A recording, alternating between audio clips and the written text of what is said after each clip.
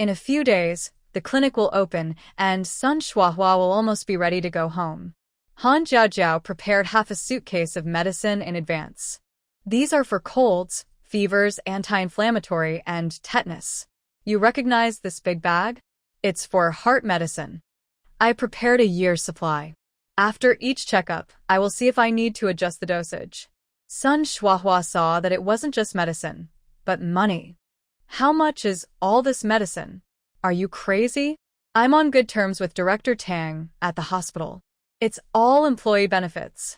Han Jiaojiao nodded. Of course, the director also helps Aunt Du almost no cost. Hearing that it was free, Sun Shuahua's brow relaxed a little. She had already troubled Junshan for half a month and didn't want to burden them further when she left. Shin Junshan looked at the medicine. Some of it was definitely prescribed by the hospital. The director and Director Tang knew how to treat people. When they heard Han Jiaojiao was going to get medicine, they gave her many daily use medicines. But the heart medicine wasn't among them. Not exposing the truth was the basic courtesy among adults. Shin Junshan silently packed his bag and stuffed all the canned meat that Zhao Tianyu had given him into her backpack. Han Jiaojiao said, I won't teach you how to open the lunch meat and fermented fish cans. You already know. Just don't eat them every day, since they're canned and not as nutritious as fresh food. Why are you giving this to me? Isn't it better for you to keep it yourselves? Giving gifts like this really shows off. Sister, we don't need anything right now. Sun Shuihua paused, then laughed loudly. Junshan has really made something of himself. It's because of the Gu family, Shin Junshan said. Before Shin Junshan could return home, the news was already out. Everyone in the country knew that the Gu family had found their missing grandson. In ancient times, Shin Junshan was the legitimate eldest son, with a very noble status. In modern times, he might be a bit less prominent, but he still gets a lot of praise. Especially because the Gu family announced it publicly, and the Du family also made an announcement.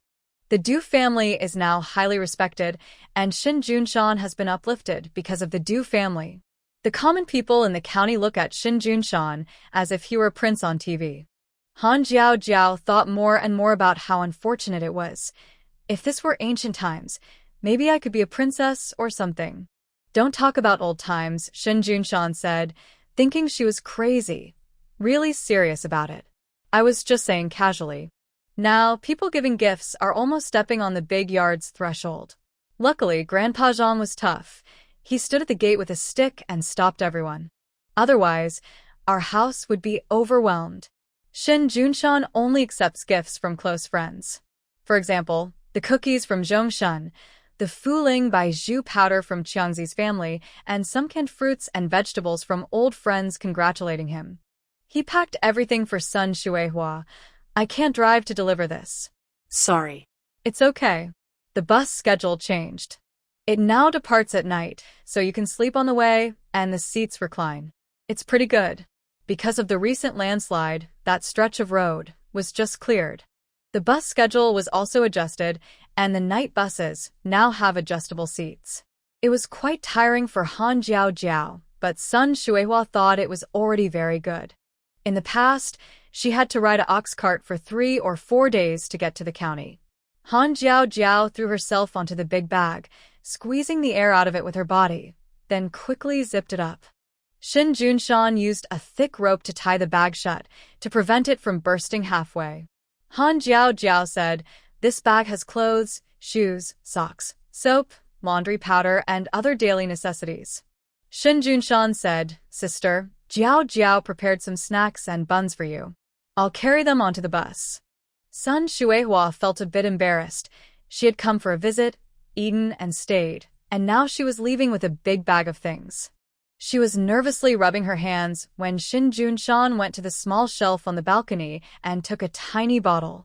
Uncle said last time he wanted some engine oil. This bottle is unopened. Take it back to him. Oh, I'm sorry about that. No problem. When we returned, my third uncle also gave us a lot of things.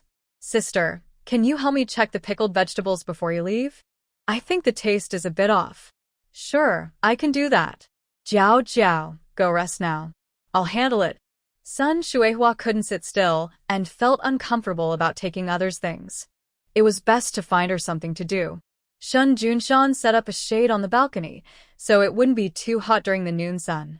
Now it's the afternoon, and the temperature has dropped.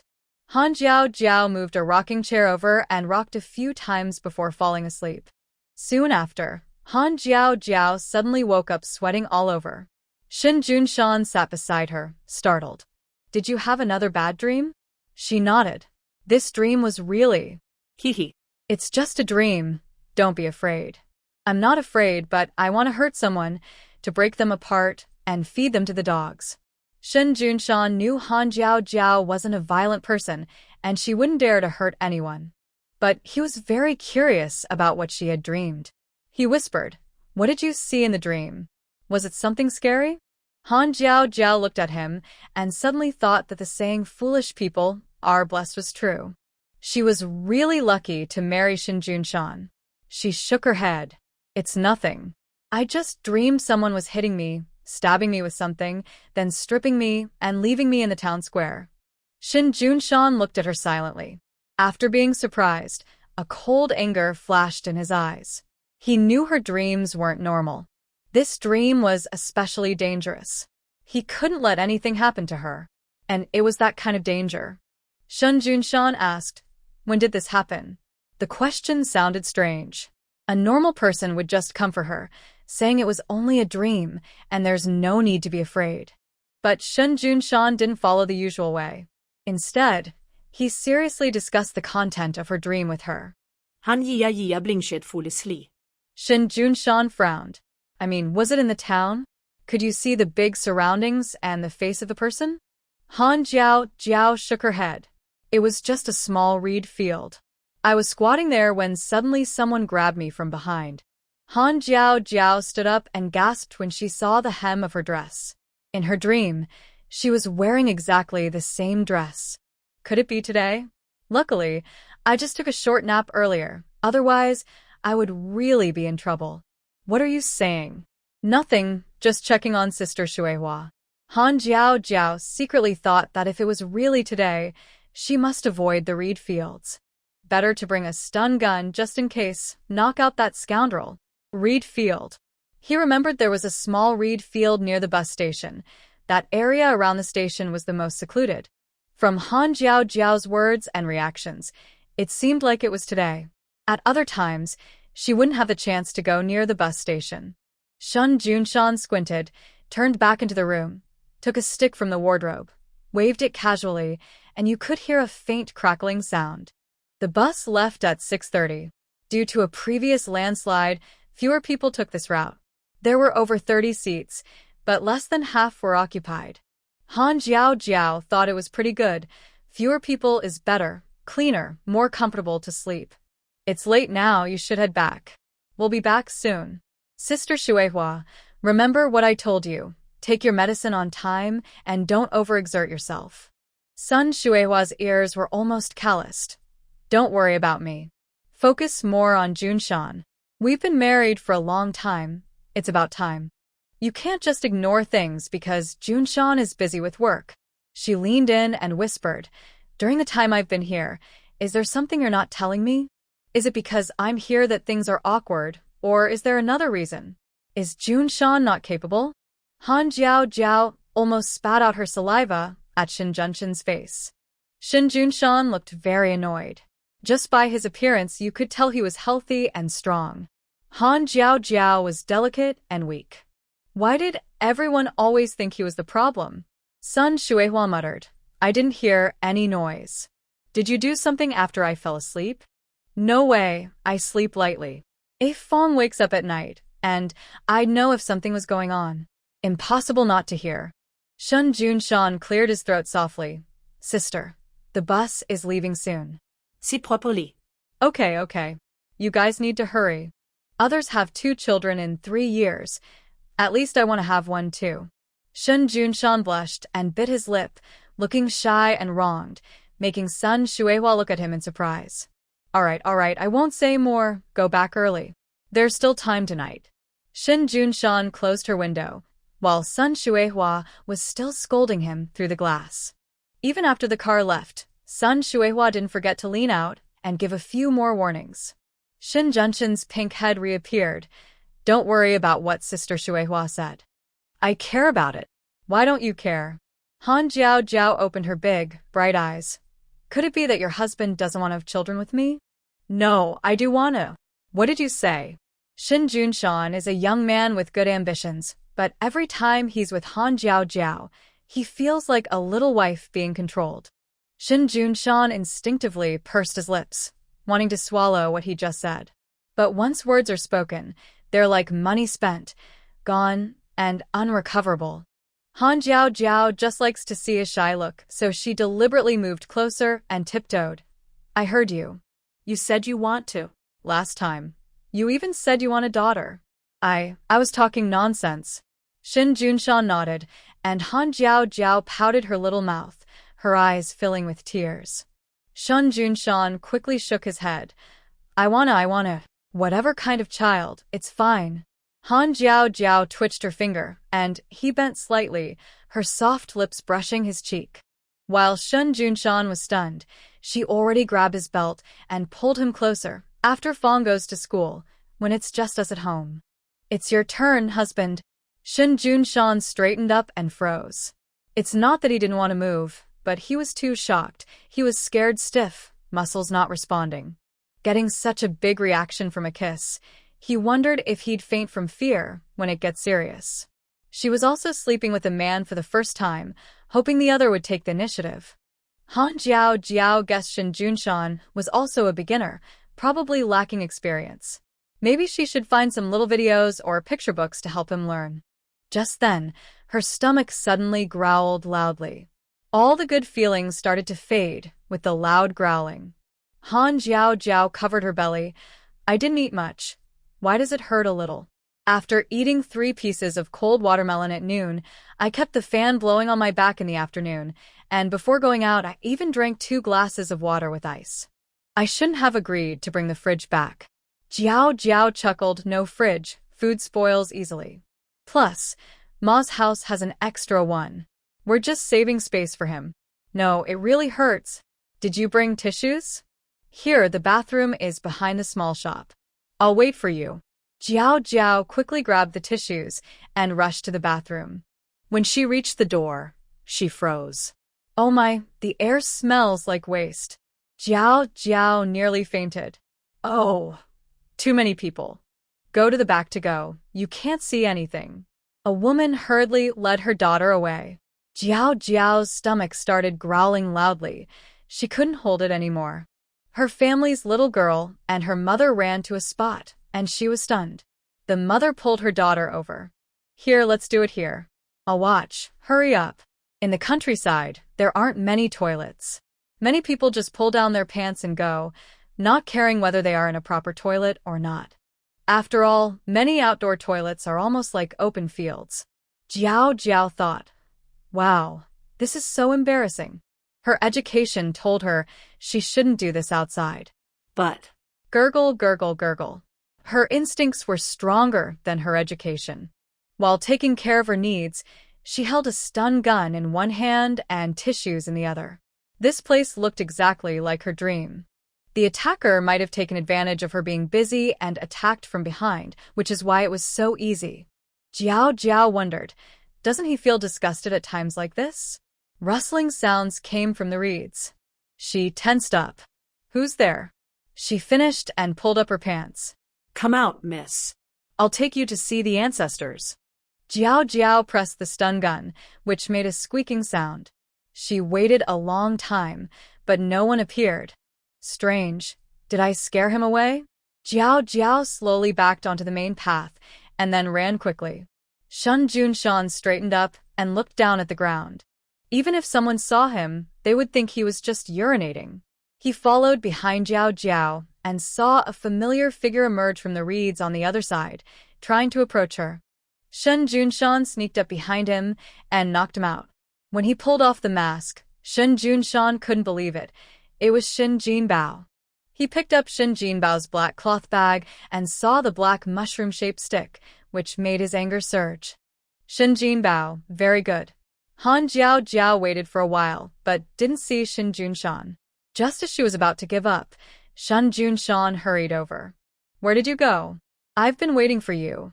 For over half an hour. Are you also having stomach issues? Where exactly did you go? Sorry, I just met someone very inconsiderate, which delayed me a bit. Inconsiderate people take half an hour? Leaving me here for him. I got jealous and needed to be comforted. Shin Junshan patted her cheek and gave her a quick, playful kiss, which was both teasing and smooth. Han pouted. She wanted comfort, not a kiss, men. Ha. Han Jiao felt uncomfortable inside. She poked his broad chest. Big, what are you standing there for? Sorry, I won't do it next time. I'll punish you to sleep with me tonight. If you let go, there'll be no dinner tomorrow. Shin Junshan shyly nodded. The spot where she poked his chest felt like a fire burning on the plain. Han Jiao reached out her hand. He was stunned and stared blankly at her small hand. Should I praise him? Praise his delicate or hard-working hands, something honorable. Han Jiao saw he was still dazed. She was speechless. She grabbed his hand and placed her own into his palm. When a lady extends her hand to you, it means she wants you to hold it. If you don't, it would be so awkward. Sorry, I understand now. You're such a grown-up, and I still have to teach you these basic things.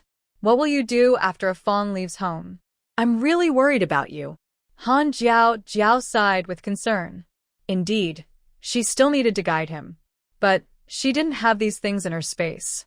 In this era, there probably weren't resources from distant islands flowing in. Maybe she should find someone to teach him. Han Jiao frowned. Who should I choose? Zhong Shun definitely won't work, he's a bachelor. Ma Chongshou. Not suitable. Zhao Tianyu also doesn't seem right. How about Lao Sha? Han smiled. Seems quite suitable. The children are already born, so his skills and techniques should be good. He should be able to teach. Shin Junshan didn't understand what she was laughing about. Han Jiao giggled mischievously while giving him a strange look. It kind of looks like a pervert. Shin Junshan shyly shrank his shoulders in fear. That night, Shin Junshan took apart the bed slats in the living room and quickly attached them to his big bed. The 1.5 meter bed instantly became over 2 meters long. Han Jiao was on top, twisting her hips. It's pretty sturdy. Do you think it can hold 300 pounds? Probably. I'm 98 pounds, and you're 160. It shouldn't break. Shin Junshan was surprised. How do you know I weigh 160? I found out when I was chatting with Zhong Shun. Han Jiao smiled. Zhong Shun is known as the Little Encyclopedia of Junshan. Little Encyclopedia of mine? Yeah, he knows all about your height, weight, likes, and dislikes. He even notices your little habits when you're driving. He's really impressive. I wish he was your real brother. Being related doesn't matter. Zhong Shun is a good person, just a little nosy. He just cares a lot about you. He doesn't pay much attention to me, which is unfair. I ate so much meat, after all. Shin Junshan lit some mosquito coils. Han Jiao pulled open a corner of the mosquito net and stuck her head out. Come in quickly. Don't let the mosquitoes get in. Shin Junshan wanted to laugh, but didn't dare. Her funny expression made the corners of his mouth lift involuntarily. What a silly girl. Tonight was especially hot, especially where they were close together. Shin Junshan felt she was sweating. He was about to let go and use the fan nearby to cool her down. But Han Jiao tightly clung to his waist, her voice twisting around, softly whining. You promised to sleep holding me, I'll get the fan. Aren't you hot? Han Jiao wiped the sweat from her face and rubbed her face on his pajamas around her neck. Shin Junshan was speechless. Han Jiao was also very hot. Shin Junshan's body was like a furnace, hot everywhere he touched. But she loved it. Even with prickly heat, she didn't let go. Han Jiao woke up several times during the night because of the heat, but each time she closed her eyes and quickly fell back asleep. She tossed and turned all night, but seemed to sleep quite well. Early in the morning, she wanted to eat rice noodles, so she picked up the porcelain pot at home and went to queue for some. Zhao Yunxia said, Jiao, you're here to buy rice noodles too? Usually Junshan goes to Q. It's rare to see you here. Junshan didn't sleep well yesterday. I let him lie down for a while. Didn't sleep well? Insomnia? Sort of. It seems she was pinched and squeezed while sleeping, even stepped on, tossing around all night, so he didn't rest well. His dark circles are very noticeable now. Zhao Yunxia also didn't sleep well. Her dark circles are worse than Shinjunshan's. Han Jiao asked kindly, "Is it tiring to take care of the baby after leaving the hospital? I've been busy these days and haven't had time to visit you." Zhao Yunxia looked sad. Taking care of the baby is actually okay. The first time I had a big girl, it was fine too. It's just... She sighed. I wanted my mom to come help, but she's already helping with my brother's 3 kids, so she can't come now. So your mother-in-law came instead? How do you know? At this time, Xiao should be at work. Zhao Yunxia went out to buy breakfast without bringing the baby, so someone must be helping to watch him. Since her mother didn't come, it must be her mother-in-law. Mother-in-law and daughter-in-law relationships are always the hardest. Han Jiao comforted her. Having 2 more people at home can be inconvenient. Try to get along. If it really doesn't work, you can hire someone to help for a month. It doesn't cost much. My Xiao is not as capable as your Junshan. Han Jiao noticed her tone sounded a bit sour. Shen Junshan used to earn more than Xiao, but most of his money went to Jin Guizhi, so he had little to manage himself. Sometimes he needed neighbors to help out. Zhao Yunxia used to often help Shin Junshan. Now it's the other way around, and Shin Junshan suddenly has very capable parents. It's understandable to feel a bit jealous. Han Jiao knew she was just feeling emotional and meant no harm. Yunxia, don't worry. Focus on taking good care of the baby. The child's health is more important than anything. You're right. Thinking of her son, Zhao Yunxia finally smiled. You're right. Take good care of the baby first. Before the full moon, you all need to help pick a good name. Us pick a name? Zhao Yunxia nodded. Xiao, and I don't have much education, and since he was born with your help, only you and your family should do it. Han Jia nog det. She liked lively family events. Zhao Yunxia smiled and said, I wanted the second child to recognize you both as godparents, but Xiao said I'd trouble you. That's fine. Exactly. I also have something to ask you both, but I'm not sure if it's convenient. Just say it. What's there to hide from me? Han Jiao whispered a few words into her ear, and Zhao Yunxia was stunned. Really? No way, he wouldn't? He's usually quite reserved in private. I usually take the initiative, but I shouldn't do that with this kind of thing. I need to stay a bit reserved. Zhao Yunxia nodded in agreement. She was surprised, but thinking about their previous behavior, she felt she could understand. No wonder Han Jiao kept running off with other men. She wasn't caught in a trap.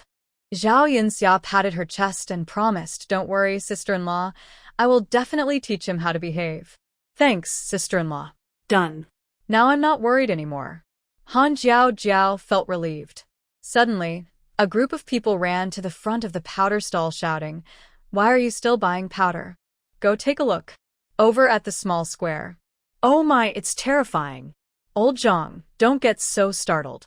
I thought someone had died. Even scarier than death. Go see for yourself. Hey. Ladies, you better stay out of this. Han Jia. Ladies. Are they talking about women? Or just men without shirts? Even more reason to look. Han Jiao ran with everyone to the small square. By the time she arrived, she was soaked in sweat. As soon as she got there, she heard people talking. What's going on? It's so frightening. Did anyone call the police? Should we send someone to the hospital? Did anyone call an ambulance? Who dares to interfere in this? Do you think it's the work of spies or something? Everyone gasped in fear. They were sensitive about such topics. Someone else cursed, Stop talking nonsense. Spies wouldn't do this.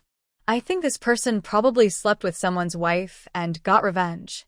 Oh, that makes sense. I think so too. If someone slept with my wife, I might do the same.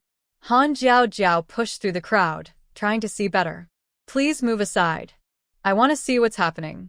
Everyone, Who's this girl so brave? When Han Jiao Jiao broke through the crowd and reached the middle, she shivered in fright and almost dropped the porcelain pot she was holding. The man was stripped, with his legs and hands in casts, wrapped in bandages, but his face was uncovered. Han Jiao Jiao was shocked when she clearly saw his face. How could he be here? Oh, a female comrade. An old man shouted, threw a piece of burlap at Shin Jinbao's to cover it. But Han Jiao Jiao had already seen everything. He was bare-bottomed and was stabbed. This scene was from her dream, just with different characters. Han Jiao Jiao's eyes grew cold. The older woman sighed. What's going on now? Who's causing trouble in broad daylight? Maybe it's their own fault. Perhaps. Maybe they really stole someone's wife. But their methods are too harsh. Their life is basically over. Han Jiao Jiao felt nothing inside. She was sure that the person who hurt her in her dream was Shin Jinbao. But why was Shin Jinbao here? His leg was broken by Jun Shan, and it needed steel rods to fix it. Hu Hong's skills weren't good enough. It was impossible to do it. Even if he could, Shin Jinbao wouldn't be able to walk for at least half a year. It's only been a month. How did he manage to do it? He got out of bed, avoided Shin family members, took money, and got into a car heading to the city. Shin family members were blind? Could a bunch of people really not watch over a one-legged person? Could they have done it on purpose? Han Jiao Jiao narrowed her eyes and turned away from the small square. Soon, an ambulance arrived, took the injured person to the 163 hospital. At that moment, Chen Xiaoying was delivering supplies to her department. When she saw Shin Jinbao being carried in, she couldn't help but feel nauseous and almost vomited. Xiao said, "You're scared, right? We don't even know who did it." That's really twisted. I think they might have split open. You know who? God, they stabbed so roughly. It must have hurt a lot. I think this person is done for. It's pretty sad. Xiao sighed. What's going on lately? Our hospital usually has many officials and relatives, and such cases aren't sent here. But today, for some reason, they brought him straight here. Chen Xiaoying was so frightened she didn't have the energy to think about it.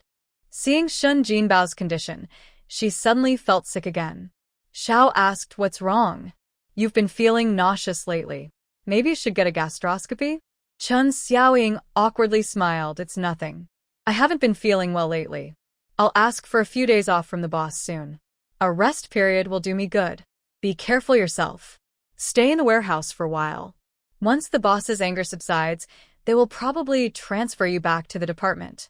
Chen Xiaoying nodded quickly and hurried back to the warehouse, her eyes turning cold and fierce. Useless person. He asked him to do a small task, but not only did it fail, he also got himself into trouble. Han Jiao Jiao is really ruthless. She can do such shameless things. Shen Junshan is truly blind. Chen Xiaoying touches her belly, getting angrier the more she thinks about it. Her belly is a month along, not obvious, but her pregnancy symptoms are quite strong. Will she be noticed? The baby inside is a problem, and so is Shin Jinbao. If he wakes up and bites around randomly, she will be in danger. Chen Xiaoying supports her head. An uncle knocks on the door and comes in. "Xiaoying, I have a letter for you." "Yes, yours." "Here." Her parents can't read or write and have never written her a letter. They only call to ask for money. Chen Xiaoying opens the envelope with doubt, looks at the contents, and her eyes widen in surprise, falling into deep thought. Han Jiao Jiao returns home, her powder makeup all smudged. She awkwardly smiles. "I got caught up watching the fun and lost track of time. It's okay. I like soft things." "What about you, brother-in-law?" "Yeah, I like them too." Han Fong and Shen Junshan share the powder, trying to pick it up with chopsticks but failing, only able to scoop it with a spoon. Han Fong takes a small dish of pickles. "Sister, what were you watching?" "Some inappropriate fun." Shen Junshan stirs the soup. "Did you see it?" "Why don't you ask what I saw? Just whether I saw it or not." Shen Junshan naturally lies. "Someone came back before you. I overheard a bit. Do you know who that person is?" Han Yia asks Lily. Shen Jinbao. Shen Junshan raises his eyelids. his expression still calm and icy. Han ger felspåret. Why didn't you react? Aren't you curious why he came? His legs are slow, and he can't walk fast. But he came to the county, and no one has come to look for him. What's going on? Shin Junshan already knows the answer. Without help from the Shun family, Shin Jinbao can't even leave the yard. But he's more curious about where Shin Jinbao got the tools. They're not expensive, but not common. Don't talk about the countryside. Even the county town might not have it. Some people might hide it privately, but it's unlikely they would give it to others to use, since that could cause trouble, and no one wants to cause a fuss. Shin Junshan tore off a piece of bun and put it in Han Jiao Jiao's mouth. Don't think about it. His matter has nothing to do with us. Then we don't need to call the Shin family? We know nothing about it. We've never seen Shin Jinbao. Han Jiao Jiao nodded. You're right. If we get involved too much, Jin Guizhi might come after us, thinking we did something to her son. Better not to interfere and avoid trouble. She smiled. Sister Yunxia wants us to name the baby and also asked us to be his godparents. I agreed. You have no objections, right? No, I don't. I think it would be nice after our baby is born, having an uncle, aunt, and a godbrother. Shin Junshan pursed his lips uncomfortably. Before his face turned red, he quickly stood up and grabbed his briefcase. Han Jiao Jiao called from behind, "Come back early tonight. We're making soup." Got it. Shin Junshan hurriedly left, turned around the yard, and skillfully got into his car.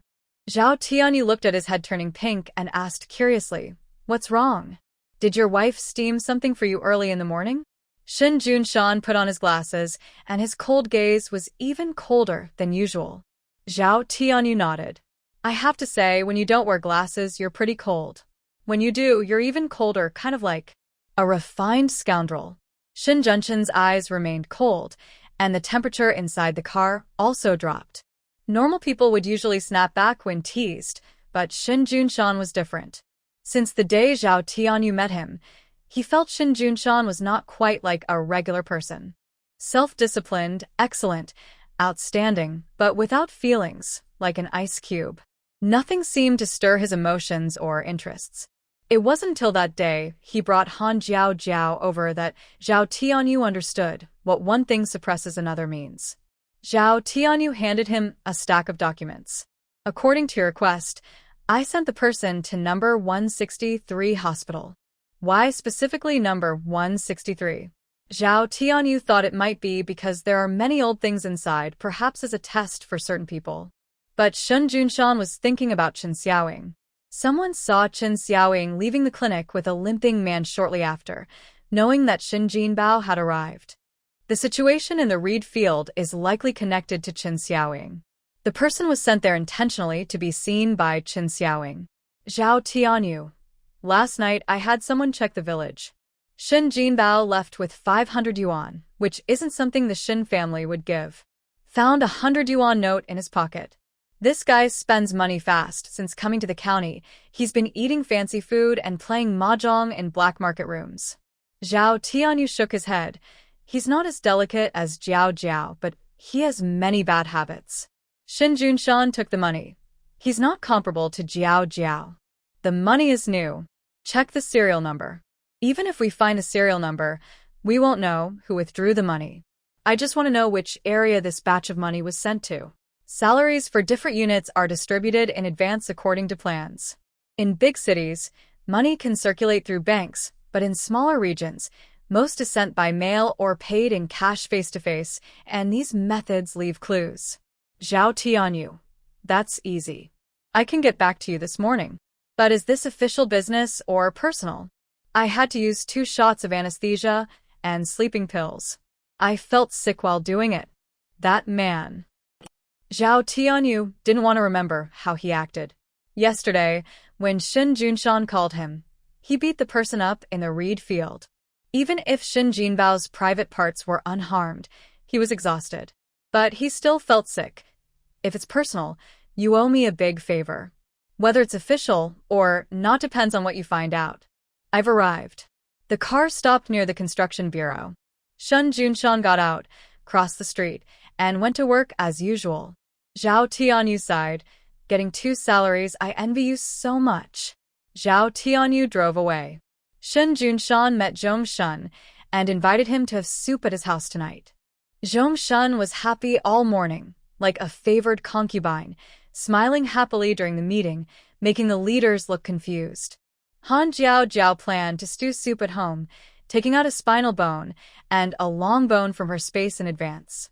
When they were studying, they heard loud cracking sounds from the kitchen. Every time she chopped, Han Jiao would shout. Chen Amin couldn't stand it anymore and rushed into the kitchen, chopping the bones into pieces. Yes, Amin, you're really good at this. Just like that, chop and cut. Chen Amin sighed with a bit of disdain. This is much easier than chopping firewood. But how come you eat so well every day? Does Brother Junshan have a lot of money? Yeah. His parents gave us a lot, and Uncle Ma also shared some. No wonder. I was wondering how you eat like it's New Year's every day. Last time, you made so much meat. I thought you raised hundreds of pigs. Han Jiao, maybe over 100,000 pigs. Since the supermarket can automatically restock, she doesn't know where the limit is. Han Jiao boiled the bones in water, handled them simply, and put everything in a new basin. Cooking soup on a gas stove doesn't taste good and wastes gas. There are many people at home, so the pot can't hold that much soup. Luckily, there's a big stove that Shin Junshan's work unit gave him when he got married. Han Jiao took out the stuff and added all the ingredients. She found the coal stove, tidied up the balcony, and placed the stove outside. Han Jiao, is this coal wet? Why won't it light? I'm really fed up with you. Chen Amin, feeling annoyed, moved aside, took 2 pieces of newspaper and a small wooden stick, and soon lit the coal. She also adjusted the air vent underneath. Chen Amin, once it's lit, you need to take out the charcoal at the bottom. 2 pieces of honeycomb coal aren't enough, but 3 are too many. 2.5 pieces are just right for this big pot. Han Jiao clapped her hands like a little fangirl. Amin, you're so amazing. Chen Amin blushed from the compliment. She could start a fire when she was 5, standing on a small stool to cook. After coming to the county, she didn't have a stove, and her aunt's family's meals were also cooked by her. Every time she started the stove, using a little waste paper and wood, she'd get scolded. Chen Amin smiled a little bitterly. Are these 2 jars okay? When you leave with Dongzi, take these 2 jars back. Han Jiao found 2 aluminum lunchboxes with lids from the kitchen. She didn't have an insulated container, only these 2 covered lunchboxes. Be careful on the way back. Don't spill on yourself or while lying down. Chen Amin obediently nodded. Other families would be eager to stay and eat more, but Han Jiao always makes them eat and takes them home. Chen Amin felt a bit embarrassed. She held her textbooks tightly, trying to focus on studying, secretly promising herself to pass the exam and not let Han Jiao down. The aroma of Bone's soup drifted out onto the balcony. A head peeked out from downstairs and just happened to see the person on the balcony. The old woman pouted and said sourly, "Why drink meat soup in the hot summer? You'll get heatstroke."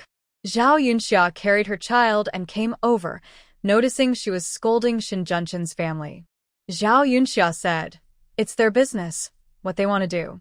Why do you care? I can't just watch. Look at that smoke, it's even drifting into our house."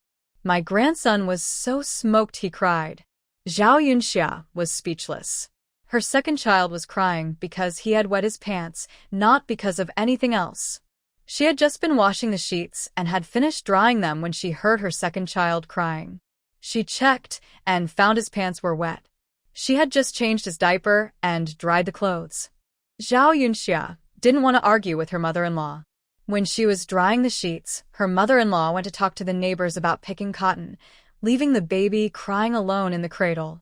Mrs. Xiao stared at the person on the balcony, feeling upset. I've seen them making delicious food every day these days, either fish or meat, and they invite so many unrelated people to eat. What's going on with their family? Zhao Yunxia said helplessly. They're studying together. They're about to take exams, so they're preparing. Nonsense. She's already married. Why would she still be studying? Men and women, there must be something strange. There was another woman before. She left yesterday bringing lots of bags. Zhao Yunxia said, that was Shin Junshin's sister. Nonsense. There must be something going on inside. I tell you, I have a good eye for people. Several women and some young men. There's definitely something fishy. Zhao Yunxia really couldn't stand her mother-in-law.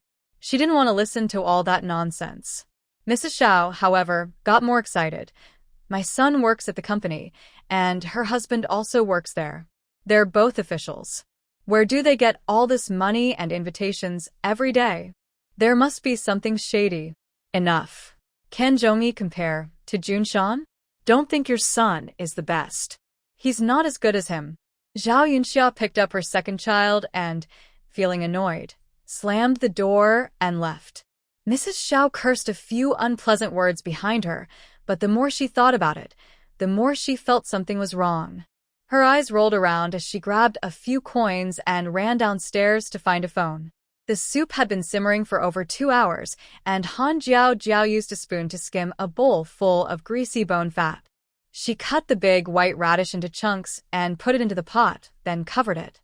Later tonight, I'll just stir-fry 2 green vegetables, and that will be enough, right? Dongzi said, Sister, no need to make it so complicated.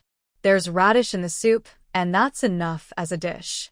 But that's just a side dish, not a real meal. Anyway, she didn't like eating the ingredients inside her soup. The meat was overcooked and tasteless. Han Jiao was about to check their homework when suddenly a group of uniformed people blocked her door. Who is Han Jiao? Huh? I am. Is there a problem? The man with a crew cut glanced inside and said, We received reports from the public that you are selling silver illegally and stealing from the government. Please come with us. Han Jiao blinked. She had lived 2 lives, and today was the most ridiculous day she had ever experienced. Even a system-powered soul transfer wasn't this crazy. Chen Amin jumped up excitedly. Who said we're selling silver? Do you have eyes? We're just studying here. Dongzi also said, Who would do such a thing and still stay in the living room with the door open? Do we look like that kind of people? The man with the crew cut frowned. Public reports mean there's definitely a problem. Han Fong tilted his head while biting his pen. Do you think I'm the one doing those things? The man with the crew cut hesitated. Han Jiao said coldly, Comrade, I don't want to make things difficult for you. But if I go with you, it's like admitting I did those things. Even if you clear my name later, you probably won't issue a public apology, right? The man with the crew cut replied, But it's a public report, so you have to come with us. Han Jiao frowned. Is he a robot? He only said that one sentence, and he wouldn't change his tone or bend the truth.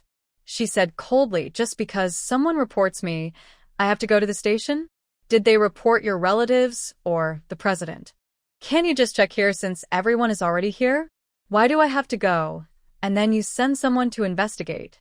Why not find out everything first and then bring me back? I'll be honest with you. If I have to go, I want the director himself to drive me back and write me a formal apology. Otherwise, I'll hire a lawyer to sue you for damaging my reputation and neglecting your duties. The man with the crew cut and his 2 younger brothers looked at Han Jiao angrily. The young man pointed behind her at the pot. Even if you didn't do anything wrong, what's in that pot behind you? It's bone broth. I bought it. What's the problem? Where did you come from? I already told you I bought it. The young man was persistent. Your family has meat and a refrigerator. Can you honestly say everything is legal? Han Jiao shrugged. I don't know. You can ask Ma Changsho at number 8 Nanjing Road. He gave it to us. Hearing number 8 Nanjing Road, Ping Tu felt like a fly was stuck in his throat. Han Jiao sighed.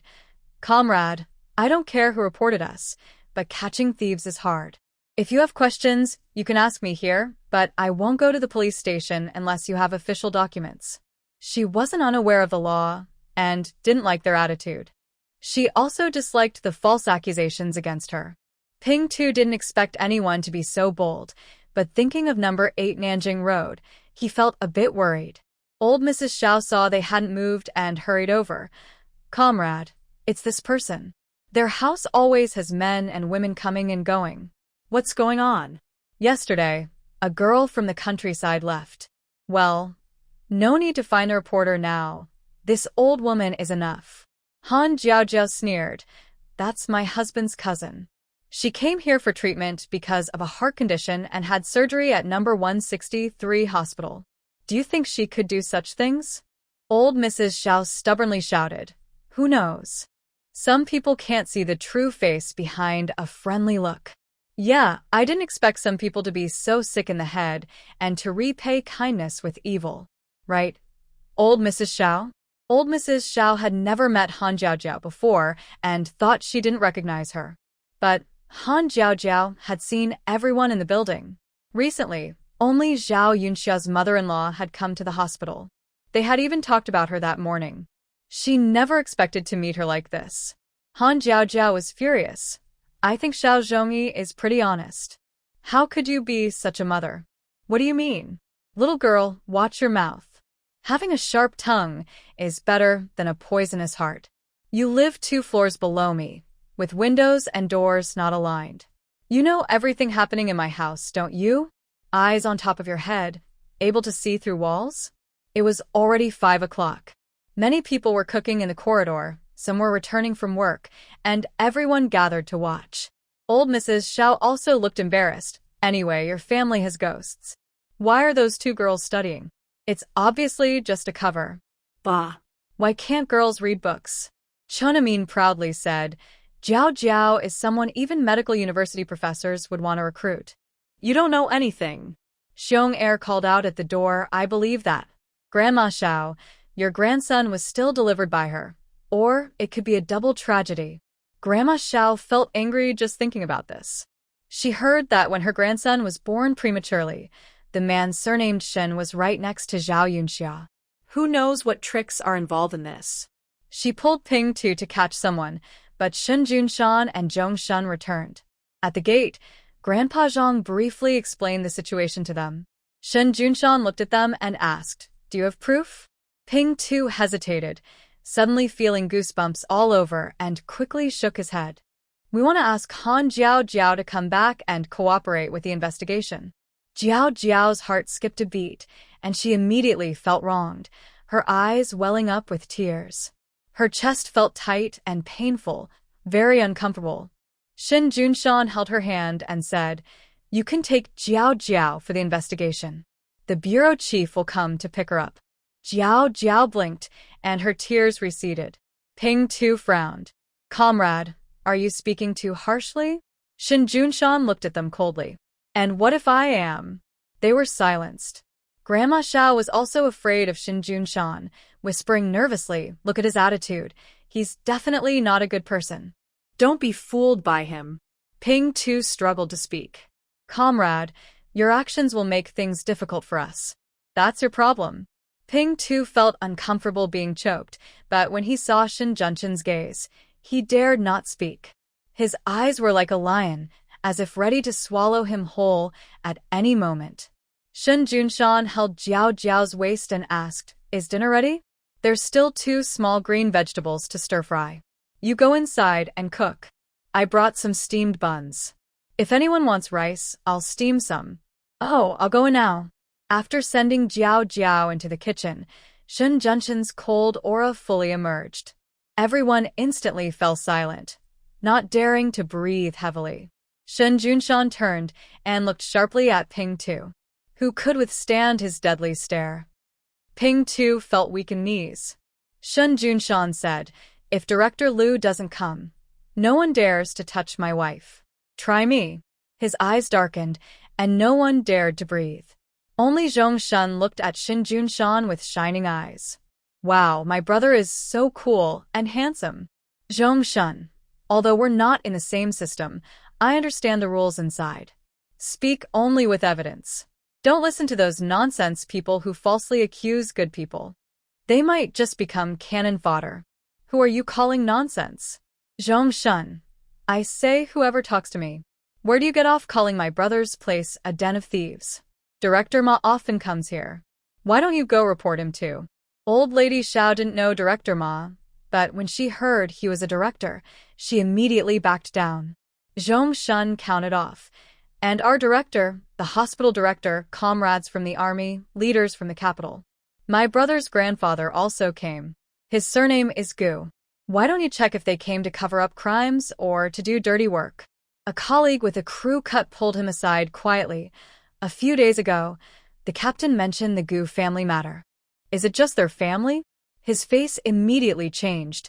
I think this must be a misunderstanding. Sorry. Shin Junshan looked at him expressionlessly, showing no sign of softening. The crew cut colleague. We were just in a hurry and offended you. We're leaving now. Shin Junshan didn't bother to say get lost. Under his deadly stare, the colleague ignored others' eyes and quickly left with his people, looking embarrassed. The captain had mentioned yesterday that the department had specifically warned them about this matter, telling them to be careful and not cause trouble in the future. Who knew that on Monday they would run into the main person involved? Why is my luck so bad? Old lady Xiao hadn't recovered when the people she called ran off. She also wanted to escape, but Zhongshun quickly stepped forward and blocked her way. Since you went to report, you should have evidence, right? Were you just bored at home and making random calls? She felt guilty. I heard on the radio that police serve the people. What's wrong with them coming here? Besides, do you have proof that it was me? Jiao Jiaohan, listening inside, felt speechless and was chopping the cabbage stems into pieces. This old woman really deserves a beating. Zhongshun sneered. Serving the people is true, but false reports, concealment, and deliberate troublemaking can lead to detention. If you are detained, your immediate family members will have a bad record. Do you know what that means? The old lady didn't quite understand. She just subconsciously felt it was scary. At this moment, Xiao Zhongyi hurriedly ran over and pulled the elderly lady behind him. He had just heard about the incident and was so frightened that he quickly came to apologize. Yunshan, I'm sorry. My mother is an old country lady and doesn't understand things. She didn't mean to do this. Shin Junshan. Old Xiao, I'm not stupid. Xiao Zhongyi almost kneeled. Shin Junshan was angry. He almost cried out of worry. I really don't know about this. We usually get along well. How did it turn out like this? Mom, why are you acting so recklessly? The elderly lady trembled with anger. You're shouting at outsiders about me. Without Junshan and Jiao Jiao, do you still expect to hold a grandson? Even funerals are more proper. Why are you so unreasonable? Just as the old lady opened her mouth to cry, Shin Junshan gave her a cold look. She was so scared she swallowed her tears back and almost choked. Shin Junshan. Old Xiao, next time I won't let this go easily. Hey, there won't be a next time, I promise. Xiao Zhongyi's soul almost left his body. He still remembered last year when someone poured vegetable water on Han Jiao Jiao and Shin Junshan punched the person several times, breaking their teeth.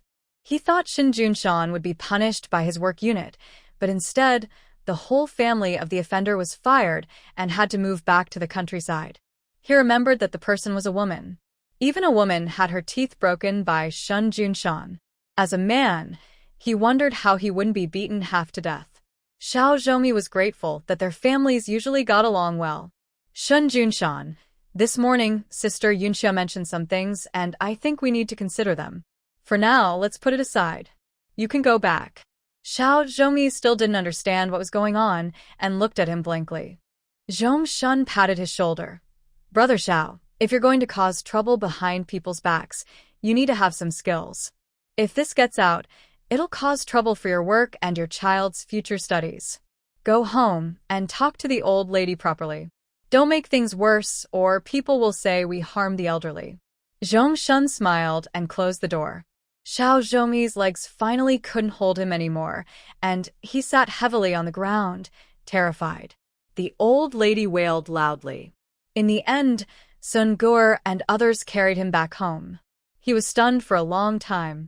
Shin Junshan, clear the table, time to eat. Everyone felt uncomfortable, especially Dongzi. Dongzi felt bad. Brother Junshan, I'm sorry. Shin Junshan, did you do something wrong? Dongzi, no. Shin Junshan asked, do you protect Jiao Jiao? Dongzi thought for a moment and nodded. He spoke up for Han Jiao Jiao, and if they rushed in, he would definitely risk everything to protect Jiao Jiao. Shin Junshan said, "Then why are you apologizing? Go get the bowls and chopsticks, it's time to eat." Dongzi hurried to help, and Chunamin also went to serve soup. Han Jiao Jiao came out holding a steamed bun and said, "It's really trouble when people cause problems at home. They dare to blame us for all sorts of nonsense." Zhong Shun said, "I think they're just bullying my brother because he's kind and easy to talk to. Anyone dares to come trouble us." Shin Junshan set up the stool slowly and said calmly, "Forget about the godparents' matters for now. His mother isn't easy to deal with, and Xiao is a person without his own opinions. If he truly accepts the godfather role, there might be more trouble later. Sometimes, people's hearts are not kind." Han Jiao Jiao nodded and said, "I didn't think it through carefully. Luckily, today's trouble happened. Otherwise, if it continued, it might turn into another problem like Jin Guizhi." Shin Junshan looked at Han Jiao Jiao with frustration. It seems he needs others to advise him to live a good life. He's too unsuccessful. After Zhao Yunxia learned what happened, she cried at home. She pulled Xiao Zhongyi and said, "Go upstairs and explain everything to Jiao Jiao and them. This has nothing to do with us. It's all your mom's fault for acting on her own." Xiao Zhongyi frowned and said, "Forget it. The matter is already clear.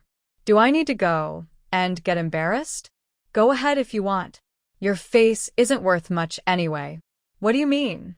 Old Xiao pushed Zhao Yunxia away and pointed at her nose, scolding, "How dare you cause trouble? I tell you, this is the Xiao family. Everything you eat and wear belongs to my son. Keep your mouth clean." "Did I say something wrong?" Zhao Yunxia didn't want to hold back anymore. She pushed her mother-in-law's hand away and scolded, "This is all your fault. Junshan is capable. Everyone believes in him. As long as he wants, he can fly high anytime. I finally managed to speak kindly to Jiao Jiao and asked them to be the second child's godparents. With this connection, the second child's schooling, health, and daily life are guaranteed. Your son relies on this relationship, and no one at his workplace dares to look down on him. He might even get promoted. But now, you've ruined everything." Old Xiao didn't believe her and asked, "Zhongyi, is what Yunxia said true?" Xiao Zhongyi sighed and nodded. Shin Junshan is now very popular. Not just in their unit, but all the leaders want to get close to him. "Mom, why are you falsely accusing his wife? That's his most important person, you know? That girl? Still the most important person?" Old Mrs. Xiao sneered. "They've been married for almost 2 years, and she still hasn't gotten pregnant. I think she's not capable. They'll probably divorce sooner or later." Enough. When Junshan married Jiao Jiao, he gave an $800 bride price. Unlike you, who don't value the woman at all. "Xiao Zhongyi, you come with me to apologize now." "Oh, Yunxia, what are you doing?" Zhao Yunxia pulled Xiao Zhongyi's hand to drag him outside. He remembered Shin Junshan's look and was reluctant to go. He was older than Shin Junshan, so why did he have to be so shameless and ask Shin Junshan for help? Zhao Yunxia was angry and trembling. "Xiao Zhongyi, you useless person. Why can't you get yourself out of this mess? You little brat, who are you calling useless?" Old Mrs. Xiao grabbed Zhao Yunxia's hand and slapped her. Zhao Yunxia was stunned and stared at them both. Old Mrs. Xiao crossed her arms and shouted, "What are you looking at? Don't think just because you had a son you're special. You also had another child who cost us money. My son is raising him. How dare you call him useless? You're crazy." Xiao Zhongyi. Zhao Yunxia looked at him with tears on her face. Xiao Zhongyi felt guilty and lowered his head. On his left was his mother, on his right was his wife, both family to him. Xiao Zhongyi didn't want to get involved. He just wanted to be a peacemaker.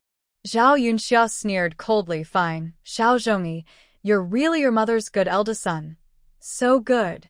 She slammed the door and left. Old Mrs. Xiao shouted after her, "You little brat, where are you going? My grandson hasn't even had milk yet. Where are you rushing off to? Look at her. She's not taking care of herself during her confinement. What if she gets sick and infects my grandson?" Xiao Zhongmi was very annoyed. Mom, if you want to stay in the factory, say nothing more.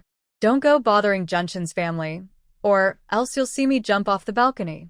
Old Mrs. Xiao wanted to curse, but saw her son's expression and swallowed her words. But she was very angry inside and silently planned to talk about it later. After dinner, Han Jiao sent away Chinamin and Dongzi, then went around to the back of the building to throw out the trash. She faintly heard crying and looked over. Sister Yunxia? Zhao Yunxia saw it was Han Jiao and immediately wiped her tears, smiling. Jiao, going for a walk. I'm throwing out the trash. Are you okay? Han Jiao knew Zhao Yunxia was upset, or she wouldn't be crying secretly behind the building. But she didn't know how to comfort her, so she just said some polite words. Zhao Yunxia forced a smile. It's nothing. Sorry for making you laugh today. It's okay, just a small thing. I'm curious. Why did your mother-in-law do that? Why? Because of the meat bone soup on your balcony. Zhao Yunxia said. I was discharged half a month ago and haven't been able to breastfeed. Old Xiao only gained 4 gene, about 2 kilograms, last month, and it was gone after a few meals. She saw you eating meat every day and got jealous. Is that all? Han Jiao shook her head helplessly. She remembered what Shin Junshan said, that not everyone's heart is kind. And he was right. Zhao Yunxia sighed. Honestly, Junshan is capable. He makes sure there's meat and fish at every meal at home. Han Jiao replied, It's not Junshan's ability, it's mine. Zhao Yunxia said, Honestly, I'm quite jealous. Every day I smell your delicious cooking, and I can't stop drooling. But I'm not jealous, really. Today, I was supposed to cook your family's portion, but I didn't get to deliver it. Tears suddenly welled up in Zhao Yunxia's eyes, and she wiped her face with her collar. Han Jiao quickly took out a tissue and handed it to her, noticing the slap marks on her face in the backlight. She frowned. Did Lao Xiao hit you? Zhao Yunxia took the tissue and wiped her tears. His mother hit me. Lao Xiao didn't do anything. He just didn't do anything or say anything, just stood aside and watched. Han Jiao didn't know how to comfort her more. When a mother-in-law and daughter-in-law argue, the biggest hurt often comes from the man. If Xiao Zhongmi had hit her, Zhao Yunxia might have felt better about it. But because he did nothing, she felt even more helpless. Han Jiao sat beside her. So, what are you going to do? Talk to Lao Xiao? Jiao, do you know? Before we got married, I agreed with Lao Xiao on 100 yuan bride price and 10 tables of wine. But a month before the wedding, his mother said 50 yuan and 5 tables, and said the rest of the money should be saved for us to have children. Lao Xiao didn't discuss it with me at all, he just went along with it. Suddenly, Zhao Yunxia started crying again, her tears flowing even more fiercely than before. He said, he listens to his mother. No matter what I say, he doesn't believe me. His mother favors her younger son. I feel like I do everything wrong. Jiao, do you understand? Jiao remained silent. She understood, after all, she had watched many sad dramas with the teachers at the orphanage. She also had friends who were married, and some of their lives were not easy. But understanding didn't mean she could truly feel what they felt. Because Shin Junshan had never let her suffer any loss. Zhao Yunxia smiled bitterly. Forget it, talking to you doesn't help. Junshan treats you so well, he probably doesn't have these problems. Go back now. I want to go home too. I don't trust others to take care of our son. Jiao said, Sister Yunxia, maybe you should call your mom to help. You should find a job, so you have some income. What confidence. If you don't have a job, Junshan still doesn't dislike you. It's just fate. Seeing her sway as she left, Jiao sighed heavily. She knew she was wrong, but she was also right.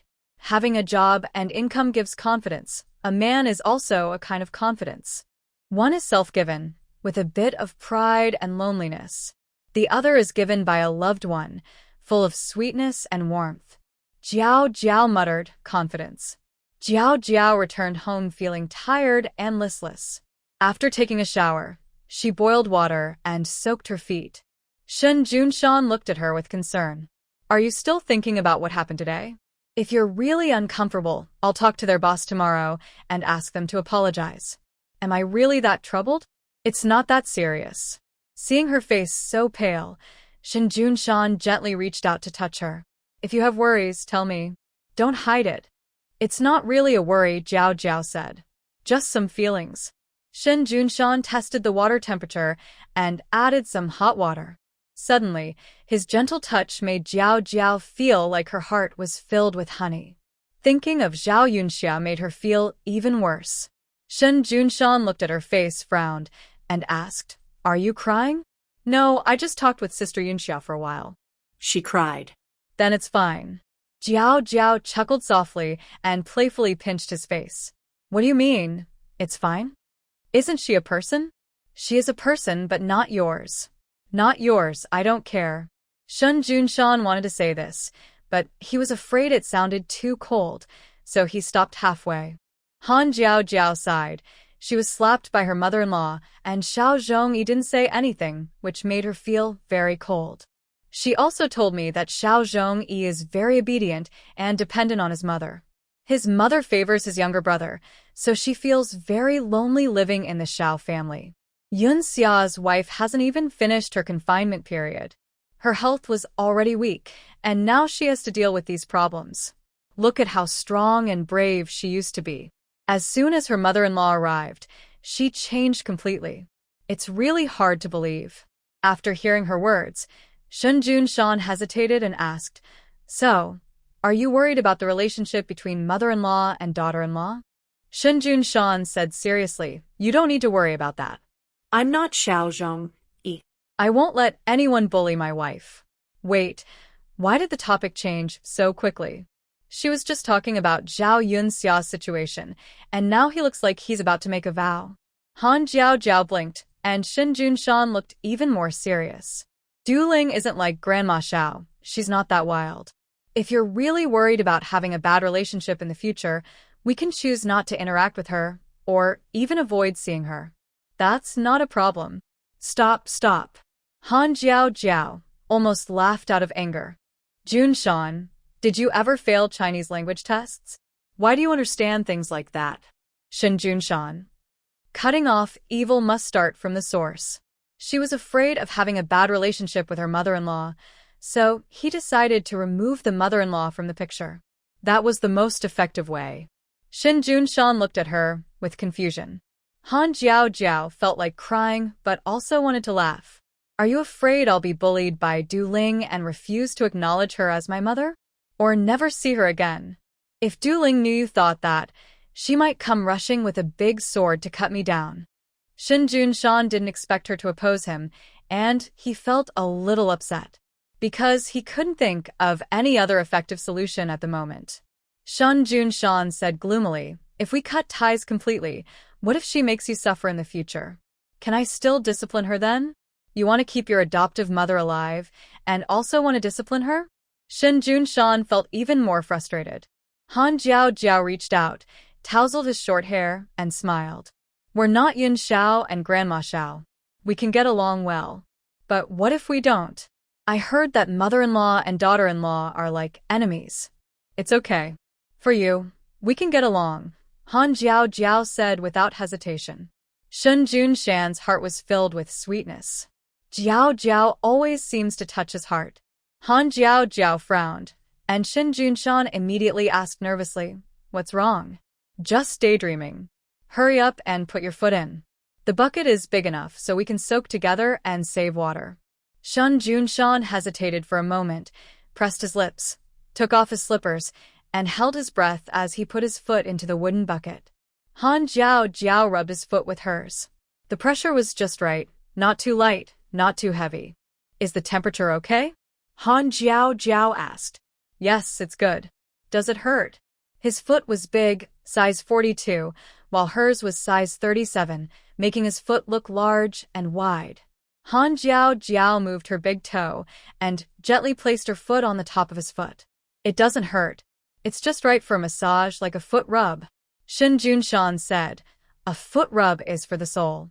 "That's easy. When we get to the bed later, I'll give you a proper massage." Han Jiao Jiao looked at him eagerly. Her eyes seemed to say, "If you refuse, you're not my man." Shin Junshan almost nodded, without thinking. Han Jiao happily sped up the foot soaking, dried his foot, poured water into the basin, then took a soft, dry towel, placed it on her lap, and lifted Shin Junshan's leg onto her lap. "Sir, Senior Technician 001 is at your service," she said. Jiao, don't stick out your tongue when you talk. It's weird. Sir, you don't understand. Standard Mandarin is like this. There are more technicians over there and they're better. I'm just an elite. Now, I'll serve you for 15 minutes. Seeing her serious but silly act, Shin Junshan almost laughed. He held back his stomach from hurting, muscles twitching. "Sir, is the pressure okay?" she asked. It's itchy. Sir, if you have any requests, just tell me. Oh, it seems there's a knot here. Huh. Isn't that a bone? It hurts a little. Does it hurt? Be sure to take care of your kidneys, or you might go bald later. Shin Junshan. No, his kidneys are fine. He definitely won't go bald. He tried to hold back his laughter, but he couldn't anymore. He agreed to a foot massage, but why were her hands moving onto his legs? It was okay to massage his legs, and his calves were a bit sore. His wife's technique was pretty good, with just the right amount of force. But why did she end up massaging his stomach? Shin Junshan couldn't understand. Your calves are so strong. Your thighs are also very powerful. Your legs are so even and long, both long and even. They look great. Sir, why is your stomach moving? Is it sore too? Don't worry, I'll help you relax. Her small hands slipped inside his clothes, touching his abs and licking her lips.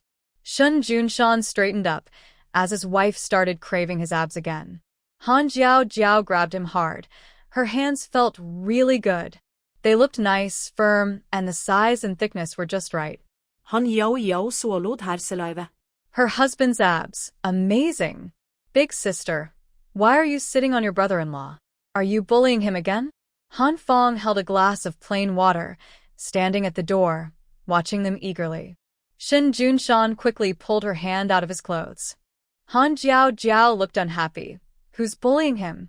I'm just practicing and talking with your brother-in-law. Mind your own business and go to sleep.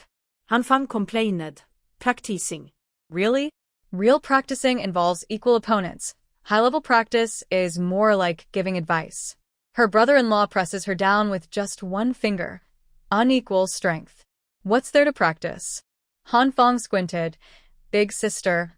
Practicing and exchanging. Why are you drooling? Han Yia. That brat, no eye for detail, but his eyes are pretty good. Han Jiao, unhappy, wiped her saliva and then, feeling hopeless, got off Shin Junshan. She wanted to admire his handsome face again and explore the mysteries of the human body. But he withdrew his arms and crossed them, not giving her a chance to touch him. Han Jiao sighed heavily. When Afong goes to the city to study, we can explore more. Still want to continue?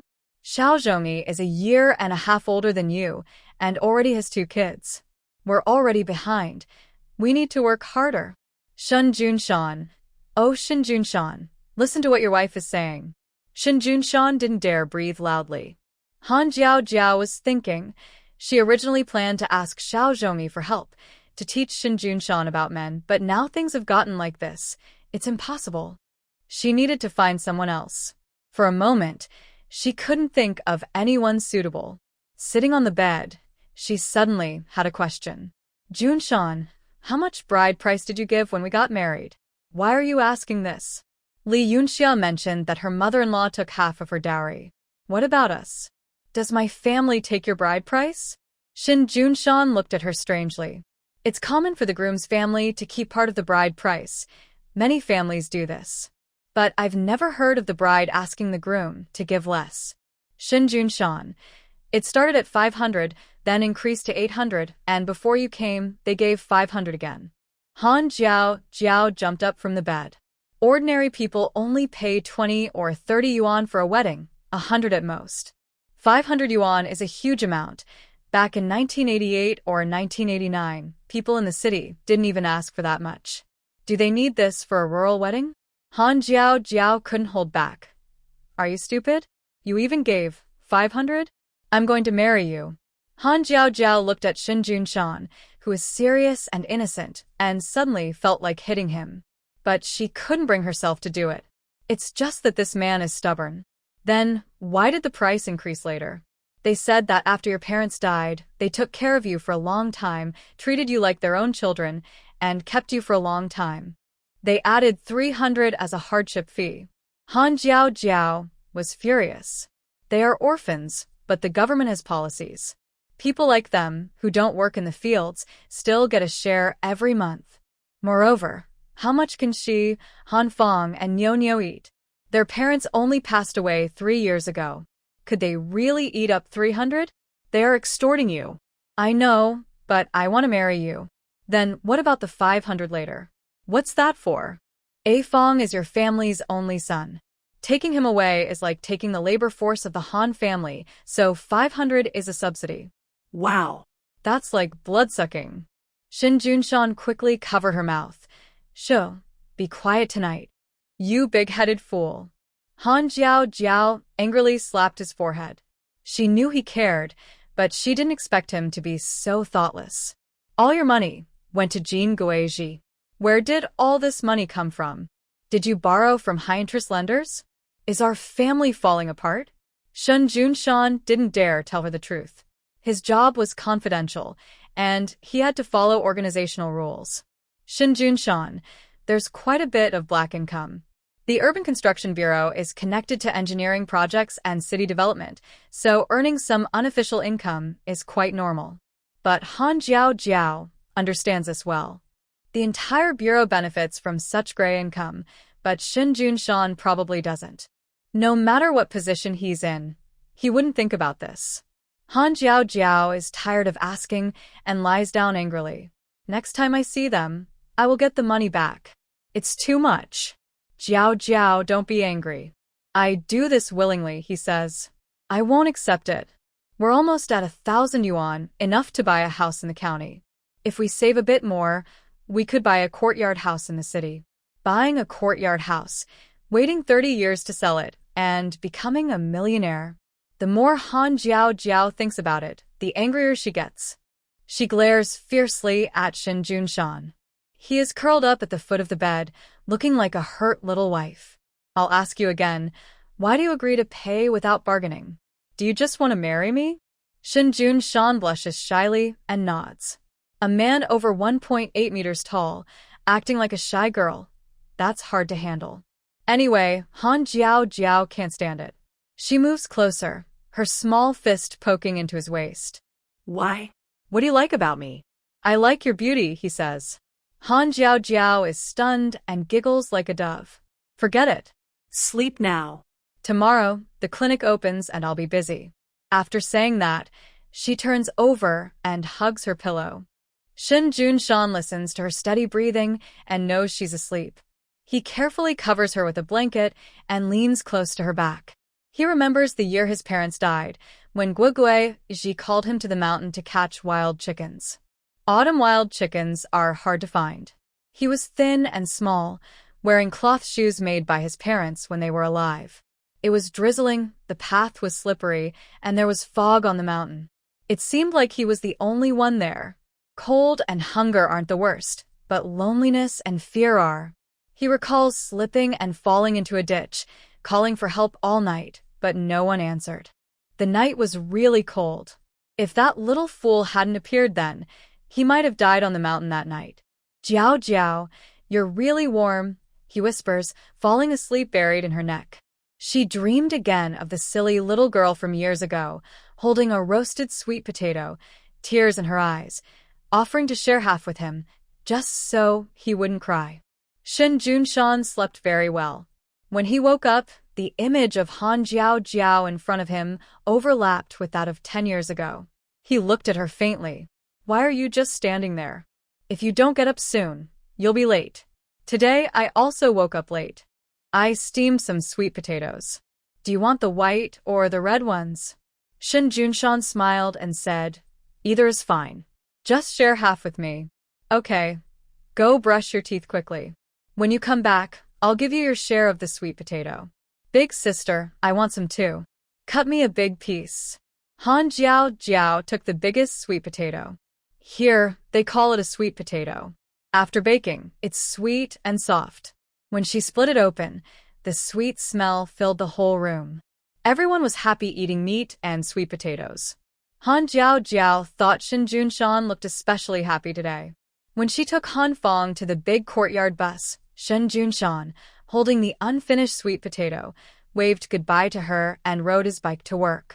Big sister, you and brother-in-law are getting along better and better. Yes, but I still don't know enough about him. I didn't even know he liked sweet potatoes. It's okay. You'll understand more over time. Han Fong hugged her arm and pouted. Every moment spent with his sister was happiness. He was very happy, his smile full of joy. Han Jia smiled. Once, her world was only herself, studying hard, taking exams, earning scholarships, and getting certificates. Those were the only things that proved she existed. But now it seems different. This place was full of her family, friends, and loved ones. Han Jiao Jiao gently rubbed his head. Today, we'll be working hard with sister all day. Are you happy? Yes, I am. I'm happy doing anything with sister. Big sister is happy too. When the car reached Jenna Road, they got off. It was less than 5 minutes to the clinic. Today, they started trial operations at 10 o'clock. Several elderly people were already resting in the clinic's waiting area. Chen Amin brought them some red flower tea, earning praise from the elders. Han Jiao Jiao asked, Dongzi, where's your dad? My dad is behind, grinding medicine. I'll go check on him. The backyard is square with many shelves and baskets, where some traditional medicines are drying in the sun. In the southeast corner, there is a straw mat shelter that is cool and breezy. Dad is sitting inside, grinding herbs. He has trouble walking, so he finds it especially hard to use the grinding stone. Jiao Jiao says, Master Chen. Hey, Jiao Jiao, you're here.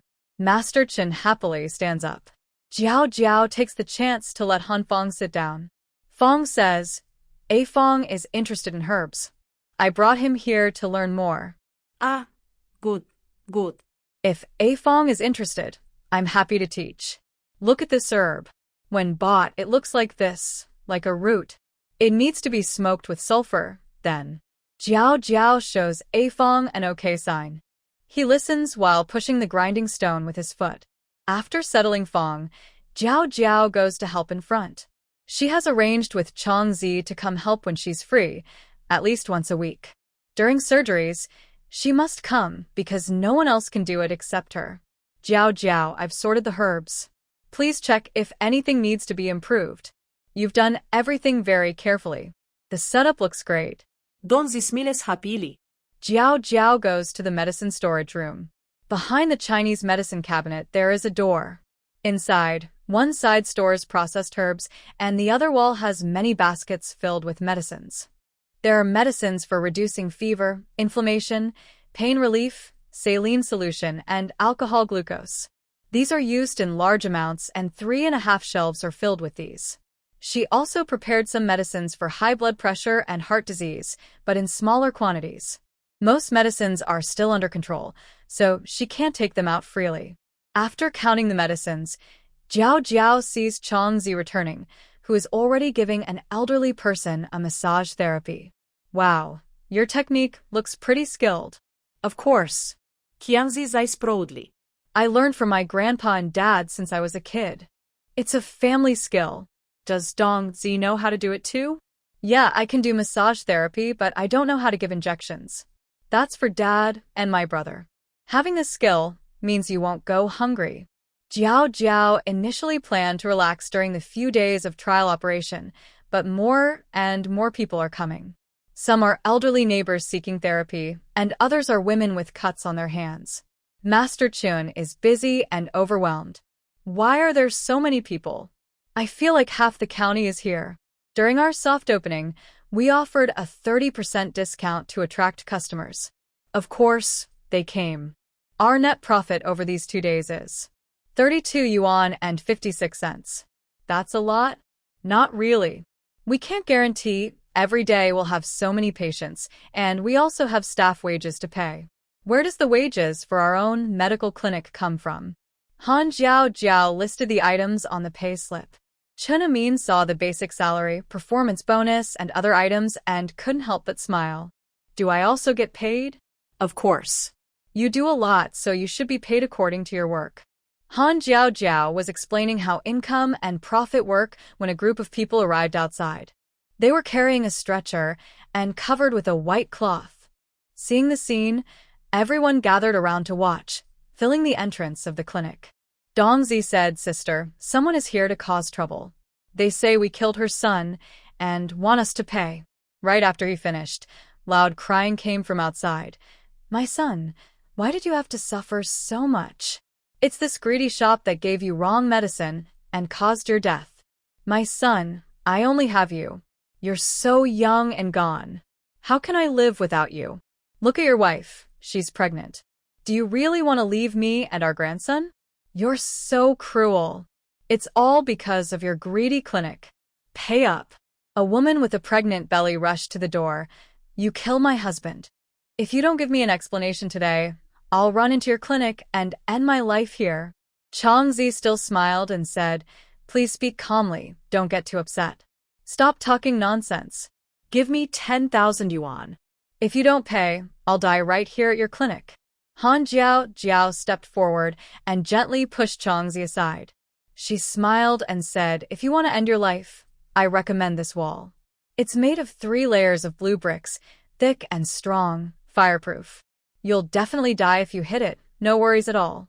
The woman and the old lady were stunned. "What do you mean? You said you want to end your life?" "I'm just suggesting. The other walls are made of earth and red bricks, which aren't as strong. You say you're desperate enough to try to die? That takes a lot of courage.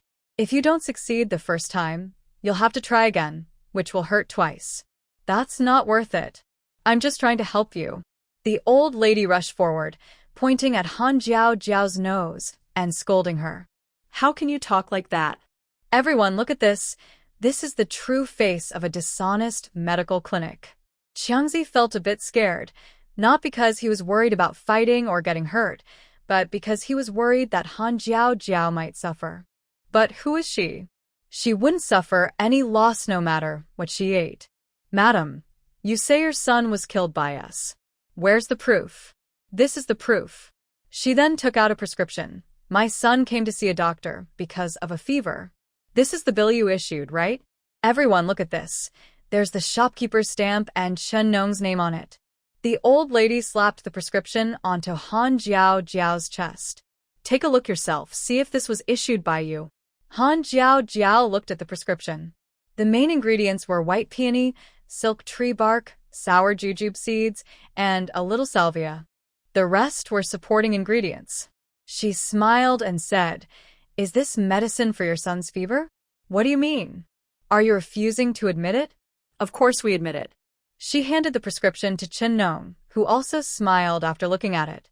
"Yes, this prescription was definitely issued by me." "Then, that's settled. Pay up." Pregnant women experience big changes in their bodies during pregnancy. Drinking some traditional medicine to regulate hormones is normal. Han Jiao sneered, "Madam, your son probably took medicine your daughter-in-law gave him, right? He took the wrong medicine and is now blaming the person who prescribed it. That's not right, is it? You're talking nonsense. I think you're just trying to cheat." The old lady couldn't read or write, and she didn't understand what was written on the prescription. Anyway, as long as she denied it, they would end up paying and compromising. Chen Amin came out holding a thick notebook. Jiao, I found the evidence. On August 12th at 3:15 p.m., Ms. Liu, who is 7 months pregnant, came to get medicine for pregnant women. This is the prescription record. Chen Amin took out the prescription. 2 receipts, with the same stamp, and even the oxidation on the stamps matched closely. The old woman and the lady saw Han Jiao's smile and suddenly felt cold. "Yes, your last name is Kai, and your husband is a bicycle repairman named Ma. I know both of you." Kai and I was scared, holding her stomach and crying. "I only used a fake name when I saw the doctor. I didn't want anyone to know I was here." "That's strange. This is a clinic, not a place that needs to be hidden. You are just resting your pregnancy, not having an abortion. Why are you hiding? Han Jiao Jiao asked with her spirit, but Kai and I didn't know how to answer, and kept holding her stomach tighter. Han Jiao Jiao smiled and said, "The record says MS. Lu is 7 months pregnant, but Kai and I, your belly doesn't look 7 months. It looks more like 5 months. Is it bad that my baby is small? You're talking so much nonsense. Are you trying to cheat? Don't worry, it's our responsibility, and we won't refuse. But we need to find out the truth." Han Jiao Jiao went over to the body and lifted the white cloth, looking shocked as the old woman tried to act clever. "What are you doing? Stay away from my son." She rushed forward to push Han Jiao Jiao, but was stopped by Changzi. "Calm down, please. Jiao Jiao is a doctor and knows a lot about bodies." Yes, Jiao Jiao has examined many bodies. The police station even asked her to do an autopsy. She's very experienced, Chen Amin added. Dongzi also joined in. Jiao Jiao's skills are very good. I saw her take out the liver from the body. It was really scary. Han Yia nu did. All the clues are inside the body. Soon, I will take out his liver and heart for testing to find out how he died. Kai and I and the old woman screamed at the same time. They rushed forward to stop Han Jiao Jiao. But they were too weak, so Dongzi and Changzi held them back outside. The old woman yelled loudly, "Get away, you. If you dare touch my son, I will fight you. You hooligans, you criminals. Don't touch my husband." Both Dongzi and Changzi had bruises on their faces, but they stayed firm, blocking them. Chen Amin handed over a scalpel. "Don't worry, Jiao Jiao is very skilled. She will put your son back together. Don't make noise. Soon, I will open his belly, like cutting meat at a butcher shop, and slowly take out his pancreas. If I tremble, your son won't be put back together." Han Jiao Jiao lifted the dead man's clothes and touched his belly, smiling softly. "Fat and thin are both okay. Probably won't produce too much oil." "Stop. I tell you to stop," the old woman shouted angrily. The vegetable paste made her legs weak. As she saw the knife tip cut into the deceased's stomach, the deceased desperately screamed and jumped up from the ground. Everyone screamed. It's a resurrection. The man instinctively tried to run when he jumped up. Han Jiao Jiao suddenly grabbed his hand and pressed a scalpel against his neck. "Comrade, I think we need to call 110. The man wanted to struggle, but Han Jiao Jiao didn't say a word. She punched him several times in the face. The ugly man with a pig's head was quite fitting.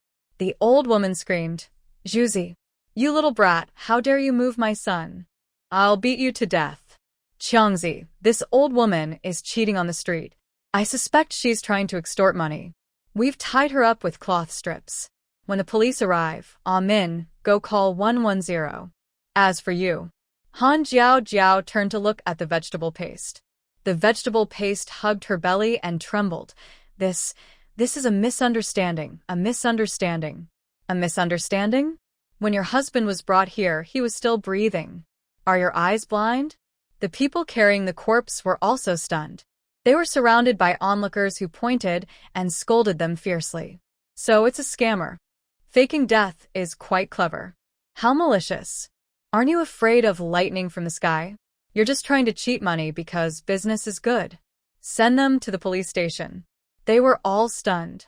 They said someone was dead, paid 2 yuan to carry the body to the medical clinic. How did it turn into a resurrection? The honest man was also anxious. This has nothing to do with us. The old woman paid us 2 yuan to carry the body here. We're not related to her, just movers. Han Jiao Jiao ignored them. She smiled warmly at the vegetable paste.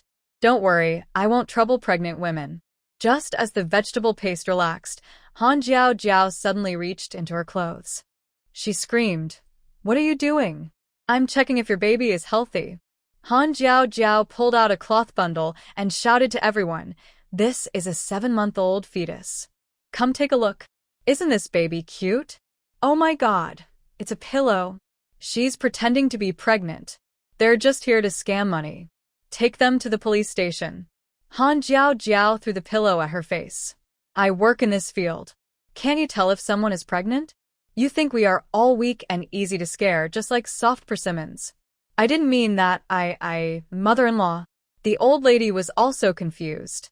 She had done this kind of thing in the countryside before, tricking people out of more than 50 yuan. How could she fail? Han Jiao sneered. None of you three will get away. As everyone got angry and started to cause trouble, a graceful figure slipped into a dark alley, quickly heading toward another exit. Chen Xiaoying never expected Han Jiao to win so easily. She wondered how Han Jiao thought of making booklets for each patient. Those country folks might only visit once in their lives, so recording their cases seemed like a waste. What was she really thinking? Chen Xiaoying took 2 bus stops, then found a public phone to make a long-distance call. The person on the other end sounded annoyed. I told you not to call unless it's urgent. I need to tell you the plan failed. Han Jiao exposed them. And you? Did you get caught? Don't worry, I sent her a handwritten letter. No one saw me, and they haven't heard my voice. Good, then. Hurry up. Got it. Chen Xiaoying hung up. She didn't sense any disgust or abandonment in the other person's tone, so she felt relieved. Next time, she must make sure Han Jiao can't turn things around. She patted her stomach and left the phone booth. Liang, whose call was that? Sun Qian came out of the bathroom, affectionately holding his arm. Gu Liang smiled. It's work-related. Don't worry. We're going to your parents' house for dinner tonight. I've prepared the gifts. Take a look and see if anything's wrong. How could your gifts be inappropriate? I trust your judgment. It's just. Thinking of Han Jiao's face, Sun Qian felt sick and wanted to tear her apart. She hoped she would never see this country girl again in her life. Gently, she said, ever since Grandma had dinner with Professor Zeng, she's been cold and distant to me. She probably won't be nice to you anymore. It's okay. I only care about you. Others don't matter. Liang, you're so good. I'm your husband. Of course I have to treat you well. Gu Liang held Sun Qian, his smile gone, and his eyes turned cold and sharp. Sun Quan, the head of the Sun family and the old lady, Sun Qian gets along well with Sun Quan's daughter, but she doesn't get along with the old lady. Recently, Sun Quan has been away from home, and he can't find anyone to please. He needs to find a way to earn the old lady's trust. The police arrived and forcibly took the 3 people away. The old lady cried and threw a tantrum, even hurting a police officer. The police officer was the one with a crew cut from that day. He took off his hat and said, "We meet again." "I wish we never had to meet again," Gu Liang replied. The officer smiled bitterly. "That day I was too bold." Afterward, the team leader gave me a strict lecture. "I apologize. Can we have a cup of tea and talk?" Han Jiao glanced at him coldly. No time. It was hot summer, busy and very hot. There was no time to go out for tea. Maybe some cold soda would be okay. "What about cold soda?" he asked. Han Jiao didn't answer. "I'll buy cold soda and ice pops for the people at the clinic," he offered. Han Jiao didn't crave ice pops, but she was indeed thirsty. It's normal for kids to like treats, and she didn't want her brother to be upset. She said, "First, this is an apology." "Yes, it's my fault. My name is Sun Quan." "Nice to meet you, comrade Han Jiao." Sun Quan reached out his right hand. Han Jiao saw the sweat on his hand and felt the bit dizzy. "No handshakes, it's too hot," she said. Sun Quan awkwardly retracted his hand. "It's too hot. I'll take the person back and come right back. Wait for me." He turned and got into his car, taking the person back with his colleagues. Han från ned. Before, they thought I was a terrible person, but now they act like I've changed completely. That's strange. Big sister. He probably likes you and wants to compete with your brother-in-law, Shin Junshan said. "What are you thinking? With his attitude, he'd never compete with your brother-in-law. Dream on." Just then, Shin Junshan happened to drive by with some cold soda, ready to bring it to her. Hearing Han Jiao's words, he licked his lips, feeling dry. Zhong Shun suddenly exclaimed, "Brother, you have a rival now." Shin Junshan frowned. Jiao Jiao said I'm better. Yeah, you're the best. Brother, you have to work hard. If someone else takes her away, you'll be in big trouble. Yes, such a good, silly wife. Where can I find one like her in the future? I need to work hard. I support you. Shen Junshan was speechless. Jiao Jiao has changed her attitude, and Zhongshan has changed too. The days when everyone said Jiao Jiao wasn't suitable for his younger brother are gone. Shen Junshan and Zhongshan brought in 2 boxes of soda. Han Jiao Jiao secretly took some lemons and limes from the storage space and also prepared a bag of preserved plums. She found a clean glass jar, put everything inside, and poured in all the white soda. The white soda costs 2 cents more than the orange and green ones, but it tastes better. At least it's less harsh on the throat, a little closer to Sprite. It's perfect for mixing with these ingredients. Is it okay to use this? It looks like it has a pickle flavor. Chanamin reflexively swallowed saliva when he saw the pickle jar, feeling that taste in his mouth. Han Jiao Jiao smiled and said, "Stop talking nonsense. Hurry up and bring the ice cubes and freeze some fresh ones. You really like eating ice." Uncle Chun said that women shouldn't eat too much ice because it's bad for health. Then don't drink it later. I'll get the ice right away. Chanamin brought all the ice cubes and poured them in with a thud, making the soda look even more appealing. Han Jiao Jiao said, "That's enough. Put it on the bottom shelf of the fridge. It'll be ready to drink in half an hour." The fridge was very old-fashioned, with 2 layers, bottom for preservation and top for cooling. If not careful, the cooling chamber would form thick frost, which needed regular cleaning. What Han Jiao Jiao saw as trash was now a treasure. Many patients gathered around the fridge, watching. "You guys have a really rich clinic, an icebox and a fan. That's great. This is a brand called Chrysanthemum. My relatives in the city also have one, but they're hard to get. It took 3 days to get a spot. I remember seeing their ads last time.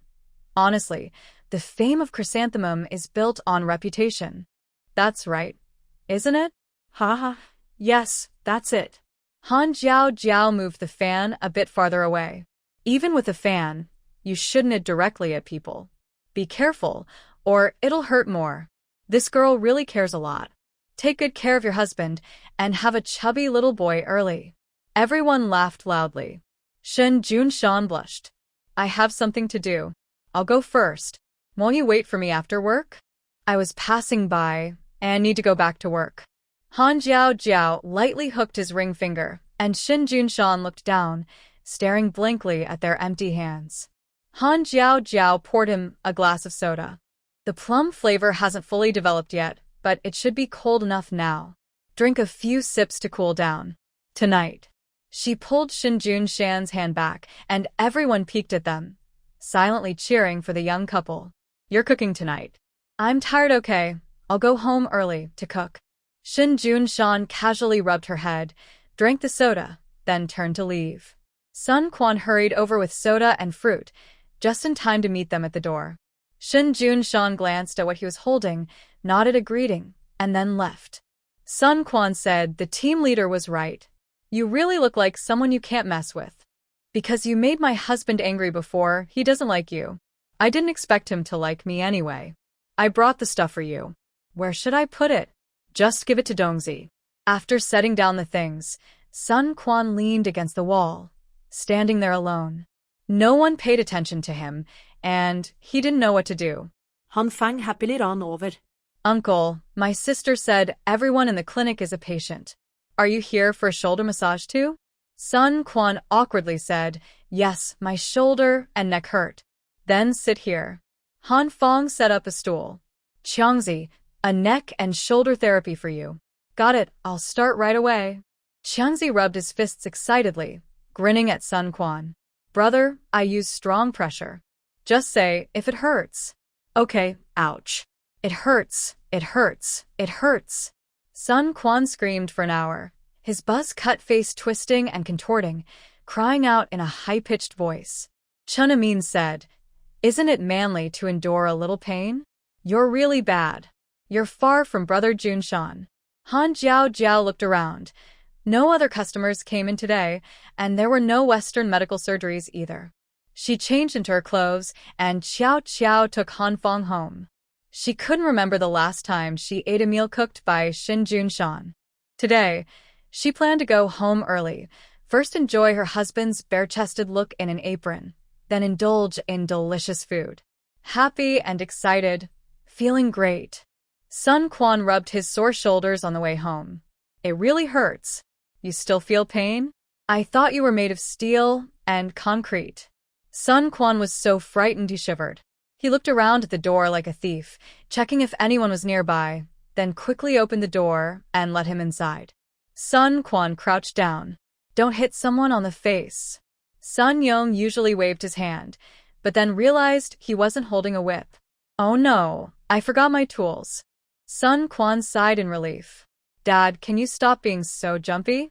You almost gave me a heart attack. Haha, sorry about that. I didn't bring my small whip, but I do have a shoehorn. Sun Yong took off his leather shoes and slapped him across the face. Dad. We agreed not to hit on the face. I never said that. Ouch. That hurts. You little brat, you still know what pain is. Running off to the county to be a policeman without telling me? Do you think I don't know? You little rascal, do you really want to stay away from me? Stop running and stand still. He didn't run. Did he want his dad to hit him? He wasn't stupid. Dad, I remembered I have something to do at the police station. I'll rest for now. I'll bring you breakfast tomorrow morning. You little brat. Sun Yong followed behind, gasping after just a few steps, leaning against the wall. His assistant came over with some plain water. Secretary Sun, Quan is still young. You should talk to him nicely. Sun Yong, looking angry, crossed his arms and scolded, he's already 24. When I was his age, I was already married. Young Master Quan is trying to train himself. He went to the county secretly to be a policeman. He wants to prove himself. Prove what? Coming out of the army without telling me? Does he think I don't know? Little rascal, he just has too many ideas. His son was good at everything, but he cared too much about what others thought. He thought that if they weren't related by blood, they had to be better. If they weren't related, they had to work harder. He didn't want to share even a little of the family's benefits. At least call him dad sometimes. That's part of being in the Sun family. Sun Yong was so angry, he almost exploded. I don't care about that. What does he care about? Tomorrow I'll go talk to his boss. Sun Yong took a sip of water, then suddenly, in frustration, kicked Tian Rue twice with his shoe. What, young master? Your thinking is wrong. You might have capitalist tendencies. I'm sorry, I'll be careful next time. All right, go back. Tonight, you'll sleep in my eldest son's bed. Sun Yong happily went off to take over someone else's place. Sun Quan had nowhere to go, so he returned to the office to check some documents. Halfway through, he saw Xin Junshan and Zhao Tianyu coming out. Without thinking, he quickly approached them. Comrade Xin, what the coincidence? Hello, Section Chief Zhao.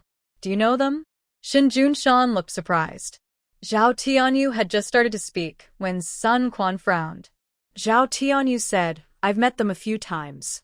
They came from the third team. Old Su brought them. Really? Then why are they here? Everyone has their own path. We don't interfere. Xiao Sun, we just finished questioning the family involved in the scam at the clinic this afternoon. Jiao Jiao is handling the paperwork. They'll be released in 7 days. Aren't you going to charge them? Xin Junshan replied, no need.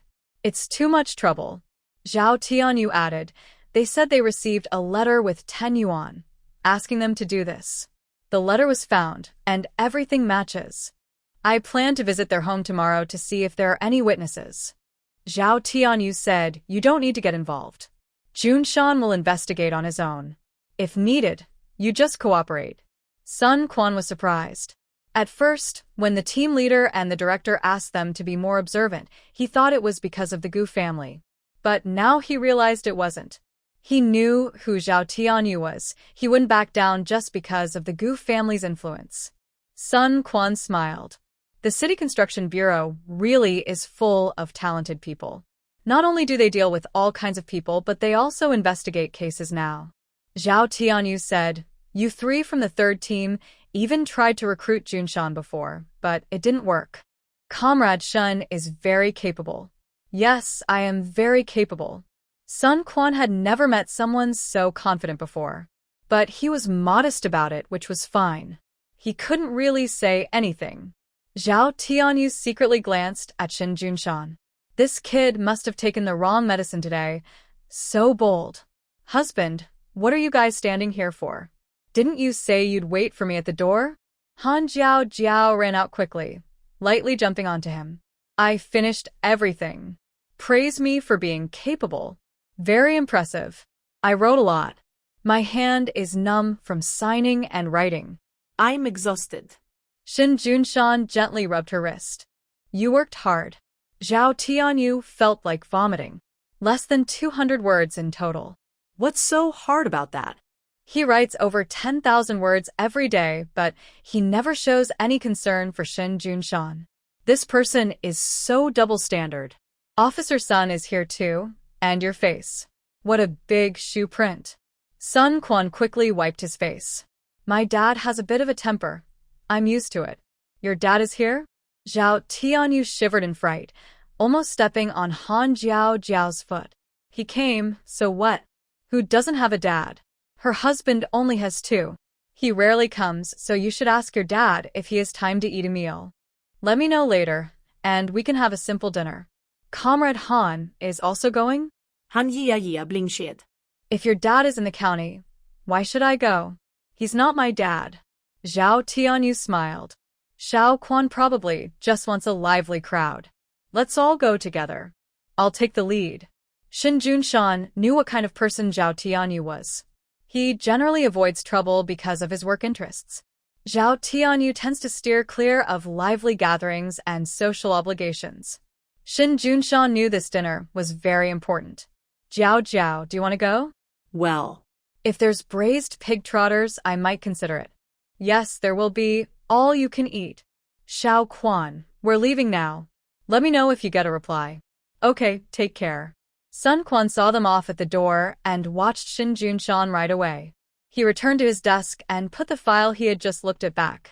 An older police officer passing by said, Xiao Quan, you're looking at files again? A new one? That one I got a couple of days ago. Oh, you've been looking at it for 4 or 5 days. Still not finished? Don't let it get all dusty. Sun Quan smiled. Finished reading. I'll return it to the archive room tomorrow. He opened the drawer, placed the file inside, but couldn't resist opening it again to take a quick look. Han Jiao, female, 19 years old. Did you catch a cold? Han Jiao firmly refused to admit she drank too much soda. She sat in the back seat, hugging Shin Junshan's waist. I'm thinking about something. Do you think, when Sun Quan's dad named him, he just happened to have a copy of Romance of the Three Kingdoms nearby? Shin Junshan replied, probably. It's easier to just flip through a book. When they reached the door, Shin Junshan was still parking the car, and they heard someone shouting upstairs. You're just an old hen staying at home all day. Why are you still unhappy? You're useless, always finding faults. It's been half a month, and you haven't produced any milk. Are you trying to starve my grandson, or make my son poor? Our family is so unlucky to have someone like you. What are you standing there for? Can't you see my grandson crying? Go make some milk pudding. While scolding, the old woman kept yelling, and the child kept crying. The baby's voice was very loud and clear, and even standing downstairs, Han Jiao felt her heart being pierced. Things upstairs were even worse. Every family couldn't sleep, and a few people were standing on the balcony, looking toward the Xiao family's door. Han Jiao saw Xiao Zhongyi standing on the balcony, fanning himself and smoking, with a piece of watermelon peel beside him. Through the kitchen window silhouette, she could clearly see Zhao Yunxia busy washing dishes. Han Jiao was furious. My son isn't just Yunxia's, so why doesn't Xiao Zhongyi bring the child? She shouted loudly. Making a little money is a big deal? That's small salary, who can't earn it? Junshan, go home and make me some noodles. I'm hungry. No, I don't want noodles. I want dumplings. Go upstairs and make dumplings for me. Jiao, it's already 9:30 p.m. Han Jiao Jiao widened her eyes.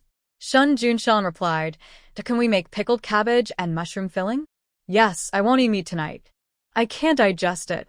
Cut the watermelon again when you go back. I'm thirsty. You've eaten too many cold things today. You'll get a stomach ache." "I like it." Han Jiao Jiao went downstairs and saw Xiao Zhongmi looking at her. She raised her head and shot him a big, white-eyed glare. At first, she thought Xiao Zhongmi was honest and even wanted him to be Junshan's mentor. But it turned out she was blind. Honest people and good people are very different. Han Jiao Jiao went back home.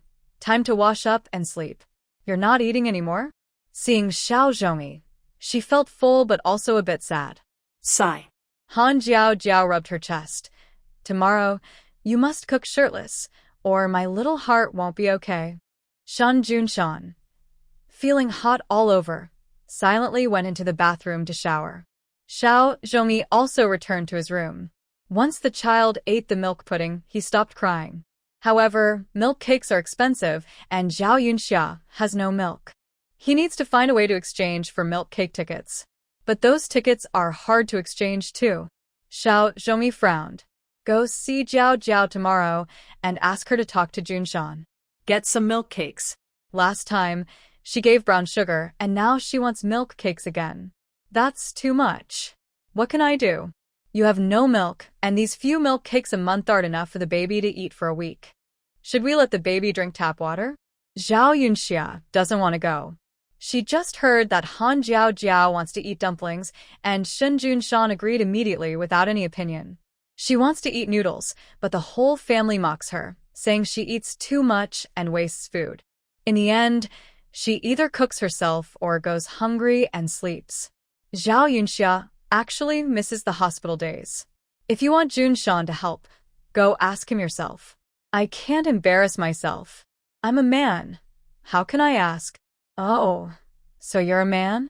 Please, this gentleman, handle your son's full moon celebration. Look at your menu: radish, cabbage, turnip greens. How can you invite your workplace leaders with that? If I were your boss, I wouldn't know where to put my chopsticks. Xiao Zhongmi waved impatiently. Enough, enough. It's not about what we eat. It's that everyone is here. Haha, I think what's important is getting paid. Old Lady Xiao stood up. Getting paid? Let them come hold my grandson. That's showing respect. You don't understand anything. The baby, feeling hot, stretched out his hands and feet, crying softly twice. Zhao Yunxia saw the baby's heat rash, felt sad, and picked him up to walk outside. Old Lady Xiao forcefully slammed the door and scolded.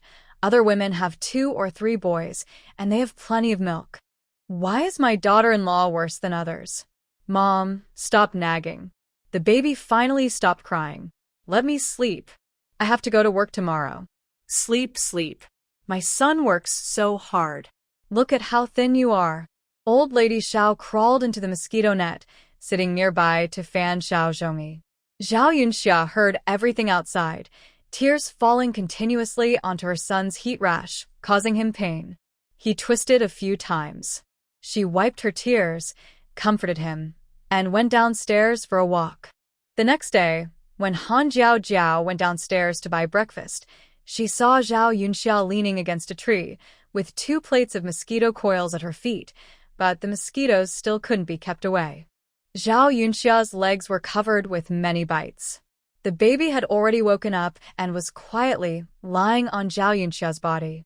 Han Jiao Jiao reached out her hand, and the baby curiously grabbed her finger, making soft sounds. Zhao Yunxia was surprised and happy. Jiao Jiao? Oh, it's morning already. Look at me, I was sleeping. Did you sleep here all night? Zhao Yunxia wasn't fully awake and didn't know what time it was now. She only remembered bringing her son outside for a walk last night and then falling asleep here. Zhao Yunxia wiped the drool from her face. I accidentally fell asleep. Did you buy breakfast? Go upstairs quickly. Don't keep Junshan waiting. Let him wait. He won't starve. You're really something. I envy you. Sister-in-law, whether you have milk or not, people who want to bother you will always try to manipulate you. You need to learn to stay calm and stand up for yourself. What does that mean? Something confusing. Zhao Yunxia blinked, feeling confused. Han Jiao Jiao gave her a bun and some soy milk. I heard that your milk was good when you were in the hospital, but now it's gone. That shows you're not eating well at home. You should be more bold and shameless. Live happily without shame. Haha Jiao Jiao, you're so funny. I'm going to be mad at you someday. Zhao Yunxia wanted to bring up the topic of milk cake, but she felt shy and changed the subject. Next week is the full moon celebration, but I really don't like the food. I don't know what dishes to prepare. I heard you know the chef at the restaurant. Can you help me talk to him? I don't want the celebration to look too poor. Okay, I'll go ask. Finish your breakfast and go back soon. The baby will need to eat soon. Zhao Yunxia sighed heavily, feeling a headache and heartache. When Han Jiao Jiao went upstairs, she just saw Xiao Zhongyi coming down. He greeted her warmly. Hey, Jiao Jiao. Sorry to bother Junshan about the milk cake again. Yes, Yunxia told you, right? She has no milk. Fresh milk is expensive and she can't always drink it, and the milk cake tickets are limited. So, please help us. Xiao Zhongyi sneered coldly. Old Xiao, just wait. When I start producing milk, I'll make you unlimited milk cakes. Han Jiao Jiao brushed past his shoulder, and Xiao Zhongyi looked confused. What do you mean? I couldn't tell what he meant. He's such a fool. How did Zhao Yunxia marry someone like him? All morning, Han Jiao Jiao was angry, and in the afternoon, she sneaked off early to the restaurant. The head chef saw Han Jiao Jiao and smiled happily. Girl, you're finally here. Have you decided? Do you want to work as a cook here? No. I'm here to book the full month celebration dinner. Also, can you give me a small discount if I write a few more menus for you? Chef Chen looked regretful. For your sake, I'll give you an 80% discount and a bottle of good white liquor. That's fair, right? Han Jiao Jiao handed him some loose cigarettes. There are some dishes I want to bring myself. About the processing fee. Chef Chen and the manager laughed. Are you trying to bribe us? No. These are for my husband. No one in my family smokes, so I keep them. The young girl is quite good at managing her household. Chef Chen took a cigarette and sniffed it under his nose. Still the yellow box. Then she said politely, Thank you, Uncle Chen. All right. Since you call me uncle, I won't charge you the processing fee. Take a look at the menu. There are 8 tables, each with 10 people. Each table gets a soup, 2 main dishes, 2 cold dishes, 3 vegetarian dishes, and 2 small stir-fries. The vegetarian dishes are provided by the Xiao family. She brought a basket of eggs and 2 slices of pork belly. With this, each table's cost stays under 8 yuan. Including drinks, the full month celebration dinner shouldn't cost more than 80 yuan. That's already very affordable. Han Jiao Jiao was very satisfied. Thank you, uncle. No need to thank me. I have a customer now who just ordered a braised fish. Would you like to come? Chef Chen winked at her. She didn't want to refuse after such a big favor from him. Han Jiao Jiao went into the kitchen and saw a live bass in a basin. She used her hands to lift the fish out of the water and slammed it onto the chopping board. She skillfully cut open the belly, cleaned out the guts, removed the gills, and scored a few cuts on the fish's back. She then salted it and added slices to marinate. Han Jiao Jiao heated oil in the pan and muttered, This fresh bass should be steamed, not braised. Braising is a bit wasteful. The customer has already eaten one. This is the second one. People really eat a lot. She mixed soy sauce and bean paste, then cooked the fish to absorb the flavors. After plating the dish, Han Jiao Jiao sprinkled some small chili peppers and chopped green onions on top. The delivery cart arrived and the manager took people to unload the goods. Han Jiao Jiao had to carry the grilled fish to a small private room. As soon as she pushed aside the curtain, she smelled a strong aroma of alcohol inside. Sun Yong was drinking from a bottle of Herbo, half full, taking sips and enjoying himself with a squint and a nod. Drinking like this is so much fun. No one bothering me, I like it. Uncle, you lack transaminase in your body and you're getting older. Be careful not to drink too much, or you might suddenly pass out. Young comrade, just leave the food here. Go outside. Uncle, if you want a drink, Try some grain alcohol. The mixed ones are easier to drink and more likely to cause problems. Just walk about 500 meters to the right, there's a place that sells homemade liquor. You can buy some. Sun Young blinked. You know about alcohol?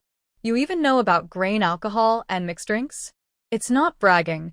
She can't compete with girls when it comes to desserts, but when it comes to strong drinks, most boys aren't her match. At her graduation ceremony, only a few boys in her entire department could drink her under the table.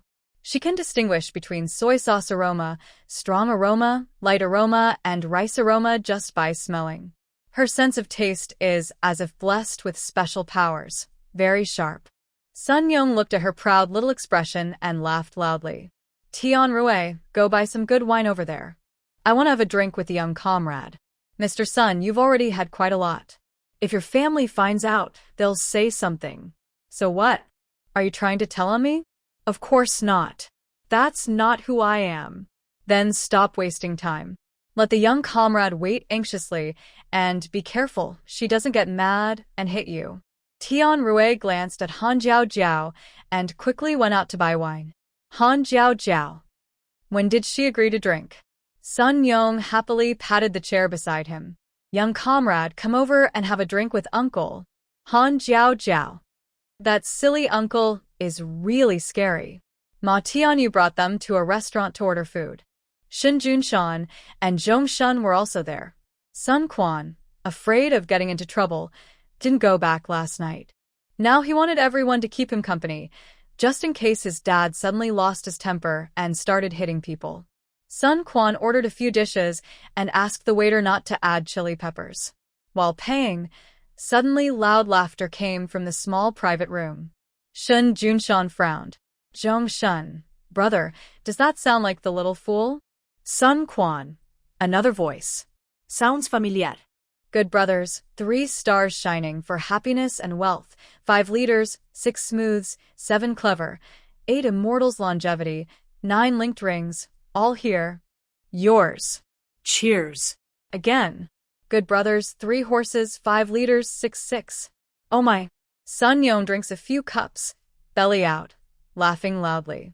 Han Jiao Jiao proudly crosses her legs and shakes. She has drunk a lot and feels dizzy, but much better than Sun Yong. She's in a happy, tipsy stage. Lost and still laughing. Which cup is this? I'm thirsty. Brother, from today, you are my brother. Since drinking is about character, you have good character. I want to swear brotherhood with you. From now on, my son is your son. My daughter is your daughter. Come, take the knife. I want to swear blood brotherhood with her. Ha ha ha, you've had too much to drink. Shun Junshan pushes aside the curtain and enters, seeing Han Jiao Jiao holding onto a middle-aged man's neck. I won't be your brother, hee hee, you'll be my sister. Old man, at my age, making you my sister? You're up to something, trying to get a bargain. Sun Yong, so drunk he can't tell up from down, sees double shadows of Han Jiao Jiao in front of him. Sun Yong grins foolishly, forget it, sisters are sisters. Who made me happy? Later, let my son call you second mom. Sun Quan comes in and sees Sun Yong and Han Jiao Jiao, arm in arm, holding cups and laughing. Sun Yong hears someone call him dad and immediately stops. Little brat. No greeting when you see my sister? Call her second mom. Sister? Second mom? Sun Quan feels like a thunderbolt struck him from the sky. It hits him hard, crispy outside, fragrant inside. Shin Junshan narrows his eyes. Sister? Cheers? Second mom? Han Jiao Jiao hears his voice. Her small body instinctively trembles. She's sobered up.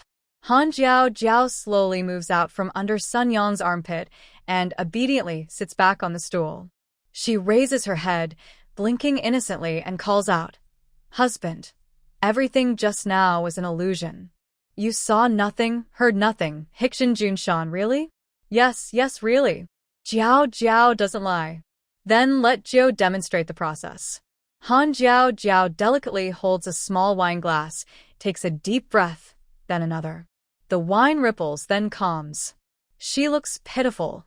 Husband, it doesn't understand. It's bullying me. Han Jiao Jiao's face turns red, her bright eyes look wronged, tears welling up, and she pouts, making soft crying sounds. She seems like a hurt little girl, innocent and pitiful.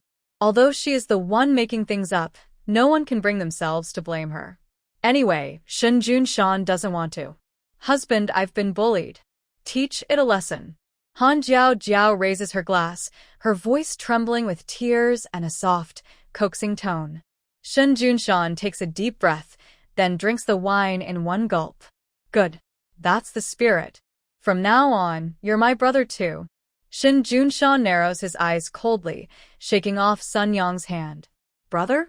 Haha, it's good enough if I don't hit you. Who would want to be brothers with this old drunk? Shen Junshan picks her up. Let's go home.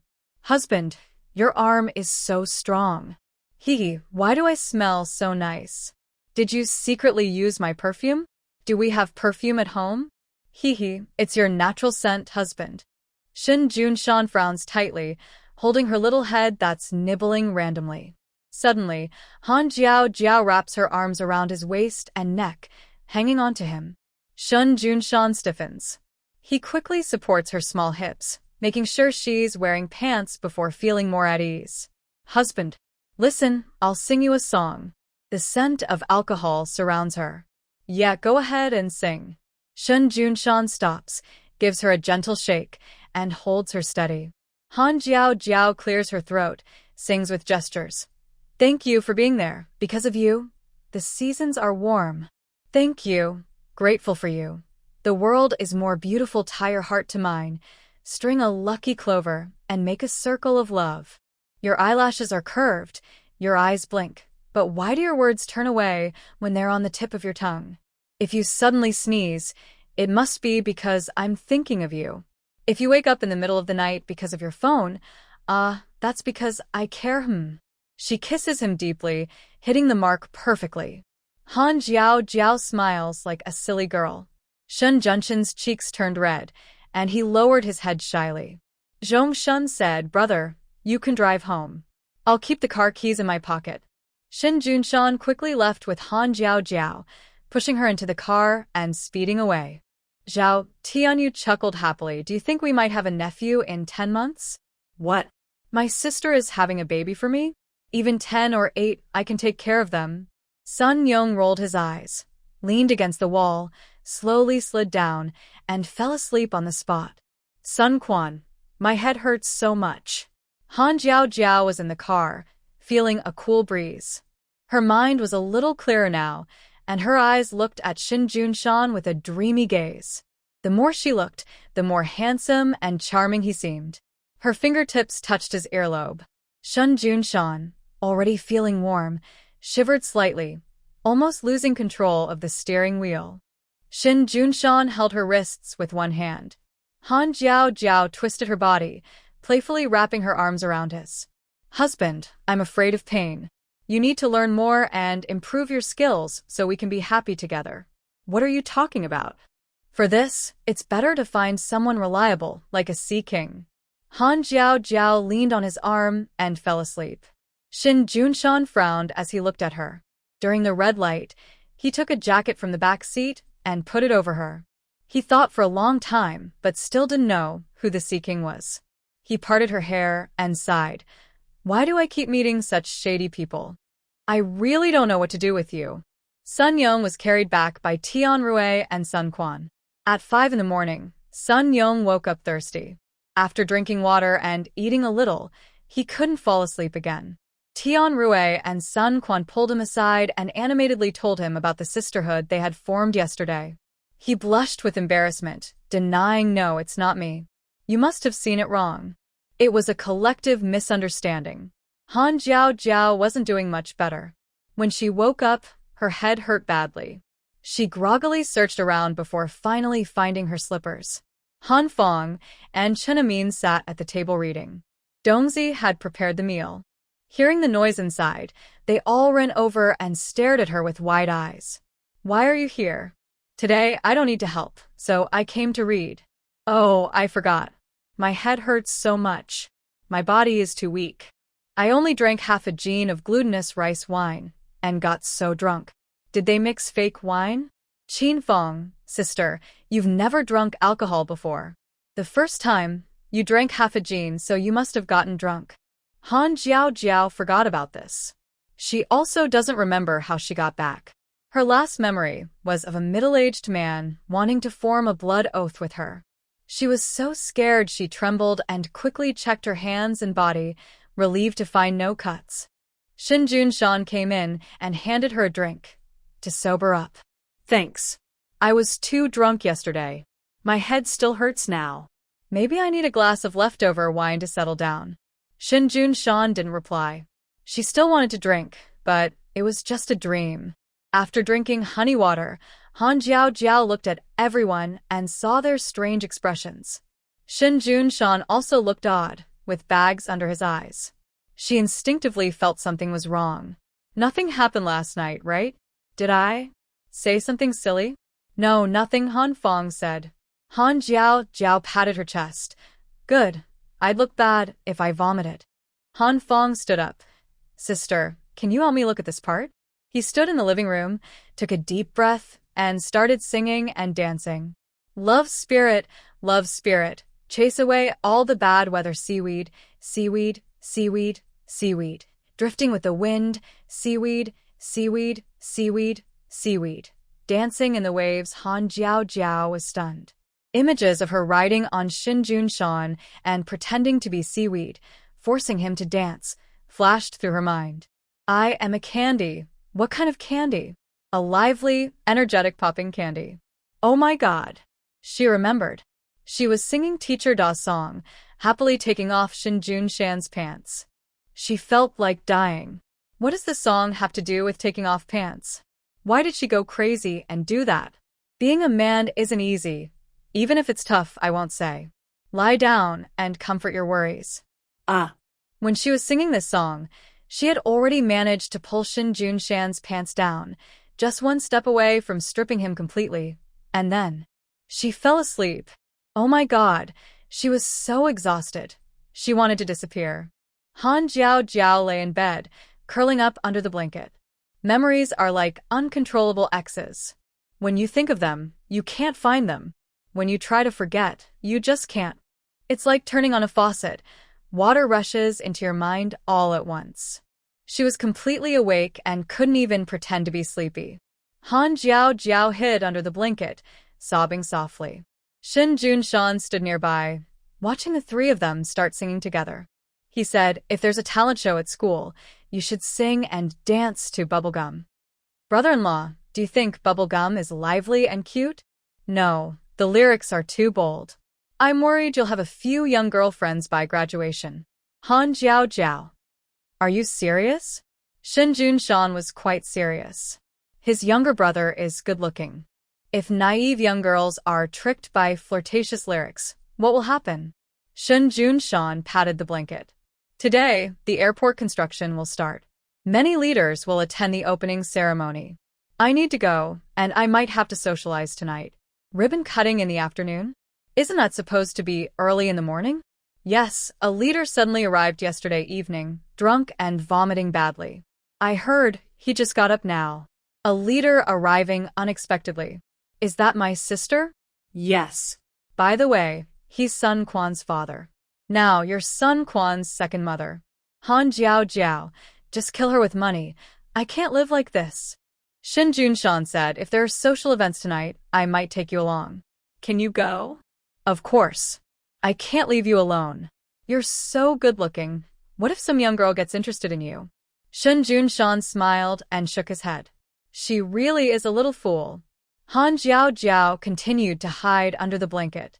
After Shin Junshan left, she peeked out cautiously. Her stomach was empty and uncomfortable. She ate a bowl of porridge, a bread roughly the size of her face, and drank a bowl of hot soup before feeling a bit better. Chen Amin smiled and said, Brother Junshan has been gone for a long time. Why are you still so shy? I'm not shy, I'm embarrassed. Han Jiao said seriously, this matter must never be mentioned again, and our family is not allowed to drink alcohol anymore. No. Chen Amin said, singing is okay. At first, It sounded like howling wolves, but after getting used to it, it was pretty interesting. Han yeah. Forget it. She might as well destroy herself right here.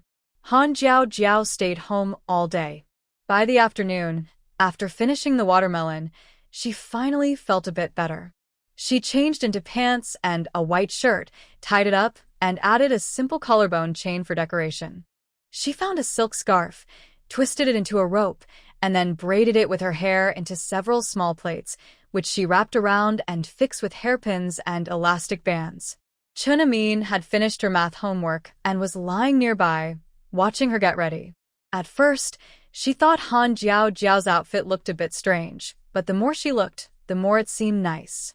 The black and white combination was very simple, but it gave off a feeling of elegance and refinement. After applying her lipstick, she turned around and asked, Amin, can you help me look? Is this color too bold? It's very pretty. It's not as loud as bright red lips, so it's gentle but also looks sharp. It suits your skin tone. Anyway, it looks great. I've never seen this color before. In this era, bright reds and oranges are common, and other colors are rare. Matte mocha and dusty rose shades are hardly seen. Han Jiao applied a thicker layer of lipstick, making a popping sound. After admiring her beauty in the mirror for a while, Zhongshan got out of the car and ran to the yard, shouting, "Little fool. My brother asked me to come pick you up." Everyone laughed happily. Sun Gur was squatting in the yard chopping firewood. "Shunzi, be careful.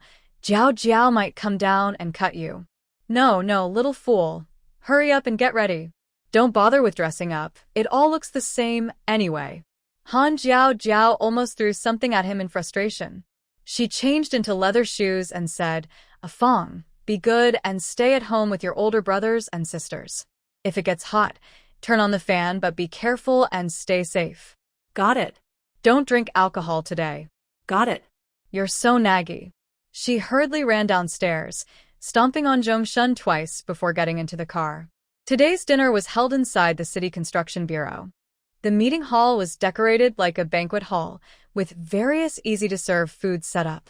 When Han Jiao arrived at the door, staff helped her pin a pink flower on her chest. Shun Junshan came out of the hall and was immediately impressed when he saw Han Jiao. He couldn't help but look her over from top to bottom. Han Jiao nervously fixed her hair. "Is it not pretty enough?" "No, it looks very nice." Shun Junshan was a bit awkward, twisting his fingers. He was bumped by Zhao Tianyu, which made him react. He reached out and took Han Jiao's hand. "Come in quickly. I want to introduce you to my colleagues." He had already met Director Gu and Director Ma. Tang Kai was also there. As soon as they entered, the three of them enthusiastically started chatting with Han Jiao. Later, they even called in Director Li from the hospital, and a lively conversation among the top people began. Some people who could talk to them gathered around, while those who couldn't just watched from the side. Shin Junshan introduced her to each person. Li Ziki happily ran over and threw herself into Han Jiao's arms. Jiao, you have to try this. It's so delicious." She stuffed a small chestnut cake into her mouth. Han Jiao ate the cake in one bite and took out a handkerchief to wipe her mouth. "Look at how you're eating, like the big stray cat downstairs." Is it good? Ma Changsho really cares about Li Ziki. Although they are not related by blood, he treats her better than his own parents. Han Jiao instinctively held onto Shin Junshan's arm. Shin Junshan clasped her hand tightly, holding it firmly. The man was handsome and talented at a young age. The woman was beautiful, with a tough life and a strong ability to attract money. Many people were secretly jealous and envious. It seemed like this family had a history of being quite remarkable in their past lives. Junshan. Sun Quan saw them and hurried over. Shin Junshan tilted his head slightly, positioning himself between him and Han Jiao, with a cold look. "What are you doing here?" Usually, in such a setting, Sun Quan, a small police officer, wouldn't have the right to be here. But his father was powerful, so even when he traveled here, local leaders treated him like royalty. Sun Quan smiled shyly. "I'm here because of my dad. He's over there." Everyone looked where he pointed. Sun Yong was hiding behind Tian Rue, trying to block his tall, slim figure, who was about 1.72 meters tall, with his own 8 Meter frame. Han Jiao Jiao didn't know why, but seeing him like that made her want to laugh. She blurted out, "Hi, sister." Sure. Sho. Sun Yong quickly shushed her, pushed Tian Rue forward, and then hid behind him. This has to stay a secret. Don't let others find out. Why keep it a secret? She was already mentally prepared, thinking of herself as Sun Quan's second mother. Sun Yong thought for a moment and made up an excuse. It's not good for you. People might think you got special treatment or doubt your abilities. It's okay. I don't have much ability, but I like taking shortcuts. Sun Yong looked upset and covered his chest. Talking to her was so tiring. Sun Yong is over 40 now, still quite handsome. You can tell he was a good-looking guy when he was young. As he got older, he gained some charm and character. He looks a bit playful and weathered, which makes him a little adorable. Han Jiaojiao stared at him, hesitating as she said, "Have we met somewhere before?" "Probably yesterday." "Let me clarify, friends are not allowed, but if it's brothers, I might consider it." Tian Rue smiled wryly. "You're so confident, but you should step out from behind me." Sun Quan pulled him out from behind Tian Rue. "You're the deputy secretary. What are you hiding behind the secretary for?" "That's none of your business. If you want to take me home, I won't hide anymore. Stop being unreasonable. Go say hello to a few colleagues and behave well." Sun Quan smiled and nodded at Han Jiaojiao, then took Sun Yong away. Han Jiaojiao asked, "Was the shoe print on his face from Sun Yong?" "Yes, it was the deputy secretary who did it," Zhao Tianyu replied. "I thought Sun Yong was a tough guy, but it turns out he's a bit shy and silly." Zhao Tianyu clicked his tongue.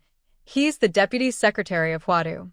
Even if he's a bit slow, he's sharp here. Be careful." He pointed to his own head. Han Jiaojiao was stunned, looking at Shen Junshan in surprise. Shen Junshan nodded. "He's the deputy secretary of Huadu. His father fought in 3 wars. He's quite accomplished. He was promoted to deputy secretary before age 50. Everyone who can rely on their family is doing grassroots work here. Those without family connections come to the city to find relationships. That's strange." "Jiao Jiao, this place is so boring. Will you come with me to see some puzzles over there? There are many puzzles, and today the winner will get a bracelet." "Come and see with me." Li Ziki pulled Han Jiaojiao, who then dragged Shen Junshan. When they reached the puzzle board, she realized it was more like a guessing game. Some puzzles involved guessing, others involved creating questions. Prizes included shuttlecocks, rubber bands, silk scarves for women, and knots. The second prize was a bracelet, and the first was a pair of silver rings. Han Jiaojiao wasn't interested in these. She looked at the riddles, but didn't find them appealing. Some riddles were too old-fashioned. The answers were things like grapes, rabbits, or candlewicks. The puzzles they presented were also quite boring. She saw one and couldn't help but laugh and cry. Who came up with this? In the banquet hall, people were doing math puzzles, and I really wanted to leave. "Jiao Jiao, don't you know? Let me tell you." Li Ziki proudly said, "This year, for the August 1st Army Day, the town is holding a lantern festival. Today's activity is to warm up for the festival. But making lanterns is boring, and there aren't many riddles. So, someone suggested adding some changes. Now, the new rule is that if you guess the riddle 3 times, you can accept challenges from others at any time. If you win, you move up. Everyone agrees, and then they get a gift. How many wins to move up? Do everyone have to agree fully, or just a majority? It's not clear how the rules work.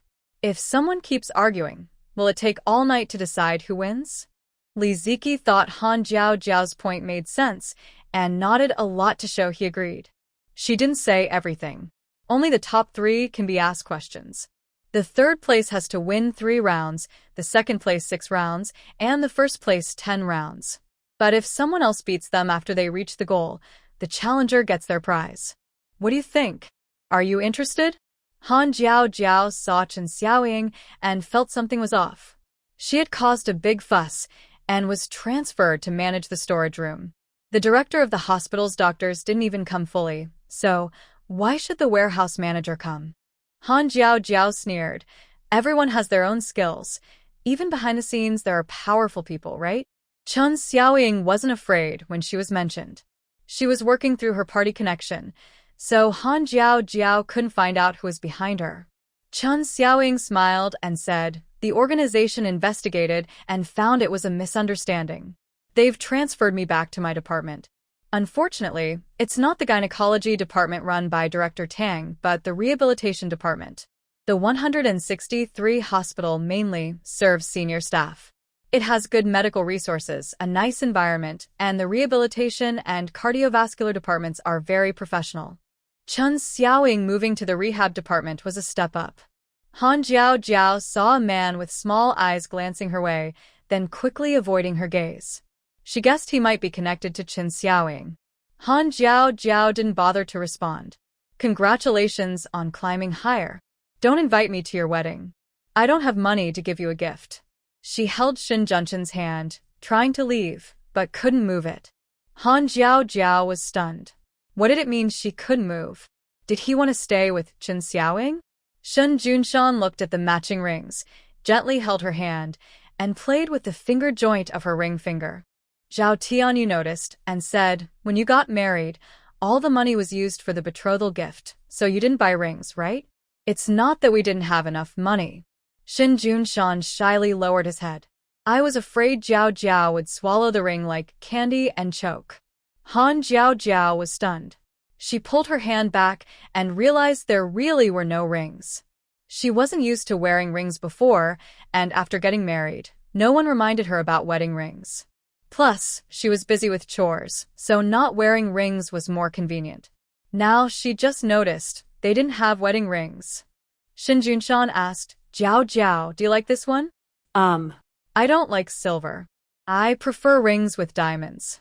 Shin Junshan looked disappointed, pursing his lips. Diamond rings are a bit expensive, more than gold, and hard to buy. It seems they can't wear rings for now. Suddenly, Han Jiao tiptoed and whispered in his ear, "If you give me an engagement ring, I'll accept it." Shin Junshin's eyes lit up. He quickly nodded, took down someone else's sign, matched a pair of cards, and then recited a poem about plum blossoms. "Chairman's Yume. You see, Shin Junshin's handwriting can still carry this poem." Ma Changsho nodded repeatedly, and Sun Yong also came over. Shin Junshin's handwriting was indeed beautiful. It was neat, sharp, and very elegant, with the feel of brush strokes even though it was written with a pen. Han Jiao thought about her own writing. Haha, as long as people can understand it, she'd be grateful. Shin Junshan took 10 minutes and solved 6 questions. Chen Xiaoying got anxious. "Brother Junshan, can't you be a bit more gentle and let the lady have some respect? Are all the questions I solved yours?" "Yes." "Why can't you resist my writing? I was just 1 question away from first place." "Don't embarrass me."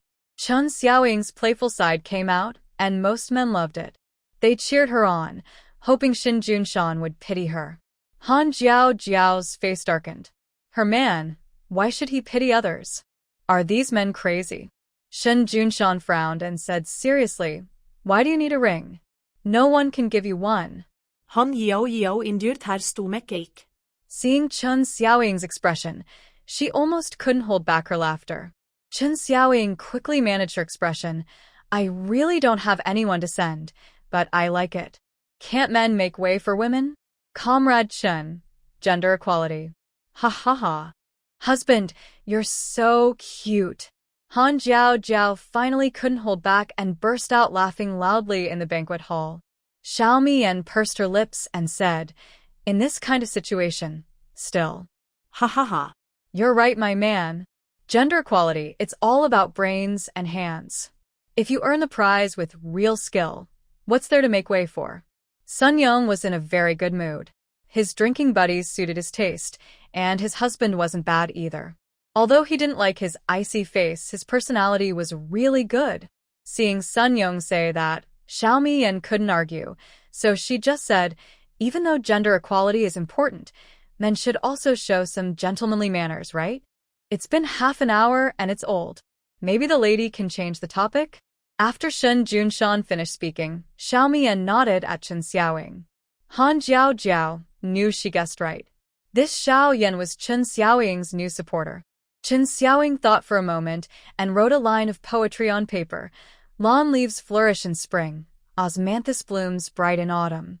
Joyful is this life, for you are the best festival. Xiao Mian clapped her hands. Good. Good poem. Han Jiao Jiao nodded. Zhang Juling's Grateful 12 Poems, Part 1. Indeed has beautiful lines. It's not Chen Xiaoying's original work, so what's there to be proud of? Han Jiao Jiao refused to let them feel proud. Xiao Mian awkwardly took a deep breath through her nose. Shen Junshan wrote, Who knows the forest dweller, who listens to the wind and feels joy? Plants and trees have their own hearts. Why seek a beauty to break? Sun Yong nodded. Still read some books. Chen Xiaoying thought for a moment, then suddenly smiled with deep meaning and recited aloud. All time is no time when it is past. Han Jiao Jiao frowned. She didn't expect Chen Xiaoying to know English maxims. Still a high-quality green tea. Everyone cheered for Chen Xiaoying, thinking Shen Junshan would lose, but he suddenly blurted out, Missed opportunities are gone once lost. Chen Xiaoying was stunned. Like Han Jiao Jiao, she didn't expect Shen Junshan to know English. And to translate so well. Shen Junshan, there are 2 more questions. Well. Then let's do another matching couplet. Chen Xiaoying felt a bit nervous. In a moment of impulsiveness, she thought of the traditional New Year couplets and blurted out, Firecrackers sound as we say goodbye to the old year. Immediately after speaking, she regretted it. Shen Junshan was also momentarily stunned. He didn't expect that with only 2 questions left, such a question would appear. He answered mechanically, Red plum blossoms welcome the new spring. Chen Xiaoying was completely panicked. She wasn't afraid of losing to Shen Junshan. She knew Shen Junshan wanted to give the ring to Han Jiao Jiao. She didn't want to see the little troublemaker wearing the ring proudly, nor did she want Han Jiao Jiao to take the spotlight. Suddenly, a formula appeared in Chen Xiaoying's mind. She quickly wrote it down. For the last question, can you handle it? Han Jia frågnid. The biology questions are already too much. Isn't that a bit unfair? It's not restricted to any subject. It's just for fun. Why get so worked up? Han Jiao Jiao was more than just upset. She felt like hitting someone. Chen Xiaoying was deliberately trying to embarrass Shen Junshan. Han Jia pulled Shen Junshans hand. This is a blood chemistry formula, a question only university students would see. If you can't do it, forget it. Shen Junshan bent down and solved it in 3 minutes. Chen Xiaoying stared at the question in disbelief. Tang Kai squeezed between her. That's right. Shen Junshan, you're amazing. No wonder you're Jiao Jiao's husband. Han Jiao Jiao was also stunned. Was her husband really so knowledgeable? Ma Changshu laughed loudly. Quick, bring the prize so your wife can wear it. Shen Junshan turned to Han Jiao Jiao. Don't you want to try challenging? Yeah, I want a challenge.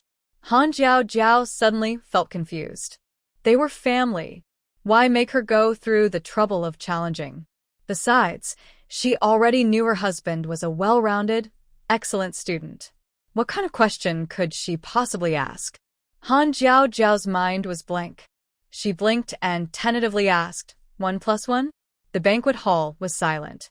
Everyone thought they must have heard her wrong. Getting impatient, someone said, Your question is 1 + 1. How much is that? Are you not feeling well? He knew about Chinese and English poetry, translation, chemistry, and biology, so how could he not know that 1 + 1 = 2? No need to be so thorough. Even a preschooler knows the answer. Shen Junshan pursed his lips, thought carefully, and said seriously, I can't figure it out. You win. Squinting. Her eyes widened. Chen Xiaoying's face also stiffened. Sun Yong was the first to react, laughing and stomping his feet. Ma Changshou understood too. This is a situation where losing face is unacceptable. Winning anyone else doesn't matter, but winning his wife is the goal. Sun Yong laughed loudly. I declare that my brother is the champion of this competition. Bring the ring quickly, no more delays. The host, recovering from shock, happily handed over the ring with a warm smile. Try the size, we can adjust it on the spot. Without thinking, Han Jiao slipped the ring onto Shin Junshan's ring finger. Shin Junshan also placed the other ring on her right hand's ring finger. The host, smiling like a proud mother, said, "The ring fits perfectly. I think it was made just for you too." Han Jiao was stunned. It really was a perfect fit. Shin Junshan blushed as he looked at her, warmth shining in his eyes, without him even realizing it. Wow. The ring. It's so beautiful. Suddenly, Li Ziki jumped in front of them, excitedly bouncing and hopping. Han Jiao, worried the ring might be taken away, immediately grabbed Shin Junshan's hand. Their fingers intertwined.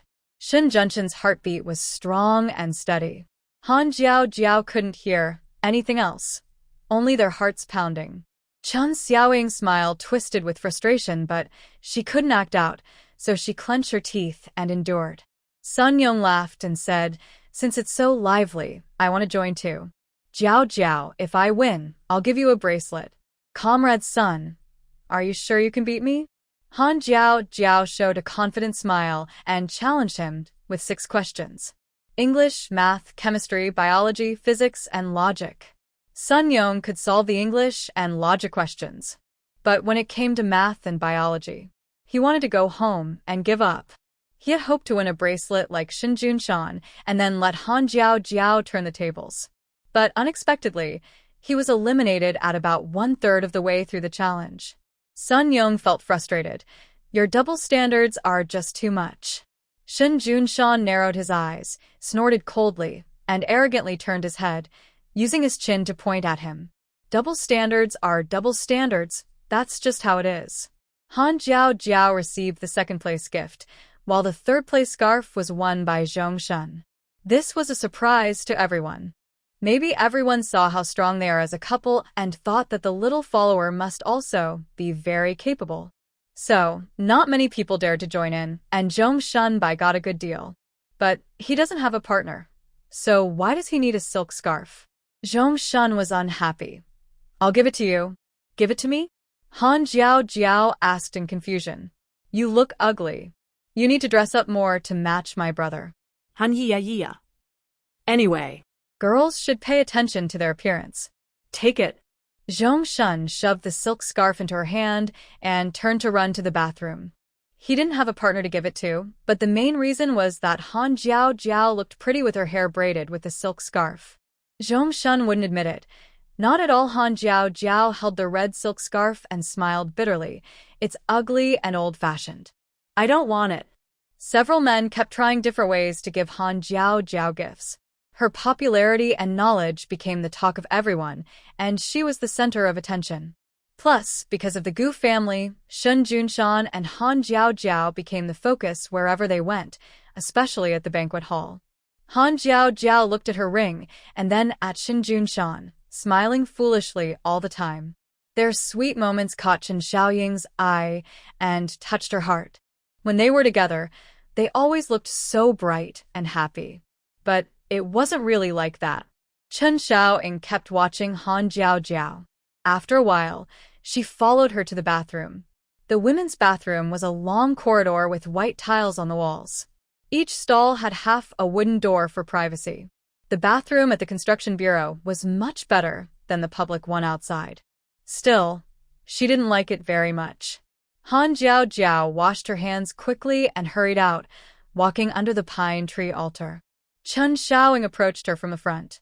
She used to insist on breaking up, chase after other men, cry and make trouble when she didn't agree.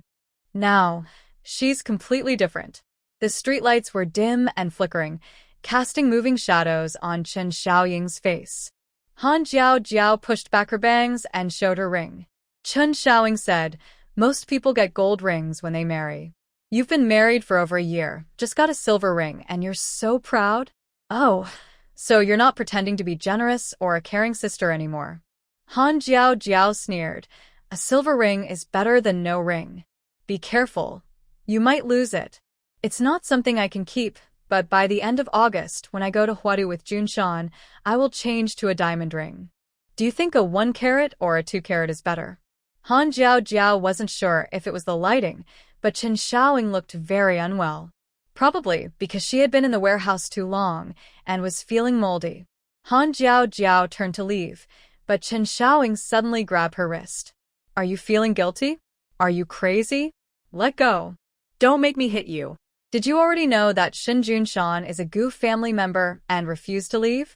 Han Jiao, you don't love Shin Junshan at all. It's just for money and your younger siblings. How can you be so cruel to him? Oh my, where did she get that idea? This kind of thinking is so wild, even Oh Hao would be amazed. Han Jiao was annoyed and forcefully shook her hand off. Chen Xiaoying didn't expect her strength to be so great and was stunned after being pushed away. When she heard someone approaching, she immediately sat on the ground. Jiao, you've already won the ring. Why are you still treating me like this? How can you hit me? Boo-hoo. What's going on? Did they fight? Isn't that Shin Junshan's wife? She looked proper earlier, but now she's secretly hitting her. I heard their relationship is a bit. Cough, I didn't say anything. But still, they shouldn't be fighting.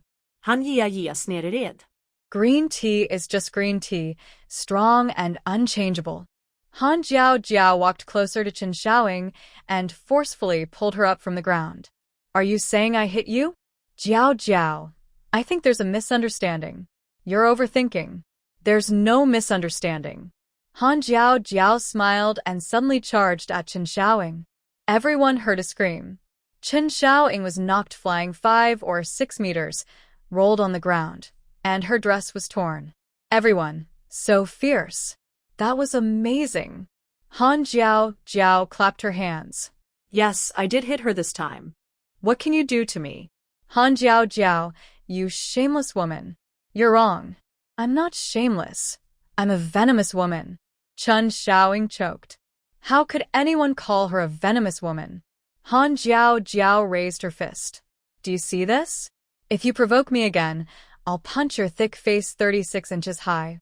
She turned around, smiled warmly at a few people watching the show, and walked away confidently. Everyone, wow, so handsome.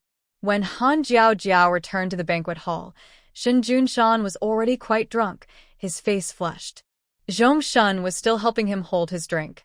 But those people, like wild beasts, pushed forward to gather around Shin Junshan, some with young women around 20 years old, trying to get close to him. Han Jiao wondered, they say people are more reserved now, but I don't see it. Everyone acted like fierce lions during mating season. Husband, I feel dizzy. Han Jiao pushed her way in, threw herself into Shin Junshan's arms, and hugged him. She heard many people around gasp in surprise. Public places are not for such intimate displays. But she was naive and drunk. Who would mind if a drunk person acted silly? Shin Junshan gently held her waist and said softly, "Shall we go home?" Yes, I drank too much. Your alcohol tolerance. If you've had enough, you should go home early. You have to work tomorrow. Sun Yong immediately changed his tone, slowly moving his foot away from Han Jiao's heel. Shin Junshan said, "Then I'll leave first." Everyone, I'll go ahead. You all carry on. Shin Junshan hugged Han Jiao and got into the car, with Zhongshan following. Han Jiao sat in the driver's seat. Help your brother to the back seat. Zhongshan asked, aren't you drunk? Why are you driving? I'm not drunk at all. I didn't drink today. Shin Junshan seemed to get more tipsy, looking even more confused. After driving Zhongshan home, Han Jiao finally managed to help Shin Junshan back to their house. His face was red, his eyes dull, and with a slightly dazed look, he appeared very charming. Older sister, what's wrong with brother-in-law? He drank with a bunch of wild lions. Some drinks turned red and white, like beer. Go help me get a basin of hot water. Han Jiao was too tired to help him shower, so she just wiped him down. She took off Shin Junshan's clothes and used a hot towel to wipe from his neck to his chest. While wiping, she swallowed hard and silently told herself, be patient. He's your husband. There will be plenty of chances later. No need to rush now. Shen Junshan felt itchy around his waist. He lifted his head and saw Han Jiao Jiao staring at his stomach with a strange, dazed expression. At this moment, Shen Junshan felt quite scared, which made him sober up a little. What are you doing? He pulled a towel over his stomach. Jiao Jiao licked her lips and chuckled. Helping you sober up. See, it works pretty well. Shen Junshan. Don't move around. You're sweaty all over, and it's uncomfortable to sleep like that. Shen Junshan lay on his back with his arms open, exposing his entire body clearly in front of Jiao Jiao. Jiao Jiao gently moved her throat, licking her lips to wipe away saliva. Shen Junshan frowned unhappily. Aren't you going to move? Ah. Yes, yes, I will. She took off his pants and used a warm towel to wipe his waist. Shen Junshan felt ticklish and softly twisted, his fingers gently poking her foot. He opened his blurry eyes and looked at her. Was there fire in her eyes? Jiao Jiao couldn't believe it. Shen Junshan was teasing her. You look so beautiful. Jiao Jiao. Your eyes are beautiful, your nose is beautiful, your mouth is very pretty, and your ears look nice too. Jiao Jiao, you are really beautiful. Shen Junshan reached out to gently touch her face. Junshan. Jiao Jiao's heart beat faster, and she tightly twisted her clothes at her chest. Shen Junshan lowered his gaze, softly whispering, Jiao Jiao, who exactly are you? Jiao Jiao's hands trembled, and the warm towel slipped from her grip. Indeed, she was so different from the original owner. Shen Junshan must have noticed it long ago. What was he thinking? Would he find it strange or scary? Jiao Jiao felt like she had been struck by lightning. Her outside was blackened, and inside, she was smoking. Her eyes stared blankly at a certain spot, tears welling up in her eyes. Someone's hands gently touched her face, and soft lips pressed against her cheek, tenderly licking away her tears. Jiao Jiao, don't cry. Whoever bullies you, I'll beat them up. Be good, Jiao Jiao. Don't cry. Slowly, his lips moved from her cheek to her mouth. Her tears were silenced by his awkward yet passionate kiss. Shen Junshan wrapped his arms around her waist, gently holding the back of her head, tenderly pressing his lips to hers. Jiao Jiao, don't cry. The taste of red wine and champagne mixed together, invading her mind from between his lips and teeth. For the first 25 years, she was busy studying, skipping grades, and earning dual degrees. Rest was a luxury, and love was just a fantasy. Tonight, the fantasy became real and, surprisingly, delicious. The air slowly grew thinner. She gently lay down on the pole and closed her eyes, waiting. Jiao Jiao, I like you. Don't leave me. Huff puff. Han Yao Yao. She's asleep. Shen Junshan was curled up beside her, his forehead pressed against her arm, softly snoring. Is she already asleep? Carefully, she lifted Shen Junshan's head, took off his glasses, and set them aside. Han Jiao Jiao pinched his face. Just kiss and sleep. You're such a silly. She looked at his peaceful face and smiled. Leaning down, she pecked his lips lightly. Let me tell you a secret. I am from another time. When I arrived here, you picked me up in the rain and took me home. My heart was pounding so hard. I think that was love at first sight like in the movies. Then I thought about tricking you into loving me and later telling you that the old Jiao Jiao was gone, but the new Jiao Jiao would always stay with you. Good night, husband. She gently touched his forehead and then turned on the fan before falling asleep. In her hazy sleep, she felt something warm brush her face, then slowly hold her in a gentle embrace. Jiao Jiao thought this dream was quite beautiful. After being here so long, she finally had a good dream. The banquet at the construction bureau was ending. People gradually prepared to leave. Kong Qingyun arrived late. Seeing Sun Yong, he quickly went over and took his hand. Uncle Sun, I'm late. Did you go to makeup lessons again? Yeah, 2 students failed their exams. Their foundation is too weak, and they have to retake the test soon. No choice. Kong Qingyun looked around. Sun Yong also turned to look. What are you looking at? Nothing, just checking if I see anyone I know. Shin Junshan is the deputy director of the city construction bureau. Why isn't he here? He took his wife home. You missed a good show. Really? Did something happen to Jiao Jiao? They won a pair of rings. They're really hard to describe. Little brother, you did well. Sun Yong raised his eyebrows with a mischievous grin. Kang Qingyun's father is an architect. When he was sent down to the countryside early on, he worked with Sun Yong. They got along well, even though their paths later diverged. They have a good relationship. Kang Qingyun used to go to Sun's house every year to celebrate the new year with his family, so he's quite familiar with them. He was used to Uncle Sun's quirky behavior and didn't take it seriously. He only regretted that he arrived too late and didn't get to meet Han Jiao Jiao. Kang Qingyun smiled and said, Shin Junshan is indeed a good person. He didn't realize that the brother he mentioned was Han Jiao Jiao. Seeing that it was getting late, he asked, Where does Uncle Sun live? I can take you back. No need. Xiao Quan is coming with me. You should get ready too. We might not stay for a whole semester, and we'll leave soon. Kang Qingyun suddenly froze. Sun Yong chuckled. Why, are you so happy you're lost in thought? No, thank you, Uncle Sunday. No need to thank me. You've been here for 2 or 3 years. It's about time. Kang Qingyun frowned. He used to want to leave every day. Now that he knew he could leave at the end of the year, he suddenly felt empty inside. The image of Han Jiao Jiao appeared in his mind. Kang Qingyun fell silent. After Sun Yong and he parted, he said in the car, Qingyun seems a bit strange. He doesn't look like he wants to go back. Do you think he's got someone he likes in the county? How would I know? Have you talked to him? Sun Quan had secretly come here without Sun Yong knowing, so he knew fewer people knew about it. He had played with Kang Qingyun since they were young and got along well. If he told others he was here, the whole Sun family would find out. Sun Quan shook his head. I haven't talked to him about that. Just avoiding suspicion. You're so stubborn since you were little. No wonder you can't find a girlfriend. Sun Quan was speechless. I think he probably has someone. Later, you should check which girl she's from. If she's decent, I'll talk to Lao Kong. Don't worry about whether she's from the countryside or the city. What matters is her character.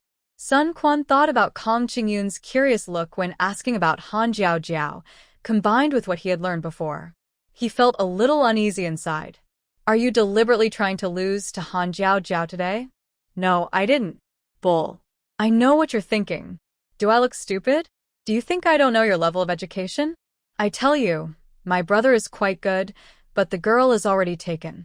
If you try to interfere, be careful, or I might hurt you. Sun Quan frowned, thinking about whether to reveal Xiao Dikang's little crush. He was acting as a shield in front, so their father wouldn't pay attention to him. After all, his feelings for Han Jiao Jiao were different from Kang Qingyun's. There was no need to cause trouble. Sun Yong, invited by the county chief, stayed at the best hotel in town. After everyone got off the car, Sun Yong asked Xiao Tian, Did you find the things? Yes, guess where? Sun Yong frowned slightly, no longer joking around. His eyes shifted around. Could it be with Xiao Quan? Not very clear, but recently someone was investigating this before us. From what I heard, it does seem similar. Everyone says that young man looks very stubborn. Tian Written paused, then said, I think the young master isn't trying to block things. He's just being kind. He secretly left the army, went to 4 different places, from the archives to the household registration office. Do you think I don't understand his intentions? He felt like he was adopted, raised to be a good older brother. When he heard others worry about fighting for the family's wealth or parents' love, he secretly ran away and wandered alone. When he learned about his family, he went to the countryside alone to find someone. Sun Yong couldn't do anything about him. I just wish he'd be a little more selfish. The young master doesn't want his wife and little son to be troubled. Sun Quan sighed heavily. His comrade had died from an infected wound, leaving behind a child. They thought a 5-year-old wouldn't remember much, but it turned out he was truly filial and caring for his siblings. Still, he always remembered he wasn't from the Sun family, so he was an outsider. Sun Yong took a sip of water and suddenly kicked forward. How many times do I have to tell you? Don't call him little son. You capitalist wolf. Tian Rutan chuckled softly, speeding up a little to send Sun Yong back to rest. Han Jiao Jiao had a dream. Rain was pouring heavily, accompanied by thunder and lightning, flooding the world. Many people are busy. Someone called out to Shin Junshan and pulled him away. After a while, the rain still hadn't stopped. Shin Junshan was carried back and lay on the ground, motionless. Han Jiao Jiao woke up suddenly, covered in sweat. Her pajamas collar was soaked. There was no one in the house. On the table, there was food and a note. Shin Junshan had gone to work, and Han Fong went to visit friends. No one was home all day. Han Jiao Jiao took a few bites of bread, trying hard to remember her dream from last night. The man who called Shin Junshan away wore a raincoat, with the brim of his hat covering his face, so she couldn't see who he was. When Shin Junshan's body was brought back, he had no injuries. It looked like he drowned. Heavy rain, floods.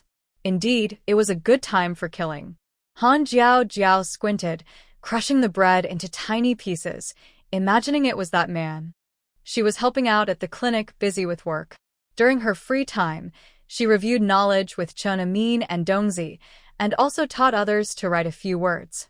Most elderly people in the county town couldn't even write their own names.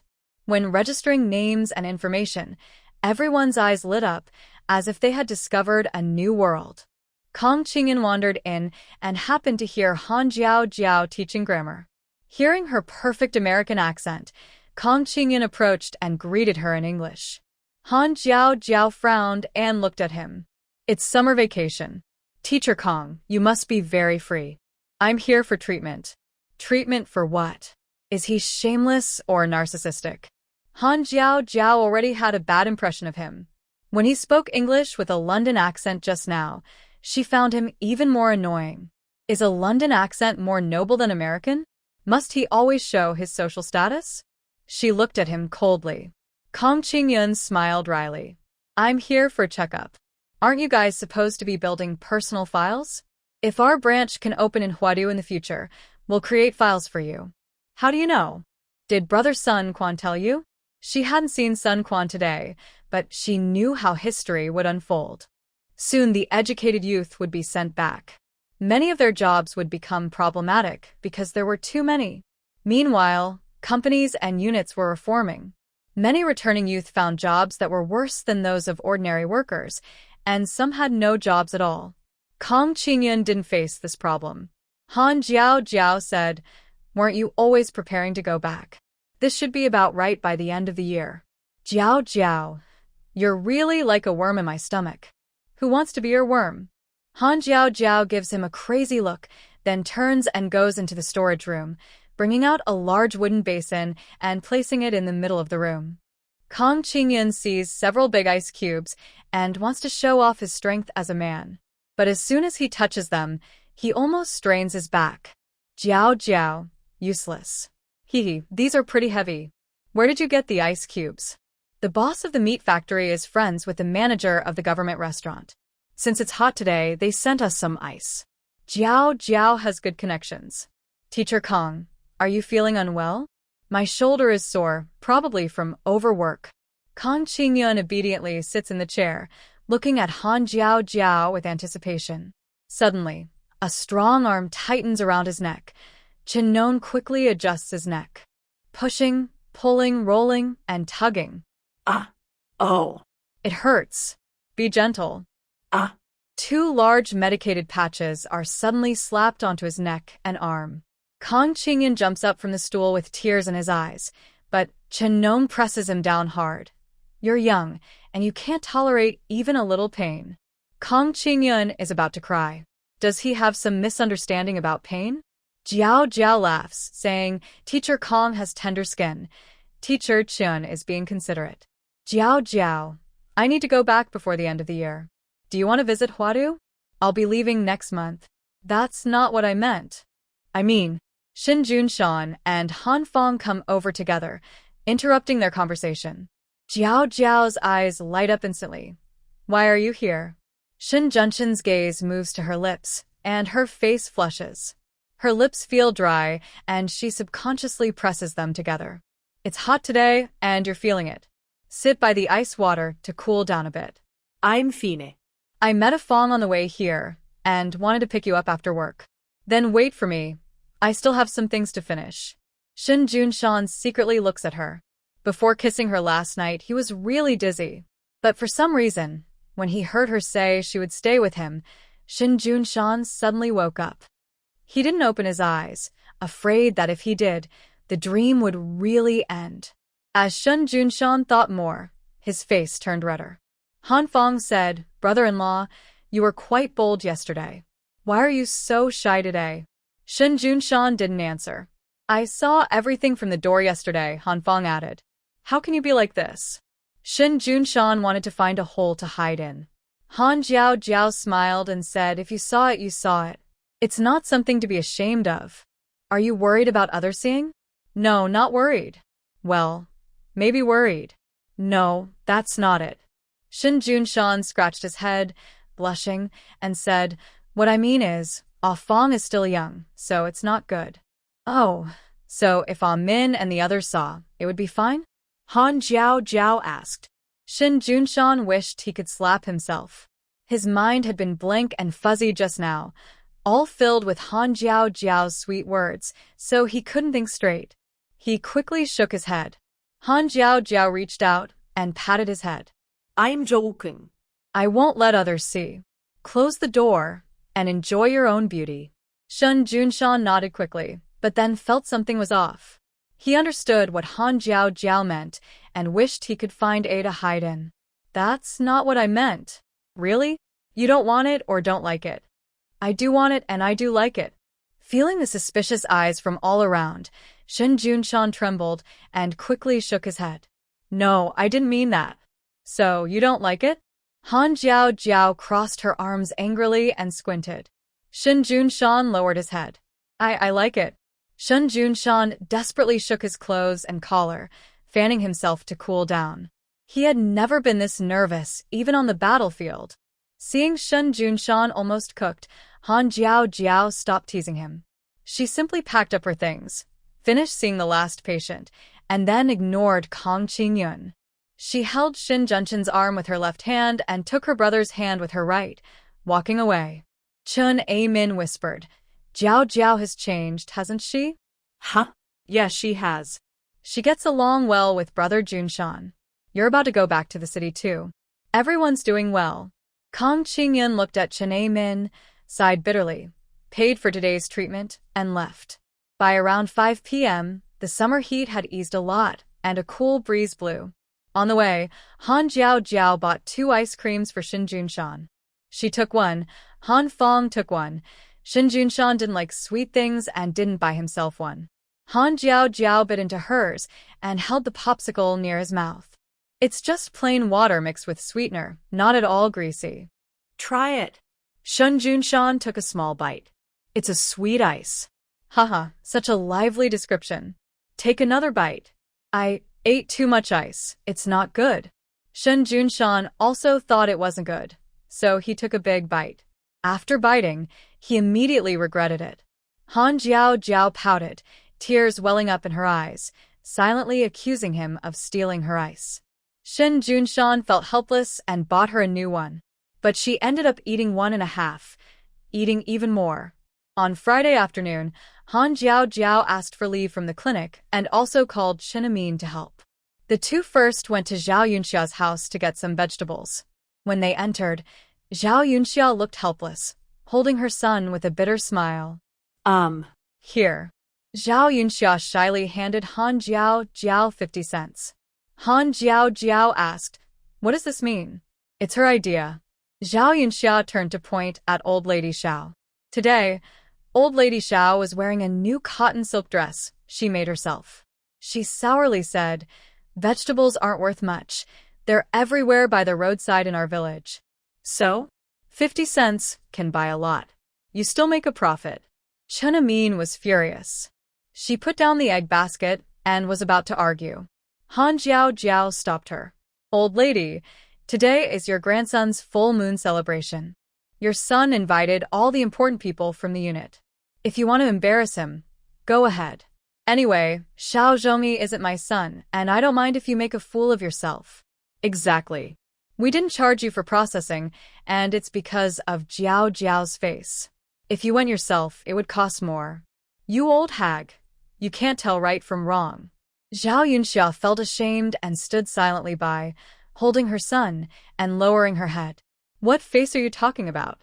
It's all about Shin Junshin's face. I checked, your husband is a deputy, and my son is a director. Even the deputy mayor is higher than the village chief. Why don't you say that? Chun Amin shouted.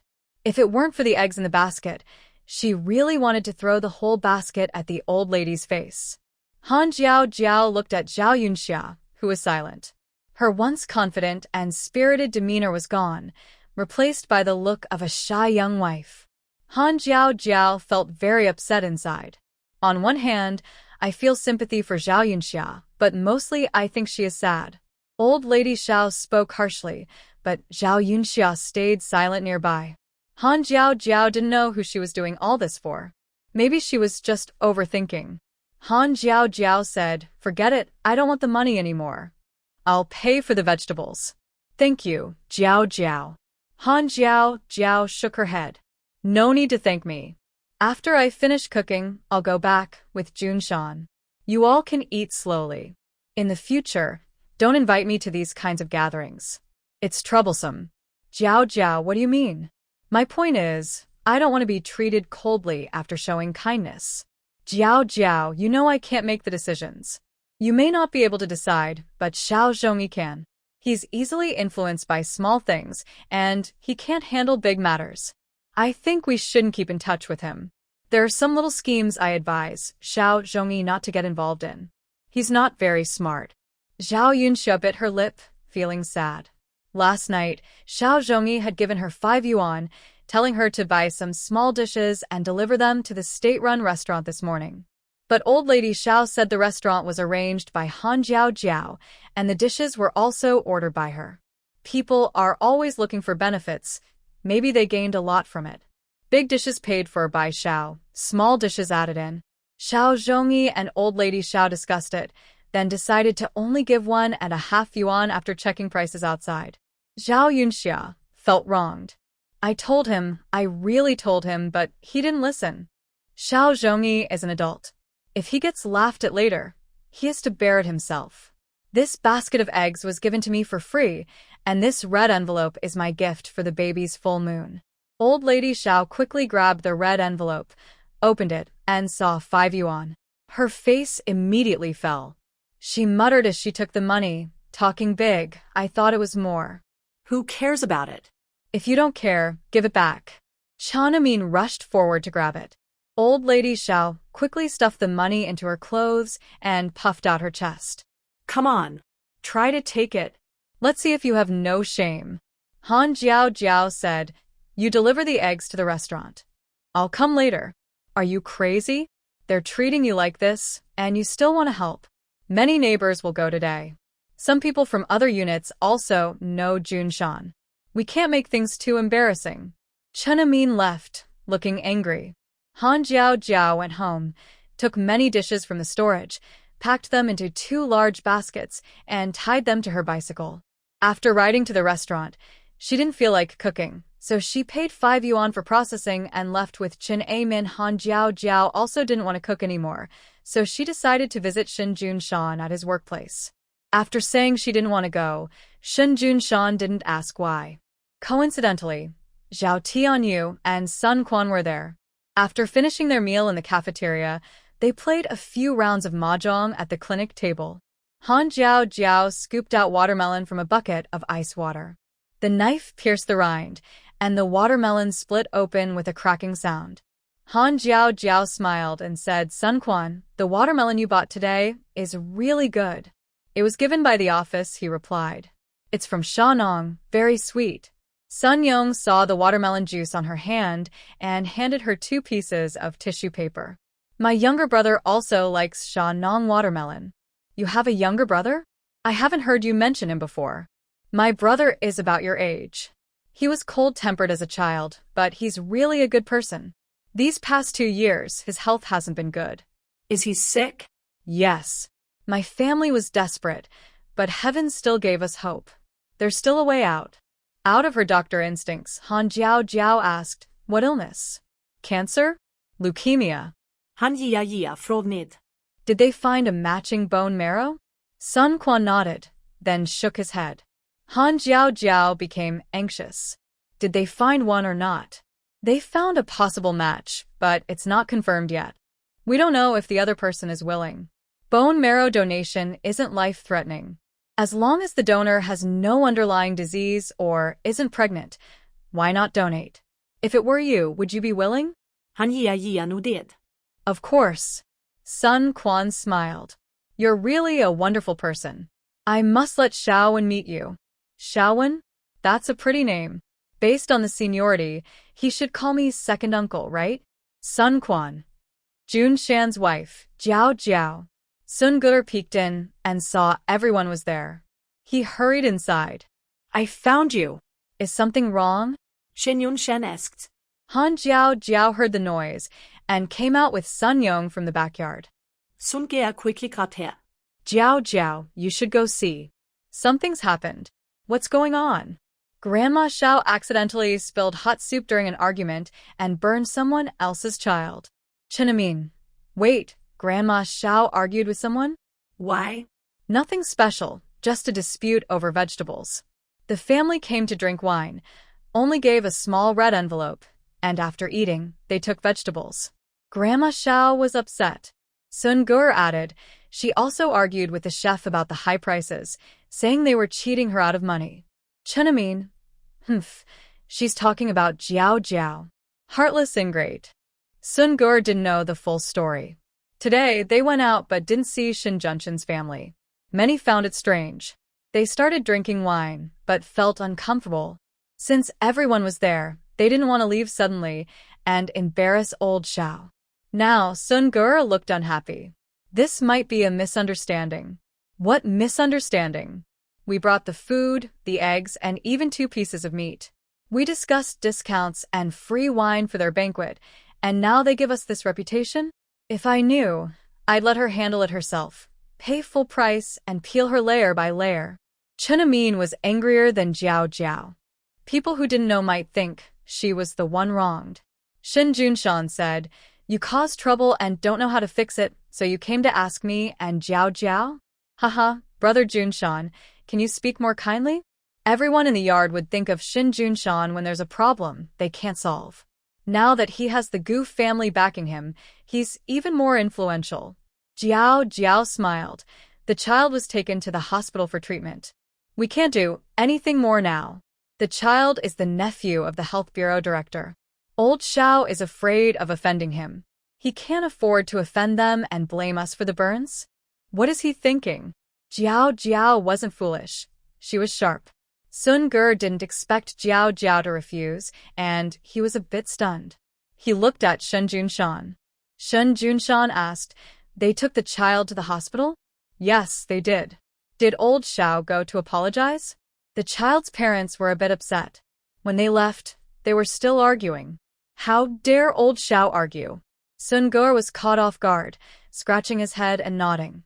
Right, how dare he argue? They're the ones who caused the burns. Up to now, you still haven't admitted your mistake. Do you expect me to kneel and apologize to others to calm their anger? Shen Junshan flicked a card and said to Zhao Tianyu, bang. Zhao Tianyu. Shen Junshan. Zhao Tianyu chuckled, haha, I lost a lot today. Why don't you feed me a snack? You're so petty. Shen Junshan paused his game. I'm busy today, so I won't go look for Lao Xiao. Then what about Lao Xiao? Shen Junshan looked confused. How should I know? He looked like he was asking everyone but himself, which confused Sun Gur. Han Jiao Jiao pulled him to the door. We're not involved in this. If we interfere, it might seem like we're siding with the victim. Should we just watch and see? Well, of course, we should support the other side. But just as he was about to speak, Sun Gur felt something was off. Han Jiao Jiao said, see, even you think this isn't right. That's true, but we can't just ignore it. Children need supervision, shopping and coal delivery need oversight, and fights need to be managed. Can you really handle all that? I'll go. Sun Young stepped forward. Dealing with civil disputes is part of my job. I'll go. All right. It's good to have someone backing Lao Xiao. I'm a police officer. I won't take sides. I will handle everything fairly. Sun Young put on his uniform, said goodbye to Han Jiao Jiao, and went to the hospital with Sun Gur. The game of mahjong was missing one player. Han Jiao Jiao looked at the three big, straight-faced men and rubbed her hands. I'm in. Be careful, or you'll lose all your wedding money. They played until after 1 a.m., accidentally. Han Fong was tired. Outside, the wind was strong. Shen Junshan borrowed a coat from Qiangzi, draped it over Han Fong, and carried him home. She was very familiar with this time of night. In the past, she would be returning from the lab or a part-time job around now. But before, she was alone. Now, someone was with her. Wow, it's so strange. It's late and quiet, the streetlights are off, but I feel safe. When you're alone, you shouldn't walk at night. It's unsafe. Yeah, but with my husband here, it's different. My husband is amazing, good at both writing and fighting, and he's fluent in English and biology. If you were in ancient times, you'd definitely be a top scholar. So, you're the top scholar's wife now? After finishing, Mr. Shin Junshan felt it was wrong and already regretted it, but it was too late to take it back. Han Jiao Jiao smiled brightly, and under the dim yellow light, she looked like she was wearing a soft filter, making her look even more beautiful and dreamy. Junshan, if we have children in the future, will they be like this? Of course, we will have children someday. Shin Junshan nodded slowly, feeling warm inside. His heart was sweet and hot, almost overflowing. Han Jiao Jiao said, A Fong is already 1 meter 5 tall. Carrying him must be tiring, right? Not tiring. He's very light. Middle school is the time to grow taller. I wonder how the school's meals are, if the dorm supervisor is good, or if there are any problems. Do the teachers really care about the students?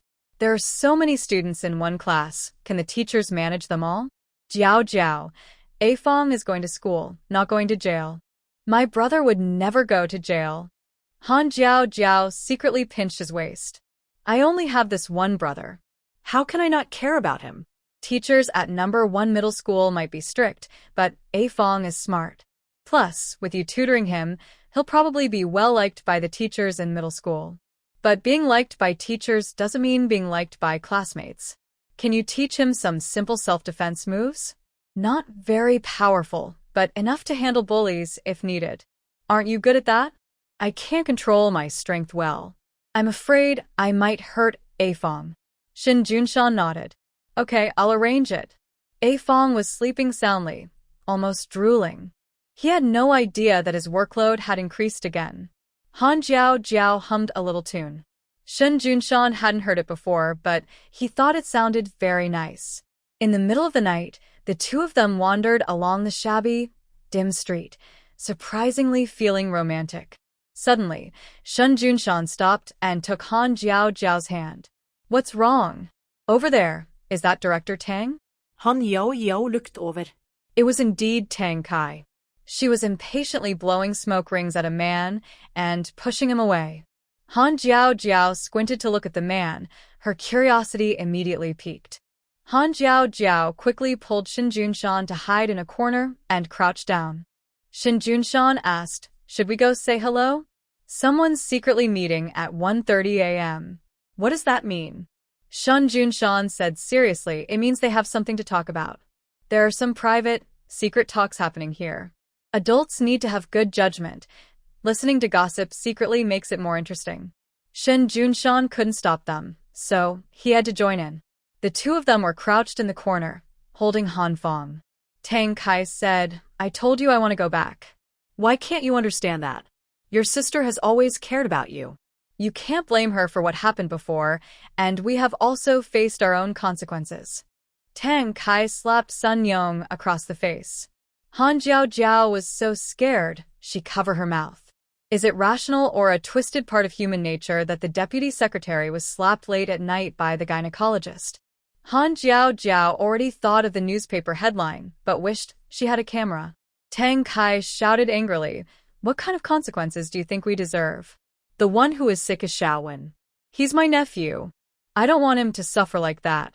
Sun Yong sighed deeply. Sorry, I was wrong. Stop talking. No need to bring up old issues. It's an old problem. I feel sorry for you too. I can't forget what happened. Liu Xian died because he went to a meeting on my behalf. If he hadn't died, you wouldn't have been so upset and fallen from the 4th floor, and the baby wouldn't have. Tang Kai stared at him fiercely, and Sun Yong froze in place, speechless. Tang Kai took 2 puffs of smoke and paced back and forth. We used to be arranged by our families to be a couple. I liked you too, I admit that. But I'm not stupid. You like my sister? Do I have to hurt her and take you away? I'm not that mean. Han Jiao leaned forward slightly. Tang Kai pointed at him and scolded, let me tell you, Liu Xian didn't go to the meeting on your behalf. He was just doing his duty. He sacrificed himself for the country. Don't flatter yourself.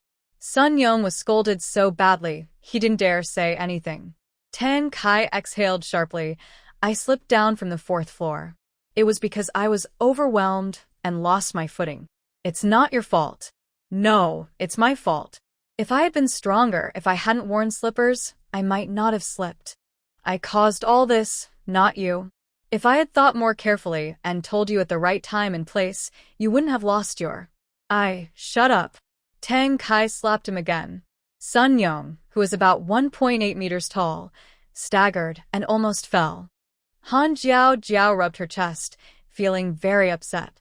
The head of gynecology without it is such a bitter and painful thing. Han Jiao's gossiping mood was completely gone. Tang Kai cursed, if you mention this again, just leave. I was annoyed with you at the banquet, and today you still come knocking. Tang Kai was furious. That day at the banquet, she wanted to talk with Han Jiao, but unexpectedly, that annoying man kept sticking close to her.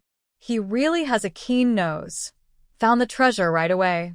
I warn you, quickly get lost and go back. Don't have any bad ideas. What are you talking about? I am upright and honest, with good morals. My heart only belongs to your sister. I wouldn't have any bad ideas. That's not true.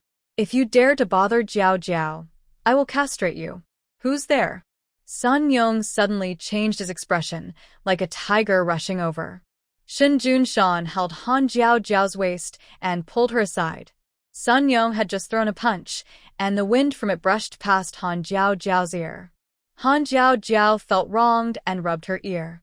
Sun Yong froze. Brother? Jiao? Tang Kai hurried over. What are you doing here? We were playing mahjong. It was late, so we didn't ride bikes. Hey, I'll send a car for you later. Walking alone at night is dangerous. Haha, if you don't hit me, I'll be fine. Han Jiao never expected that Sun Yong, who seemed like a cheerful middle-aged man, was actually so skilled. If Shun Junshan hadn't been there, she would have lost a couple of teeth. Tang Kai saw Han Jiao and immediately lit a cigarette. It's late, you should go back. Don't let the kids catch cold. Okay, we're leaving. Han Jiao pulled Shin Junshan, and they hurried away. Sun Yong asked, how much do you think she heard? Just heard, it's not a big deal. Jiao is a good girl. I want to get her before my senior brother does. Old Zeng also likes her? My brother really is a remarkable person. Who's your brother? You're getting more and more irresponsible with age. Here. Sun Yong was handed a file. What's this? Last week, my test results came out too. I match. Sun Yong's eyes immediately lit up. Tang Kai sighed. Don't get too happy too soon. Xiaowen and I don't get along very well, and the match isn't very good. There's a high chance of rejection. Sun Yong closed his eyes and took a few deep breaths. Tang Kai knew that Sun Yong looked carefree and a bit rebellious when he was young, but inside he was a strong, reliable man who was decisive and responsible. The matter of Sun Wen was like an ice pick in his heart. Just now, she pulled out the ice pick and stabbed it in again, making Sun Yong feel very upset inside. Tang Kai said, let's look for him first. If we really can't find him, I will cooperate with Xiaowen's treatment. Tang Kai, do you know? I don't have many regrets in my life, but I regret everything about you and your sister. Enough already. I hate seeing your self-righteous attitude. Who do you think you are? Why do you take on these things? I don't want to go back, because I don't want to face the social rules in the city. It has nothing to do with you. Finish your work and leave quickly. I don't want others to think I got my position as director because of your connections. You're so capable, of course. You are truly talented. Anyone who dares to say you used connections, I will replace my brother and deal with him. Tang Kai shook her head helplessly. What a mouth that needs to be taught a lesson. Before Sun Yong left, he still left a paper bag. Tang Kai picked up the bag and looked inside. It was full of letters. They were all letters her mother and sister had written over the years but never sent. Tang Kai looked up and sniffed. You're meddling again. The trouble with Xiao Zhongyi dragged on until late at night before finally settling down. Luckily, the other child's injury was only a minor burn on the thigh and not too serious. However, Xiao Zhongyi paid over 100 yuan in compensation and lost face in front of his leaders and colleagues. His position at work was already awkward. He was a kind person without much personality, skills, or connections. He only got his position because the previous person was hit by a car and no one replaced him. He was lucky to get promoted. This time, Xiao Zhongyi's reputation dropped, and he had no hope of being promoted or recognized as an outstanding worker. Old Mrs. Xiao cried for several days and even wanted to take it out on Han Jiao Jiao. Angered, Zhao Yunxiao lost her temper and smashed the house. Only then did this matter come to an end. It rained heavily for 3 days straight. All the shops and residents on the first floor kept their doors and windows shut. Grandpa Zhang's guard booth was boarded up. Han Jiao Jiao looked at the heavy rain and recalled the scene from her dreams. What's meant to come will come. It's nothing. Why haven't you finished packing yet? It's already August. You have the nerve to say that. Han Fong carefully stuffs a stack of notebooks into a suitcase. He doesn't know where all these big suitcases came from at home. Green, orange, white, they're quite pretty. But there's too much stuff. 2 suitcases almost can't fit everything. Han Fong sits on the ground. Can you bring fewer things? This is cold medicine, anti-inflammatory medicine, fever reducers, ointments for bruises, antiseptics, and a few boxes of stomach medicine. If you don't eat well, you'll get a stomachache, so I have to bring them. Can you not eat well? Of course, not as well as I do. But it's okay. Aunt Gua has checked. At number 1 middle school, we get 1 day off each week to go home. I'll go ahead and prepare everything. On weekends, we'll stay in the city, and I'll cook for you. Han Fong wisely says, forget it. Running back and forth is such a hassle. We shouldn't waste that money. It's fine. My brother said he's giving me a car and I plan to happily accept it. Can I really accept it? Won't that be considered bribery? What are you joking? Does he need to bribe me? Han Fong thinks he's right. My sister said that those who try to bribe her brother are either not as good as him or just trying to get connections. Uncle Sun Yong is still much better in society than her brother. And he's her brother. They're so close, there's no need for connections. Han Fong notes. Then I'll accept it. Of course, accept it. Then your brother-in-law can take 2 days off each week, and we can go together. Shen Junshan. 2 days a week? That's too much. Jiao Jiao looks at the heavy rain outside and sighs. Shen Junshan. I've fixed the windows and balcony door, so it won't leak rain inside. I'll go cook. Are we having steamed buns or something else for dinner? Dumplings. Jiao Jiao affectionately pinches Han Fong's face. Okay, as you wish. Jiao Jiao picks up a cabbage from the kitchen floor. There's also half a piece of meat at home. The meat isn't enough, but there are many leftover vegetables. Shen Junshan chops everything into small pieces and puts them in a bowl for Jiao Jiao to season. She adds a bit more pepper, dips her finger in, and touches his hand. She leans in and quickly licks her finger. How is it? Let's do it this way. You need the dough. I'll chop some garlic, fry the small fish, and then stir-fry some shredded potatoes. Shen Junshan is very good at kneading dough. It's the only thing he can do better than Han Jiao Jiao in cooking. Once the dough is ready, he rolls it out, and Han Jiao Jiao and Han Fong are responsible for wrapping the dumplings. In a short time, they make over 50 dumplings. After boiling and serving, Han Jiao Jiao scoops 3 bowls of dumpling soup for everyone. I like eating dumplings. From now on, we'll make them every month. Junshan, do you know how much the housing costs in Huadu? Junshan thinks for a moment. It depends on the location. Renting requires a residence permit and an introduction letter. Buying a place also needs these. Why don't we buy a house instead? Han Jiao Jiao laughs. You sound like you're talking about buying cabbage. Junshan scoops a dumpling for her, when suddenly, an ear-piercing alarm sounds from the radio. Junshan immediately puts down his chopsticks, puts on a raincoat and rain shoes. Flood warning. Stay at home and don't run around. He closes the door and rushes outside.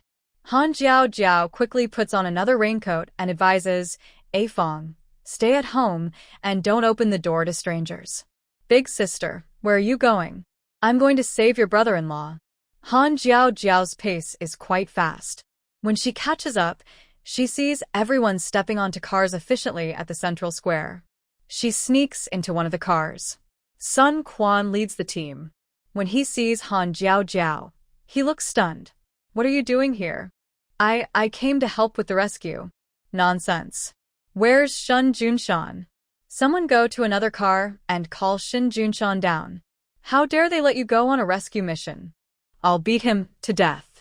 At this moment, Han Jiao Jiao just thinks Sun Quan is overdoing it and doesn't think much about it.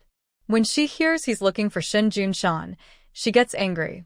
If he comes, does that mean I can go back? I have to be on the front line of flood control today. Anyone who tries to stop me, I'll drive over them. Good. A woman with guts. Indeed, Shun's wife is a heroine. Sun Quan kicks a young man nearby hard. What hero? Stop talking nonsense.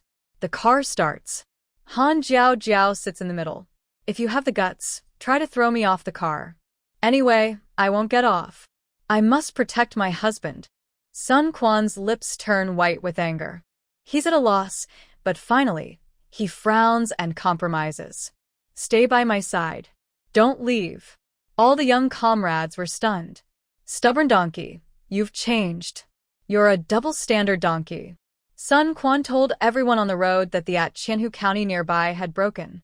The floodwaters rushed through the downstream protective forest, flooding many villages. Sun Quan assigned tasks to everyone. Seeing Han Jiao Jiao looking worried, he held her hand and said, It's okay. Don't be afraid. I'm not afraid. Only Junshan can hold her hand. The truck stopped, and everyone rushed to the front line. At this point, hundreds of people had already arrived early, working to divert the floodwaters and repair the flood happened at night when everyone was asleep. It wasn't very fierce, but no one knew if it caused any deaths. Han Jiao Jiao had previously volunteered in the border area and thought she understood harsh conditions well. But when she arrived here, she realized she was wrong. She overestimated herself. Comrade Sun, the rubber boat has a big hole. It was bitten by a rat. What? Why are you only telling me now? Do we have a spare? No, and the vehicle transporting supplies didn't arrive. We don't know what went wrong. Sun Quan grabbed the other's collar and shouted, What time is it? Why are you only telling me now? Everyone didn't expect such an accident. They guessed the supply vehicle might have gotten stuck in the mud because of the heavy rain. It wasn't a big problem before, but now saving people is urgent. Every second counts. Sun Quan yelled angrily, If we delay any longer, people will die. You have to swim over too. How far can a dozen people swim? The answer was obvious. Han Jiao Jiao grabbed Sun Quan's hand and said, Sun Quan, I have a way, but you have to help me. She led him to a shady mountain cave. Everyone was busy elsewhere, so no one noticed them. Han Jiao Jiao said, Sun Quan, swear on your brother's life to keep this a secret forever. I swear. Sun Quan was chilled by her intense gaze. He raised 3 fingers of his right hand and said seriously, I swear on my brother Sun Wen's life that what happened today will never be revealed, and I will never betray Han Jiao Jiao. Comrade Sun, wait here for me. Sun Quan didn't understand her meaning, and Han Jiao Jiao suddenly disappeared into the light circle. She pushed out several small boats from inside, loaded with life jackets and professional ropes and tools. Sun Quan was stunned and pinched himself hard. Wow, am I dreaming?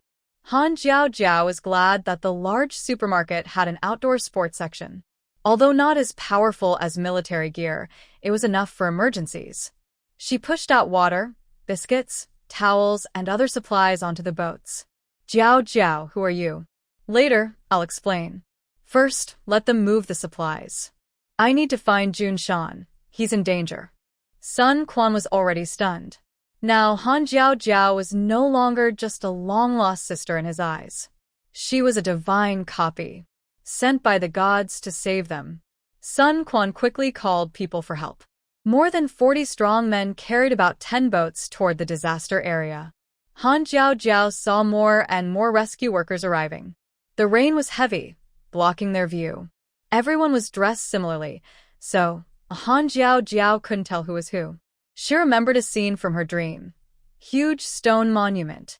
Is there a stone monument here? Yes, there is. Come with me. Sun Quan was very familiar with the terrain near the county town and immediately thought of the boundary marker. Jun Shan and a few others were crouched on the ground talking. Han Jiao recognized his silhouette instantly. Suddenly, she saw someone slowly approaching Jun Shan. Han Jiao rushed forward, tackling the person and knocking them to the ground, then sliding down the... The rain was pouring heavily, and the noisy sounds drowned out their voices. Jun Shan hadn't heard anything, and the situation was over before he knew it. Sun Quan saw this and hurried over. Jiao, are you okay? I'm fine. He was trying to hurt Jun Shan. I caught him.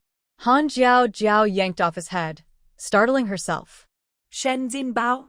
Jun Shan's brother? Jun Shan doesn't have a brother like that. Sun Quan knew about Jun Shan's situation. He understood what kind of person Shen Jinbao was. Sun Quan said, Isn't he in the hospital? How did he get better so quickly? It's not that simple. At that time, Shen Jinbao, who was limping, came to the county town. She felt something was wrong. But later, after being badly injured and looking terrible, Han Jiao didn't pay much attention to it. First coming from the village to the county, then to the disaster zone, he couldn't have done all this alone. Han Jiao felt that he was acting strange, so she reached out and touched him. It's okay, he's not dead. When he wakes up, I must find out who the real mastermind is. Sun Quan hesitated. The real mastermind? Do you think he's trying to kill you and Jun Shan during the chaos? Han Jiao didn't answer, so Sun Quan took it as her agreement. Suddenly, Sun Quan hugged her gently. It's okay now. In the future, we will protect you. Jiao, don't be afraid. Han Jiao was confused by the hug. What does this hug mean? She pushed him away. I told you not to have any inappropriate thoughts. I only want one man. I don't want to have a harem. Sun Quan didn't understand what a harem was. He pulled Han Jiao up. Leave this to me.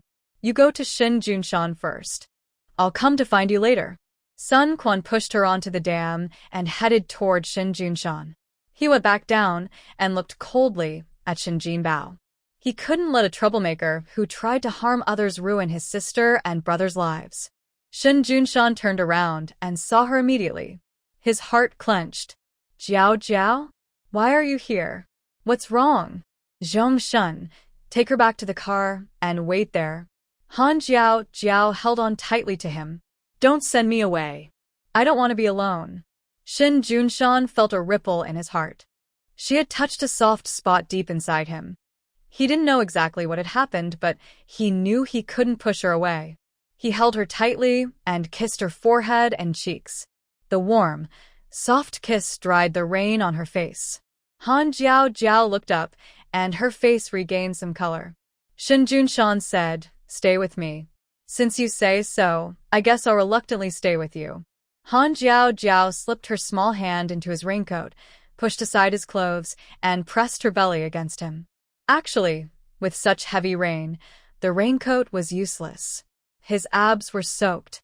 Jun Shan hugged her and returned to the tent. Everyone was surprised but happy to see her, and no one disliked her. Han Jiao sat on a stool and moved closer to Shin Junshan. Their shoulders touched, and they sat very close. Kang Qingyun saw how close she was to Shin Junshan and felt a strange, inexplicable feeling in his heart. It was sour, like his insides hurt. It was sharp, as if many pointed things were stabbing his heart. It hurt a lot, heavy and uncomfortable. Han Jiao kept staring at Shin Junshan, who was shining and full of energy, without noticing Kang Qingyun's gaze. Kang Qingyun felt a bitter taste in his heart. Shin Junshan frowned and shouted, "Professor Kang, did you hear what I just said? Why are you shouting? I'm not deaf." Everyone looked at him in surprise. Has he lost his temper? Shin Junshan really disliked slackers at work, especially Kang Qingyun. He was also very direct. You're studying architecture, so I only allow you to be here. If you're not busy, go help carry sandbags. All right, then I'll go with Jiao to carry sandbags. Suddenly, the tent became quiet. Shin Junshan's cold eyes were as icy as steel, sharply looking at Kang Qingyun. One sandbag weighs 20 pounds. She was so thin that carrying two would tire her out. How could he say such shameless words? Kang Qingyun realized he had spoken wrongly and quickly looked at Han Jiao. That's not what I meant. It's okay. Han Jiao held Shin Junshan's hand. I really don't belong here. When I arrived, I saw the medical team. I'll go help over there. Shin Junshan held her hand, and she tiptoed to kiss him. Everyone, enough, stop feeding us. Shin Junshan's soaked body suddenly warmed up. She smiled sweetly, saying, "Be careful, I'll wait for you." "Okay." Zhongshun, take her to the medical team's tent. Zhongshun put on his raincoat and took her to the medical team. Shin Junshan coldly pushed the blueprint in front of Kang Qingyun, saying only one word. "Fine." Up the channel, divert the flood. This wasn't a small project. He had only learned some basics from his father, not systematically. Besides, his father was an architect, not a demolition expert. Shin Junshan left the heavy task to him. If it worked, fine. If not, he would take responsibility. Kang Qingyun understood this, but he was caught in a tough spot. If he backed down now, how could he face others later? Kang Qingyun picked up the blueprint and basic data to start calculations. Han Jiao arrived at the medical tent. Tang Kai's eyes brightened. "You're here too? Great. As I expected, the people will remember you. I don't need people to remember me. I only want them to be safe." The rain turned from heavy rain to a downpour, and everyone seemed to see a glimmer of hope. The first rescue team came out and helped nearly 100 people. The supply trucks also got out of the muddy area, and rescue tents along with basic supplies were set up. Han Jiao shrank back at the loud noise that shook the ground. Tang Kai said, "Don't be afraid, it's just a broken ditch. They want to divert the floodwater into the uninhabited canyon below." "Can it work?" "It should. There are 2 canyons nearby, big and small. They can redirect the water there. If not, the surrounding villages might be in danger. Our entire county is flooded up to our chests, and the villages below might not be safe either." The woman speaking looked about 1.63 meters tall. She reached her chest, but what about children or shorter people? Han Jiao worried. Hopefully it will work. "Are there any medical staff who can swim?" Tang Kai approached and, shaking water off her forehead, said, "We found a child on the roof, but the situation isn't good. We can't move them carelessly. If there's a doctor who can swim, come with us to check." Sun Yong said, "Kai, ask around and see who can swim." Han Jiao stepped forward. "I'll go with you." Tang Kai instinctively stopped Han Jiao, not wanting her to go. Sun Yong frowned. "You can't swim, and you're getting old. What if you get exhausted in the water? This is work. Brother, come with me." Han Jiao followed them. She didn't raise her hand randomly. First, because she had medical experience, and second, because she had medical supplies. In case of an emergency, she would be more useful. Not long after she left, there were 2 more loud explosions. "Tan Kai Fei Unisi." Han Jiao sat in a rubber boat, with team leaders paddling desperately forward. Han Jiao Jiao said, "Thank you for your effort. It's no trouble.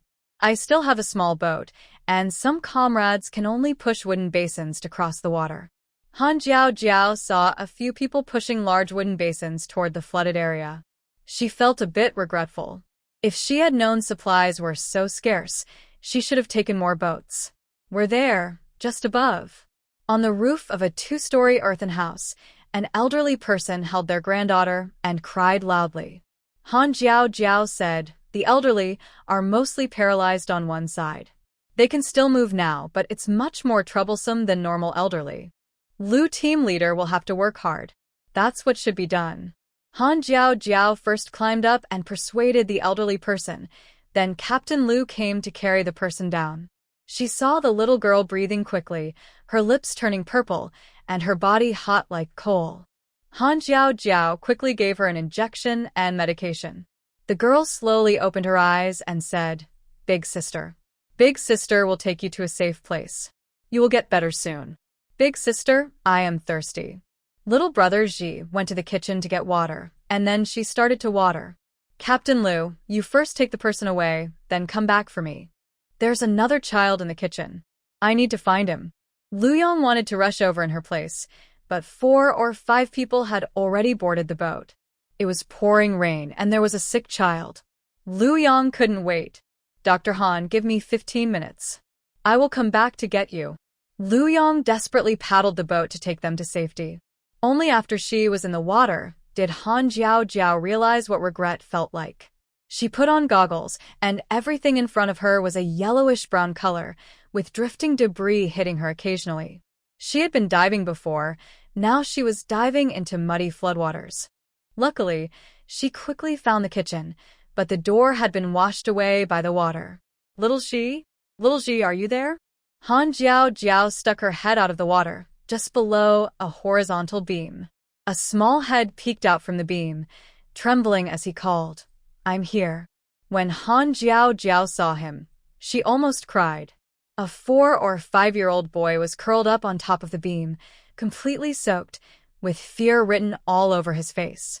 She didn't know how the boy had climbed up there, but Han Jiao Jiao knew that if she arrived a little later, the water might have risen enough to drown him, or he might have run out of strength.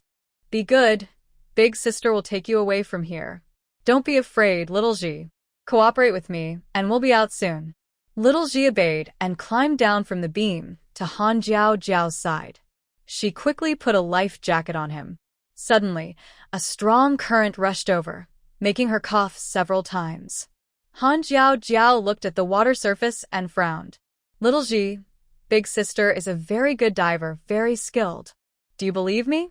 "Believe," he said, trusting her. Han Jiao Jiao put the gear on him. "All right, on the count of 3, we'll swim like fish. 1, 2, 3. Little Ji followed Han Jiao Jiao into the water together. As she just left the kitchen, the water suddenly became very strong. She grabbed the wooden window frame with both hands and curled her body, holding Xiaoji close. Xiaoji was tied to her waist with a rope, and he was still holding her waist. Han Jiao Jiao felt the sudden burst of water, which hit her neck and back hard. Hadn't the explosion already been controlled? Why was it happening like this? Sun Quan looked everywhere, but couldn't find Han Jiao Jiao. He found Tang Kai and Sun Yong at the medical tent. Tang Kai was worried. The people from Team 3 and Team 4 are back, but Jiao Jiao and the others haven't returned. Something must be wrong. It will be fine. You have to trust Lu Yong and Jiao Jiao. Did you hear the explosion just now? I think something's wrong. Sun Yong frowned. The third explosion sounded strange, but he knew he had to stay calm. He insisted, "This is a job for professionals. Just focus on your work. Jiao Jiao is with Lu Yong. She will be safe." "Are you sure she's with Lu Yong?" Sun Quan rushed in, looking very pale. "I saw Lu Yong being carried into the third medical tent just now. I didn't see Jiao Jiao." Everyone was stunned. Sun Quan quickly ran outside, putting on someone else's life jacket. Sun Yong also ran after him. "What are you doing? Stop right there. I'm going to find Jiao Jiao. She can't be hurt. If she's hurt, you could be hurt too. You're my son. I won't let anything happen to you. Sun Yong seemed to use all his strength. He didn't want to see anyone leave him, Liu Xian, his comrades. He didn't have many things left. Maybe he could be selfish just once, and heaven might forgive him. Sun Yong shouted, Sun Quan, as the deputy secretary, I order you to carry sandbags. Come back here. Sun Quan pushed away Tian Rue and a few other young people. He jumped onto a rubber boat and shouted, Jiao Jiao is my sister.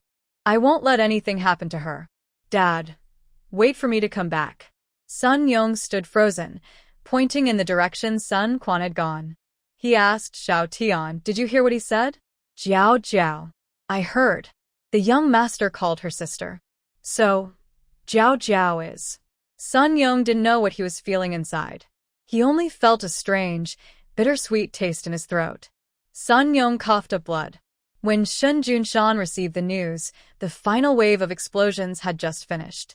They used twice the amount of explosives originally planned to open the path. Kong Qingyun looked pale and didn't dare speak. Because of his wrong judgments in the first 3 attempts, the breaches were blown in the wrong places. The last time, Shun Junshan swam to the bottom of the lake and blew open the outlet, finally guiding the water. Not only did he not help, but he also became a burden. Kong Qingyun slowly walked over, but Shun Junshan suddenly ran in the opposite direction, brushing past him like a gust of wind. Kong Qingyun asked, what's wrong? Tang Kai said, Jiao Jiao is missing. Junshan went to find her. Kong Qingyun was stunned and turned to run after him. Shun Junshan was tightly holding someone. Han Jiao Jiao was laughing carefree, saying, oh, so tight. You're going to suffocate me. Sun Quan and Zhong Shun looked at each other in surprise. One thought his sister was carefree, the other thought his brother was becoming more bold. What were they doing in front of thousands of people? It was inappropriate and shocking. Shun Junshan was buried in her neck, his hot breath blowing on her skin, making her feel both warm and itchy. Junshan. Han Jiao Jiao felt trembling and kissed his neck and shoulders. I went to rescue a kid. The water suddenly rose, and I got trapped near the kitchen for a while. Why didn't you listen when I told you to go back? Shun Junshan's lips turned pale, and his legs went weak. In that moment, everything in front of him disappeared, and his consciousness faded. He had never felt such fear before. He grabbed Han Jiao Jiao's shoulders and shouted, You're not a regular hospital staff member. Why didn't you let others handle the front line? Do you know how scared I was? Shun Junshan was almost crying from anger, his eyes red, feeling both furious and worried. Han Jiao Jiao knew she was not at fault, but in Shun Junshan's heart, she was wrong. She hugged his waist and blinked. You yelled at me. Shun Junshan was speechless. I was already weak in the legs. When you yelled, I fainted, she said, puffing out her cheeks, looking like she was about to cry. She collapsed into his arms, like a little octopus, rubbing her face against his thigh and waist. Shun Junshan was silent. Why wasn't he reacting? Han Jiao Jiao pouted her cheeks, ready to use her special move. She looked up, pouted her lips, with tears in her eyes. With a crying tone, she called softly, Husband, don't you love me anymore? Are you my little darling? Shun Junshan. I'm so angry I have no words. She's more intense than a flood or a wildfire. Shun Junshan sighed heavily. What should I do with you? Husband, I'm tired and dirty. I feel uncomfortable. Please carry me to take a shower. She climbed up easily and wrapped her arms around Shun Junshan's waist. He frowned. Don't mess around. I've been rolling in the water for half an hour, and I can't walk anymore. Oh no, I feel dizzy again. Shun Junshan looked at her full of energy. He reached through her legs to lift her up and find a hidden spot for her to wash. Kong Qingyun watched their backs silently, feeling a little hurt. Zhong Shun. Brother Quan, you are now my brother's benefactor. Sun Quan, I saw Jiao Jiao swimming with him in the water on my way here. You should take Xiaoji back to the camp. Sun Quan handed her over to Zhong Shun and quietly packed up the ropes on the boat. Han Jiao Jiao washed herself with mineral water, then changed into military pants and a shirt. That was the only clean clothes Shen Junshan could find. The heavy rain finally stopped. Han Jiao Jiao came out of the cave, her feet sinking into the muddy ground. She pulled her feet out and made a face. I just washed them. Don't move, I'll carry you. Shen Junshan squatted down so she could jump onto his back, and Han Jiao Jiao didn't hold back. She swung her feet happily and said, You know, inside the cave there's a stream, and there's a hole you can see outside. The view is pretty nice. Do you think this counts as outdoor bathing? It's my first time bathing outdoors. Do you think someone might peek? Shen Junshan. He didn't want to think about it. Han Jiao Jiao returned to the camp, using leaves to wipe off the mud from her feet, then scrubbing her soles on the grass. She gently touched Shen Junshan and said, The rain has stopped. Take off your raincoat, and I'll wash your hair. It's sticky. I'm worried there's not enough water. No problem. Sun Quan brought a lot of drinking water, all in the truck. Sun Quan. Fine, whatever you say. Han Jiao Jiao pulled Sun Quan to find an empty truck that could carry people. In just a few minutes, it was filled with 6-liter buckets. Sun Quan helped carry 2 buckets of water off the truck. Master Shen Junshan is really lucky. He even has me carry his bath water. Is the eldest son of the deputy secretary's family really upset about me bringing water for my husband? Sun Quan felt angry but couldn't say anything. He thought it was better to stay quiet since he was related by marriage. Han Jiao Jiao helped him catch a bucket. When she jumped down from the truck, she bumped into a familiar face. When she looked again, the person was gone. Sun Quan asked, What's wrong? Nothing, I think I just saw things. Let's go. My husband is waiting for his bath water. Sun Quan felt upset. Who doesn't need a bath? Only Shen Junshan needs one, right? Shen Junshan quickly rinsed himself and changed into clothes Han Jiao Jiao had prepared. He looked at the picture on his clothes. Is this a cat? Hello, kitty. Pink? No, it's white. Only the bow and clothes are pink. Isn't it cute? Shen Junshan pursed his lips. It was already strange enough for a grown man to wear clothes with a cat on them, and it was a pink cat. Brother you. Zhong Shun thought for a moment. It looks pretty cute. Shen Junshan didn't reply. By the way, Deputy Secretary's son woke up. He's looking for Jiao Jiao. He just vomited blood and woke up wanting to see you. Hurry over, I'm worried he might again. Vomiting blood is a serious matter. Han Jiao Jiao hurried to the 3rd medical tent, thinking about what might have caused the problem. She rolled up her sleeves and rushed in. How is it? What's the problem? Do you need surgery? Sun Yong suddenly pushed away some medical staff and ran over, grabbing Han Jiao Jiao's hand and shouting, I am your father. Han Jiao Jiao was speechless. Could the blood rush to his brain and cause nerve damage? The deputy secretary was losing his mind. It wouldn't be easy to explain when she got back. Han Jia hesitated. Let's send him back for a CT scan. If it's it could be very serious. Jiao Jiao, I am your father. I am your father. Okay, you're my father. You're also my ancestor. Whatever the patient said, it was right. She patted Sun Yong's shoulder. He got even more anxious. I'm telling the truth. Why don't you believe me? I really am your father. All right, old father. Sit down first, let me check you, okay? Oh. I really don't know why no one believes me. Sun Yong was so anxious he jumped up and shouted, Someone tell him, am I her father? Everyone chuckled. If you say so, we have no opinion. Aquin arrived just in time. Tell her, am I her father? No one paid attention to Sun Quan. They all thought Sun Yong was crazy. The leaders were even more shocked. The deputy secretary of Huadu had become like a fool in their town. They could still keep their lives, but almost everything else was gone. The leaders secretly encouraged Sun Quan to nod. He nodded and said, Yes, Jiao Jiao is my sister. See that? Jiao Jiao, call me dad. Han Jia. She couldn't tell if he was joking or serious, but her confusion was real. Without a CT scan, they didn't know how his brain was doing. Han Jiao Jiao checked his pulse, but because his heart rate was too fast, her assessment was affected. She pointed at the bed. Lie down.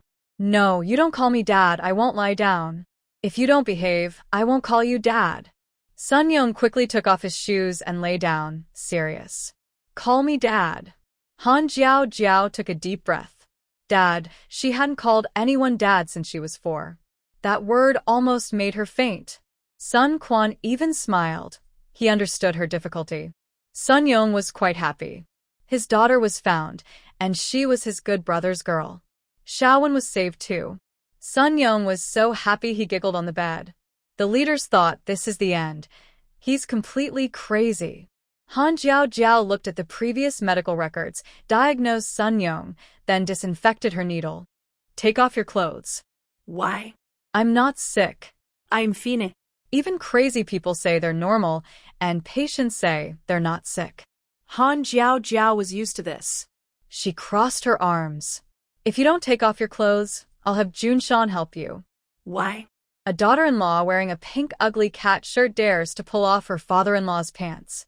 Let's see what happens. Han Jiao Jiao narrowed her eyes. Not taking it off. Fine, I'll go call someone else Dad. Sun Young immediately got up, took off his shirt and pants, leaving only his underwear, and casually covered himself with a hat. Sun Quan quickly found a blanket to cover him. His face turned bright red. I've taken it off. You're not allowed to call anyone Dad. Han Jiao Jiao gave him acupuncture, and in a moment, Sun Young's chest, head, and legs were all filled with needles. Old Hedgehog. Han Jia Jia sekretlig chokled. Sun Young also smiled. Girl, don't speak. Lie here for a while. I'll remove the needles in half an hour. Sun Young didn't want Han Jiao Jiao to leave, but was afraid the girls would be upset, so he finally obediently lay on the bed to rest. Han Jiao Jiao asked the leaders to leave first, as too many people were not good for his condition. She told Sun Quan his illness is a bit complicated. If the CT results are bad, he might need to be sent abroad for surgery. Sun Quan said actually it's not necessary. I think his other parts are fine. Other parts are good, but he doesn't like seeing me? It's not that.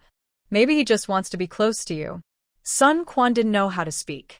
Should he tell her that her adoptive mother was cruel, deliberately swapped the children, and let her daughter enjoy happiness? Or should he tell her she must go back with them because Shaowen is waiting for her bone marrow? Either way, Sun Quan couldn't say it. Tang Kai waved her hand, telling him to step back. Jiao Jiao, tomorrow you come to the hospital, and I will take you for a checkup. What kind of checkup? We have a patient with leukemia who needs a bone marrow match. So far, we haven't found a suitable donor. I hope you can come for a test. Any hope is good.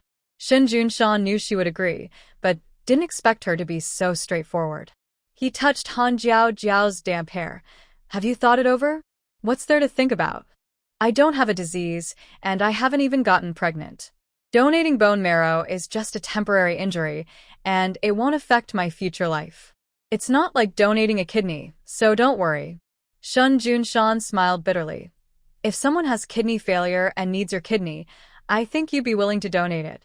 Hee, then I'll wait until I finish breastfeeding my baby. Shin Junshan had no choice but to accept her. As long as she was safe, everything else could be left to her. Han Jiao Jiao playfully went with Shin Junshan to get some food. Sun Quan said, Little aunt, should we tell Jiao Jiao first? Tell her what? Tang Kai rolled her eyes. Tell her younger brother has leukemia and ask her to donate bone marrow? How do you know she's willing to donate? She might think the Sun family owes her. I tell you, that Sun Qian caused a lot of trouble for Jiao Jiao, and Jiao Jiao hasn't forgotten. When Sun Quan was taken back, he saw Tang Kai. He was about 6 or 7 years old then, and remembered her. After arriving in the town, Sun Yong also told him about her, so he called her little aunt. But after his younger siblings were born, Tang Kai left home and hadn't come back all these years. Sun Qian and Tang Kai didn't even know each other face to face. Sun Quan frowned and said, Qian still doesn't know about this. Just call Grandma when you go back. She's sensible and will know how to handle it. I understand. What about my dad? That old guy likes to lose his temper. Let him be. Who cares? Suddenly, Tang Kai showed a creepy smile and said, I knew I looked familiar. Turns out, I'm from the Tang family. Hee, not bad, not bad. Jiao Jiao has my dad's charm. I'm more confident I can win her over. Tang Kai burst out laughing and left, leaving Sun Quan alone and confused in the wind. It seems like everyone in his family has some serious problems. Hurry up and see. They pulled out the body. A body? Is there a victim? At the dam, someone was caught by the water. Someone pulled him out. Oh my, could it be a hero from the flood relief effort? Shin Junshan and Han Jiao Jiao exchanged glances, then quickly followed the crowd to the scene. The body had already been recovered. Its stomach was crushed in half by the strong water pressure at the water outlet. It was battered and broken by debris in the water, with half of its face damaged, but the other half was still recognizable. Shin Junshan frowned and said, Shin Jinbao. Is he Shin Jinbao? Ma Changshou asked. Shin Junshan nodded. Yes. About a month ago, he broke a leg due to some incident. When he came to the town, something else happened, and he was hospitalized at the 163 hospital. It seems he came with the medical team. He wanted to help, but his leg was bad, and the slippery roads in the rain caused him to fall into the river and get into trouble. A hero. Let's give a cheer for the hero. Ma Changshou quickly declared the situation and clapped thunderously. Everyone took off their hats to honor Shin Jinbao, praising him as a hero, and some even cried. Han Jiao Jiao felt extremely disgusted inside. This trash deserves to die. How could he be called a hero? It was just ridiculous. But why did he die? Sun Quan said he would handle it. Could it be that Sun Quan was responsible? Han Jiao Jiao turned her head to look at Sun Quan, who was rushing over. He looked dazed, with surprise and fear in his eyes. Han Jiao Jiao frowned. Could it really not be him? Sun Quan noticed someone watching him and looked into Han Jiao Jiao's eyes. He shook his head. If it wasn't Sun Quan, then who could it be? Han Jiao Jiao felt uneasy and tightly held Shin Junshan's hand. Shin Junshan also knew something was wrong. Shin Jinbao couldn't move on his own. Even if he could, given what happened yesterday, he wouldn't be able to get into a car alone. Someone was helping him. Shin Junshan went to talk with Xiao Tianyu, giving Han Jiao Jiao some free time. She quietly asked Sun Quan, "Is it really not you?" "Of course not. I'm a police officer. How could I break the law? I just broke his other leg, so he can't walk anymore," Sun Quan said confidently, and Han Jiao Jiao was speechless. "Does breaking someone's leg not count as breaking the law?" she asked suspiciously. "And after you broke his leg? Where did you put him?" "Where else?" "Right there on the spot. The place isn't obvious. It's dark, no one notices. After I finished, I ran away. Rain can wash away the traces. Leaving him there was the best choice. Why would I move him somewhere else and throw him into the water?" Sun Quan had thought everything through carefully. But then, the question arose. Who threw Shin Jinbao into the water? Han Jiao Jiao asked, "Did you see someone threatening me because of what we did?" "It probably wasn't that. I saw that the spot where the body was found was where an explosion had happened before. If no new hole was made afterward, Shin Jinbao's body would have sunk to the bottom. Either someone was framing him or silencing him. Who would want to kill Shin Jinbao?" Sun Quan's first thought was Shin Junshan. But before he could speak, Han Jiao Jiao quickly dismissed that idea. It can't be Junshan. He has plenty of ways to deal with Shin Jinbao. His right leg and his third leg were disabled by him. Sun Quan remembered Shin Junshan was busy last night and even went into the water to bury explosives. He didn't have time to dispose of a body. Strange. Who could it be? Suddenly, a figure appeared in Han Jiao Jiao's mind. She quickly went back to the tent to find Tang Kai. "Director Tang, is Chen Xiaoying here too?" "I'm not sure about that." "I didn't see her. Isn't she a nurse at the hospital? Doesn't she need to come over?" "Not everyone from the hospital has arrived. Maybe she wasn't scheduled to come." Han Jiaojiu still felt strange. There aren't many people connected to Shin Jinbao. Besides the couple, only Chen Xiaoying remains. Recalling the fleeting face earlier, she was sure she hadn't mistaken it. Han Jiaojiao said, "Director Tang, At the banquet earlier, there was someone from your hospital, a small-eyed person. I think he's from the party branch. Oh, party branch secretary Huang Fa. Why do you ask? Nothing, I just suddenly remembered something. Han Jiaojiao called Sun Quan. There must be some issue between Huang Fa, the party branch secretary, and Chen Xiaoying. Can you help me check? Han Jiaojiao smiled and said, Won't tell me why? Are you afraid I'll trick you? Afraid? Your secret is still in my hands. What is there to be afraid of? She thought for a moment and decided she was right, so she went back to help Sun Yong remove his four. After taking out the four, some people needed to be sent back. Shen Junshan stayed behind to help coordinate work, while Han Jiaojiao was worried about Han Fong being alone at home, so she went back with the car. When Sun Yong woke up, he didn't see Han Jiaojiao and nearly hit the county chief. The flood had submerged many fields. Supplies were brought in, but the lost property couldn't be recovered. 4 days later, the flood receded. Han Jiaojiao went to the clinic to help. During the flood, Qiangzi had been staying at the clinic. He quickly called his family to move all the medicines to the second-floor attic. Most of the herbs weren't spoiled, but they were damp. Chen Nong took Han Fong and a few others to dry the herbs in the backyard. Han Jiaojiao and Chen Amin were cleaning inside the house. Chen Amin complained, recently, heavy rain caused the roof of Grandma's house to leak. Now the sun is out, and it's like she's turning into a crab. It's really hot, and we can't turn on the air conditioning. Everywhere is damp, and they're worried some electrical wires might be damaged and cause a short circuit. Han Jiaojiao turned off all the circuit breakers. She rolled up the cloth, crouched on the ground, and wiped up the water. Excuse me, is Han Jiaojiao here? Han Jiaojiao looked up. Shun Jinfeng saw her and froze for a moment, then suddenly started crying and threw herself into her arms. Han Jiaojiao was stunned. Are they that close? Chen Amin was also shocked, ran to the backyard, and called everyone out. Han Fong, sister, are you okay? I'm fine. Jinfeng, can you let me get up first? Sister-in-law, my third brother is gone. He's gone. Shin Jinfeng tightly hugs her and cries loudly. Han Jiaojiao doesn't know how to react. Shin Jinbao is gone, and she feels happy. Very happy. But she doesn't want to say this directly in front of Shin Jinfeng.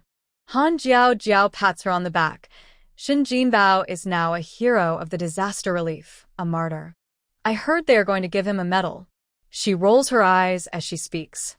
Her husband performed well during the flood rescue, but only received a certificate. That scoundrel, however, got a medal. Luckily, he is dead. She's afraid she might lose control and get too angry at that scoundrel. Shun Jinfeng cries so hard she becomes a tearful mess. I know. Everyone in the village says my brother is a hero. They've already held a recognition meeting. But I don't believe it. My brother was so lazy. How could he be a hero? Han Jiaojiao asks, did you come here with Jin Guizhi? No, when my mom heard the news, she fainted. When she woke up, she kept talking nonsense. My grandma and others are taking care of her. I came with my dad. Where are you staying? At a hotel, arranged by the county. Rest in the hotel first. When Junshan finishes work, I'll ask him to check on your dad. Since the visitor isn't Jin Guizhi, Han Jiaojiao's attitude softens a bit. Shin Jinfeng is still crying and doesn't know what to say. Finally, Chen Amin gives her a cup of sweet water, and Shin Jinfeng slowly calms down. She sniffs and says, thank you. I thought after breaking off contact, sister-in-law wouldn't let my brother see us. It's not about whether I allow it. It's whether he wants to. If you all behave well, no one will make things difficult for you. I understand. I have a question. How did Shin Jinbao get out? Did you send him off in a car? Shin Jinfeng shakes her head desperately. One day, my brother received a letter, and that night, he disappeared. We wanted to call third brother, but Grandma didn't allow it. So I didn't call. If he disappeared in the middle of the night, it means Shin Jinbao left the house, and someone was waiting outside to pick him up, so he escaped quickly? They took him away, didn't leave him at home. Shin Jinfeng is just a vain girl, not calculating or scheming. Han Jiaojiao believes her words. I understand. You should go back and rest now. We'll come to see you later. Third sister-in-law, do you know where teacher Kong lives? Kong Qingyan? Are you looking for him for something? Shun Jinfeng's body tensed up, her hand touching her stomach, then suddenly she let go. She anxiously and nervously bit her lip. I just want to talk to him about something. What do you have to talk about? Han Jiao wanted to say something but didn't. Shin Jinbao, no matter how bad he was still Shin Jinfeng's twin brother. She didn't want to hurt him now. Kong Qingyan probably lives in the school dormitory at the East 2nd Street entrance. I'll ask Xiangzi to take you there. No need, I can go by myself. Thank you, third sister-in-law. Shun Jinfeng hurriedly left. Chanamin found it strange. Does she have a relationship with teacher Kong? She probably likes Kong Qingyan. Ah. That's pretty sad. The county town isn't very big, but much larger than the village. Shin Jinfeng used a lot of effort to find Kong Qingyan's apartment. After Kong Qingyan returned, he stayed in his room. When he heard a woman come to see him, he instinctively thought it was Han Jiao. But when he arrived, he saw the person he least wanted to see. Why are you here? Kong Qingyan frowned tightly. My brother has passed away. I came with Dad to pick him up. I know.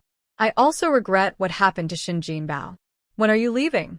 Are you really hoping I leave? I think about you every day. I already. Shin Jinfeng's eyes were red and swollen like walnuts.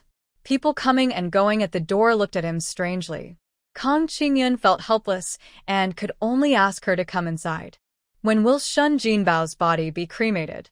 Tomorrow morning. When will you leave? Shin Jinfeng's eyes turned red again. Her hesitant look made Kong Qingyan feel uncomfortable. Actually, Shin Jinfeng wasn't a very pretentious or annoying girl. She was just like most girls, somewhat cute, a little playful, shy, with some vanity and a few small thoughts. But when she was compared to Han Jiao, the contrast was too sharp. Seeing Shun Jinfeng, Kong Qingyan would often think of Han Jiao. He irritably said, When are you going back? I'll bring some gifts for you. Shun Jinfeng, clutching her stomach, looked at him eagerly. Kong Qingyan initially didn't understand, but gradually he realized. That's impossible. Why is it impossible? That day, the two of us. Shut up. Kong Qingyan exploded with anger. He paced back and forth in the room, glaring fiercely at Shin Jinfeng. She had never seen Kong Qingyan like this before. Frightened, Shin Jinfeng curled up and started crying. I didn't want this either, but I'm pregnant. I haven't married yet. What am I supposed to do? My brother just died, and if anything else happens, my parents definitely won't survive. You're threatening me. I'm not. I just told you I'm pregnant. So what? Kong Qingyan was furious. Do you even know how you got pregnant? Who put something in the water? Who shamelessly tore off my clothes? I've never seen such mean and shameless people as you. Shun Jinfeng, let me be honest with you. If it weren't for the fact that you and Jiao are somewhat related by marriage, I wouldn't even look at you. Shun Jinfeng didn't listen. She didn't care about that. She just wanted recognition. Do you have any proof of what you're saying? Kong Qingyan was stunned for a moment, then burst out laughing. What do you mean? Denying it? I just deny it, so what? Anyway, I'm pregnant now, and it's almost 3 months. I heard from the village women that by 4 months, you can tell. When that time comes, I'll go to see you with my belly sticking out. Shun Jinfeng, you wicked woman. Shun Jinfeng trembled in fear. But thinking about the baby in her belly and her future life, she straightened her back and pushed her face forward. You hit me. I went to see my sister-in-law before I came here. If you hit me, she will definitely come ask you. Kong Qingyan wanted to slap her face, but, thinking of Han Jiao, he slowly lowered his hand. If Shin Junshan knew his sister was so shameless, I wonder if he would even have the face to face Han Jiao. I just like you too much. Kong Qingyan shouted angrily. I know exactly what kind of woman you are thinking. Let me tell you, don't dream. I will never marry you. Never. Jin Hong said that men and women are just about family and children. As long as she's pregnant, she can trap a man. Grandmother used to do the same thing to trap grandfather. Many young people in the village stayed behind because they settled down there. Why did others succeed? But she kept hitting a wall. Shin Jinfeng couldn't understand, and tears welled up in her eyes. Kang Qingyun looked at her with annoyance. Tears of a crocodile? What crocodile? Why would I turn into a crocodile? I'm really upset. You don't want me anymore. What will happen to me and the child? Kang Qingyun was fed up. She didn't even understand what crocodile tears meant, so why should she be his wife? Kang Qingyun opened a drawer, took out an envelope, weighed it, and then threw it to her. Here's 500 yuan. Take it. What's this for? Find a good doctor and get it done while you're in the county town. If you don't, having the baby will only cause trouble for everyone. Shin Jinfeng was stunned. She tremblingly took the envelope, tears streaming down her face. Kang Qingyun frowned. I won't abandon my responsibilities. After you have the abortion, I'll help you transfer your household registration to the city, find you a job, and even give you a house to live in. Shin Jinfeng thought he had changed his mind, but it was just to make up for what was lost. Her tears kept falling. Kang Qingyun yelled, "This is the result of your own shameful actions. Why should I clean up after you?" Shin Jinfeng cried loudly and knelt down, holding onto his leg. I was wrong. I really know I was wrong. But I can't be without you. The baby can't be without a father. Kang Qingyun forcefully pushed her hand away, causing her pants to wrinkle. It was his favorite pair of pants. His first thought was, it's dirty, I'll throw it away later. Shin Jinfeng, I am still willing to give you some compensation now. Don't be ungrateful. If you insist on having the baby, not only will you get no compensation, I won't recognize you or the baby inside your belly. You know how many women who got pregnant before marriage ended up badly? If I refuse to admit it, what can you do to me? Shin Jinfeng's voice was almost hoarse from crying. She humbly begged Kang Qingyun not to abandon her. But Kang Qingyun only felt annoyed. He opened the door, looked outside to make sure no one was there, then closed it. If I were you, I'd take the benefits. Keep this matter to yourself for a lifetime and never speak of it again. If you want to make a big fuss, I don't mind. I may not have proof, but I have connections. I don't believe I can't compete with you. Sometimes I think about what happened that day, and I feel so sick I want to. The biggest failure in my life was meeting you. After tidying up her house, Han Jiao received a call telling her to go to the hospital. When she reached the door, she saw Shin Jinfeng standing there, looking dazed. She approached and asked, "Are you here to see Shin Jinbao? His body should be in the morgue. Do you want me to take you there?" Shin Jinfeng looked at her blankly, which seemed strange to Han Jiao. What's wrong? Are you feeling unwell? I'm fine. Then I'll take you inside. Shin Jinfeng nodded, and she led him into the hospital. Han Jiao spoke briefly with the head nurse, then went to find Tang Kai. Tang Kai smiled warmly and poured her a glass of water. Han Jiao asked, "Did the results of the bone marrow match come out?" "How do you know?" "I checked the timing. It's about right." "Looks like it's a match." "How do you know?" "You're smiling so much your mouth can't close." I'm not blind. Han Jia chokled. Just gusing. You guessed right. It's a match, with a 99.98% compatibility rate, very high. Really that high? Han Jiao was also surprised. Many relatives don't have such a high match rate. Are you sure the data is correct? It was personally tested by Zheng Xiong. He guaranteed with his head that there wouldn't be any mistake. Great. When will the surgery be? Tang Kai was caught off guard. Don't you want to know who the patient is? There's a confidentiality agreement, right? As professionals, we shouldn't know each other's identities. Tang Kai wanted to tell her more, but she was just a little ant. These matters should be discussed by Sun Yong and his wife. The more Tang Kai looked at Han Jiao, the more she thought she resembled her father. If her father were still alive, he would definitely like Jiao very much. Tears welled up in Tang Kai's eyes. Han Jiao was confused. "Director Tang, what's wrong?" "I just feel so happy. Because of you, a child can be saved. You saved a family. We doctors are just trying to save lives and help more families stay whole," she said. "Yes, you're right. All that grand talk about saving lives is just talk. Our goal is simply to help more families stay complete, replied Tang Kai. Tang Kai sniffed and swallowed her tears. Nurse Liu hurried in, looking worried. Director, something's wrong. A patient suddenly started bleeding. What patient? I know all the patients in this department. No one should be bleeding. Not from our department. It's the one who came with Jiao Jiao. She might have had a miscarriage. Jiao Jiao's mind went blank. They rushed to the operating room. Shen Jinfeng was still conscious, crying out in pain. Jiao Jiao ran in and held her hand. Are you pregnant? Help me, sister-in-law. It hurts so much. Really pregnant? When? How many months? Sister-in-law, it hurts so much. He doesn't want the baby. I'm so scared. Shen Jinfeng kept crying, ignoring everything Jiao Jiao asked. Seeing the situation, Tang Kai said, we can't save it. Put her under anesthesia and prepare for surgery.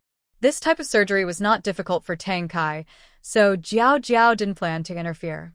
She stayed by Shen Jinfeng's side until the surgery was over. Shen Jinfeng still held her hand. When Shen Junshan arrived at the hospital, Shen Jinfeng was still unconscious. Jiao Jiao sat grimly nearby. He hurried over. Really? She was over 2 months pregnant. She slipped while walking in the hospital and fell down the stairs, causing a miscarriage. Luckily, the surgery was timely. Otherwise, she might never be able to get pregnant again. Shen Junshan said nothing. He didn't have much feeling for Shen Jinfeng, but officially they had been like siblings for over 20 years. Shen Jinfeng was one of the few people in the Shen family who didn't often bully him. Shen Junshan didn't dislike her. Who did this?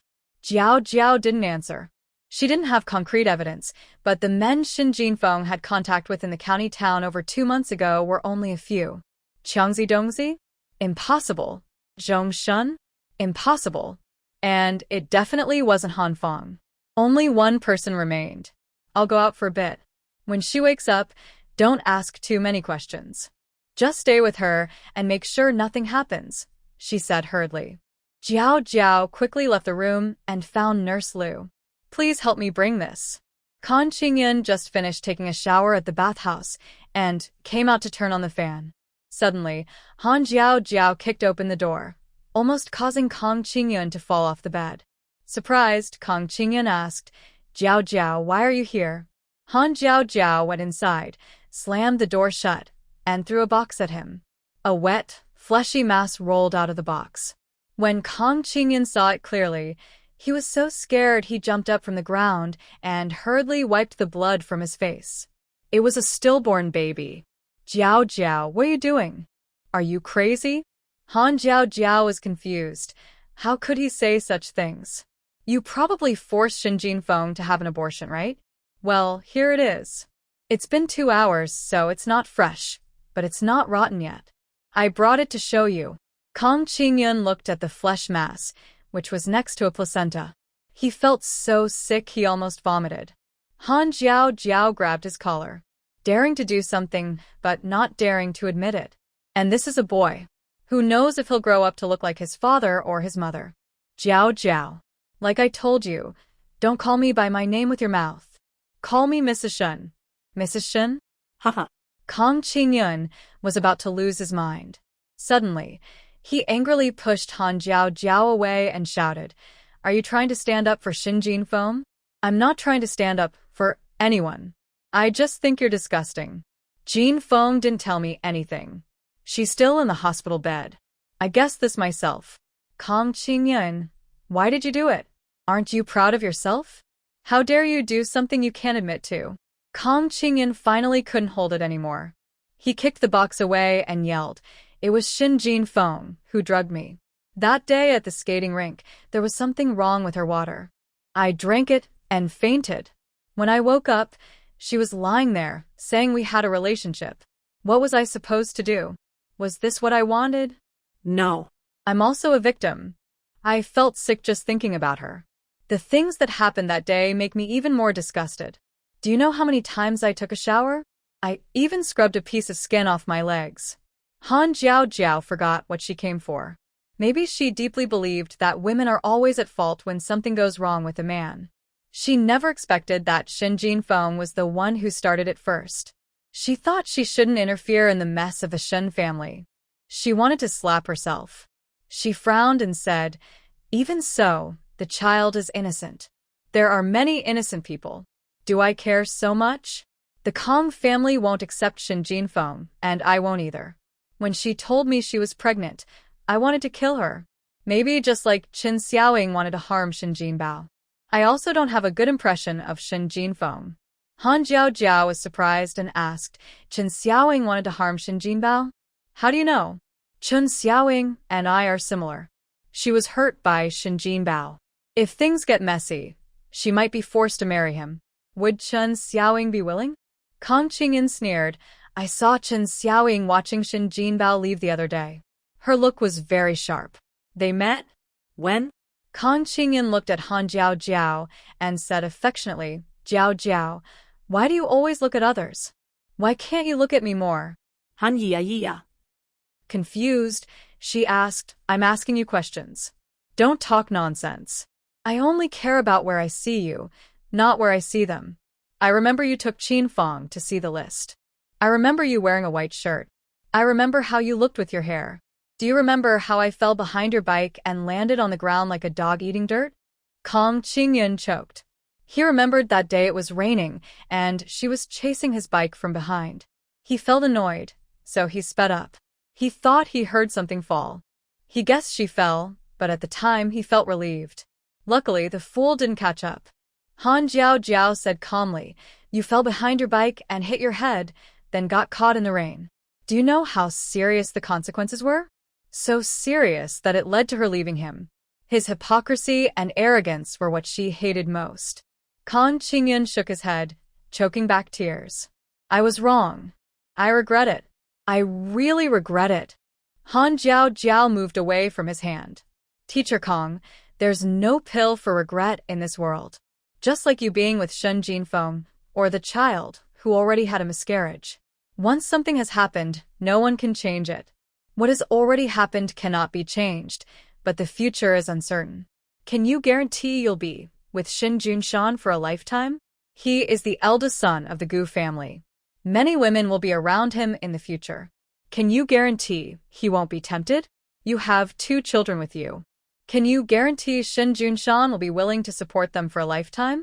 Jiao, your family and his family are not on the same level." Han Jiao looked at Kang Qingyan as if he were a fool, leaning back strategically. "Teacher Kang, it seems you forgot that your family is not on the same level as mine." Kang Qingyan suddenly remembered his father's face. Like a cold splash of water, the atmosphere cooled instantly. Han Jiao smiled and said, "Intellectual families and aristocratic families are the most proud. Think about it, if I divorced and got together with you, would you dare to marry me? Would your family accept me? I will try. If it were you, I would be willing to try." "No need." Han Jiao grabbed Kang Qingyan's arm, kicked him over her shoulder, and forcefully threw him to the ground. Kang Qingyan was stunned by the fall and didn't know that his late son was pressed underneath him. "I won't bother Teacher Kang about my marriage with Junshan anymore. You should focus more on Shen Jinfeng's situation. No matter who made the first move, she is pregnant with your child. If you have any conscience, do something for this child. After all, half of its blood is yours." Han Jiao slammed the door and left. After hitting someone, she felt good and was very hungry. She bought a few flatbreads on the way and had already finished 2 by the time she reached the hospital. Suddenly, she remembered something important. She stomped her foot in anger. "Oh no. It's all that fool's fault for interrupting. I forgot to ask about Shin Jinbao and Qin Xiaoying." Going back was impossible now. Han Jiao could only sigh. But knowing that Qin Xiaoying had met Shin Jinbao before was a small breakthrough. Han Jiao took a detour to the cafeteria to buy food for Junshan.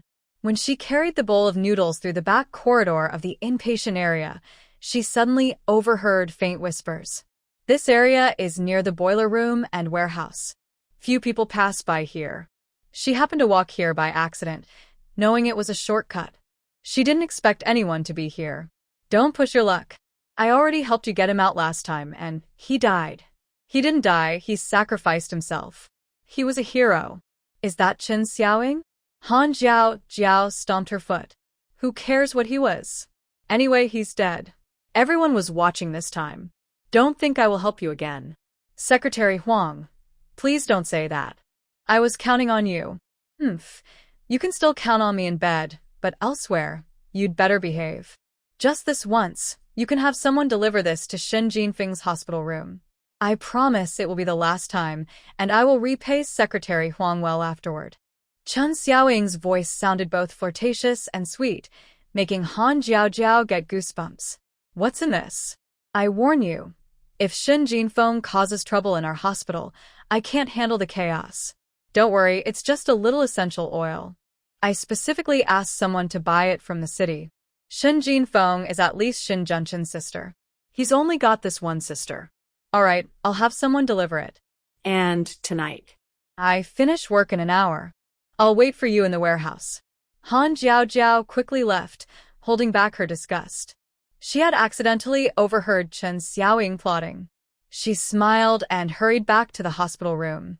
Shen Jinfeng was still sleeping, and Shen Junshan was eating a corn on the cob with his stomach still empty. Han Jiao handed him some food. Sorry, I came late. Are you hungry? Did you go to settle the score with someone? How did he know? Did he check the surveillance? Shen Junshan pointed to her shoulder seam. It was a shoulder throw, right? It tore open. I didn't notice. Eat your meal. I'll tell you everything later. While Shen Junshan was eating, Han Jiao explained the whole story, skipping over Kong Qingyun's foolishness. Shen Junshan listened in silence for a long time, then suddenly slammed his bowl on the table, frowned, and stared at Shen Jinfeng. Han Jiao poured him a glass of water. There was an envelope with 500 yuan on Jinfeng. I think they talked about it. 500?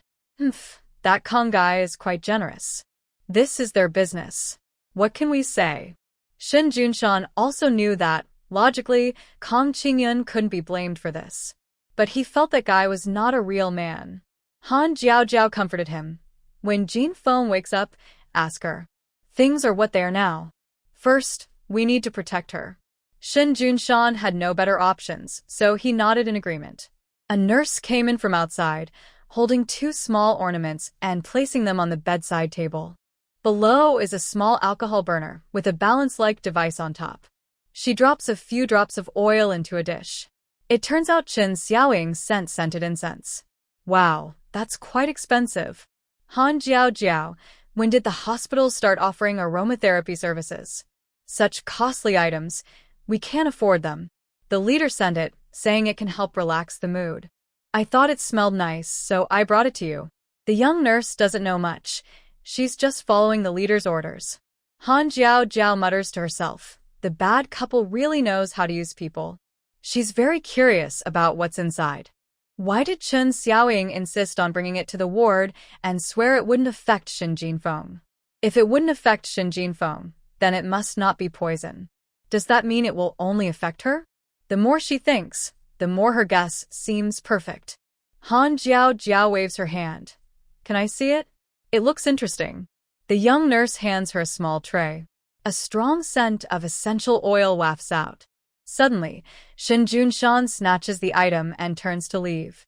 Han Jiao and the nurse are both stunned. It feels like a tiger grabbing meat. When Shen Junshan returns, the nurse looks a bit upset. Where is it? Lost? How can you be like this? This was a special gift from the leader. Others wanted it but couldn't get it. If you don't appreciate it, that's one thing, but why act like this? Shen Junshan frowns. Jiao is allergic to wisteria. Wisteria essential oil could harm her. The nurse is stunned, and Han Jiao is also surprised. Because the original owner was a simple person, she doesn't have full memories. Most are scattered and fuzzy. So, she doesn't remember what she's allergic to. In her past life, she was nicknamed Steel Body, Iron Stomach, and had a set of steel teeth. Shen Junshan, the aromatherapy is good. Don't send it again in the future. The nurse also feels wronged. He looks fierce and irritable, quite scary. Han Jiao Jiao secretly takes a small bottle of perfume. I appreciate the leader's kindness. Please help me give this perfume to Secretary Huang. His wife will definitely like it. Oh, it's so pretty. Where did you get this rare item? My husband's mother brought it back. There are many things from Huadu. The nurse sees the perfume and is delighted. She doesn't think it's wrong and quickly agrees. Han Jiao Jiao smiled and said, I just heard someone say that Secretary Huang is going to check the warehouse inventory. Once he's done, he's leaving. You should go find him in half an hour. I understand. Take your time eating. After the little nurse left, Shin Junshan asked, How do you know it's Secretary Huang? I just overheard it. Han Jiao Jiao playfully smiled, and seeing her mischievous and proud expression, Shin Junshan knew tonight wouldn't be peaceful. After a while, lively noises came from the corridor. Is it true? Secretary Huang and Chen Xiaoying? Yes, Ning saw Secretary Huang when she went to find Director Huang. They were hugging. Oh my.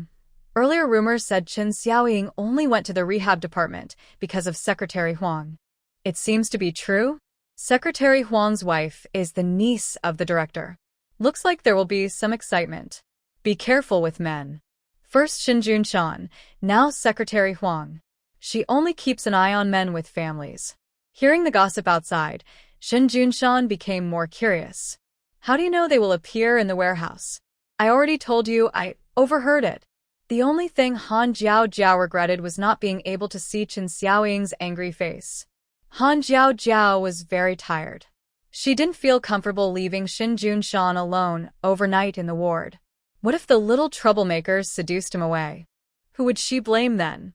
Han Jiao Jiao lay on the bed, with a gentle breeze blowing, and the faint smell of trees and grass drifted in from outside the window. She had another dream, a dream that made her both angry and very happy. In the dream, a woman she didn't know was crying in her arms. She knew she didn't know this woman, but she still felt a deep pain from the hug. Her heart was pounding with excitement and emotion, her blood boiling. The woman cried and shouted, Come back. Just come back. I'm sorry. It's all my fault. If I had held on a little longer, maybe things would be better. Jiao Jiao, don't blame me. Tears welled up in Han Jiao Jiao's eyes. Then, an older woman approached her, constantly examining her. She looks just like him. Come here, let me see. Han Jiao Jiao obediently walked over. The woman kept looking at her, crying and smiling alternately. Suddenly, the scene shifted. Han Jiao Jiao felt herself being overwhelmed by anger. An elderly person lay in a pool of blood on the first floor. She wanted to help, but her neck was broken, and there was no way to save her. Han Jiao Jiao cried loudly, and a voice from upstairs said, Jiao Jiao, how could you do this? Grandma was so good to you. How could you push her? Suddenly, many people gathered around her, chattering non-stop. How could you kill her? What did you do, Jiao Jiao? Humph. A wolf that can't be tamed is just here to drink blood and eat meat. Hungry. It wasn't me, I didn't do it, it wasn't me. Han Jiao Jiao didn't know what to do. She missed Shin Junshan. She wanted to find him. She felt like only he would stand by her side. She cried like a child, which scared Shin Junshan. He had gotten up at 4 a.m. to make soup and cook. Now, at 6:30, he came in carrying a thermos and a lunchbox. As soon as he entered, he heard her crying. Shin Junshan quickly held her hand and shook it, saying, Jiao Jiao, wake up. Wake up. It's not me. Han Jiao Jiao tried hard to open her eyes. When she saw his face, she cried even more fiercely. She sobbed, feeling wronged. Husband, they don't believe me. I told them it wasn't me, but they just don't believe. Who doesn't believe? Many people, some are very mean, and a woman called me an untamed wolf. The more she thought about it, the more upset she felt, and she cried even harder. Shin Junshan wasn't good at comforting people. Seeing her cry so badly, he wanted to stop her tears. He leaned in, kissed her eyes, and lightly brushed his tongue over her eyelids. Han Jiao Jiao. Shin Junshan happily kissed her other eye. Han Jiao Jiao sniffed a few times, then tilted her head to nuzzle his chin, saying annoyed, no beard. He replied, I was in a hurry to go out and forgot. Shun Junshan touched his chin, which was a bit rough. He shrank his neck, pulled his chin back, and gently rubbed her face with his soft hand to wipe away her tears. Shin Junshan didn't know why she was crying, but he knew that every time she woke up crying from a dream, something would happen soon after. He held her tenderly, wrapping her in his broad chest and strong shoulders. Han Jiao Jiao was still sniffling and squirming in his arms for a while. Shun Junshan frowned. Jiao Jiao, your hand. I'm scared. Are you afraid? And touching his back. What's the reason for that? Han Jiao Jiao slid one hand along his waistband and moved the other up, sweeping back and forth between his shoulder blades. Shun Junshan's body was very tense, and the muscles around his shoulder blades were tight. Han Jiao Jiao fussed for a while, then smiled with red eyes and sniffed. I'm hungry. Meat buns and gourd soup. Great. I love meat buns. Han Jiao Jiao didn't mention her dreams, and Shin Junshan didn't ask. Today was the day Shin Jinbao was cremated. They told the Shin family that Jin Feng was hospitalized with severe stomach issues for a few days, and the Shin family didn't ask much. They didn't care much about the girl. The most important things now were Jinbao's burial and the bonus money. But Shun Junshan, worried about saving face, still went along. As soon as he left, Han Jiao Jiao went to the bed. He's gone. You should get up and eat. I left some soup and buns for you. Did you know I woke up? I knew it early. She probably woke up when she was crying so sadly. Thinking about Jin Feng seeing her crying so badly made Han Jiao Jiao feel unhappy. She had to keep her little pride. Han Jiao Jiao coldly handed her a bun. Eat. Jin Feng was very hungry. She had been hungry since last night, but Shin Junshan had been there the whole time. She didn't want to see Shin Junshan and was afraid of being scolded, so she pretended not to be awake. Han Jiao Jiao also admired her. Normally, anesthesia wears off 5 hours after surgery. The young girl managed to stay still and endure, which was quite impressive. Jin Feng saw there were many eggs in the soup. She carefully scooped out 2 egg drops and put them in her mouth, secretly watching Han Jiao Jiao's reaction. Han Jiao Jiao said, Eat up, they're all for you. Jin Feng couldn't believe that all those eggs belonged to her alone. She quickly wolfed them down. Han Jiao Jiao asked about Kang Qingyun, and Jin Feng told her everything, including the drugging and Kang Qingyun's promise to compensate. Han Jiao Jiao was still very angry. A house in Huadu, a job, and money, right? Listen to me, take it all, none of it should be missing. I don't want a house or money. It would be enough if he just helped me transfer my household registration. What else do I need? It was my mistake in the first place. Shin Jinfeng was only about 17 or 18 years old. Many girls in the village at her age had already become mothers. Some things are unwritten rules. They can't be checked or enforced by law. She thought that, like her friends in the village, if she got pregnant easily, she could trap a man. But she didn't expect this kind of ending. Tears rolled down Shin Jinfeng's face, big and heavy. Han Jiao Jiao got even angrier. Why are you crying? If there's no man, focus on your career. If he's willing to help you, take it.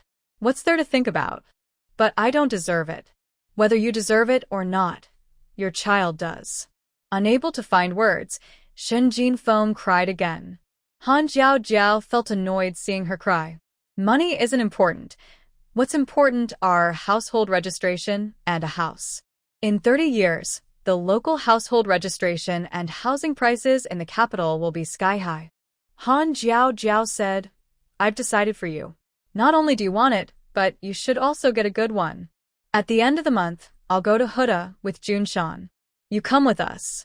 I've already picked a place for you.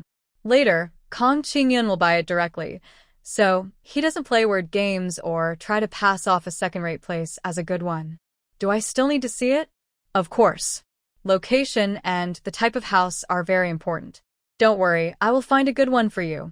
In her past life, she fought hard until graduation and only shared a dormitory. It took half a lifetime to save enough for a down payment. But now it's different. Her sister can afford it. Han Jiao Jiao whispered, let's set a small goal first. earn a few $100 million. Shun Jinfeng was right next to her. Hearing Han Jiao's words, she felt a bit regretful. Her third sister-in-law was good everywhere, but her mind was sometimes sharp and sometimes dull. It was her third brother. At noon, Chen Amin came to help with the shift change. Han Jiao went to the cafeteria to bring them some food. On the way, Chen Xiaoying came face to face and blocked her way. Chen Xiaoying looked pale and furious as she asked, "Did you do this?" Han Jiao, you're so cruel. I'm pretty capable, right? Is there a problem? Do you really want to ruin me? You're so vicious. Vicious? I haven't given anyone an allergen, nor have I been secretly meeting with anyone's husband. A flash of fear crossed Chen Xiaoying's eyes. She quickly pretended to be naive. What allergen? You're crazy. Whatever you say. Kong Jiao blinked and said, "Comrade, I see your forehead darkening and your lips turning purple. You might be in danger of trouble soon. I advise you to watch your words and actions, or a big disaster might happen." Oh. That's not right. You're already in big trouble, and blood has appeared. TSK, your good face is all bruised. Yesterday, after being caught by a young nurse with Director Huang in the storage room, the hospital director immediately called them for a talk. Although a notice was issued overnight explaining it was a misunderstanding. Chen Xiaoying couldn't lift her things, and when Secretary Huang helped, he lost his balance and bumped into Nurse Chen, who then saw everything. Everything happened so coincidentally. It all depends on whether others believe it. Anyway, Kong Jiao doesn't believe it, and Secretary Huang's wife didn't believe it either. Last night, she stormed into the director's office, grabbed Chen Xiaoying's hair, and beat her up. Chen Xiaoying was furious. "It's not just me. Your cheap perfume caused all this trouble. You're so mean. Maybe it's more evil to want me to have an allergic reaction and die?" Chen Xiaoying was stunned and pretended to be naive. Kong Jiao wasn't going to spoil her. When you're scheming against others, at least think about whether you'll get backlash. I don't understand what you're saying. Whether you understand or not, you know in your heart. I'll say this. Stay away from us, or you'll regret being born. Chen Xiaoying pursed her lips, looking resentful. You and your husband? Haha, if I hadn't been here, could you have married Shin Junshan? Kong Jiao looked confused. When he first came to the county, he was seriously ill. I stayed by his bedside every day to take care of him. Later, he recovered, but he was unfamiliar with the area and had no one to look after him. I visited him every day. During that time, we interacted often. He quickly got promoted and became busy. I didn't have much time to see him, but every time we met, we greeted each other warmly. If it weren't for you, none of this would have happened. Do you know how angry I was when I saw him bring home a sloppy fool? My heart broke. Chen Xiaoying spat saliva half a meter. Seeing her righteous anger, Kong Jiao might have thought she did something unforgivable if she were a bit more naive. But unfortunately, she's not naive. She was so angry she laughed. He was sick and taken to the hospital. You are a nurse, so you should take care of him. Did you visit him every day because he hinted for you to come, or because you wanted to go? Do you even know? When two people know each other and greet each other, isn't that out of politeness or love? He brought me back to get married. What are you? What right do you have to be angry? Isn't it because I don't love you that I chose to be with him? Chen Xiaoying was speechless after being criticized. Han Jiao smiled and said, "All your words just now can be summed up as overthinking." Han Jiao, you're too mean. Chen Xiaoying raised her hand to hit, but Han Jiao bent down to dodge and stepped on her foot hard. Chen Xiaoying didn't hit her, but her foot hurt so badly it felt like her bones might break. Han Jiao shook her head. You're so weak. If she wasn't holding the two people's meals, she would have just reached out and taken them. People are usually reserved nowadays, but you're the exception. You do things without thinking about where. Who are you to talk? Just shut up. Han Jiao narrowed her eyes. You're hypocritical, selfish, and mean.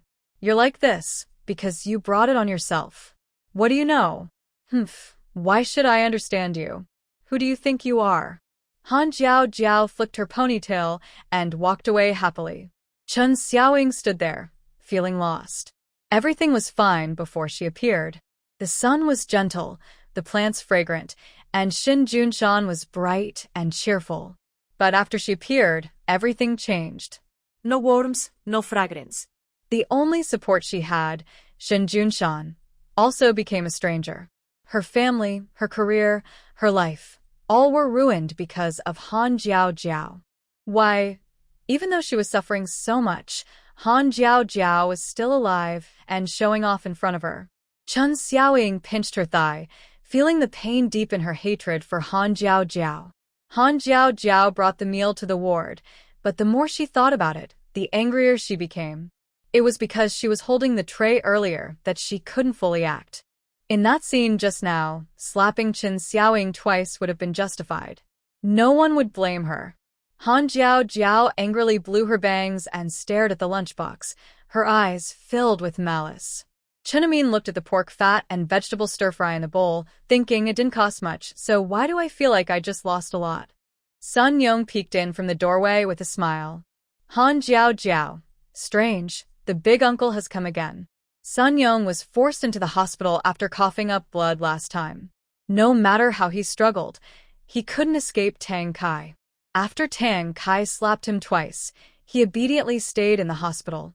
He couldn't see his daughter, which broke his heart. This morning, he heard Xin Jinfeng was hospitalized, and Han Jiao Jiao stayed with her all night. He was almost so angry, he coughed up blood again. His daughter didn't stay with him, but went to be with her husband's ex-family. While Tang Kai was off work, Sun Yong secretly came over. He happily brought grapes and peaches, casually handed them to Chen Amin, then sneaked over to Han Jiao Jiao. Sweetheart, did you eat well today? Did you sleep well last night? Look at you, not seeing each other for a while, and you've lost so much weight. Is Shun Junshan treating you badly? Tell me, I'll help you deal with him. Many leaders from the military are quite bold. Sun Yong is already 40 and used to be in the army, so his bold words are normal. Han Jiao Jiao didn't take it seriously and just saw old man as a simple term. She sighed, I told you to rest and recover, but you never listen. You always try to sneak out when the time is right, waiting for Director Tang to slap you? Sun Yong looked aggrieved. I was in a hurry. It was an accident. Seeing his old face act spoiled, Han Jiao Jiao suddenly thought of Gu Yoxin. They're all peers, but there's a big gap. Comparing, she found Sun Yong more agreeable. Deputy Secretary Sun, is your authority useful in the county town? Sun Yong stroked his chin. He didn't want to get involved in other people's affairs or meddle in trivial matters. But for his daughter, he was willing to do anything, eager to fill the 19-year gap.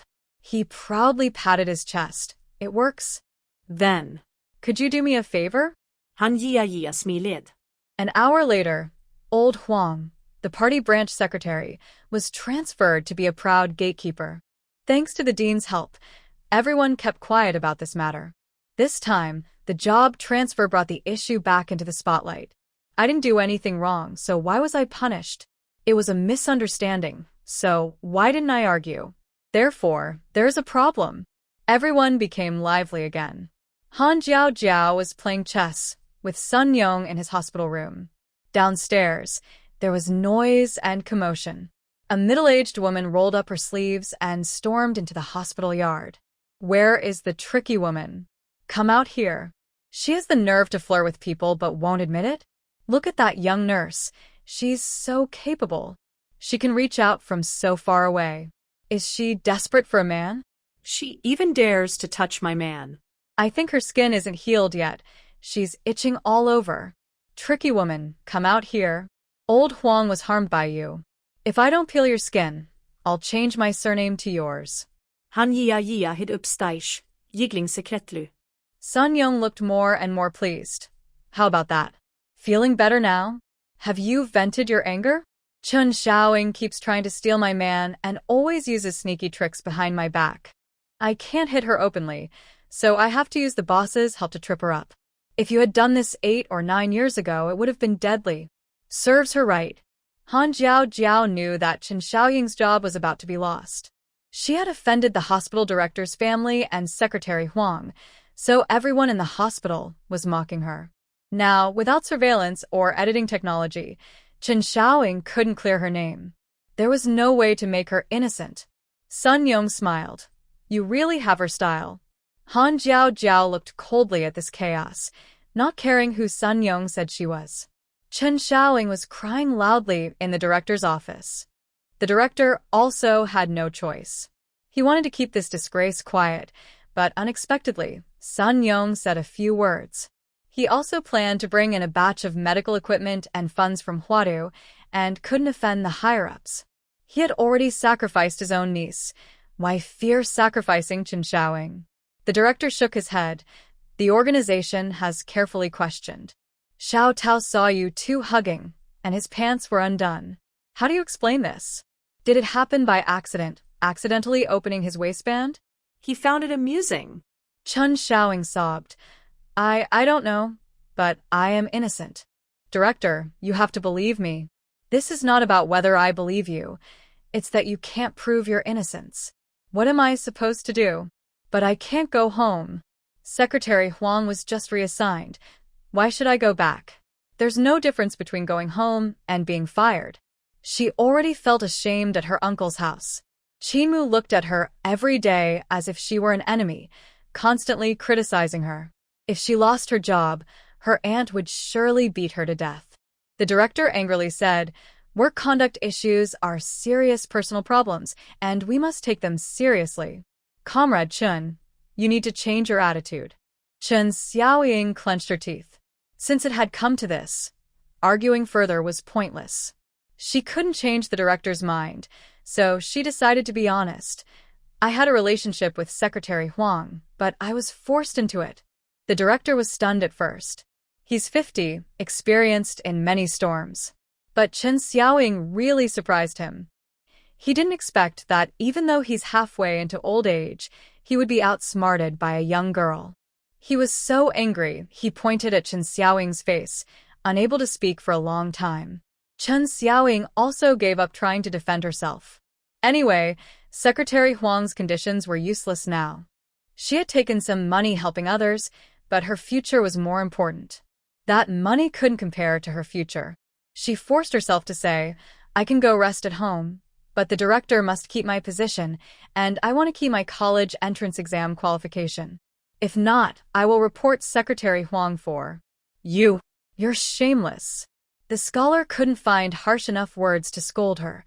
The director had already done his best. Tears welled up in Chen Xiaoying's eyes. She said with a sad voice, I used to work diligently and never made mistakes. Whether with hospital colleagues or patients, everyone liked me. Why am I like this now? That's because you have a loose personal life. Is it my fault for being careless, or is someone deliberately setting me up? I don't know what I did wrong to be pushed aside by you. Who is pushing you aside? Isn't this your own shameful act?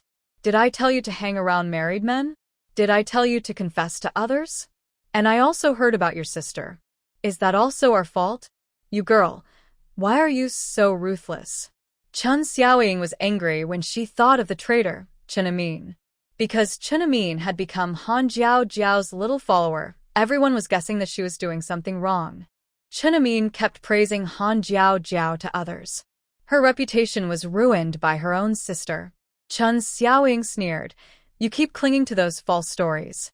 You want me to step back and flatter the leaders, but aren't you ruthless?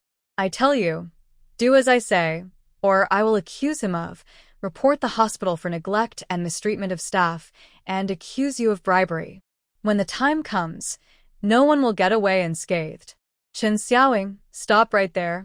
Chen Xiaoying walked away without looking back, knowing the hospital was discussing funds and equipment. The director wouldn't dare to gamble. He also couldn't let his family get into trouble. Accusations of could lead to the death penalty. Chen Xiaoying held her head high as she left the yard, suddenly grabbing the woman's face. She slapped her hard, knocking her to the ground. Everyone was stunned. The woman was also stunned, clutching her face and shouting, How dare you hit me? So, what if I hit you? You're ruining my reputation here, trying to falsely accuse me, and you think I won't hit you? I'll go to the director and clarify everything. If you cause trouble again, I'll sue your whole family. We'll see who comes out on top. I'm not having a good time, and neither do you. After yelling, Chen Xiaoying truly scared the troublemaker. People's eyes toward Chen Xiaoying changed. They looked at her as if she was crazy or suspected something was off, maybe some hidden secret. Chen Xiaoying looked back and saw Han Jiao Jiao leaning against the window upstairs. For a moment, she was stunned. She was amazed by Han Jiao Jiao's beauty. Without makeup, naturally stunning, already very beautiful, with a cool, intelligent elegance. How could Han Jiao Jiao be so beautiful? She refused to admit it, and she never would. Chen Xiaoying angrily shouted, "Clear waters stay clear. Muddy waters stay muddy. Some people try to use connections to do sneaky things behind my back." I told her, no way. Han Jiao Jiao watched her confident departure, tilting her head and sighing. If only her talent and ability were used in her career, she could probably make a name for herself. What a pity. With her causing trouble like this, wasn't all your previous efforts wasted? My daughter, do you want me to investigate this directly for you? Han Jiao Jiao felt anxious every time he called her daughter. She quickly distanced herself from the crazy person, called out to go home and cook for her husband, then ran away. Sun Yong was very annoyed, crossing his arms in frustration. I can't even handle this young guy. This is unfair. From now on, I will make sure he knows how powerful his father-in-law is. Yan Han returned home, and Sun Qian immediately came forward, eager to take her briefcase from her. Yan Han switched hands to avoid her. Sun Qian didn't feel embarrassed. She had always felt that her grandmother wasn't close to her, and she felt the same. But she still needed to pretend for appearances, especially since she was about to get engaged. Sun Qian came in and said, "Grandma, Aoyang wants to invite us to dinner. When are you free? Wasn't he just here for a meal the day before yesterday? Why are we eating again?" Aoyang plans to come over that day, and this time he wants to pick a nice restaurant, invite his parents and sister, and have a meal together to finalize things. Yan Han was surprised. Finalize? Weren't your things already decided? 6 months ago, they said they would get married right after Sun Qian graduated from university. But whether they would continue studying or have children after marriage was up to the two of them. Sun Qian hesitated and said, "Grandma, I want to talk to you about something." Yan Han immediately refused. "I don't agree. But I haven't even said anything yet. It's just about getting married earlier." Sun Qian was touched and nervous, then felt something was off. She only wanted to marry Gu Liang. Why should she feel guilty? He was her fiancé. Seeing her look so wronged, Yan Han also felt uncomfortable. It wasn't just because Sun Qian was the child of that wicked woman, but also because she thought she was being unreasonable. "I told you to go to university and aim to be in the top 10. That's why I asked Xiao Zeng to help you study. But the last report from Xiao Zeng wasn't good. Women should get married, but if you don't have the skills to support a family, it's hard to do so. I didn't think highly of Gu Liang either, but you both like each other.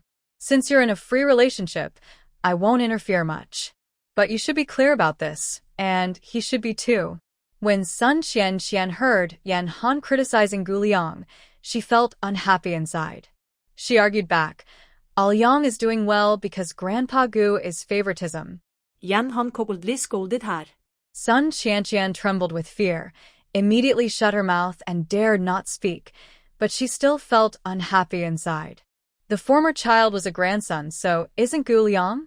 He's also surnamed Gu. Why is there favoritism? Sun Qian felt wronged.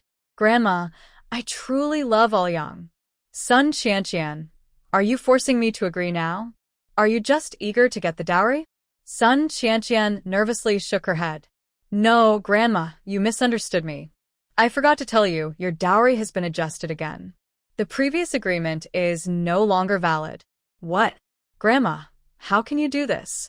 Yan Han shot a sharp, cold look. Sun Qian didn't dare say anything else, her face full of grievance. Recently, Yan Han received a call from Sun Quan. She was waiting for Xiao Fan's message at the time and didn't dare make a decision immediately. Today, Xiao Fan also sent a telegram. She sat at her desk all afternoon, lost in thought. Fate, destiny, it's truly strange. Tang Shuang also received the news. When she returned, she saw the two of them standing at the door. Tang Shuang approached and said, "What are you standing here for? It's hot outside. Come in and eat some watermelon. Cut the watermelon and bring it to my room, Qian. I have something to talk to you about, Mom." Tang Shuang felt scared inside. She cared for son Qian too. After all, she had raised her for so many years. She wasn't a cold-hearted person. Yan Han frowned. Her dowry is going to change. I have to tell her the reason.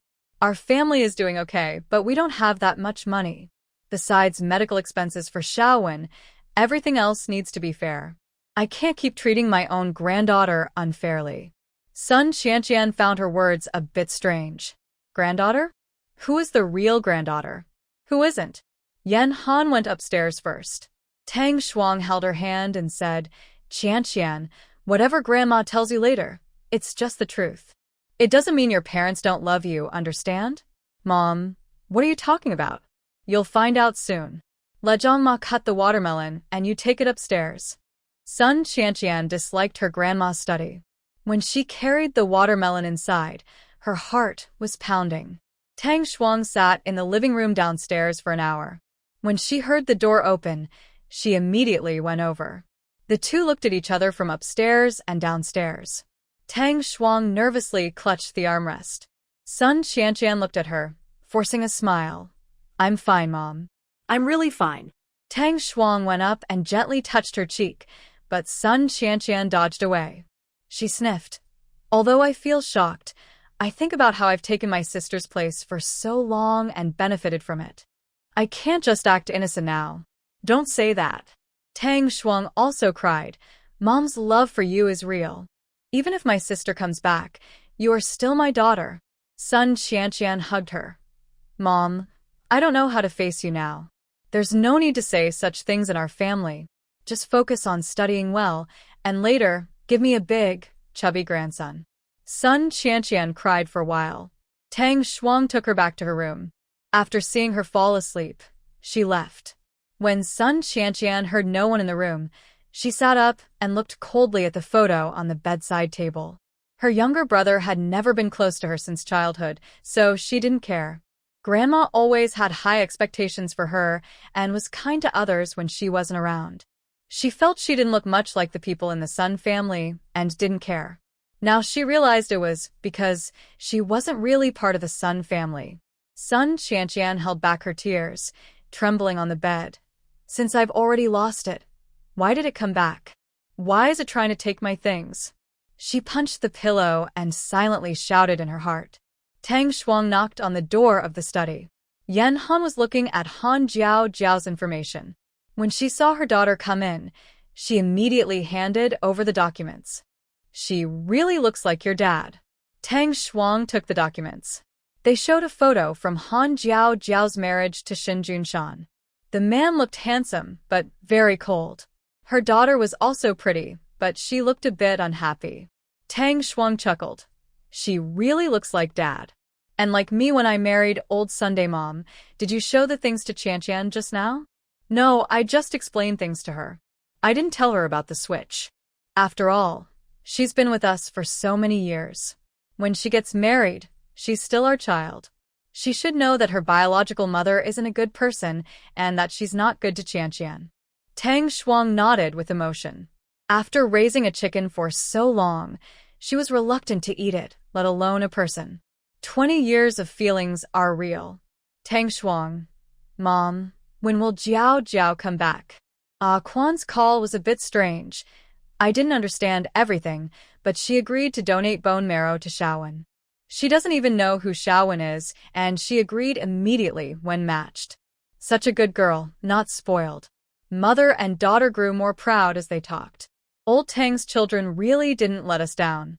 Tang Shuang saw another set of documents on the table and paused. Mom, what's this? Jiao hasn't officially come back yet, but I think of her as one of our family. Xiaowen's situation is special. Besides studying and getting married, There's also some medical expenses. Jiao Jiao is married now and doesn't need a dowry, but I want to save some money for her little son. The 2 houses and 10,000 cash I promised to Qian Qian, along with jewelry and paintings, should be split evenly with Jiao Jiao. I've told her that. Tang Shuang note that. I think that's fair. These are for me. You can handle your own funds. I'm fair to everyone. But Jiao Jiao has been away for so long. I want to make up for her. I think Qian Qian will understand. Hopefully. The mother and daughter talked about money for a while, then started planning about reuniting with Jiao Jiao. Where to set up a room. What to buy for her. Would she be willing to call me mom? They talked for 2 or 3 hours, occasionally laughing from the study. Han Yo Yo packed her suitcase. Chun Amin was stunned. Are you not planning to come back after you leave? 5 big suitcases and 2 bags. I've never seen so much for moving. My brother is going to study. I need to donate bone marrow. Jun Shan has to give a report, and we'll stay for half a month. Han Jiao Jiao handed 2 sets of keys to Chen Amin and Changzi. Come over every couple of days to help take care of the house. She also handed an envelope with 2,000 yuan, earned from Changzi and her hard work recently. She gave the money to Changzi, who was shocked. Why are you giving me money again? Do you think I'm useless? What are you thinking? Han Jiao Jiao raised an eyebrow. This is reserve money. Your dad agreed I should invest in the clinic, owning 5%. As a shareholder, I need some money as an investment fee. Yes, but 2,000 is too much. Too much? What's too much? Aren't we supposed to invite an apprentice? They don't have to pay for food and accommodation. In the end, Changzi still agreed. Han Jiao Jiao was actually worried. Since coming to this world, she has known these people. They are like younger siblings. She will be away for more than half a month, and she doesn't know if her family will cause trouble.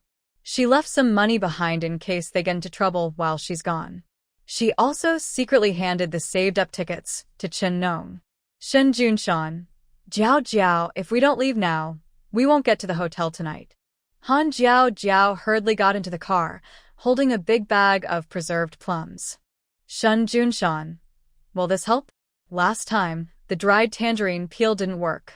This is a secret weapon developed by old Dr. Chen. Try it. It's refreshing and sharpens the mind. Shen Junshan opened his mouth and obediently ate one, his face immediately changing. Han Jiao Jiao, does it feel like a sudden enlightenment? Shen Junshan. He wasn't sure if it was a true awakening, but he was sure that his head was going to be overwhelmed by the sourness. Han Fong sat with Sun Quan and Shin Jinfeng in the back seat, each eating a plum, making their faces twist from the sourness. Han Fong, brother-in-law, isn't it too sour? My teeth feel like they're going to fall out. Sun Quan, this isn't for humans to eat. Are you sure old Dr. Chen isn't just messing with you? Han Jiao Jiao rolled her eyes. You, the free rider, stop talking nonsense. Remember, I only let you ride along because I saw you could help my husband. Be respectful, tool. Sun Quan sighed inwardly. Well, Big Brother has become a tool, and he can only endure it. Zhong Shun leaned against the window, muttering resentfully, Silly kid, you better take good care of my brother. Don't let him waste away. I also drink blood. How could I let him waste away? That's hard to say. Anyway, take good care of him and come back whole and healthy. Got it, you're so naggy. Han Jiao Jiao patted his forehead. She knew Zhong Shun was worried about the Gu family. Last time, Gu Yoshin's attitude was like that of a fool. Now that they went to Gu Yoshin's territory, it naturally made people more worried. The car started. Han Jiao Jiao's hair was blown into a mess. She used a hair tie to secure it behind her neck, leaning on the passenger seat and saying, Zhong Shun can't come with you this time. He must feel uncomfortable. He can't leave. Let's call Zhong Shun when we get to the city, or he'll keep worrying about you. Shun Jinfeng whispered, long-distance calls are so expensive. Shin Junshan and Han Jiao Jiao ignored her. Although Shin Jinfeng was right, their needs were different. Shin Jinfeng lacked money, but Shin Junshan and Han Jiao Jiao did not. They cared more about Zhong Shun.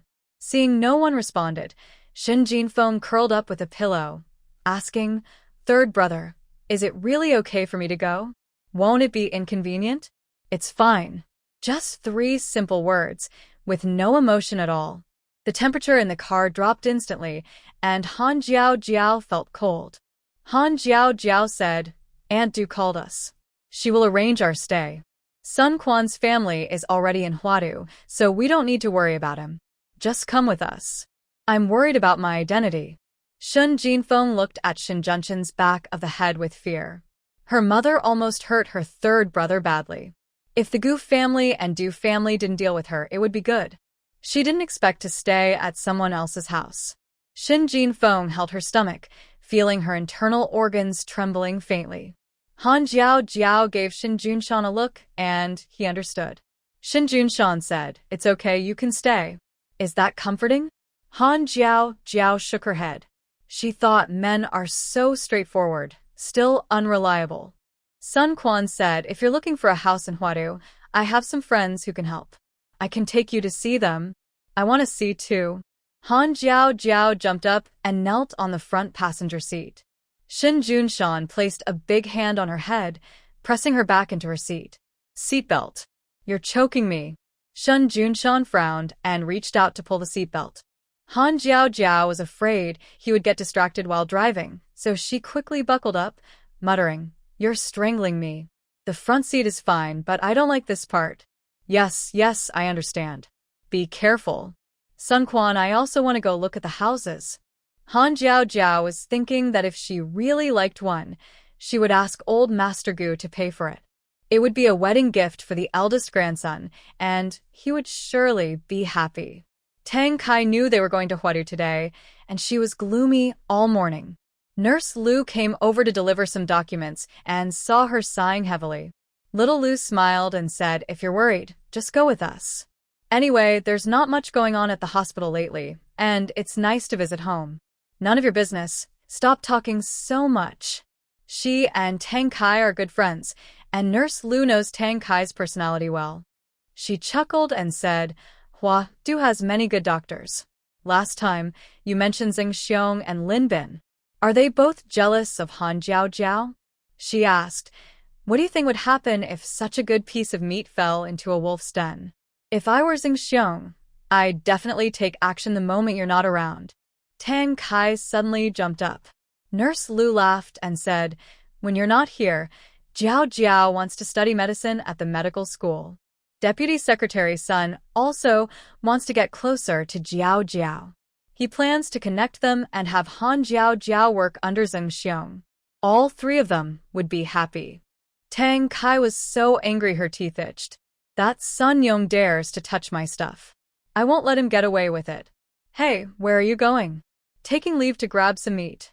Little Lu shook her head. Han Jiao Jiao took a nap. Sun Quan and Shin Junshan took turns driving, from dawn until the sun started to set, and only then did the car enter Huadu City. Duling had been waiting at the door for a long time. She kept walking back and forth, looking for cars passing by. Every time a car went past, she hurried over to check.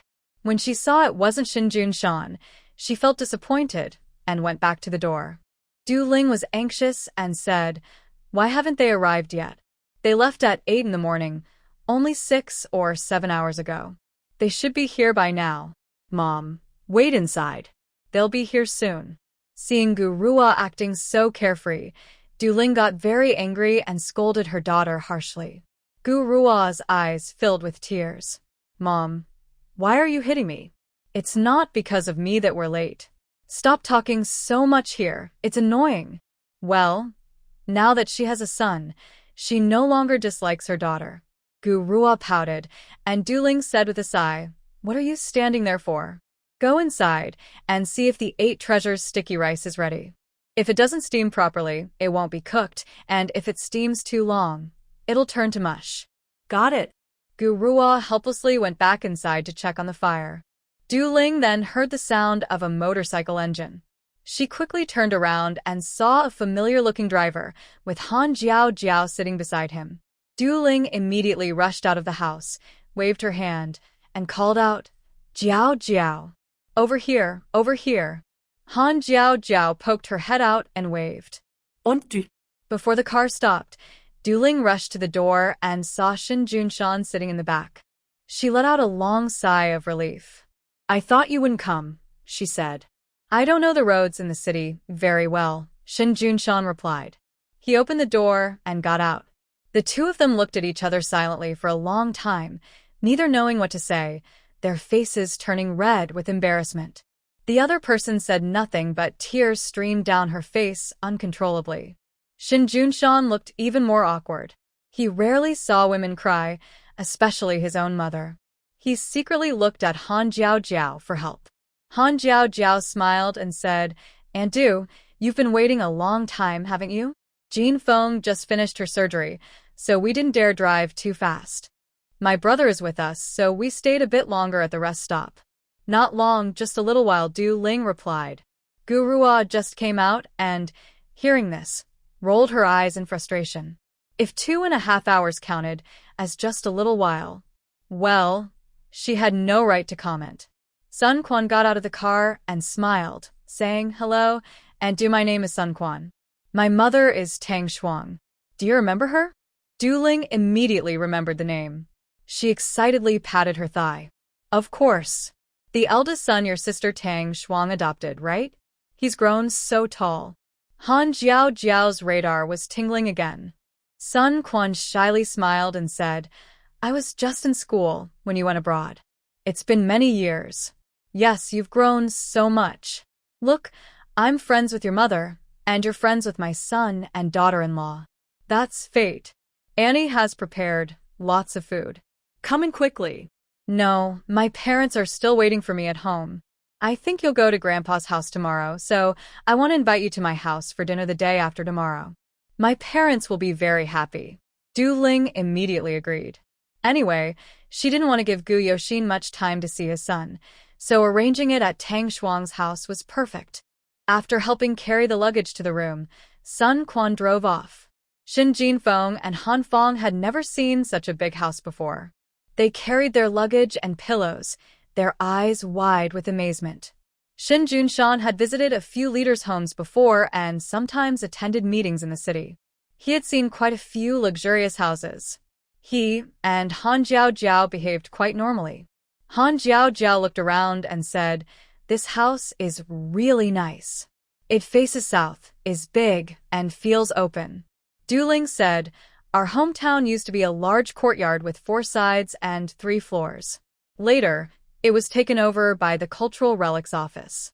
When we came back, the organization gave us this house." She quickly led Shin Junshan to the door of a room. "The house is ready for you. It's not very big, but it has everything you need. Take a look and see if you like it." Shin Junshan felt awkward for a while because Du-ling was holding his hand. He instinctively pulled his hand away, and Du-ling noticed. She paused for a moment, then smiled and said, "You first tell me if you like it. If not, I'll find you another room." Jiao, do you like it?" "Yes, I like it very much. A mix of Chinese and Western styles.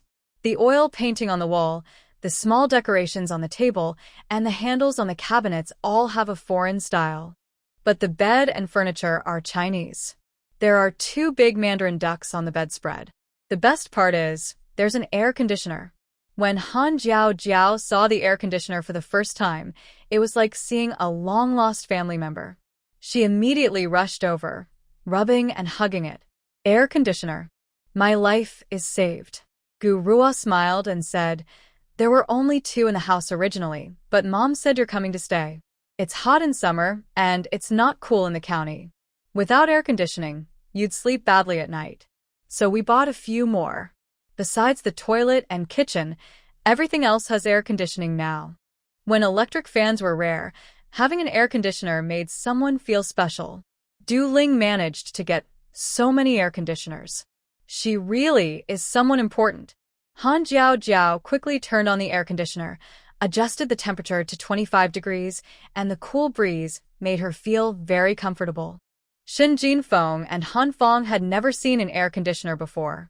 They curiously came over. Shin Jinfeng was surprised and asked, "Is it really cold? Did you put ice inside?" "It's refrigerant, a chemical substance. It's cool, right? Really cool. Everything in the city is rare and wonderful. It's great. Listening to their conversation, Duling looked at Shun Junshan thoughtfully. She knew Shin Jinfeng was coming too, and she didn't want him to. Back then, Jin Guizhi mistreated her son, and Shin Jinbao also hurt her son. Now Shin Jinfeng could stay at her house, which made her feel uncomfortable. However, she disagreed, and her son might have to live somewhere else. Duling didn't want her son to leave her, so she could only hold back her feelings, but she still couldn't like Shin Jinfeng.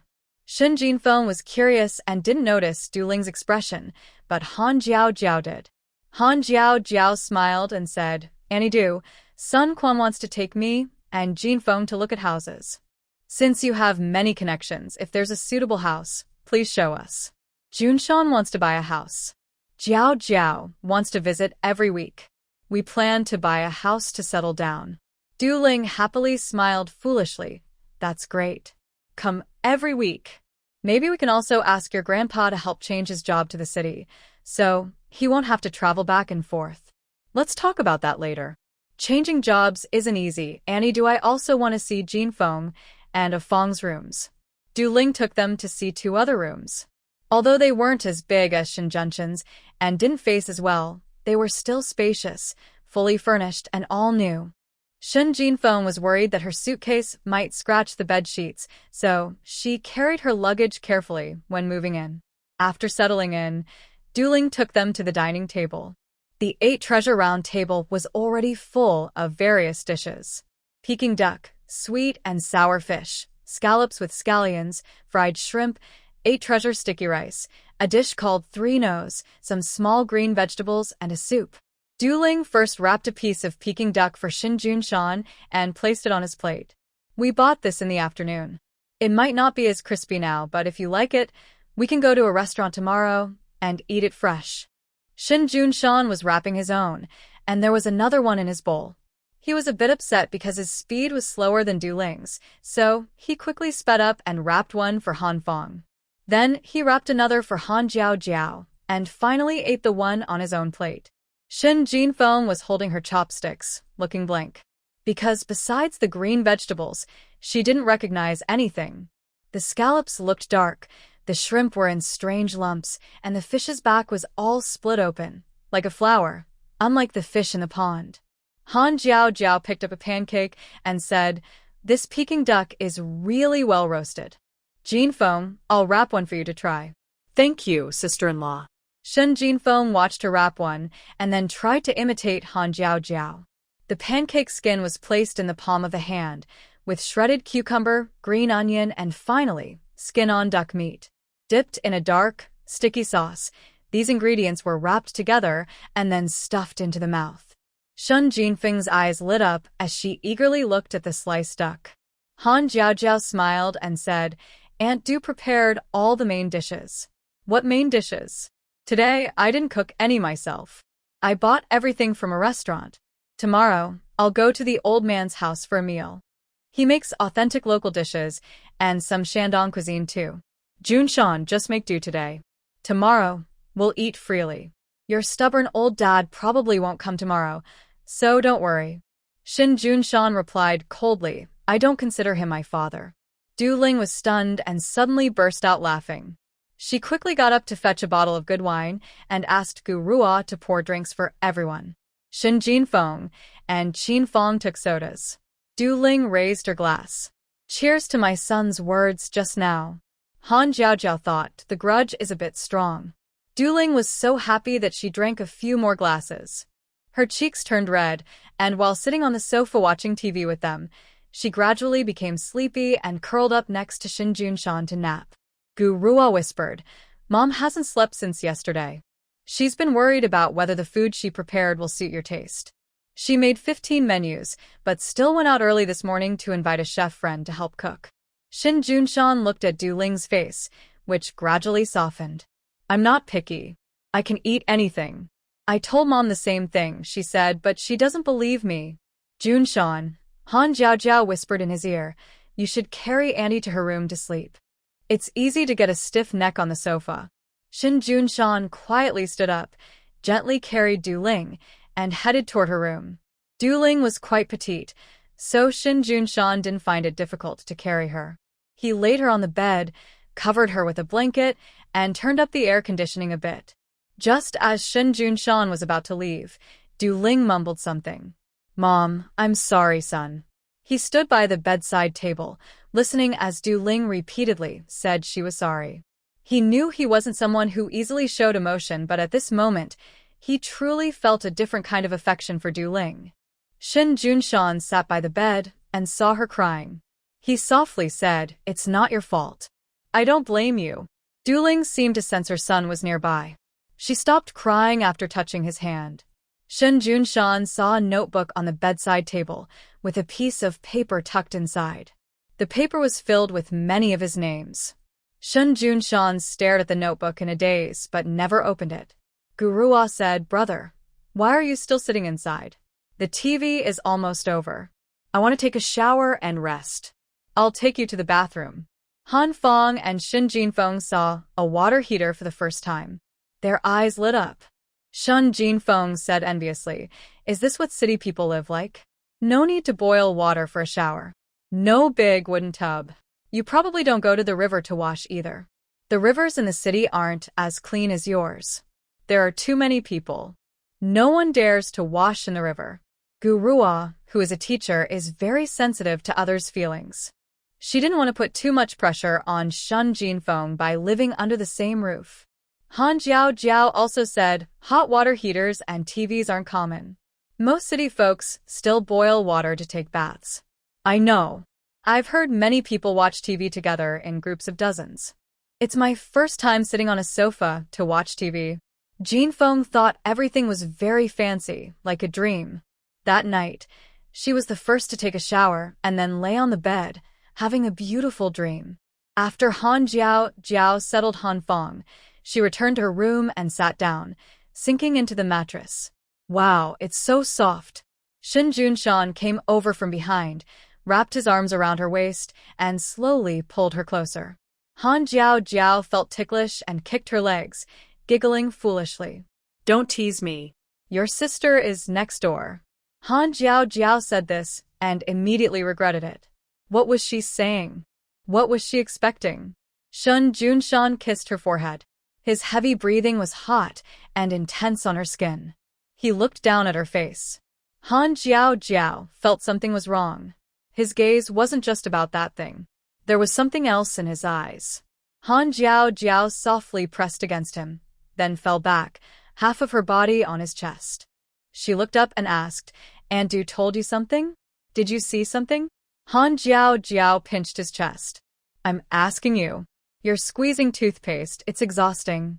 Shin Junshan was a little surprised by her grip. He immediately covered his chest and moved away. She quickly hugged his waist and said, "Don't run." He asked, "Are you planning to run?" She replied, "No, I won't. This bed is 2 meters 20 wide. If you sleep at the edge, I'll have to get close to you. If I accidentally fall off, I might hurt my face." Shin Junshan. He had no serious reason, only silly excuses. Shin Junshan moved closer to her, and they couldn't get any closer while lying down. Han Jiao smiled and said, "Now that's better."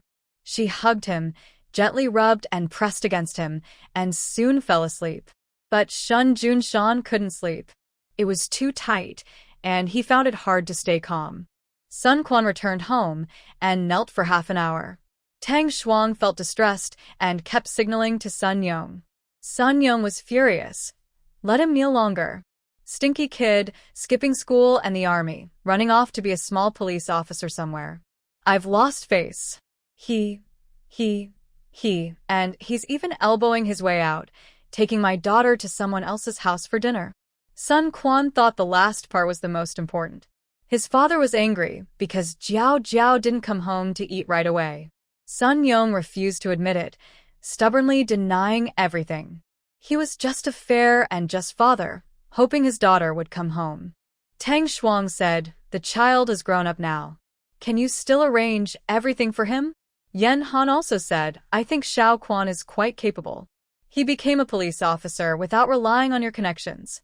I heard he's doing well. Xiao Quan, you're great. Sun Quan smiled brightly. Then he was hit on the forehead by a big chestnut from Sun Yong, dazing him. Stop laughing. Saliva even splattered across half his face. Don't think you're great just because your grandma supports you. Next time, if you don't bring my daughter back, I won't forgive you. We said she'll be back for dinner the day after tomorrow. I'm third in line. Sun Yong almost picked up a shoehorn to hit someone. But when Yen Han shot him a cold look, he timidly put away the shoehorn. He stood quietly beside Yen Han, acting like a good boy.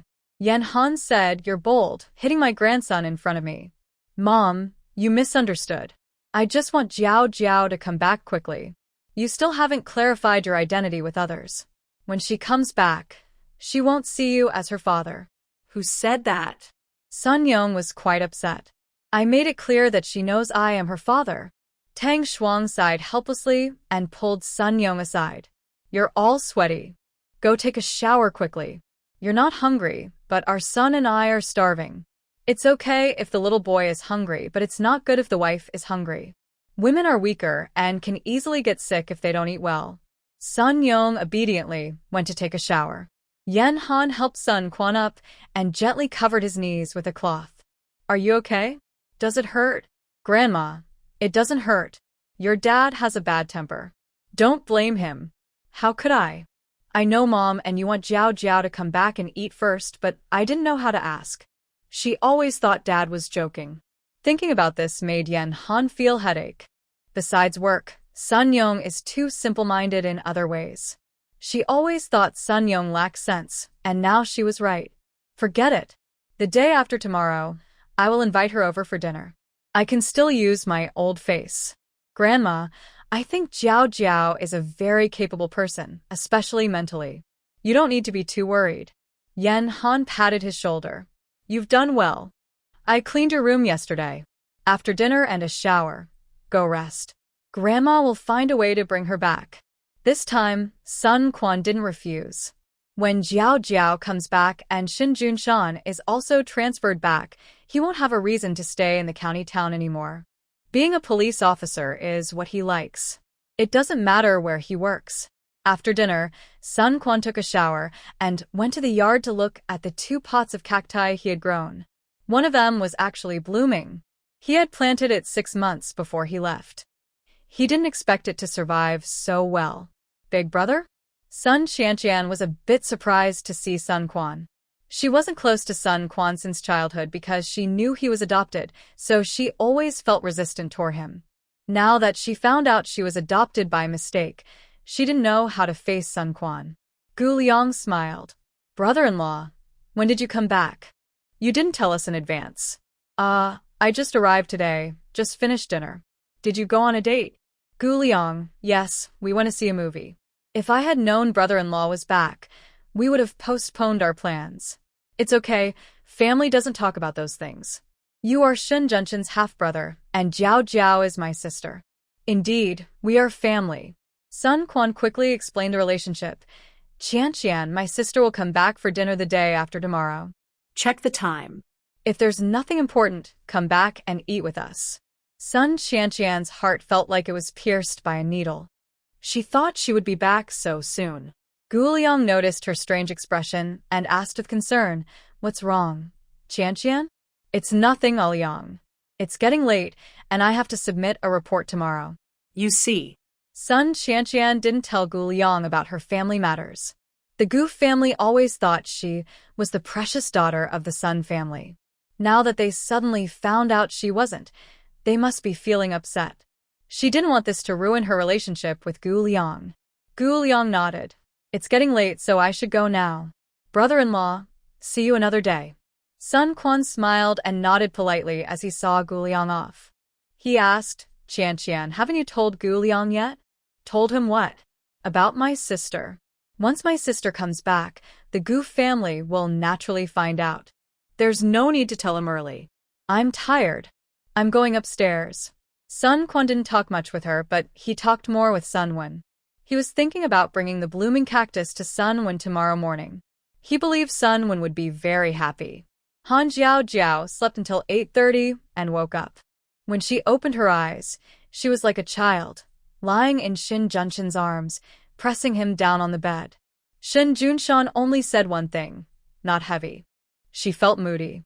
Not only did she wake up late, but her husband also said such things. Han Jiao hurriedly ran out, still wearing her sleepwear. Gu Ruo said with a smile, "My mom went to the hospital early this morning to handle some things. She bought breakfast before she left. Try it and see if it's good." Gu Ruo playfully pushed a bowl of soy milk in front of Han Jiao. Han Jiao quietly handed it to Shin Junshan and said, "Husband, you worked hard last night. Have some more." Shun Jinfeng, why was sleeping so hard? Gu Ruo, what are they talking about? Han Feng, finally, brother-in-law is finally catching on. Shin Junshan looked unhappy, holding the soy milk for a long time without daring to drink. Gu Ruo, brother, this thing is good for health, and it has a pretty special taste. Yes, it is indeed quite special. The most unusual way was the one that could have been dangerous. Shun Junshan chose to step back in front of everyone and push the bean juice to Gu Ruo. Gu Ruo was confused. Don't you like it? I think it's very tasty. I bought it especially. Gu Ruo picked up her bowl, took a big sip, happily licked her lips, then dipped a piece of fried dough into the sauce and took a big bite. Han Jiao gave a thumbs up. Hero. Haha, I wasn't used to it at first. After drinking it a few times, I think it's pretty good. I wanted to buy some braised food today, but there wasn't enough time. There's a really good place on the east side of 2nd Street. Han Jiao also liked the braised dishes, especially the large intestines, which she loved. Thinking of that taste, she suddenly felt she was missing that flavor. When Shin Junshan went out to handle some matters, Shun Jinfeng helped Gu Ruo with the cooking, and Han Jiao took Han Feng out. Before coming, the elementary school office gave them a shopping list. Han Jiao watched as the staff measured Han Feng's size. Most of the children around were the same age, many taller than Han Feng, but not as handsome as him. Suddenly, Han Feng tucked her clothes. Sister, school uniforms are so expensive. Can't we make our own? Make our own? How? I don't know how to do that. Do you? But they were too expensive. One set of clothes cost 10 yuan. 10 yuan. It felt like robbery. Han Feng was heartbroken. In a few days, I need to take the little girl to see the doctor. Can't we spend a little? It's okay. Your brother-in-law is a little wealthy. He can afford 10 yuan.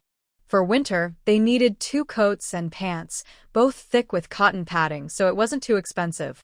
Han Jiao was worried he might get cold, so she looked at some gloves and cotton socks. She wasn't sure if the school's bedding was thick enough or if there was heating. She also wanted to send a few thicker silk quilts to Han Feng.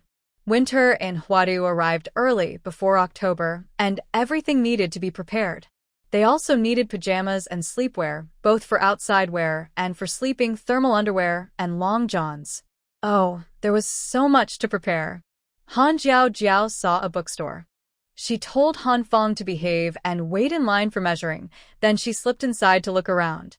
The bookstore was very old-fashioned, with shelves full of books. The shop wasn't big, and the environment wasn't fancy. As soon as she entered, she could smell the strong scent of books. The old man running the shop wore reading glasses, and his broken shoe was taped up with glue. Next to the counter, there was a machine showing news about the upcoming college entrance exams. Han Jiao flipped through several high school math textbooks, and the content was about what she expected. She was still very confident about the college entrance exam. Suddenly, Han Jiao saw a book about leukemia and instinctively reached for it.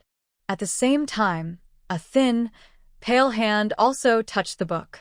When their fingers overlapped, both Han Jiao and the other person froze. Who are you? Who are you? They spoke at the same time and blinked at each other. The other person looked at Han Jiao curiously and then smiled gently like a breeze. You look familiar. It makes me think of a few people. Han Jiao said, I think so too, but I can't remember where I saw you before. Where could it be? Why can't I remember? Han Jiao looked into his eyes and held his hand. He didn't resist. Instead, he grabbed her hand. Suddenly, he covered his mouth and coughed twice. Han Jiao Jiao noticed that in the hot summer weather, he was wearing 2 layers of clothes. Outside was a normal shirt, but underneath was a blue and white striped hospital gown, and he had an 4 needle in his hand. Han Jiao Jiao crossed her arms and said, "You must have sneaked out of the hospital." I came out honestly," he replied. "Lying is not a good thing." Han Jiao Jiao pointed at his feet. He was wearing slippers that had the hospital's logo and name on them. The boy's cheeks flushed, and his pale skin looked shy. He pouted and said, "My family is very strict. They don't allow me to leave the hospital, but it's too boring there. Please don't send me back. Can I treat you to some candy?" He quickly took out 2 candies from his pocket and offered them to Han Jiao Jiao. The boy was wearing a baseball cap and hospital gown, and earlier, he was interested in the leukemia book. Han Jiao Jiao guessed what was happening. She took 1 candy and said, "You can stay outside until dinner, but you must go back before then. To keep an eye on you, you have to stay with me this afternoon. Don't try to run away. I'm good at fighting." This girl looked like she was only a little heavier than him, but she spoke confidently. However, he didn't dislike her. Instead, he wanted to get closer. When the boy came back to himself, he was already holding her sleeve. He paused, looking confusedly at Han Jiao Jiao, who didn't seem to mind, and pulled him back to the fabric store. Han Fong saw the unfamiliar older brother and also looked surprised. "You?" Han Fong was short and looked up to see the young man's face clearly. He exclaimed, "Little brother, you look so pretty, even more handsome than my sister." The young man blushed and looked at Han Fong. "Shouldn't that be strange? Normal people don't have white eyelashes." Han Jiao Jiao lightly tapped Han Fong's forehead. "No rudeness. I'm not rude. My brother is good-looking. Even if he's handsome, he's not as good-looking as me. I'm the best-looking, understand?" Under his sister's pressure, Han Fong forced himself to nod in agreement. But inside, he still thought the older brother was the most handsome. "This is my younger brother Han Fong. You can call him Ah Fong. Just call me Jiao Jiao. What about you?" The young man hesitated and looked to the side. "Sun Quan." Huh. I'm called Sun Quan." Han Jiao Jiao paused for a moment. Han Fong was about to speak, but Han Jiao Jiao pinched his face and covered his mouth. Sun Quan had mentioned his family issues, and Tang Kai had asked her to do a bone marrow match. Plus, this handsome guy claiming to be Sun Quan, Han Jiao Jiao understood everything. He is the little one that Sun Quan talked about. She smiled and said, "Then I'll call you Ah Quan. Let's finish shopping for clothes first, then go get some snacks, okay?" "Sure. Let's go eat braised snacks. I know a really good shop." He drooled and looked eagerly forward to it. Han Fong held his hand. "My sister also wants to eat braised snacks, but before that, she has to watch my school bag." Sun Wen didn't resist and helped him look at school uniforms and bags. Although there were only 2 or 3 styles, Han Fong and Han Jiao Jiao enjoyed choosing them, and he had fun shopping too. They ate and browsed along the way.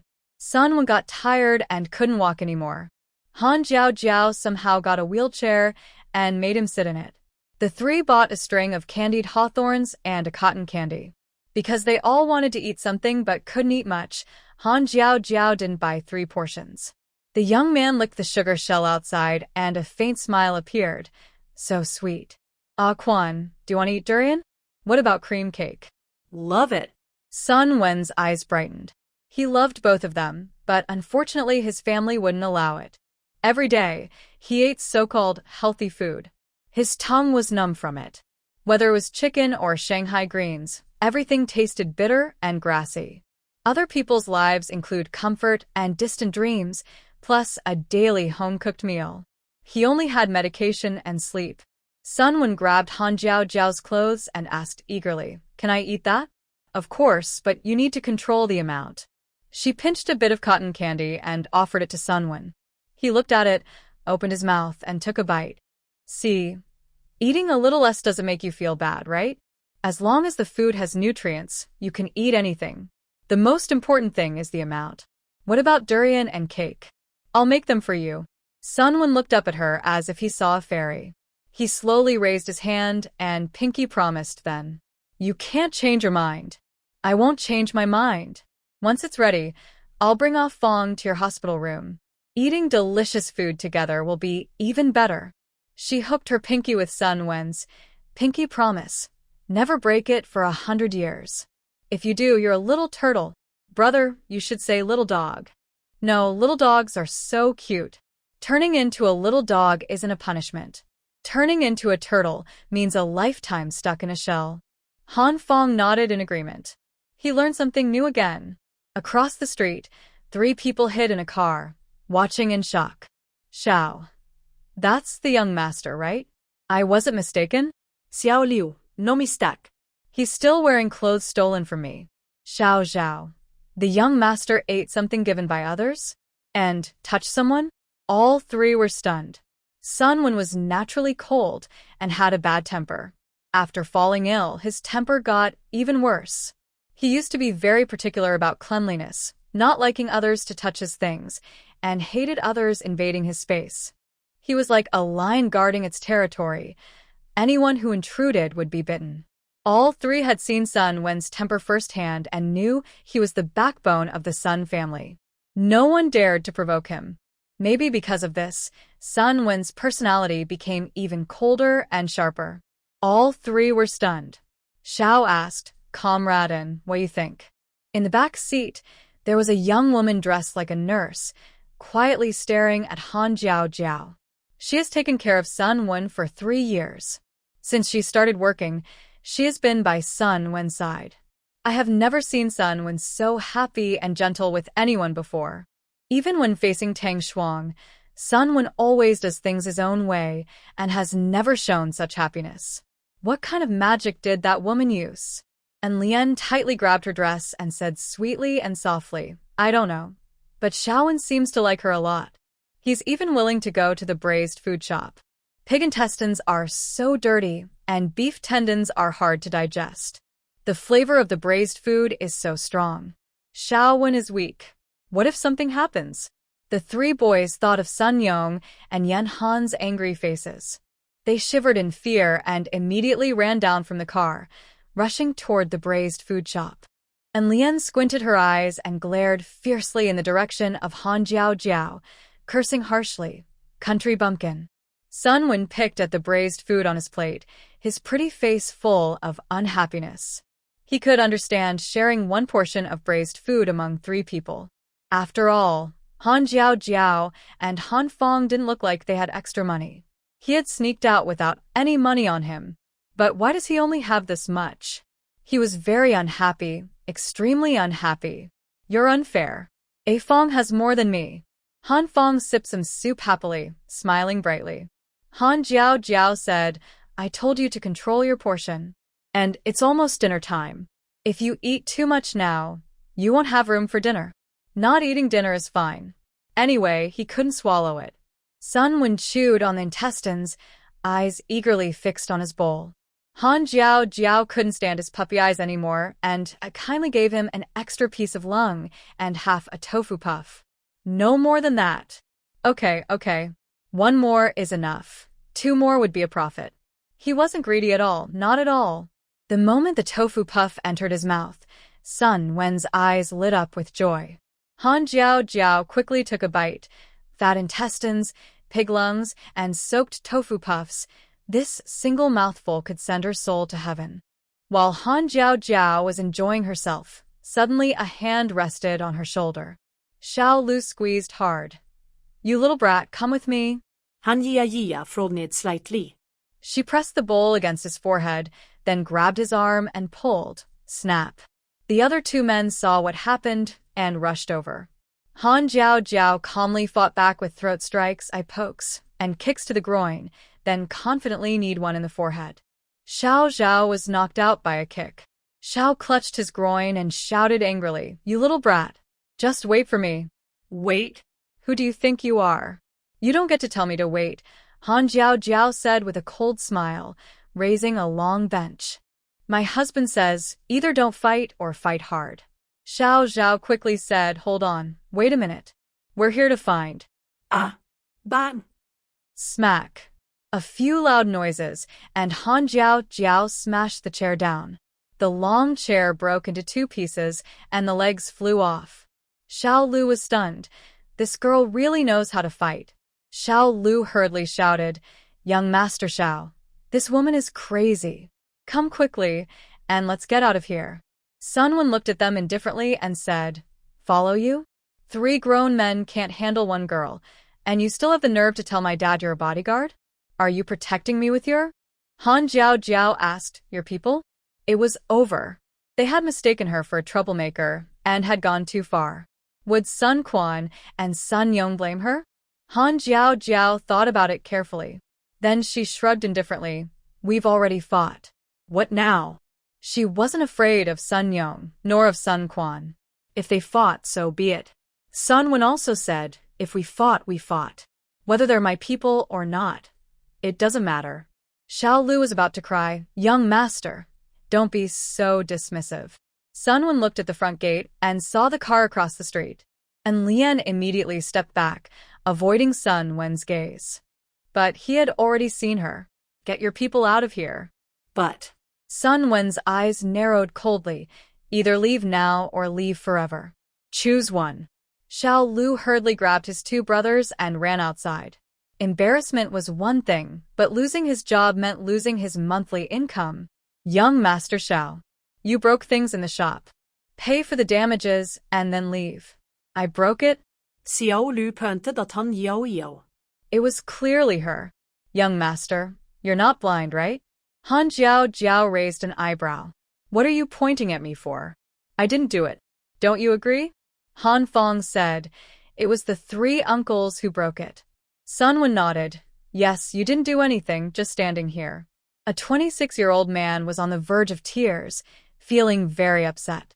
"Come on, does that sound like real conversation?" Sun Wen put down his chopsticks and beckoned with his finger, clearly annoyed. Xiao Lu, feeling wronged, took out 5 yuan and placed it on the table. Han Jiao Jiao and Sun Wen still looked at him with sideways glances. "Why are you still staring?" Xiao Lu clenched his teeth and took 10 yuan from brother's pocket, then put it on the table. Sun Wen waved his small hand. "Go away." Xiao Lu quickly left with his group. Han Jiao Jiao gave the shop assistant 10 yuan as compensation.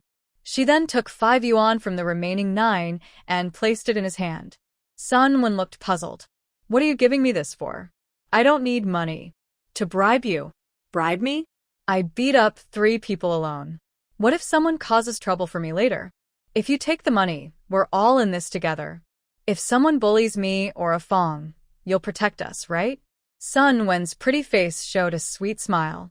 He tried to keep his voice steady. "You want me to protect you?" Yes. "A Fong, what do you think?"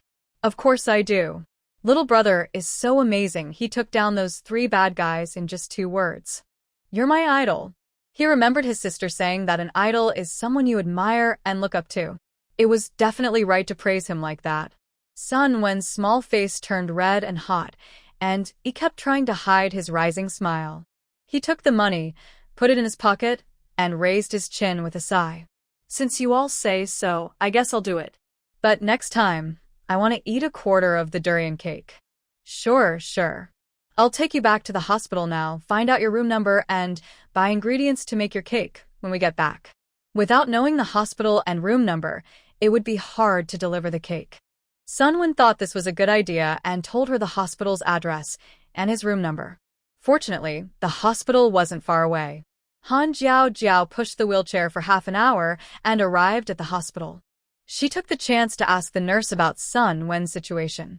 She learned that he was a regular patient, usually staying in the hospital after the new year. He had no friends visiting him, and his studies had been interrupted. Han Jiao Jiao felt quite sorry for him. When they reached the ward, she saw a row of bookshelves by the window, filled with all kinds of books. Han Jiao Jiao picked up an English book and said in surprise, "Your English is pretty good. You even used English for the labels." "This is nothing, it's very simple." "Brother, what is this?" "It's so beautiful. It's an animal encyclopedia. I've finished reading it. If you like it, you can take it home to read."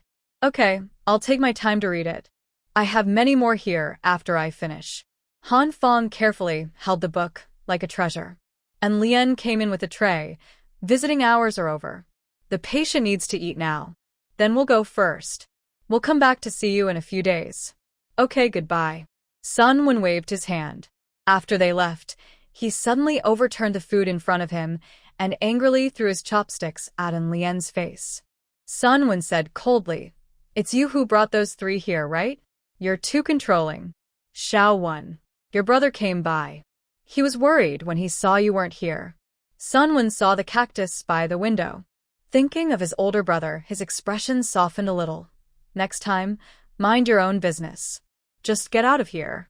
And Lien nodded silently, tidied up her things, and went to prepare another meal for him.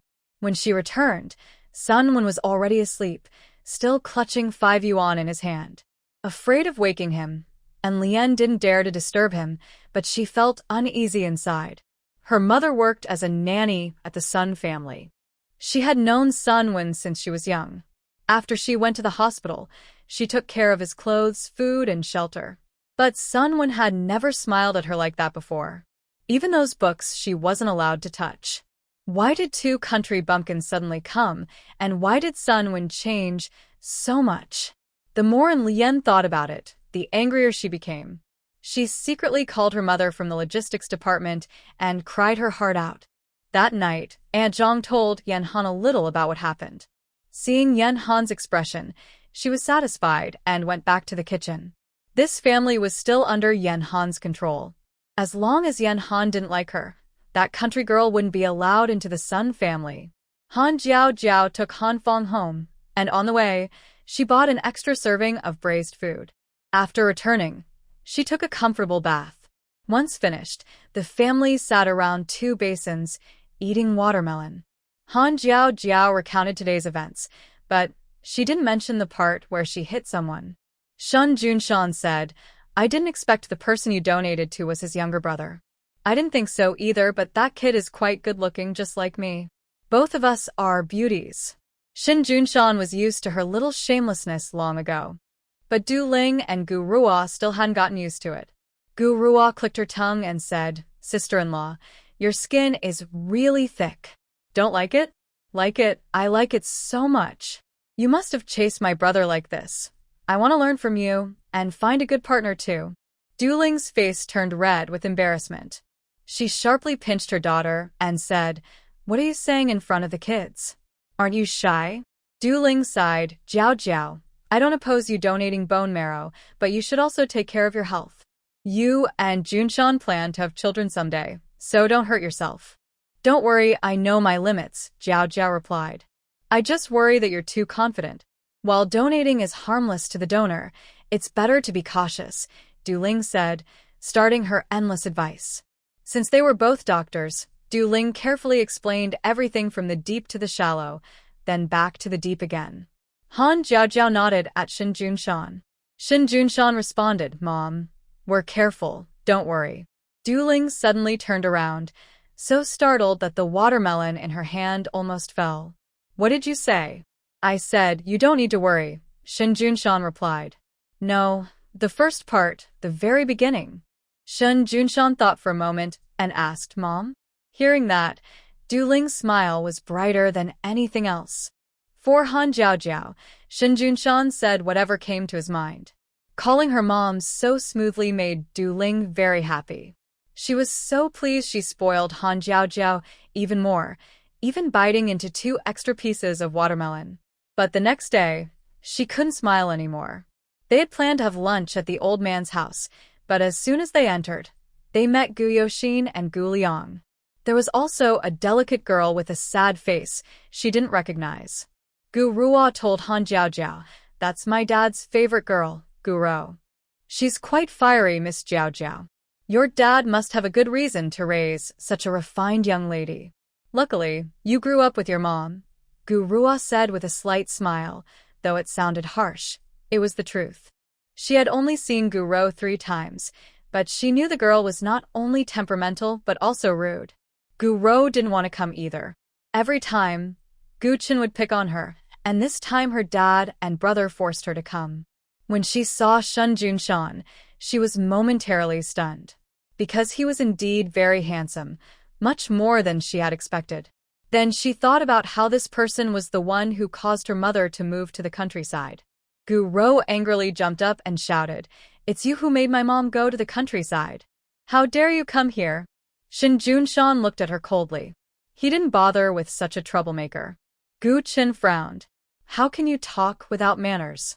If you don't know how to behave, go back and learn." Gu Liang quickly pulled Gu Rou back. They had come specifically today to visit Shin Junshan, and it was better to be careful in front of Grandpa. Gu Liang smiled and said, "Grandpa, Xiao Rou is young and doesn't understand. Don't mind her." Ridiculous. When I was young, women in the countryside already had 2 children. She's no good at anything, probably learned it from someone, not talented, looks ugly, but her temper is quite fiery. Gu Rou almost exploded in anger. It was one thing to say she had no talent, but to call her ugly. She was the class beauty. Shin Junshan held Han Jiao Jiao's hand, looked at Gu Rou, then at Han Jiao Jiao. His wife was still the most beautiful. Du Ling stared coldly at Gu Yuxin. "Why are you here?" Gu Yoshin looked speechless. "I'm his father. If he doesn't come home, I have to come here to find him." Shin Junshan turned his head away, refusing to admit this. Gu Qin also felt helpless. Early in the morning, Gu Yoshin brought these 2 kids in, refusing to leave with a bunch of fancy reasons. They kept arguing until the eldest grandson arrived, but Gu Qin still hadn't driven his son away. He apologized to Shin Junshan. "Sorry for the trouble. We were having a nice family gathering, and it's just started, but now it's spoiled." Shin Junshan replied calmly, "It's okay." Gu Rou sarcastically said, "So you say I have no manners, but he's polite? No one criticizes him for talking like that to elders. It's just favoritism." Shin Junshan was cold by nature, and everyone who knew him understood. If it weren't for the old master's face, they would have already left. Now they were already showing some respect. Shin Junshan coldly looked at Gu Rou.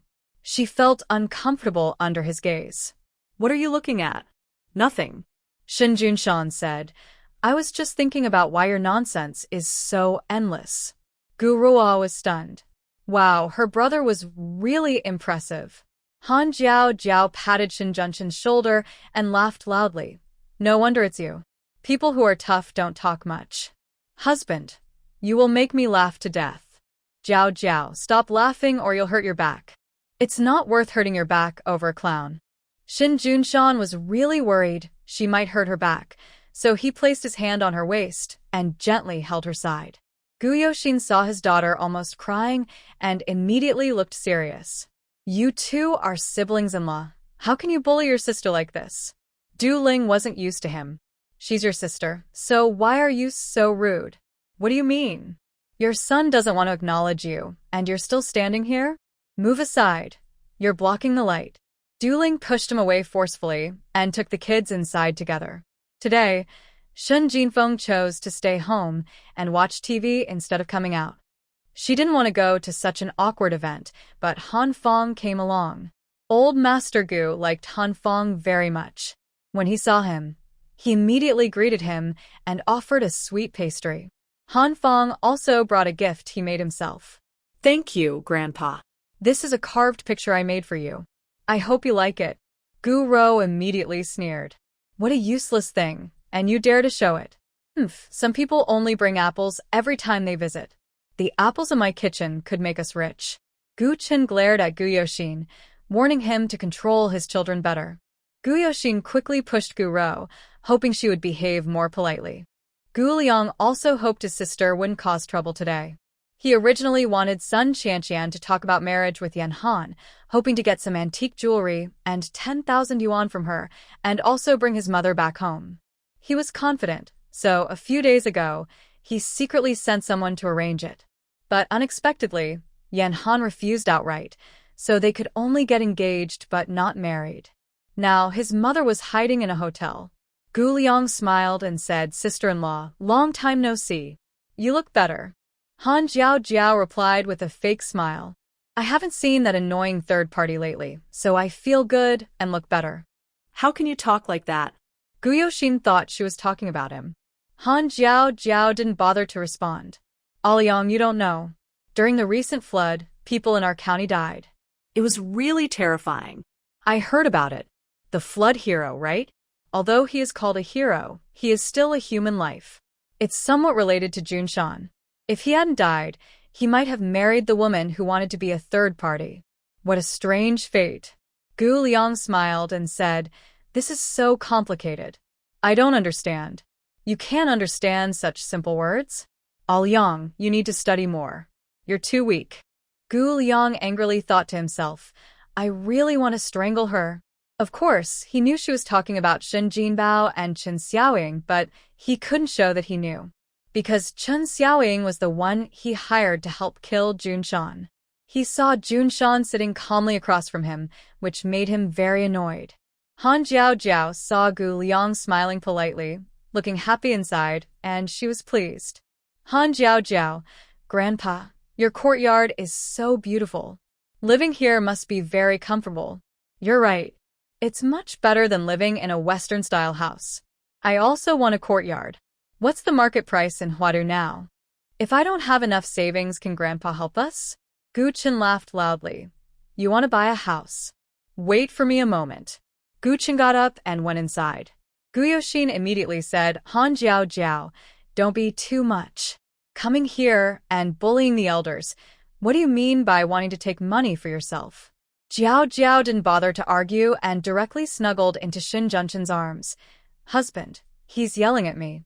Shin Junshan shot a cold look and gently patted his wife in his arms. Gu Yoshin also squinted and looked at Shin Junshan. The father and son stared at each other, neither willing to back down. When Gu Chun came out holding a box, he saw their fighting-like scene. He went up and kicked Gu Yoshin. "Legs out of the way. You're in the way." He turned and handed the box to Han Jiao, "Granddaughter-in-law, look. This is for you and Junshan. I am a man of my word. When we get back, I will transfer the house to you." Gu Yoshin almost spat out old blood. It had already been transferred. He had no idea at all. Gu Chen said coldly, "You don't love your eldest son and you don't let me love him? I promised to do what I said for my grandson. Unlike you, who doesn't act like a father." The four of them, along with Du Ling, were arguing loudly. Jiao's eyes were only on the money. The old man wrote a will. When he passes away, the courtyard house will belong to Shin Junshan, who is the owner, but she has the right to live there. This means that if their relationship ever breaks apart, Shin Junshan cannot force her to leave. The will also includes 2 banknotes, one for 50,000 and one for 30,000, given to Shin Junshan and her respectively. There is also a 30,000 note designated for Gu Ruo, listed as her dowry. Together, they add up to over 1 million, which dazzled Han Jiao. In her time, 1 million was enough to buy a house in the city center, but now it's a huge amount of money. Usually, she saw the old man wearing patched pants, so she never thought he was so rich. Shin Junshan was also surprised by the amount. "All of it to me? That's not quite right. Just take it. Don't pretend with me. I believe there's no one in this world who doesn't love money." Shin Junshan also loves money, but suddenly receiving so much made him feel uneasy. When he and Han Jiao talked privately, he thought the amount was around 20 or 30,000. He didn't expect it to be 80,000, way more than he expected. The most impressive part was the list of items left in a will. Antiques from the Qianlong period, decades-old Wangwali wood, Tang Dynasty calligraphy, and some rare ancient books. Basically, they were all collectibles antiques. Han Jiao was a bit stunned. "I'm not marrying a husband. I'm marrying a living treasure chest." Shin Junshan said, "That's too much. It's not good." Du Ling patait Shen Junshan Essand. Just take it. You deserve more than this. There's no need to carry a burden in your heart. Gu Liang and Gu Rou felt very awkward hearing this. Others might notice the atmosphere or think they are younger, and even if they're upset, they wouldn't show it. But Du Ling was different. She was ruthless to their mother, and also disliked Gu Liang and Gu Rou. One looked hypocritical, the other was rude and unreasonable. They had inherited their parents' flaws. Du Ling didn't even pamper her own biological children, so she certainly wouldn't do so for them.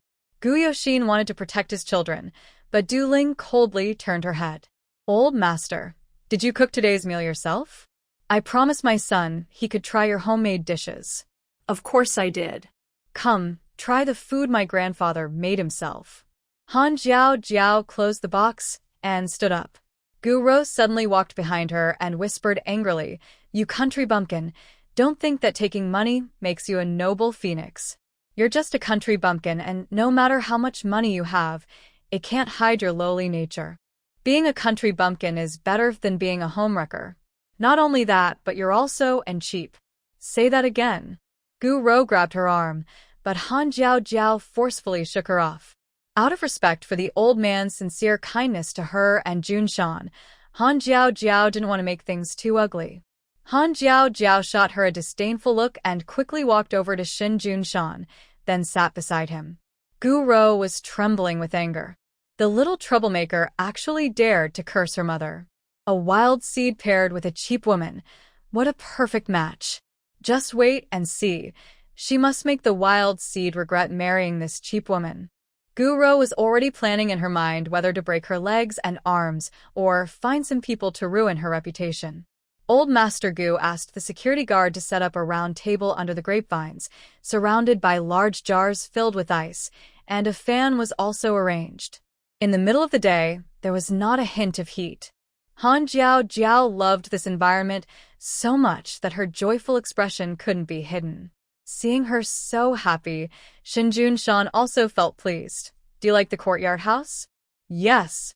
Look at how big this yard is, and there's even half of it at the back. When we decorate inside and plan the yard well, the whole family can live here. We can also have a play area for the kids, a flower planting spot, and a place for adults to drink tea and play chess. So nice. I saw that the old man has a big jar with lotus flowers. Maybe we can dig a small pond later, grow lotus and fish, preferably koi, for good luck." Jun Shan's heart skipped a beat. He didn't expect Han Jiao to have so many ideas about their future. He smiled, a cute dimple appearing on his face, just like Gu Rua Du Ling. He nodded. "That's good. Not many people like living in a courtyard house anymore. Girl, I'll prepare a room for you to stay in for a couple of days. Once you experience it, you can buy one later." Gu Chun had his own motives. He especially wanted his eldest grandson nearby, even if just to see him more often. Jun Shan wasn't stupid and understood what the old man was thinking. But he didn't want to come. Who knows if she will run into Gu Yoshin again? He's annoyed and worried he might break the chief's 8 ribs. Du Ling interrupted. "Jun Shan only stayed with me for a few days, and you're already thinking of persuading him to stay with you? I won't agree. You. All right, Jun Shan just comes here to play chess and have tea with Grandpa. That's enough. Come on, eat the food, and try my cooking." Gu Chen first prepared Beijing-style shredded pork and braised ribs for Han Jiao and Han Fong, then made one for Jun Shan, then for Gu Rua. Finally, he wrapped one for Du Ling, and then he didn't touch his chopsticks anymore. Gu Yoshin and the other 2 felt they were treated differently. Whether they felt good or not, their faces looked very unhappy. The dishes included shredded pork in Beijing sauce, braised ribs, marinated elbows, steamed fish with black bean sauce, old duck soup, several main dishes, and some stir-fries. The table was full of home-cooked food, even better than what others eat during the New Year. Han Jiao finished her elbow, and Jun Shan quietly put half of his into her bowl. Han Fong also shared half. Suddenly, she had an extra elbow. Han Jiao said, "Hey, the meat on my waist is growing squarely. All your fault for picky eating." Jun Shan nodded. "I am quite picky. Thanks for helping clear the battlefield." Since you say so, I'll reluctantly help you." Han Jiao picked up her elbow and chewed happily.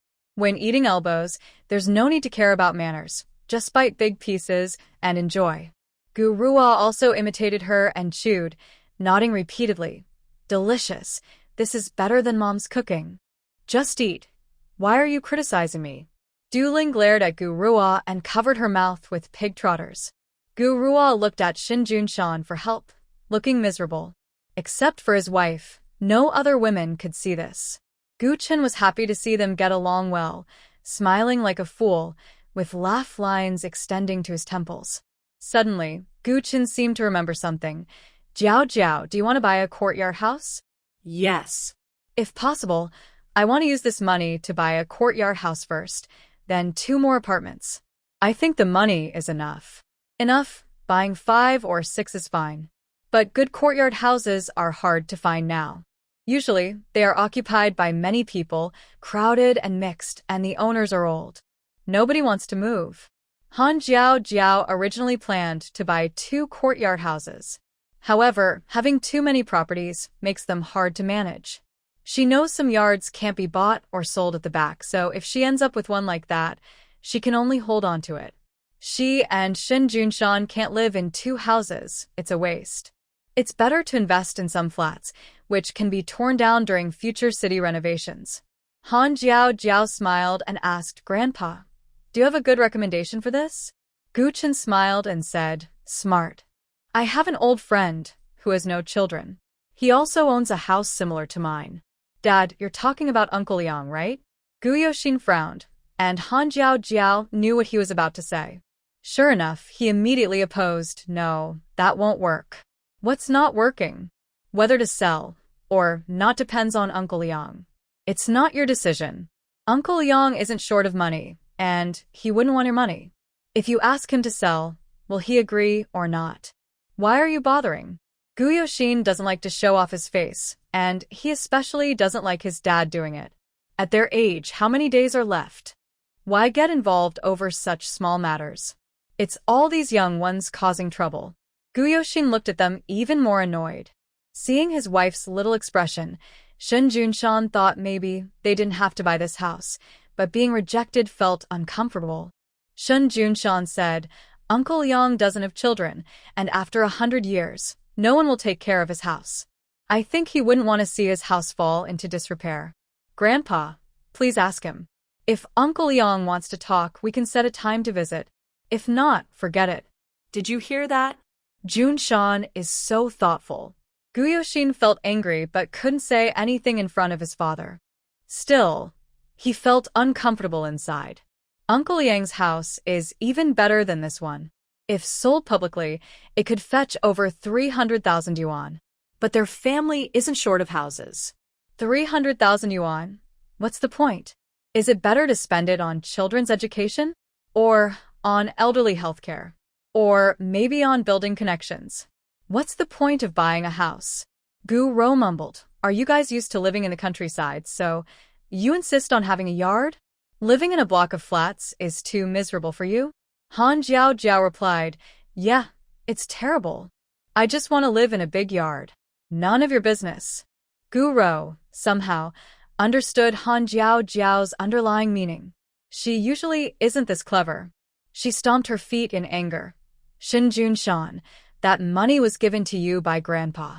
Do you really allow this woman to use it to buy a house?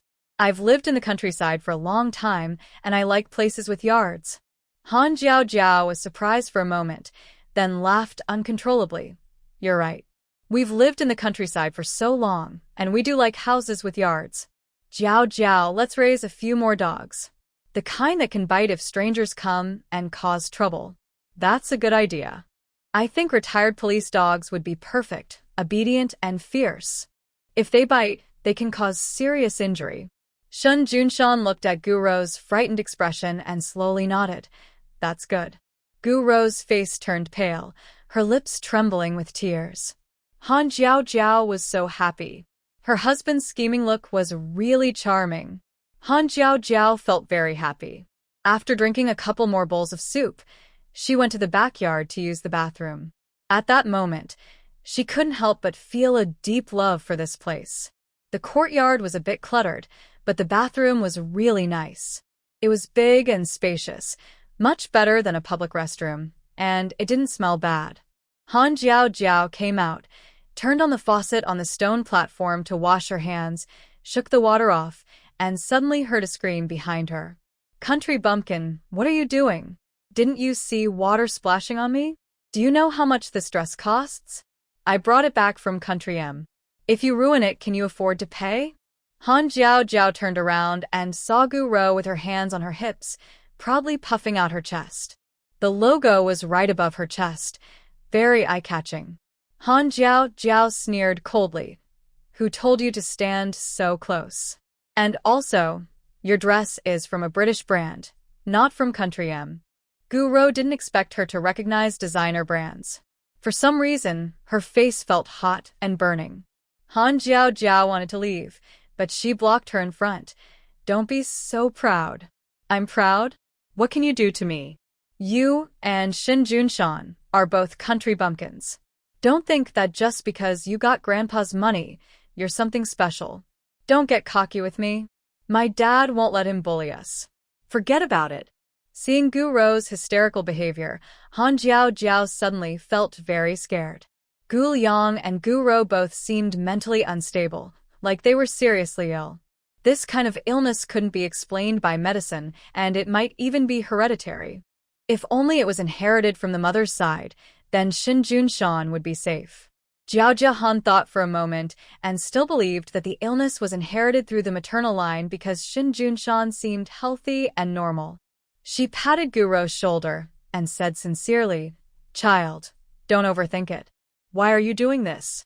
Gu Rou quickly dodged away, and Jiao Jiahan smiled brightly. "Grandpa has a lot of money. I feel guilty taking it, but he also has many antique items. I feel uneasy about that too, but he insists on giving us things. As younger generations, we can't refuse. I went from being a simple country girl to a wealthy family member. Of course, I feel proud. Do you mind?" Gu Rou is just an ordinary 17-year-old girl. No matter how bossy she is, her mind isn't as sharp as Jiao Jiahan's. Immediately, she turned red with anger. Jiao Jiahan smiled and said, "There's no need for me to bully you. Anyway, Junshan is Gu Yoxin's son. According to the law, the first heir is Gu Yoxin's original wife. The remaining children share the rest equally. Unless your father writes a will specifying otherwise, Junshan can get a share too.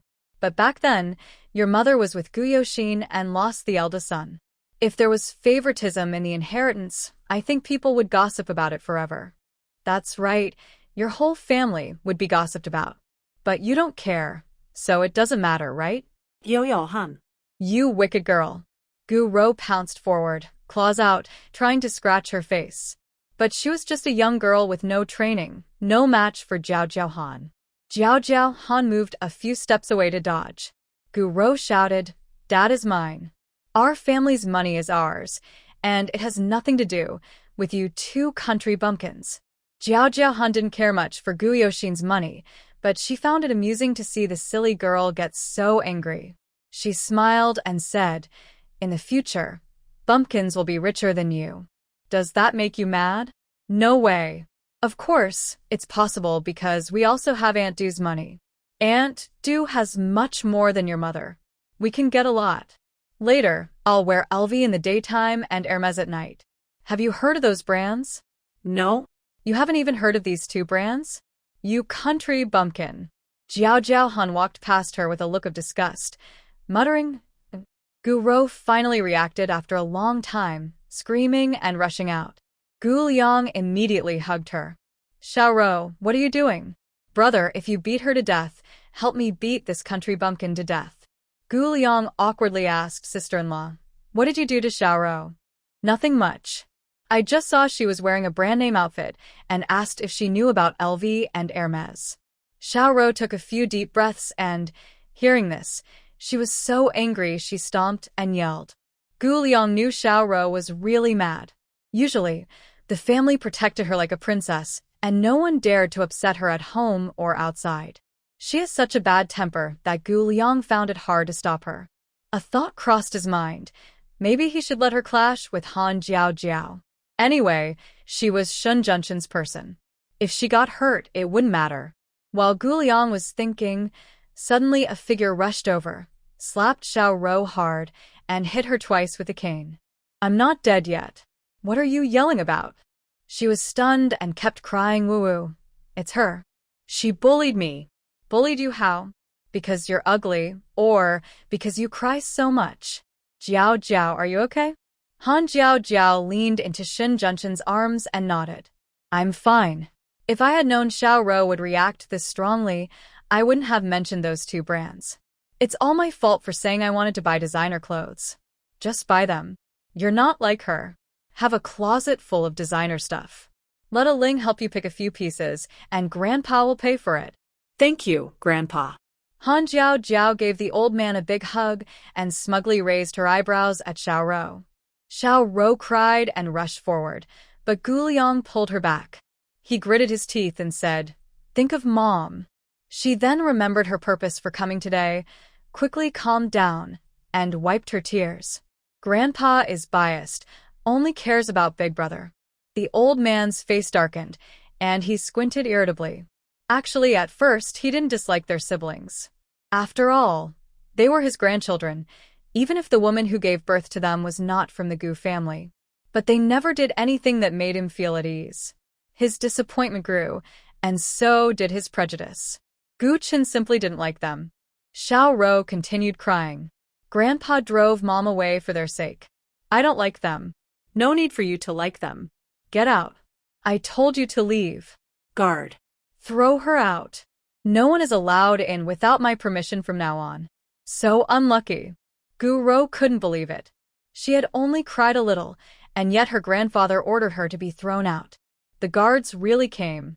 Gu Yoxin quickly signaled to Gu Liang, telling him to take his daughter away first. Seeing Gu Yoxin's expression, Gu Ruo worried for Han Jiao Jiao.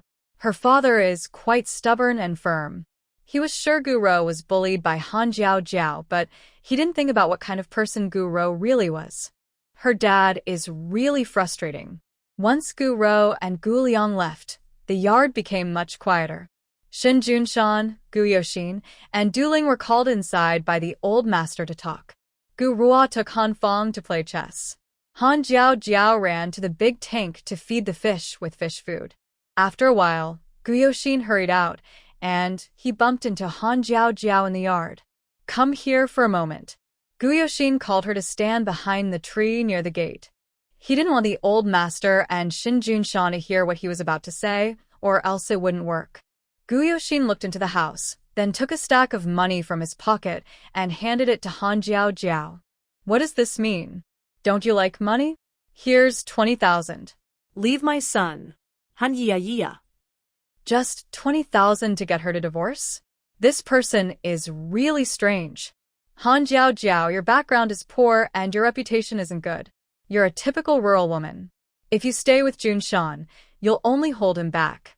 Just divorce him. At the gate, Sun Yong trembled when he heard this.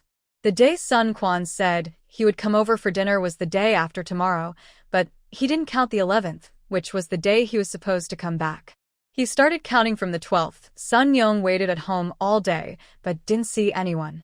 When he asked Sun Quan, he found out they had made a mistake. He was so angry, he beat Sun Quan again. But the dishes were already prepared, and his wife and daughter-in-law were waiting at home. Seeing she couldn't see her daughter, her wife started to cry. Sun Yong had no choice but to take Sun Quan to Gu Laoye's house to bring her back to Sun's family. He didn't expect that just as he reached the door, he would hear someone cursing his daughter. Sun Yong rolled up his sleeves, ready to kick the door and fight, but Sun Quan stopped him. This is Grandpa Gu's house. Dad, calm down. Okay, I'll stay calm for 2 more minutes. Let's see what that grandson has to say. The front door was not properly closed, and Sun Yong was eavesdropping with his son at the door. Han Jiao Jiao, let me tell you honestly, I really look down on you. You're just a messy woman. Someone like you doesn't deserve to be my Gu family's daughter-in-law. Giving you 20,000 is already a big favor. Honestly, I wouldn't give a woman like you a single cent. It was a Liang who persuaded me. If I had known you would treat Xiao Rou like this, I wouldn't have agreed to give you a breakup fee. Han Jiao Jiao blinked. Commander Gu, have you forgotten something? My husband has $1 million in assets. Do I still care about your 20,000? She then threw the money directly at Gu Yoxin's face. He raised his hand high, and Han Jiao Jiao leaned forward with her face. Gu Yoxin didn't dare to hit her for real. The old man and that brat seemed poisoned, always fussing over her. He couldn't see anything good in this rebellious girl. Being around Junshan will affect his future. Divorce is the best choice. Han Yia Yia understood. When you say future, you mean like Gu Liang. Marrying someone suitable, someone who can help his career, right? Gu Yoshin puffed up proudly. It's not just help, it's mutual success. We are truly a good match with the Sun family. After your divorce, I will find a suitable woman for Junshan. So, you want me to disappear with your money for Junshan's future. But what if I refuse? Gu Yoshin sneered. I've heard about your little affairs in the countryside. If you don't want things to get worse, I suggest you listen. If she couldn't reason with him, he planned to use force. Han Jiao felt a headache. How could such a person be Shin Junshan's real father? She really wanted to hit him. What should she do? She was so anxious. I won't be shameless and a married man. I won't be shameless and have someone else's child force the original wife to step down. How can you be so shameless? Gu Yoshin spat in anger. He hated it when people brought up this matter. Yes, it was wrong, but now they were family. They had lived together for over 20 years. Was he wrong to protect his family? Gu Yoshin cursed. You follow that man around every day. You've long been unclean.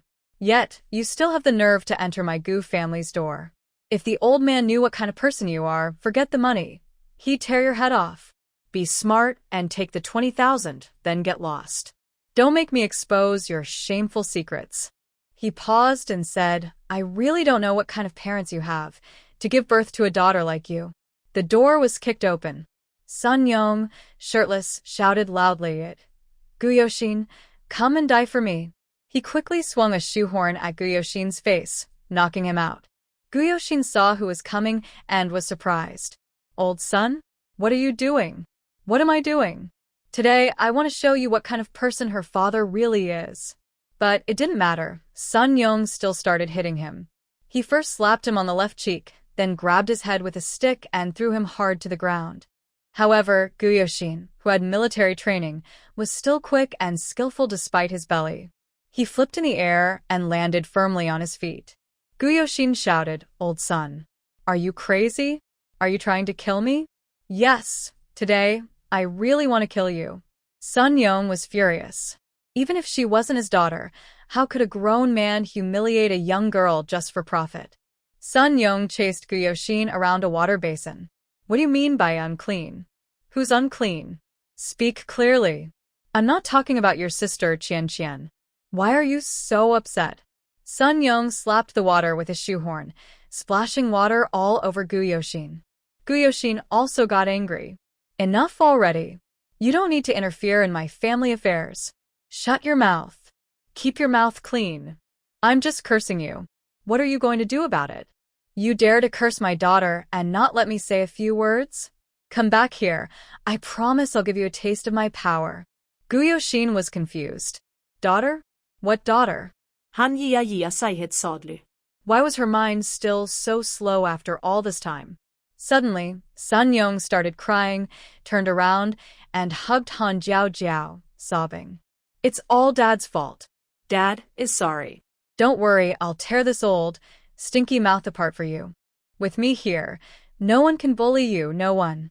Sun Yong turned his head, and all the crying stopped. He looked like a lion rushing toward Gu Yoshin. Gu Yoshin shouted, Sun Yong, you're a deputy secretary now, and you're still so reckless. I won't bother with you. I want to see what you've got. Today, I'll show you the power of my fist. Xiao Quan, hold him down for me. Sun Quan rolled up his sleeves and rushed over, grabbing Gu Yoshin. It's okay to bully him, but not his sister. Sun Quan raised an eyebrow. Uncle, give up. You deserve this punch. Little brat, I held you when you were a kid. How dare you treat me like this? Sun Quan turned his head to the side, pretending not to hear. Sun Yong grabbed his collar and laughed, fists clenched. Grandson, today I will teach you how to behave. Han Jiao shivered in fear, then looked up and laughed. Panda. When Shin Junshan and the others came out, they saw Gu Yoshin being beaten.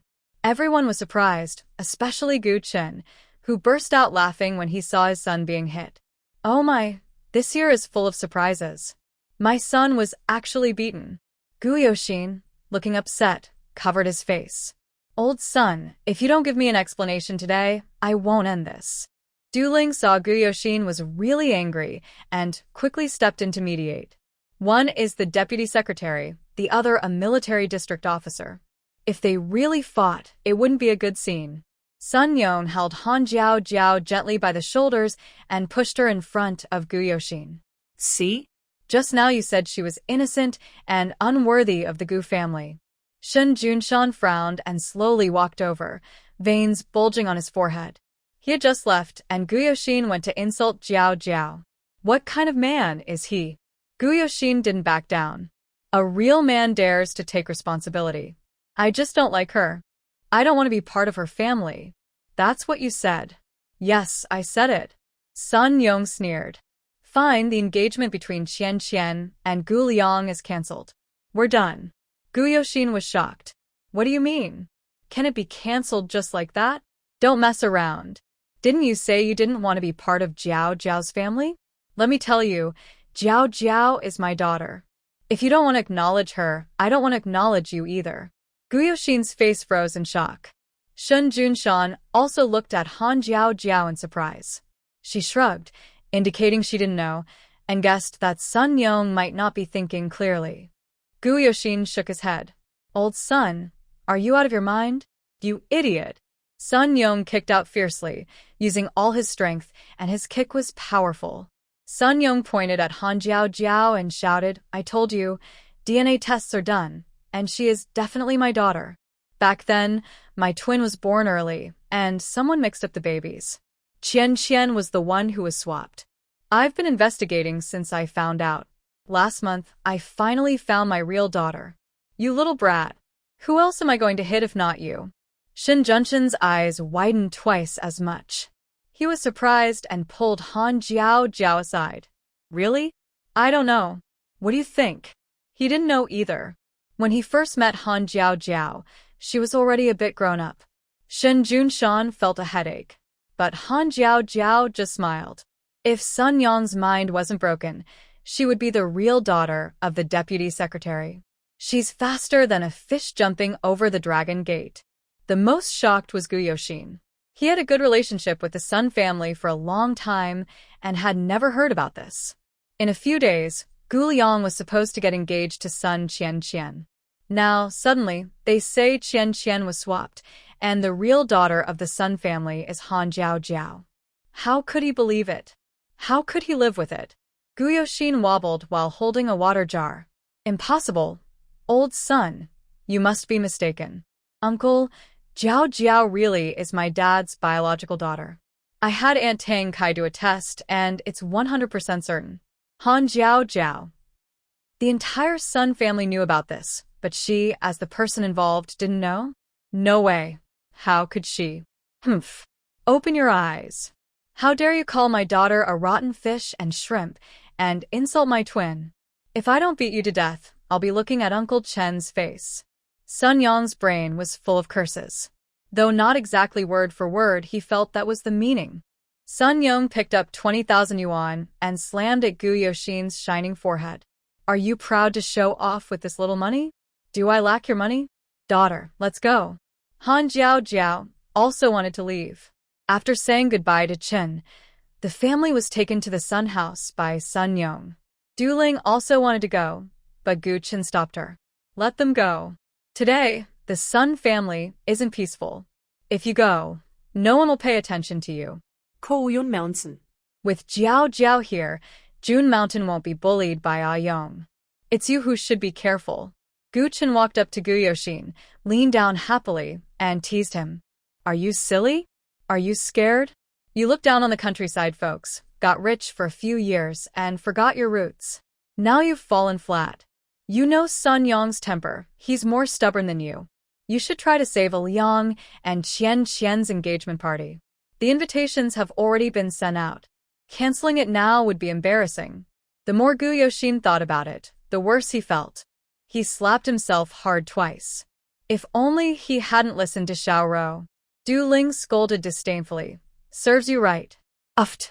When Han Jiao Jiao led Xin Junshan and her brother into the Sun family, everyone in the house stood up. When the two women saw her, their eyes immediately turned red. Tang Shuang trembled as she reached out her hand, wanting to touch her, but afraid it was just a dream. Once touched, it would disappear. Yen Han was the same, only daring to walk up and look her over repeatedly. She looks just like him, exactly the same in features. Sun Quan said, I mean, you look like Grandpa. Han Jiao narrowed her eyes coldly. Sun Quan quickly hid behind Shin Junshan. Junshan, this is my grandma, and this is my mom. You need to call them that, too. Shin Junshan hesitated, unable to speak for a long time. He couldn't even call his own mother comfortably, and now he was expected to call someone else's mom. He wasn't used to it. Most importantly, he didn't know if Han Jiao was willing to acknowledge them. On the way in the car, Sun Yong told the story vividly. With their intelligence, they would understand, but emotionally it was different. Especially Han Fong. After learning what happened, his face looked grim. Shin Tang Shuang seemed to have guessed something. She bent down and smiled. Are you all Fong? I heard from others that you're Jiao's brother. Later, you'll have 2 more brothers. Do you mind? Han Fong tightened his grip on Han Jiao's hand. Usually, he would be happy to have 2 more brothers. But now, knowing what his mother did to his sister, he couldn't feel happy. He even felt he had no right to stand with his sister. Suddenly, a gentle big hand rested on his head. Han Jiao gently smiled and said, You have met both of your older brothers. One is the big silly guy next to you, and the other is the young man who gave you the book. Young man? Yes, you like the young man, right? I like him, but what if the young man doesn't like me? Han didn't dare to ask. Han Jiao smiled and said, He won't. Anyone who doesn't like my little brother probably has bad taste. I have good taste. Han Fong's face turned red, but his nose felt sore, and his eyes were also teary. He rushed to Han Jiao's side, tightly hugging her waist, trying hard to hold back his tears. Sun Yong was a bit confused. He imagined that Jiao would go home, see her loving mother, and feel how good it was to be home. Then they would hug and cry together until they ran out of breath, until they fainted from crying, and finally, reluctantly let go. Deep eye contact. That's what movies always show. But Sun Yong felt something was wrong with the scene now. Very wrong. He didn't realize that Han Jiao was also very confused. After all, she used to be an orphan. The closest elders to her were her caring teachers and the director. Later, after coming here, her closest elders were her third uncle, Du Ling, and old Master Gu. But they were all relatives of Shin Junshan. No matter how close, it wasn't the same as feeling close to her own parents. Han Jiao didn't know what to say. She scratched her head and awkwardly said, Well, when I promised to donate bone marrow to Shaowen, I didn't know he was my younger brother. Yes, we know about that. Tang Shuang's heart was in turmoil. Her daughter's voice sounded so nice. I met Shaowen yesterday. I really like him. I just didn't expect him to be my brother. We don't look much alike. You two are fraternal twins, so you don't look much alike, but he's close to you. That's family ties. Tang Shuang was almost crying. Han Jiao accepted her explanation. Because when she saw Sunwen yesterday, she also had a strange feeling that lasted for a long time. She instinctively wanted to protect this child. I won't divorce Junshan. Some jerks in the Gu family want me to leave, but I won't. I want to stay with Junshan and have a good life. Shin Junshan was very excited. Overcome with emotion, he moved closer to Han Jiao, almost tripping himself. Shin Junshan's clumsy appearance caught Yen Han's attention. Look at you, such a silly face, just like my old man. Shin Junshan was momentarily unsure whether she was criticizing or praising him, so he nodded foolishly. Yeah, I guess I am pretty useless. Tang Shuang hesitated, reaching out to gently poke Han Jiao's hand, tears streaming down her face. At this moment, the most rational person in the family was Sun Quan. He quickly handed Han Jiao some documents. This is the comparison report from the tests. It was wrong of me to do the tests secretly without telling you, but I thought you might be the one. If I missed it, Mom, Dad, and Grandma would be sad, and you and Shaowen might miss out. So, I took the liberty to do it. Please forgive me. Han Jiao didn't look at the documents. Feelings and eyes can't be fooled. The way the Sun family looked at her was full of warmth, glowing with sincere affection. Sun Yong said, "Don't stand here anymore. The food is getting cold. Are you going to let your daughter eat leftovers later? Look at me." Tang Shuang wanted to hold her hand but hesitated, unsure what to do. Her mind was spinning back and forth. Shin Junshan took Han Jiao's hand and pressed it into Tang Shuang's palm. Han Yia. Shin Junshan learned it from you. Tang Shuang was trembling as she held Han Jiao's hand, quickly leading her to the dining table. "I don't know what you like to eat, so I made all the dishes I could think of. Take a look and see if anything suits your taste." There was braised pork, lion's head meatballs, crab roe fried rice, followed by soy sauce pork knuckles, braised fish, a treasure duck, pig's head meat, and a hot pot for mutton. This full display of love was almost too much for her to digest. She looked at Han Fong and asked, "Is that okay?" Han Fong patted his stomach and looked at Shin Junshan with a cute expression. "Brother-in-law, can you handle this?" Shin Junshan, looking into his hopeful eyes, forced himself to nod. "It's okay. Then let's have 2 bowls, son-in-law." Sun Yong firmly pinched Shin Junshan's shoulder. Han Jiao saw his fingers digging into Shin Junshan's flesh, and her face immediately fell. "What are you drinking? If you drink too much, you'll carry him home? Then we won't go back. We'll stay here." Sun Yong quickly changed his expression, ran over to pull out chairs, one for Tang Shuang, one for Han Jiao. I looked at Yan Han again, and sighed as I pulled out a chair for her. "Mom, sit down.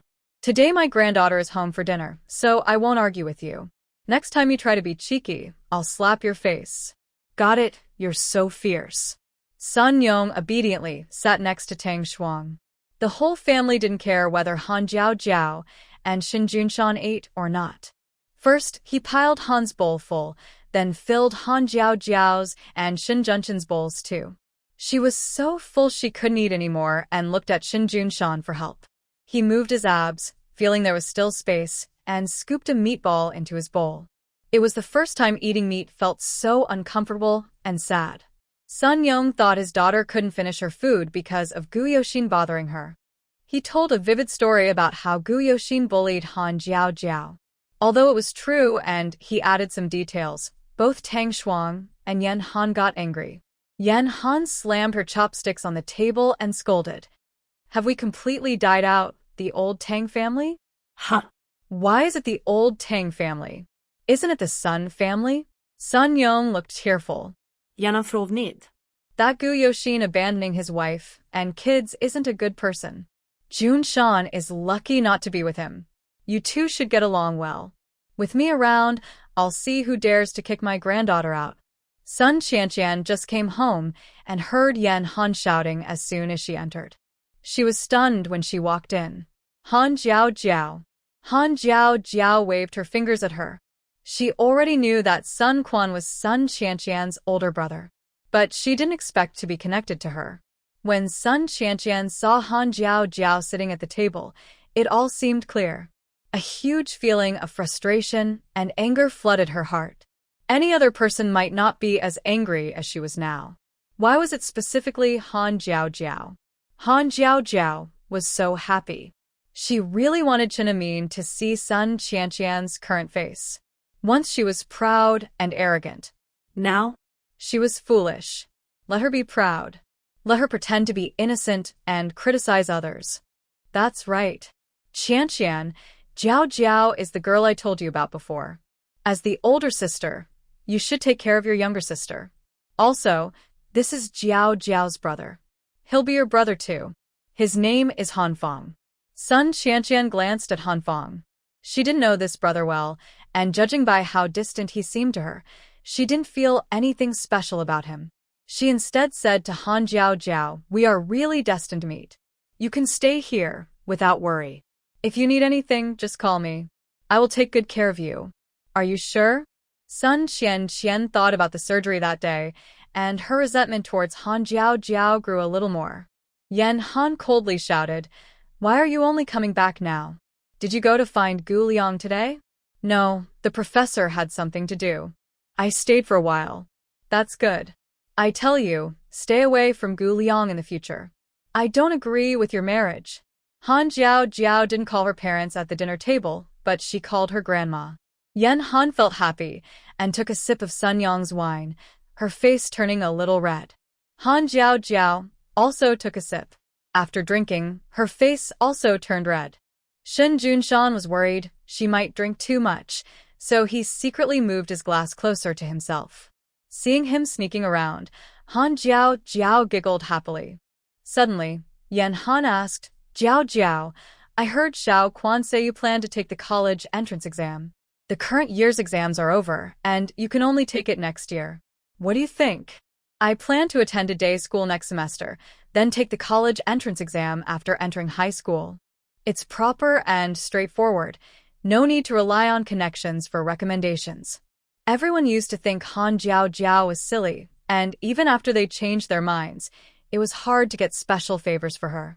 It would be better for Shin Junshan to help her find connections and get a qualification through backdoor means, but she preferred to stand out in her third year of high school and get a recommendation from the school directly. Yan Han was surprised. Take the exam directly? Are you confident you can pass? The college entrance exam is not a joke. Top students from all over the country come. It's not a small town. Han Jiao was very confident. Grandma, I can be in the top 3 in traditional Chinese medicine. Do you believe me? Yan Han was stunned and then burst into hearty laughter. Everyone seemed surprised by Yan Han's cheerful laugh, and they all froze. Yan Han laughed loudly, ambitious. Since you said that, don't leave. In September, I will arrange your admission to Huadu. You can follow the senior students for a round and see your own strength. Shen Junshan put down his glass, thought for a moment, and said, the city has better teachers and education. Maybe. Han Jiao pouted.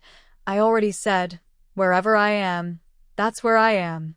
My work in the county hasn't finished, and you can't transfer to the city. I don't want us to be apart. Shin Junshan's lips curled into a slight smile, feeling happy and content. Han Jiao was holding his arm with one hand and hugging Han Fong with the other. She said, I've decided to stay in the county high school for day classes, so I can help at the clinic in my free time. On weekends, we can come to the city to bring my younger siblings and improve their meals. Wherever my family is, that's where I want to be.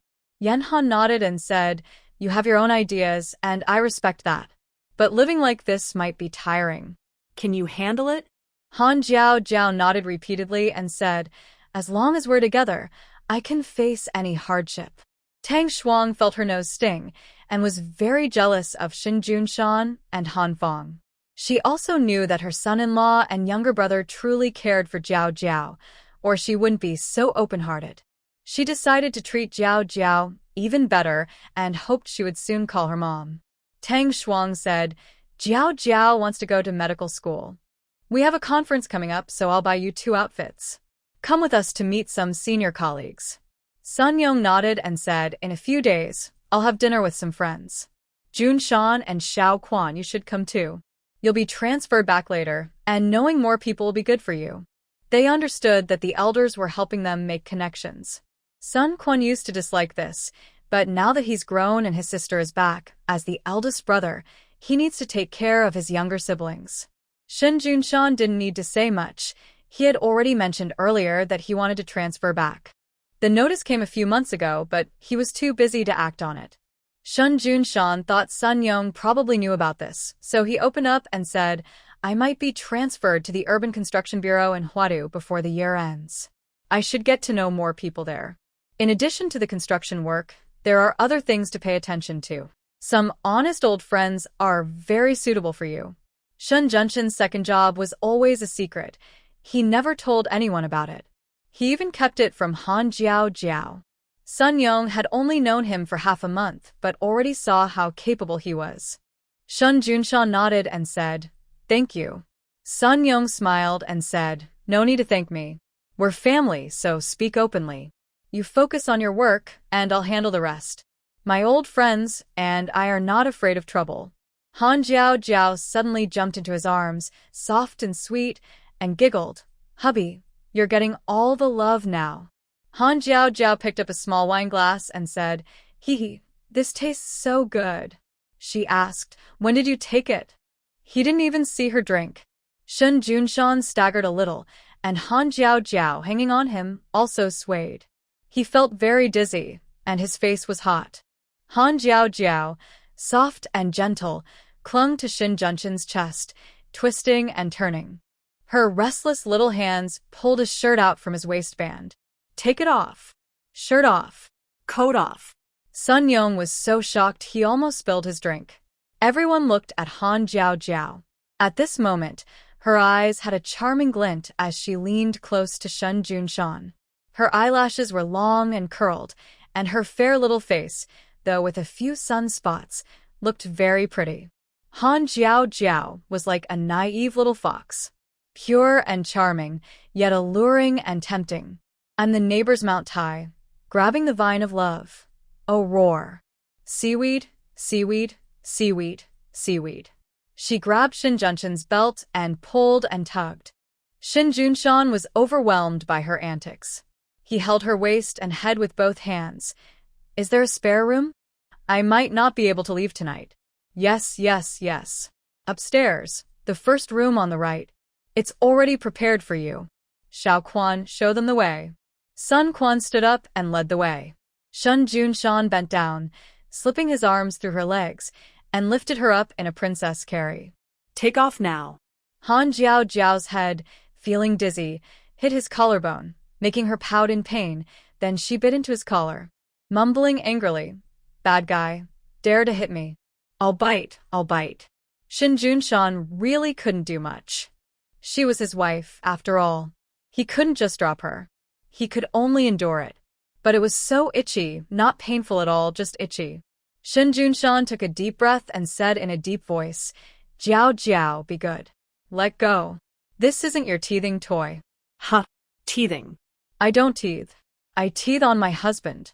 Han Jiao Jiao tilted her head, and the buttons on her chest popped open perfectly, revealing a hint of cleavage. Shin Junshan had no choice.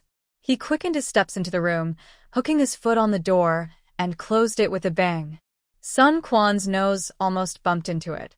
A few elders peeked upstairs, their jaws dropping at the sight of her nibbling on his collarbone, which would amaze them for 100 years. Sun Yong, little one, is your sister always this bold? My sister has been quite reserved today. Is this what you call reserved? Yes, today she wrote a very subtle song. In the past, she used to sing about riding on her brother-in-law and being his lover, like a flower lover. Han perfectly imitated Han Jiao Jiao's voice, and everyone was amazed. After a while, Yan Han covered her mouth and giggled, saying, "She really looks like Lao Tang.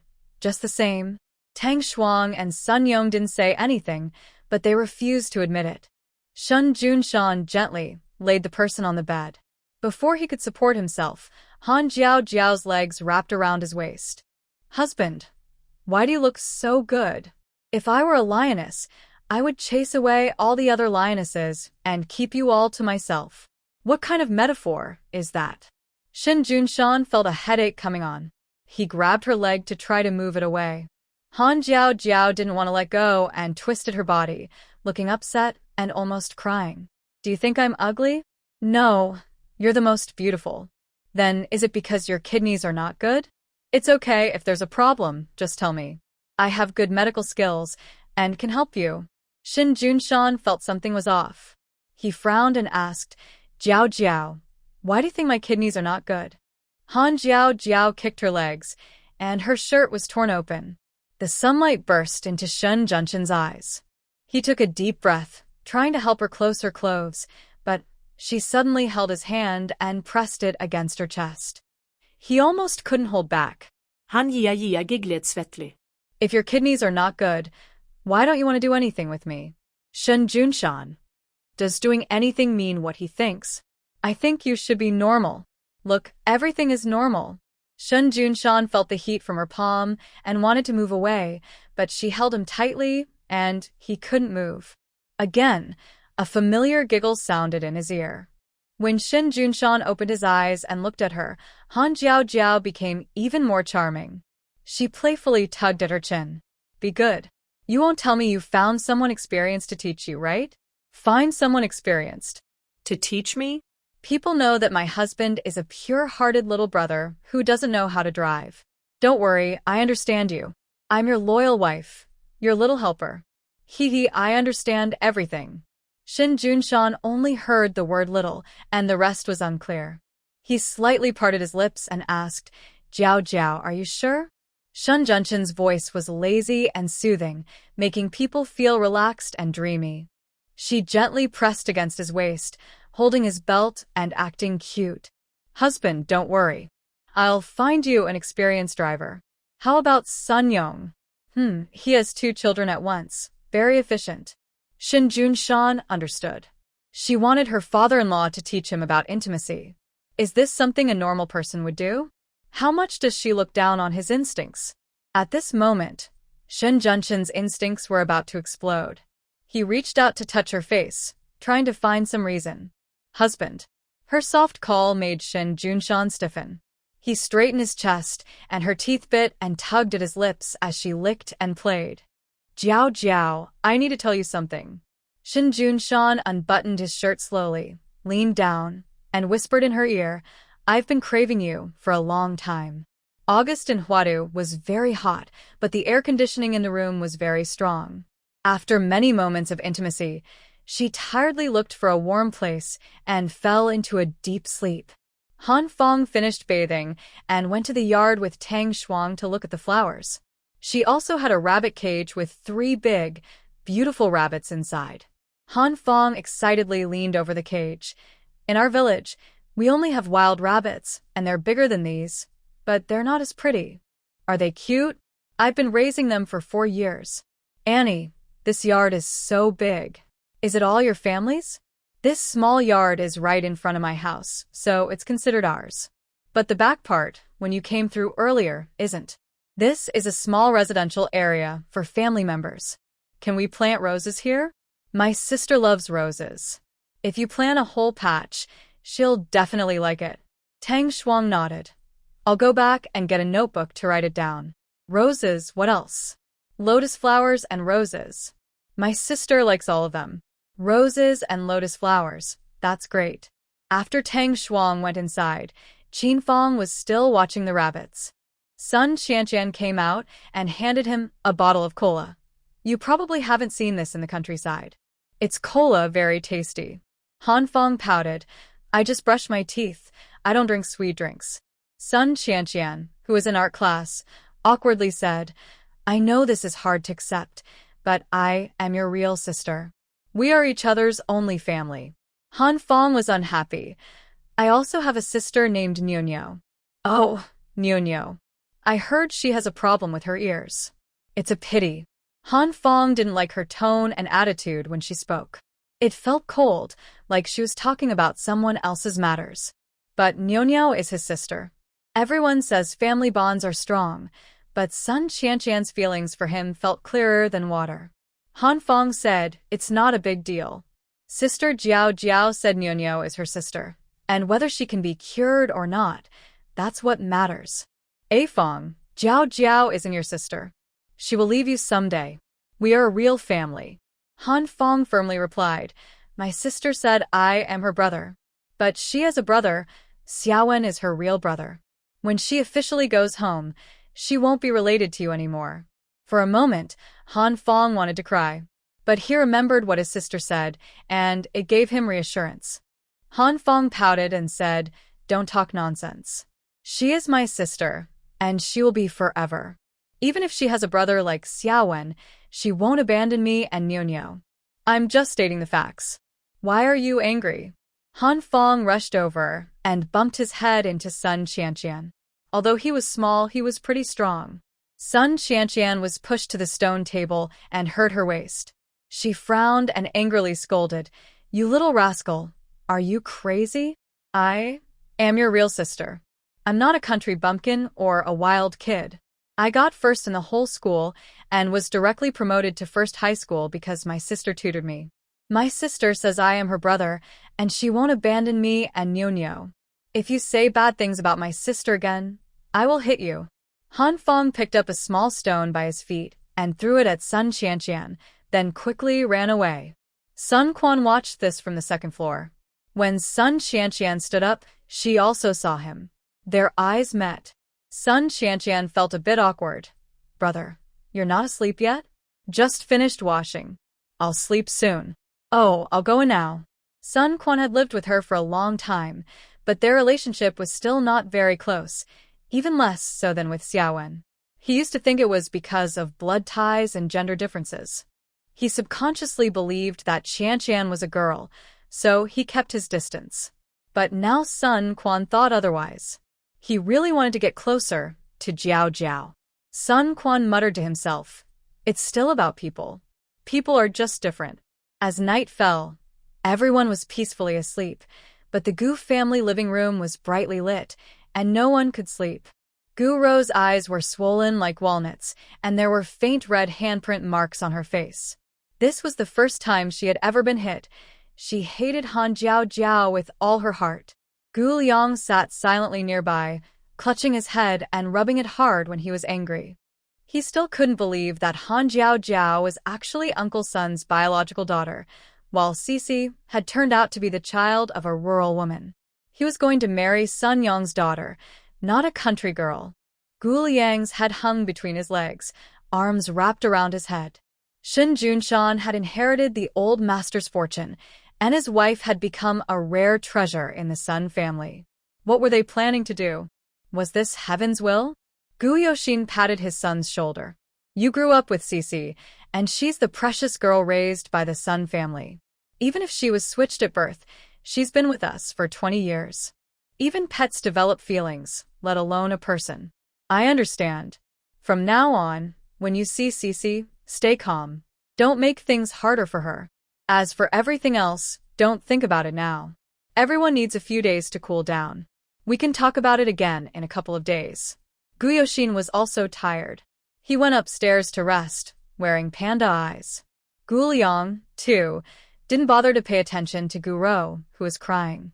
He asked Andy to help take her to rest. He went back to his room and lit 2 cigarettes. When Han Jiao Jiao woke up, she wrapped herself in the blanket. Shen Junshan pulled apart a small hole in the blanket. You're awake? Yeah. Last night we... Shen Junshan interrupted. Yeah, we did it. Han yeah. Shen Junshan said calmly, my kidneys are fine. I didn't get up at night. Memories from last night started to come back. Those shameful words. Oh my, she didn't want to remember.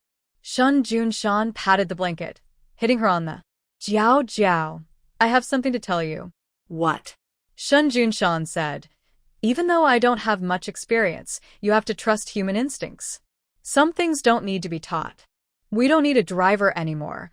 I can learn by myself.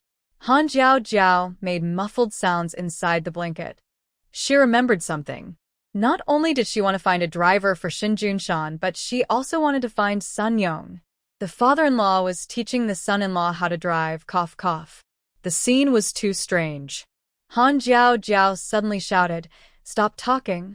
If you say it again, I'll cry for you. Okay, I won't say it. Shen Junshan shook the water off his hair. His dark, healthy skin looked very attractive. He noticed a tear in the quilt and squatted down, asking, and am I small? Han Jiao Jiao froze for a moment, her face turning bright red. Downstairs, everyone heard a strange shout, and then saw Shen Junshan coming down from upstairs. His face was full of happiness, with a faint smile at the corner of his mouth. Tang Shuang asked Junshan, was that Jiao Jiao shouting just now? What's wrong? Jiao Jiao is just in a bad mood after waking up, it's okay. Really? I didn't expect her temper to be quite fiery. You should be more patient.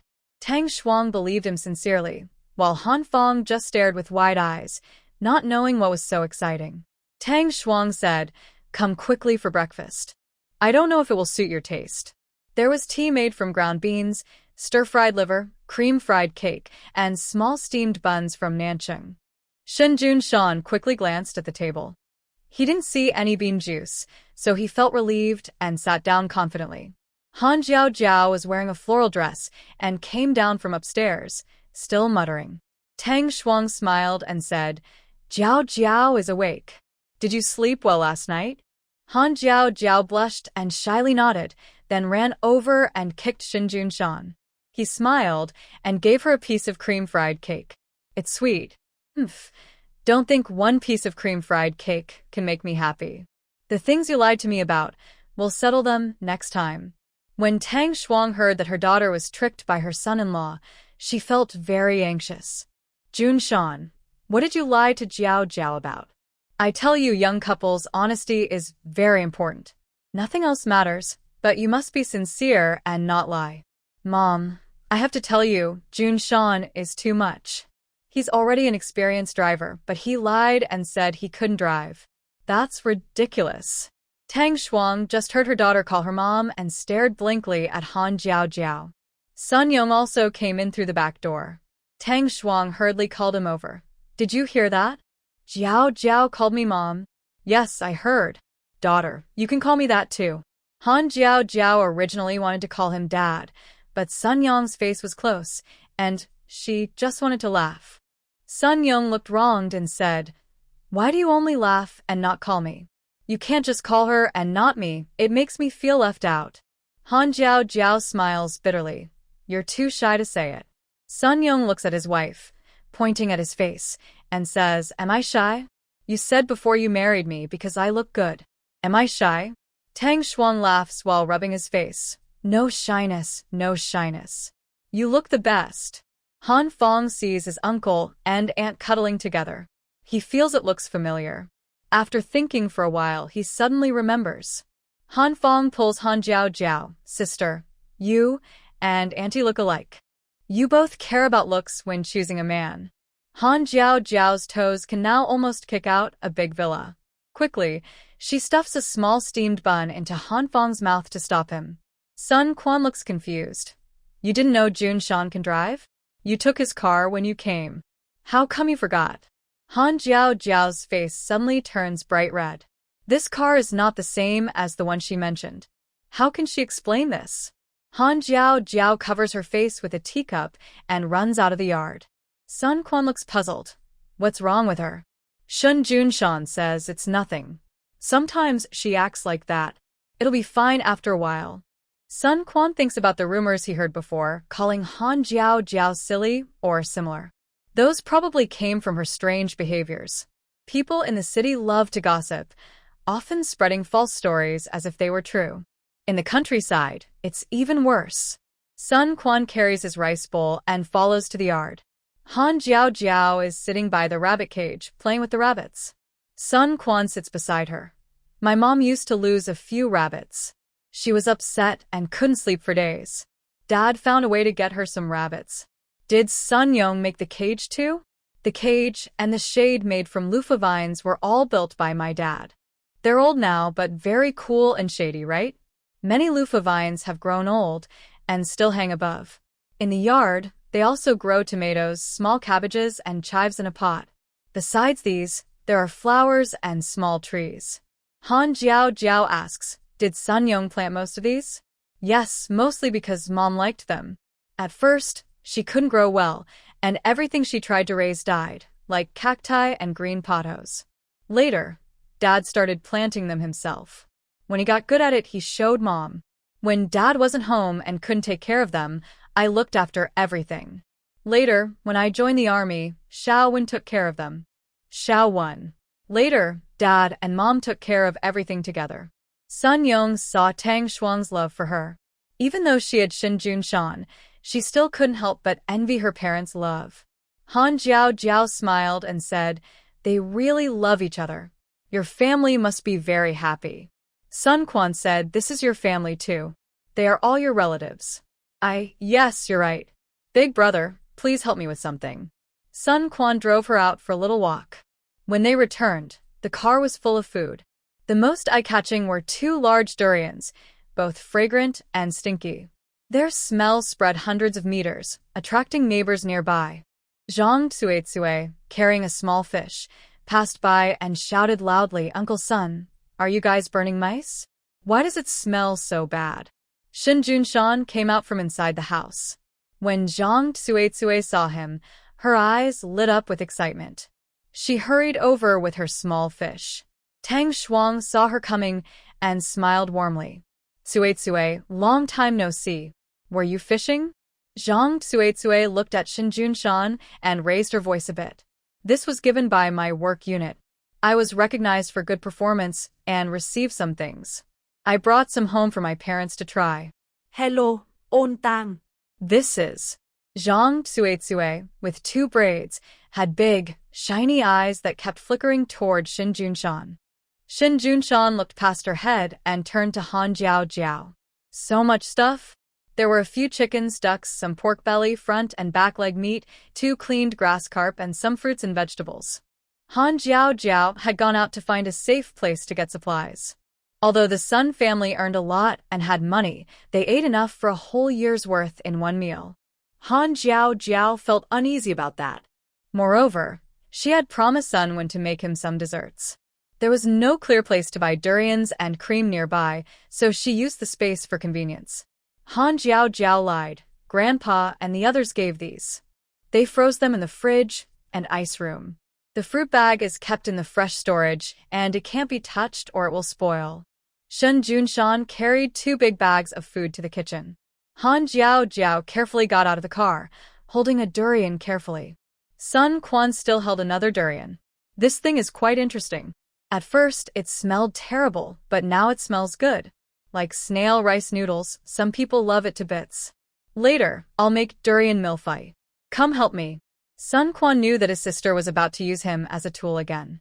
Zhang Tsuetsue looked at the fish in her hand and suddenly felt ashamed. She quickly hid the fish behind her. Aunt Tang, this is. I've met my eldest son before. This is my daughter, Jiao Jiao. Daughter? I haven't seen her before. Just met her recently. Jiao Jiao is not familiar with this place yet. You two should go out and explore together sometime. Zhang Tsuetsue had just returned and didn't know much about the Sun family. She thought of Han Jiao Jiao as a daughter of a family friend, especially since Sun Quan was nearby, so she didn't find it strange. She boldly looked at Han Jiao Jiao. Her floral dress didn't look like this year's fashion, probably because she couldn't afford a new one. She looked down on Han Jiao Jiao even more. Being pretty doesn't matter. Being adopted into the Sun family doesn't matter. She's still considered an outsider. She was far from the expenses of Sun Qian. Zhang Tsuetsue then leaned in and asked, Aunt Tang, who was that man just now? Is he also your son? Zhang Tsuetsue had bright lips, white teeth, thick eyebrows, and big eyes. Her 2 braids were thick and shiny, typical of a common beauty. But seeing her, Han Jiao Jiao thought of Chen Xiaoing, which annoyed her. Han Jiao Jiao looked at her and said, his name is Shin Junshan. He's my husband. I'll introduce him to you another day when I have time. Mom, let's go inside. Oh, I haven't seen durians in so long. They smell so good. They all went inside, but Zhang Tsuetsue pouted and left quickly. What smell? It's obviously terrible. Han Jiao Jiao spent 3 hours in the kitchen and finally made durian milfai. Sun Quan drove them to the hospital. When he opened the door, the place was a mess, with food scattered everywhere. Sun Quan didn't expect his older brothers to come. He quickly put on a hat to hide his hair. Sun Quan frowned. What's wrong? And Lian was crying and said, we were just talking happily and I don't know why, but I got angry and threw things. Sun Quan turned away from Han Jiao Jiao, lying on the bed, puffing up his cheeks in frustration. And Lian secretly looked at Han Jiao Jiao, but didn't think she was particularly special. She said, it's all my fault. I shouldn't have told the little young master that my older sister was coming back. I was too talkative. Han Jiao Jiao hadn't paid attention to her before, but hearing this, she remembered she was the nurse who had chased people away that day. Han Jiao Jiao replied coldly, didn't you just say you didn't know the reason? How did you figure it out so quickly? Go outside. We don't need you here anymore. Alien's eyes filled with tears. I want to stay and take care of the young master. I'm worried because he won't eat. Han Jiao Jiao's tone grew colder. If he listened to you, he wouldn't be smashing things. Alien bit her lip. Sun Quan said, you go out. I'll handle the cleaning. Sun Quan finished tidying up and then left. The hospital room was now just the 2 of them. Han Jiao Jiao placed a durian-layered cake on the bedside table. I love durian. We're siblings, so I think you should like it too. Wanna try? I just made it. Sunwon didn't reply. Han Jiao Jiao took a small bite and said, it tastes good. Maybe I should open a dessert shop someday and make sweets for others. Why make sweets for others? Sunwon pouted, feeling upset. We agreed you'd make them for me. Why give them to others? Han Jiao Jiao touched his nose with a bit of cream on her finger. You're ignoring me. That makes me sad. When I'm sad, I can't study well. If I can't get into college, I might have to sell desserts at a stall. I didn't ignore you. Really? I talked to you a lot. Sunwon pouted again, feeling both sad and scared. He whispered, I heard you already knew Big Brother. Were you lying to me? Han Jiao Jiao shook her head. You told me your name was Sun Quan, so I didn't lie. Sunwon thought for a moment. It seemed true, but something didn't feel right. Han Jiao Jiao rested her chin on her hand. If I lied to you, would you stop talking to me? Would you not want to be friends anymore? Sunwon thought for a moment and slowly shook his head. He wanted to be close to her. It was a strange feeling, but he just wanted to be near her. Han Jiao Jiao patted his head. Since we're friends, why worry about small things? Later, I'll have another brother and you'll have another sister. Maybe even more brothers and sisters. You'll have so many people who care about you. That's pretty lucky. Sunwon's cheeks turned slightly red. He's already 18, and hearing that siblings care about him still makes him feel excited and nervous. He whispered, our sisters. Cute? Yes, cute. Nyonya will be back in a few days. You can come with us to pick her up. She's very pretty, and she'll definitely like you. I'm a boy. How can I be called good-looking? Yes, Xiaowen is a handsome young man. Do you want to eat cake now? I made it all morning. Especially for me? What do you think? I even cut open a durian with my bare hands, almost bleeding in the process. Sunwon knew she was lying, but he felt very happy, more than any other day before. I think the durian milfai I made is melted a bit. Do you want to try some now? The rest can go in the fridge. Do you have a fork? Han Jiao Jiao specially prepared a rabbit-shaped fork. Sunwon saw it was his zodiac sign and felt even more touched. He took a small bite and whispered, it's very sweet. Han Jiao Jiao looked at him. You haven't eaten much, so you can only have 3 bites now. Sunwon pouted. I don't want to eat. It tastes bad. Is it bad, or are you just upset and don't want to eat? I already said, I'm not upset. Anyway, he's not upset. Nothing to say about it. Sunwon held his head high. He didn't want to lose face in front of Han Jiao Jiao. Han Jia smilet. I see. It must be that the food at the hospital isn't good. Sunwon nodded. It's not tasty. Aunt Zhang's cooking isn't good either. I'm tired of Mom's food. You're really picky with your words. But first, eat a little, and I'll bring you dinner tonight. Sunwon nodded. Han Jiao Jiao gently brushed his nose. You're so quick to agree. Sunwon smiled. I want to eat fish, but I don't want to get pricked by the bones. Then I'll make fish balls for you. Tonight, Sun Quan and Afong will come over and we can all eat together, okay? He hadn't seen his big brother in a long time and he liked Afong too. The younger brother looked very well behaved and didn't give him strange looks. Han Jiao Jiao touched his hat and gently patted it. It's greasy. I'll get you a new one. My head. Don't worry. My little brother is so handsome, whether he has hair or not. He's still handsome. Sunwen's face turned red with embarrassment. It was the first time someone said he looked handsome even without hair. Han Jiao Jiao waited until he finished his 3 bites, then tidied up the cake and put it in the small fridge. Sunwen was able to stay in such a nice hospital room all thanks to Yan Han and Sun Yong. Han Jiao Jiao packed her things and tucked her hat into her bag. After you eat, just walk around by the bed and take a nap. When you wake up, you'll see me. Definitely. Sunwen extended his little pinky finger. After Han Jiao Jiao hooked her pinky with his, she gently closed the door. She went to the nurse's station to find In Lien. Please give Sunwen another portion of food. Half the usual amount is enough.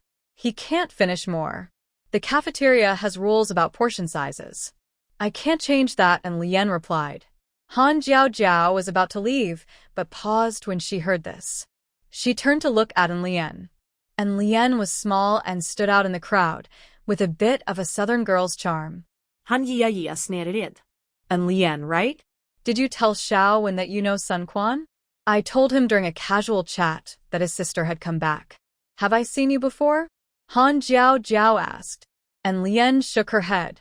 Is your last name Sun? And Lien shook her head again, looking a bit embarrassed. Han Yia snared. So, someone from the Sun family asked you to say a few words? And Lien's eyes filled with tears. No, I was just worried about Xiaowen. Sun Wen has leukemia. He's been fighting the illness for years, and his mental state is very important. You didn't think about the consequences when you told him? Did you consider how he feels? But I didn't say anything wrong. Since I was going to tell him anyway, I thought Xiaowen wouldn't mind. If he really didn't mind, how did the food get thrown away? And Lien bit her lip, pretending to be innocent. Han Jiao Jiao had seen this kind of act many times. Han Jiao Jiao said coldly, "You're a nurse here. Just your job. It's best not to interfere in others' personal matters." And Lien tightened her nurse uniform and nodded gently. She glanced at the other two nurses and whispered, "I understand. I won't talk to him about this again." Now, Sun Wen needs to eat. Usually, he gets about a third of the normal portion. Are you going, or should I go? I'll go right now. And Lien immediately turned and left. Another nurse quickly said, the cafeteria can prepare food as requested. Many of our colleagues don't follow the usual portion rules. Exactly. And there are people who can't afford full meals. Even giving him a third of the usual portion is fine. Today, 2 nurses went to work. One got the job through her own skills at a small hospital, and the other was transferred because her parents work at the hospital. Both had strong connections behind them, but they earned their positions through ability and relationships. However, Sun Wen's mother was only hired as a housekeeper at Sun's family and had been working there since she was young. After Sun Wen got sick, Mrs. Zhang, who was close to Tang Shuang, pushed her daughter and Lien to be transferred directly from a nursing school to a formal position at Xia Hospital. This kind of connection was very obvious, and even they didn't like it. Now, seeing and Lien being criticized, they felt very happy and hoped to find a chance to report it. Han Jiao Jiao also worked in clinical care, so she understood what Lien and the other nurses were thinking. She smiled at them and left the ward. Sun Quan was waiting in the car. How was it? Did Xiaowen get angry? Did she embarrass you? Han Jiao Jiao shook her head. We get along well. I made fish balls for us. We'll eat together tonight. Didn't you take them from that strange portal? Han Jiao Jiao pinched his waist. Sun Quan felt pain, and his hair stood up, but he didn't dare to shout. He just laughed like a simpleton. Han Jiao Jiao said, My brother made the fish balls himself. But the fish still needs to be caught from the space. Summer fish aren't fat enough. No meat on their bellies for minced fish. All right, we'll have a good meal tonight. Sun Quan drove away from the hospital entrance. At the gate, a woman exclaimed in surprise. Tianyu. Look, is that Sun Quan?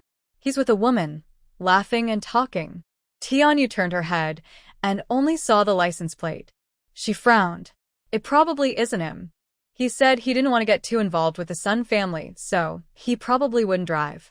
Having 10 cars in the family isn't a big deal. What are you saying? I'm telling the truth. His biological father was a hero, and his adoptive parents are very powerful now. A few cars don't matter. If it weren't for those past issues, you'd be living comfortably at the Sun family now. Why would others bother you? I just saw a fox spirit. Jean Lu wasn't someone who liked to gossip, but Tianyu didn't believe Sun Quan would be with someone else. Tianyu knew exactly what kind of person he was, so that's why they separated in the first place. She frowned and said, it was made very clear back then. There's nothing to regret. Let's go. Don't keep Annie waiting. Tianyu entered the gate and couldn't help but look back. The car had already driven far away, and even its shadow was gone, but the memories of what happened before appeared clearly in his mind. By instinct, Tianyu walked to a public phone booth and made a call. Hello, Aunt Tang? It's me, Tianyu. Are you feeling better? Long time no see. I heard. Sun Quan had just arrived home when Tang Shuang came out with a serious face and said, Quan, Mom needs to tell you again. She already has a fiancé, and they've been talking for a long time. Even if she's still thinking about others, she can't be stolen away. That's a matter of principle and conduct. Sun Quan looked at Han Jiao Jiao with a puzzled expression. She was also confused. Did Big Brother do something wrong? Not yet, but I'm worried he might make mistakes in the future. Just now, Tang Shuang called to ask about your older brother, Quan. She's planning to marry someone else. Sun Quan had been quite nervous earlier, but hearing this, he relaxed. He said calmly it was clear 5 years ago. I haven't caused any trouble for her. Mom, why did she call? She said she saw you at the hospital and called to ask. Did you meet her? No, I've been with Jiao Jiao the whole time. Han Jiao Jiao nodded, confirming Sun Quan's words. Tang Shuang then relaxed. Han Jiao Jiao went over and took her hand. Mom, don't worry about these past things. Xiaowen wants fish balls. Can you help me cook? Tang Shuang was overjoyed to be called Mom repeatedly, and her heart and tears were moved by Han Jiao Jiao. Sun Quan changed into a new outfit, locked the car securely, then took a water hose from the tap. He played outside with Han, washing the car and having fun. In the kitchen, Han Jiao Jiao was chopping fish meat and happened to see the sunlight and water shining on Sun Quan through the window. She hadn't noticed before, but now she thought about it. Sun Quan actually looked quite good.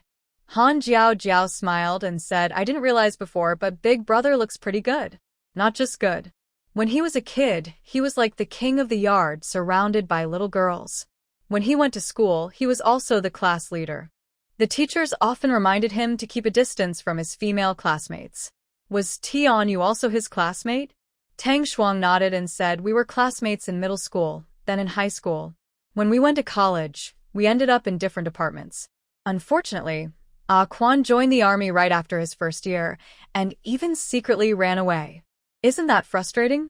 Han Jiao Jiao calculated the time and thought Tianyu should have already graduated from college. No wonder Sun Quan said, he didn't delay others. Although Han Jiao Jiao hasn't met Tianyu, she knows Sun Quan's character and abilities well. He's not as good as her husband, but he's much better than most people. Han Jiao Jiao shook her head and said, I think we should find something for the Big Brother to do recently, so he doesn't stay at home all the time. Why? Because people are watching him. Monks are in the temple, and if they catch one, they catch them all. After thinking for a while, Tang Shuang finally understood Han Jiao Jiao's meaning and burst out laughing. Sun Quan heard the laughter inside and also smiled. Han Fong said, Big Brother, you look really good when you smile. Yeah, just a little worse than my brother-in-law, but still okay. Sun Quan splashed water on Han Fong, and the two played with water in the yard. Han Jiao Jiao had already chopped the fish meat. After asking Sun Wen about his diet, she took a few shrimp, chopped the meat into small pieces, and added it to the fish paste. She grabbed the mixture eagerly, clenched her left fist, held a spoon in her right hand, and dropped the fish balls one by one into cold water. They used a big fish weighing about 8 jin, and all the fish in its belly was made into fish balls. Han Jiao Jiao cut off the fish head, cooked it with soy sauce for a red braised flavor, and boiled the bones and tofu together to make soup. She added a few handmade noodles, then took them out and set them aside. Tang Shuang was surprised and said, Jiao Jiao, who did you learn your cooking from? You're better than me. I learned from Junshan. He used to cook all the time. Later, he got too busy, so I started copying his way of cooking. I didn't expect I'd do better than my master. Tang Shuang was even more surprised. Really? Don't lie to me, I don't believe it. Many men can cook, but most of them are chefs. They work in restaurants and rely on cooking for a living. Almost all men don't do chores at home, let alone cook. That's usually women's work. Sun Yong cares so much for her, but over the years, he hasn't cooked a single meal at home. At most, when making dumplings, he would come over to join in the fun, make 1 or 2, then leave. Han Jiao Jiao smiled and said, Junshan's cooking is really good. If you don't believe me, wait until tomorrow night, and he'll cook a meal. I really want to taste his cooking. Tang Shuang was washing vegetables, looking very happy. It's wonderful that my daughter has such a caring man. Oh, dear. Madam, how can you wash vegetables yourself? Your health isn't good, and you shouldn't be in cold water. What if you catch a cold? Madame Zhang quickly took the vegetable basin from Tang Shuang. She quickly rinsed the vegetables and shook them forcefully, splashing water onto Han Jiao Jiao's leg. Han Jiao Jiao said, "Mom, be careful when you walk. There's water all over the floor. You might fall." Madame Zhang glanced awkwardly at Han Jiao Jiao, opened her mouth to speak, but saw Tang Shuang nearby and held back her words. Since Tang Shuang had no vegetables to wash, she went to 4 eggs. "I just have some mild rheumatism and osteoporosis. Your father always acts so fragile. I used to do surgeries for him when he went to support the front lines. He's forgotten all that now." "Oh, Miss Jiao Jiao, you don't know. Do you think I don't know?" Madame Zhang jumped in again, saying, "I've been here for 10 years, and she's only been here a short while. Do I not understand your family? The lady is your husband's favorite. Even a frown can make him worry for a long time. He's never let you handle cold water. Miss Jiao Jiao, you should be more understanding of your mother. She's not like you." Han Jiao Jiao understood what she meant, hiding her true feelings. She smiled and asked, "Does my mom always use boiling water to wash her hands?" Madame Zhang was surprised. Han Jiao Jiao continued, "That's quite wasteful of coal and gas." "Jiao Jiao, don't listen to Madame Zhang. It's not that serious. I just don't cook much. Mom, with more people at home, there's more work. Madame Zhang is right. We shouldn't overwork you."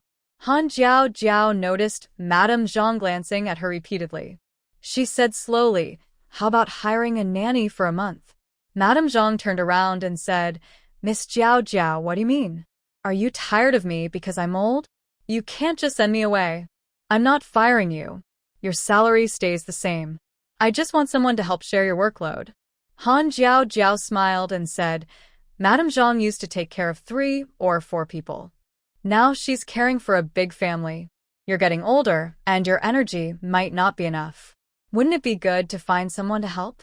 Madame Zhang was furious. Previously, she was responsible for shopping and cooking. The household ration tickets were in her hands, and those who wanted to visit for tea had to go through her. Even Tang Shuang was under her control. Now, just one day after Han Jiao Jiao arrived, she has managed to drive all the people from the Sun family away. Sister Zhang became angrier the more she thought about it. She threw the vegetables into a bowl and said, "If you want to find someone, go ahead. I won't do it." Sister Zhang turned to leave. When she saw Sun Quan, her expression softened a little, but when she saw Han Fong, she spat on the ground. "Bah! What kind of kid dares to act so confident here?" Han Fong was spraying water with a hose. He didn't hear this comment, but Sun Quan did. He turned around, frowned, and gave Sister Zhang a sharp look. Sister Zhang immediately lowered her head and walked away.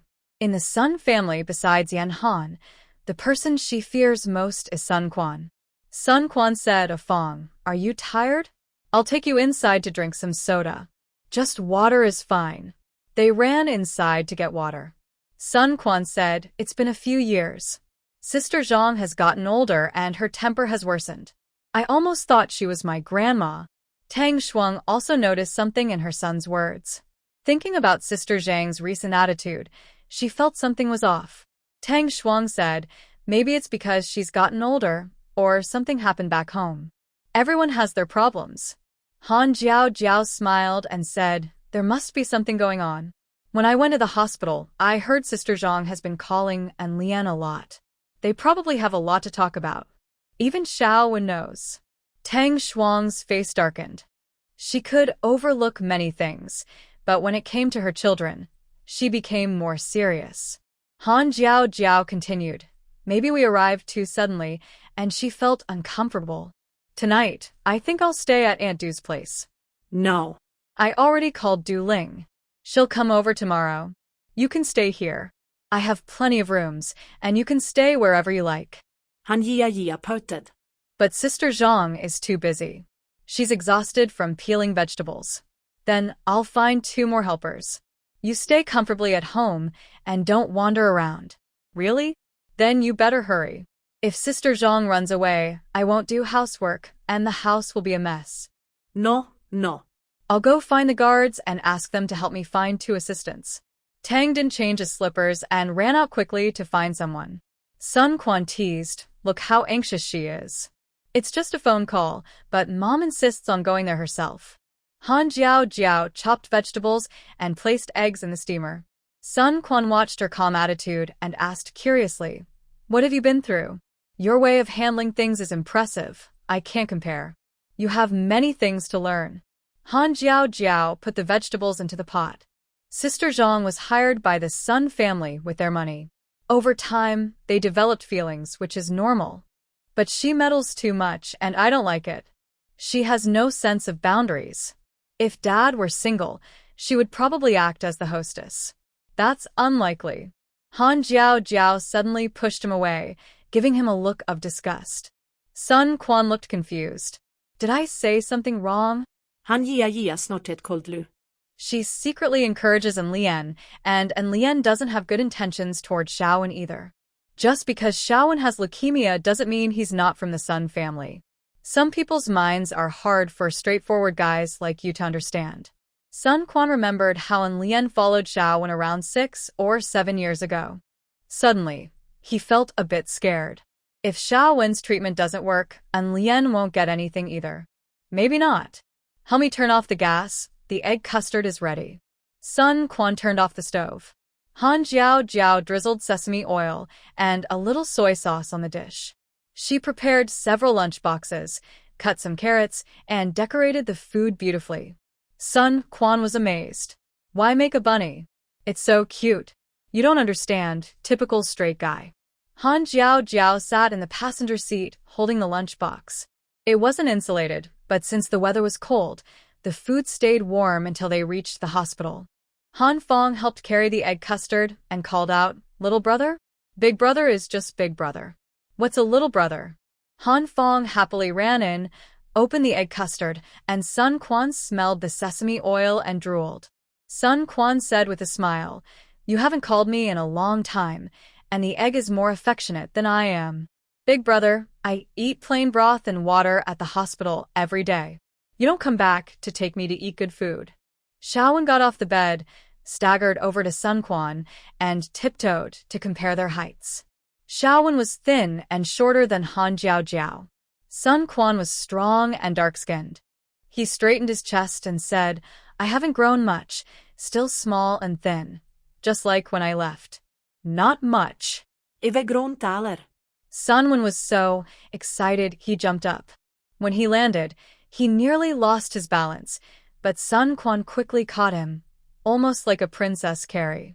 Han Jiao smiled and said, "Don't compare yourself to him. He looks like a water buffalo and eats enough for 2 days." Sun Quan frowned, showing he wasn't happy. He ate almost the same as Shen Junshan. Han Jiao took a light-colored baseball cap out of her bag, with stylish English letters on it. It looked trendy and comfortable, with a big brim. Sunwon liked it immediately. He was surprised and asked, "Where did you get this?"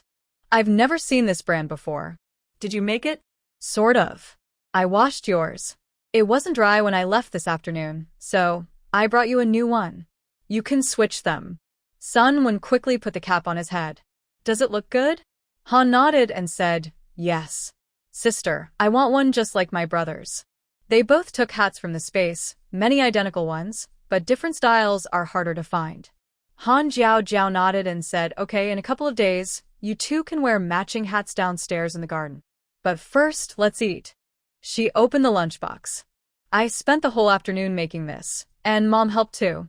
I'll watch you eat carefully." Sunwon saw that the rice was shaped like a rabbit, with bright, wide eyes. The rabbit's head was made of rice, with 2 small plum seeds for eyes, and a flower petal hairpin on top. It looked fresh and cute. She squinted and smiled. "The rabbit's hairpin is made of a carrot. You should eat it." Her voice sounded a little sad. Han Jiao didn't spoil him. She carefully watched the ratio of vegetables and meat. Sun Wen tried several times to move the carrot from his bowl to Han's, but Han's sharp eyes stopped him every time. He obediently finished his rabbit-shaped rice. It's much better than the one at the hospital. If you like it, I'll make it for you again tomorrow. Really? Han nodded. Of course. Do you want fish again tomorrow? Sun Wen thought the fish was delicious. He had never eaten such chewy fish before, but he felt it might be hard to cook, and he didn't want his sister to get too tired. I won't eat fish anymore.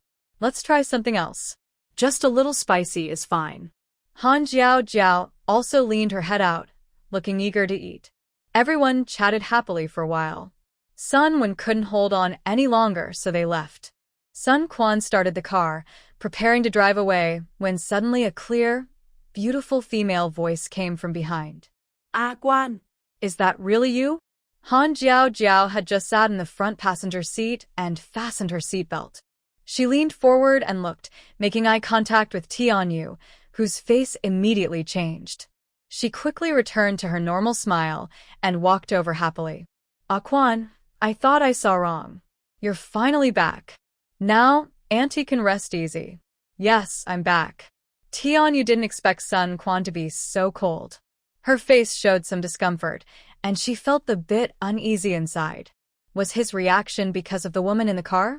Tianyu looked closer and asked, "Excuse me, what is your name? You don't look like someone from the army." Han Jiao Jiao didn't like Tianyu's probing look. She decided to look at Tianyu herself.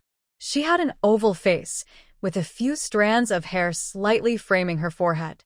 She wasn't very beautiful, but she looked steady. Her short hair was neat and thick, reaching her shoulders. Tianyu had a kind of intelligent aura, similar to Sun Qian, but without her aloofness. Han Jiao Jiao felt somewhat favorable toward her. She took the initiative to greet her. "Hello, I am Sun Quan's sister, Han Jiao Jiao." Tianyu hadn't heard about Sun's family before and was a bit confused. She thought Sun Quan might have casually called someone a sister outside. Frowning, Tianyu said, Quan, I know you're honest and loyal. You've been like a big brother to us since we were young. But you're grown up now and you need to think things through.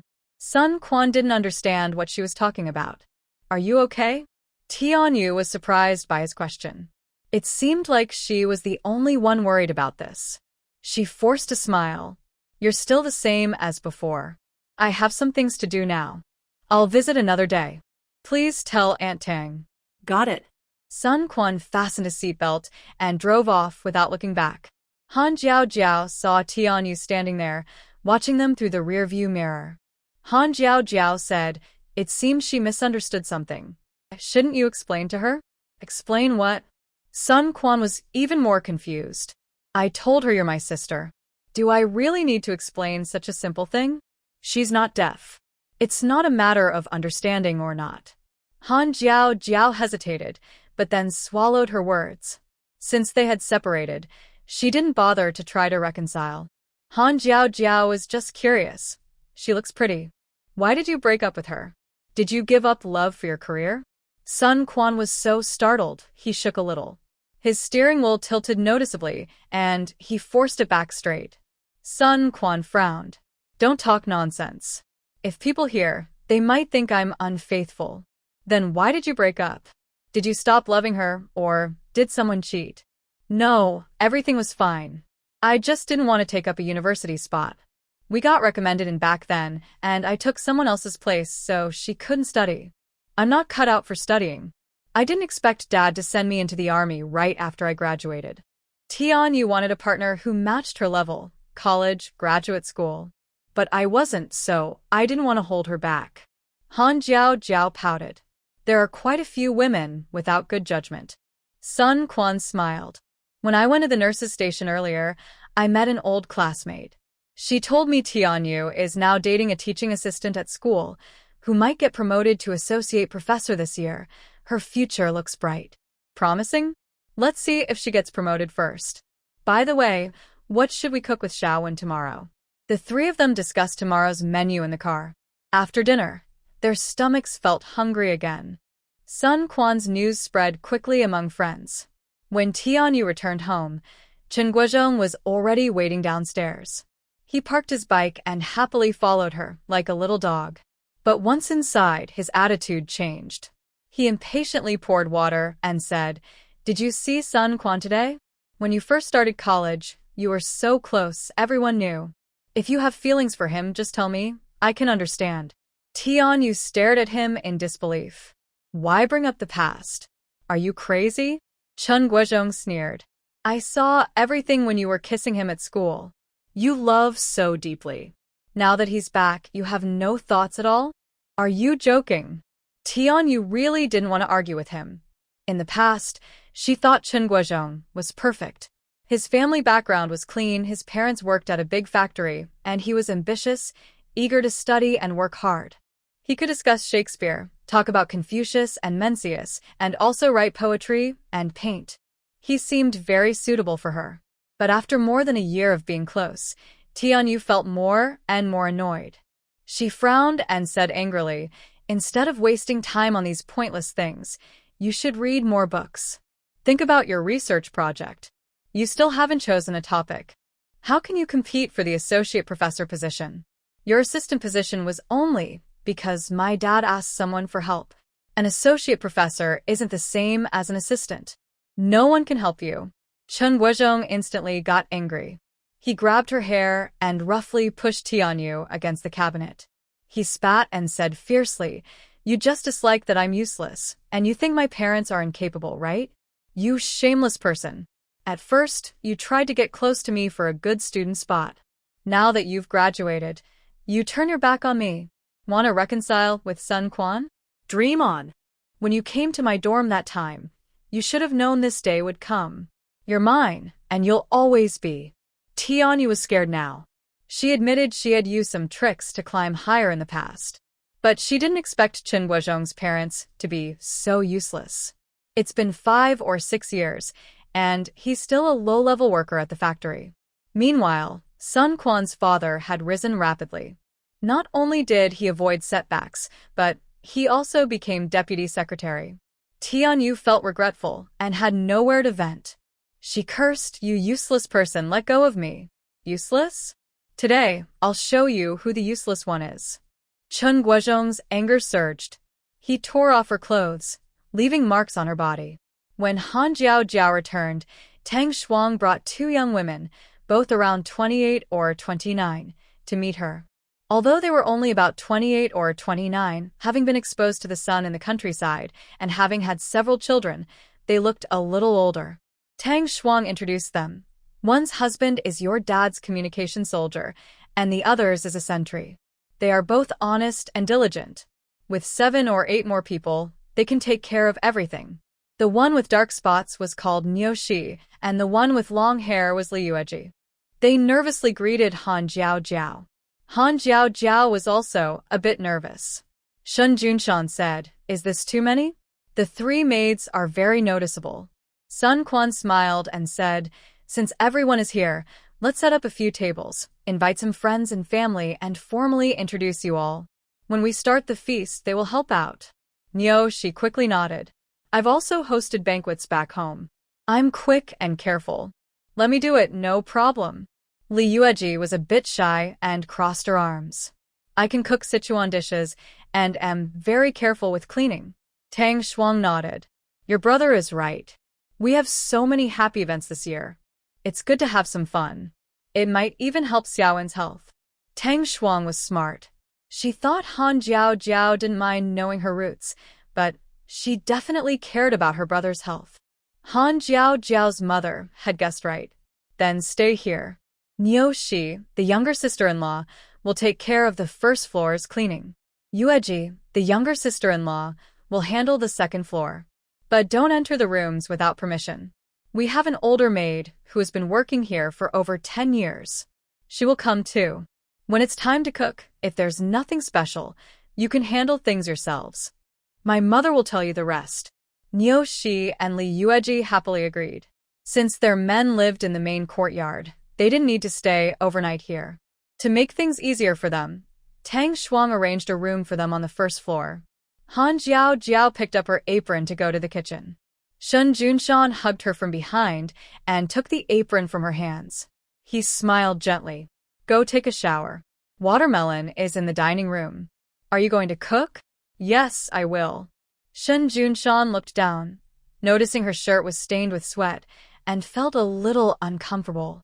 He gently brushed her sweaty hair from her forehead and said tenderly, I'll cook. You go wash up. Then I'll go take a shower. Thank you, husband. Han Jiao Jiao tiptoed and quickly kissed his cheek, then ran away with a shy smile. So shy. But it was so sweet. She wanted to kiss more.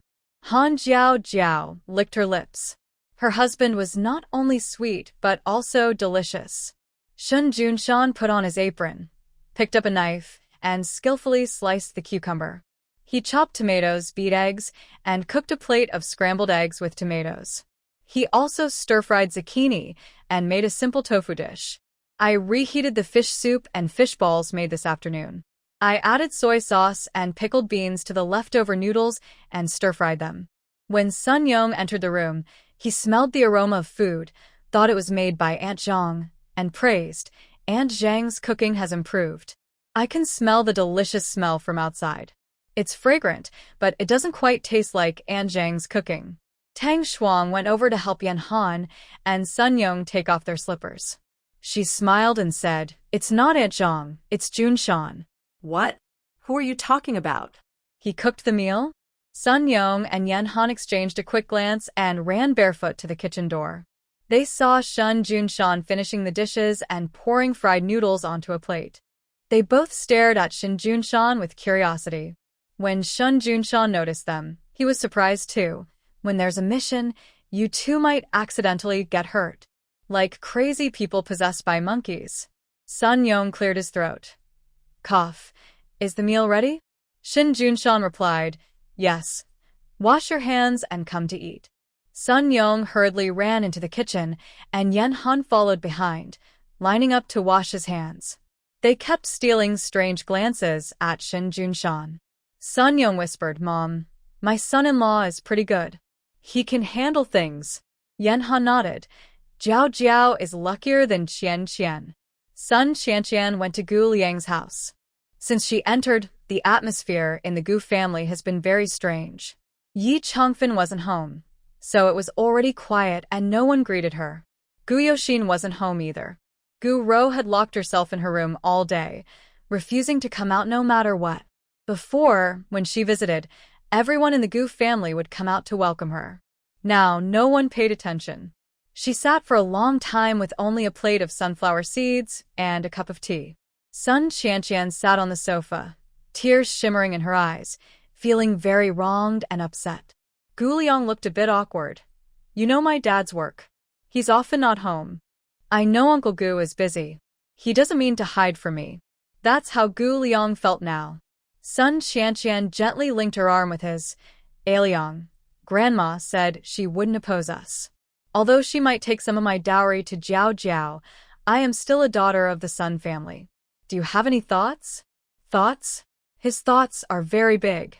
Gu Liang's face was gentle like jade, full of affection and tenderness in his eyes, and his tone was as soft as spring breeze.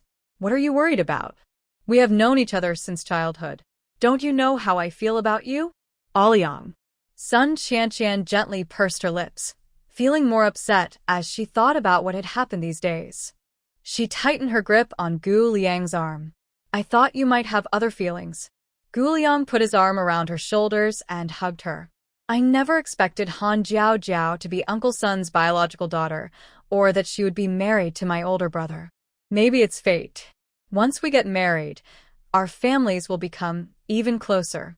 But recently, because of family issues, Uncle Sun has some opinions about my dad. There are rumors that they are not getting along these days. You know both of them hold important positions. Their relationship has always been delicate, and now with these rumors, I'm worried it might affect their reputation at work. Qianqian, our relationship won't change. I'm just worried about the elders.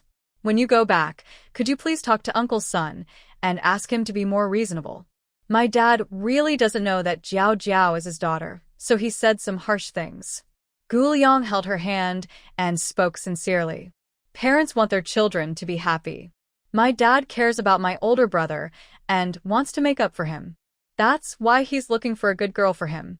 You understand, right? Sun Qianqian nodded repeatedly. She didn't like Han Jiao. In fact, she disliked her very much. Sun Qianqian, it's normal for Uncle Gu to think that way. My dad has been a bit too aggressive. Recently, he lost his mind over the issue with Han Jiao. I'll talk to him when I go back. You're so kind, Qianqian. Gu Liang hugged her shoulders, and his lips brushed her forehead. His brow furrowed unconsciously.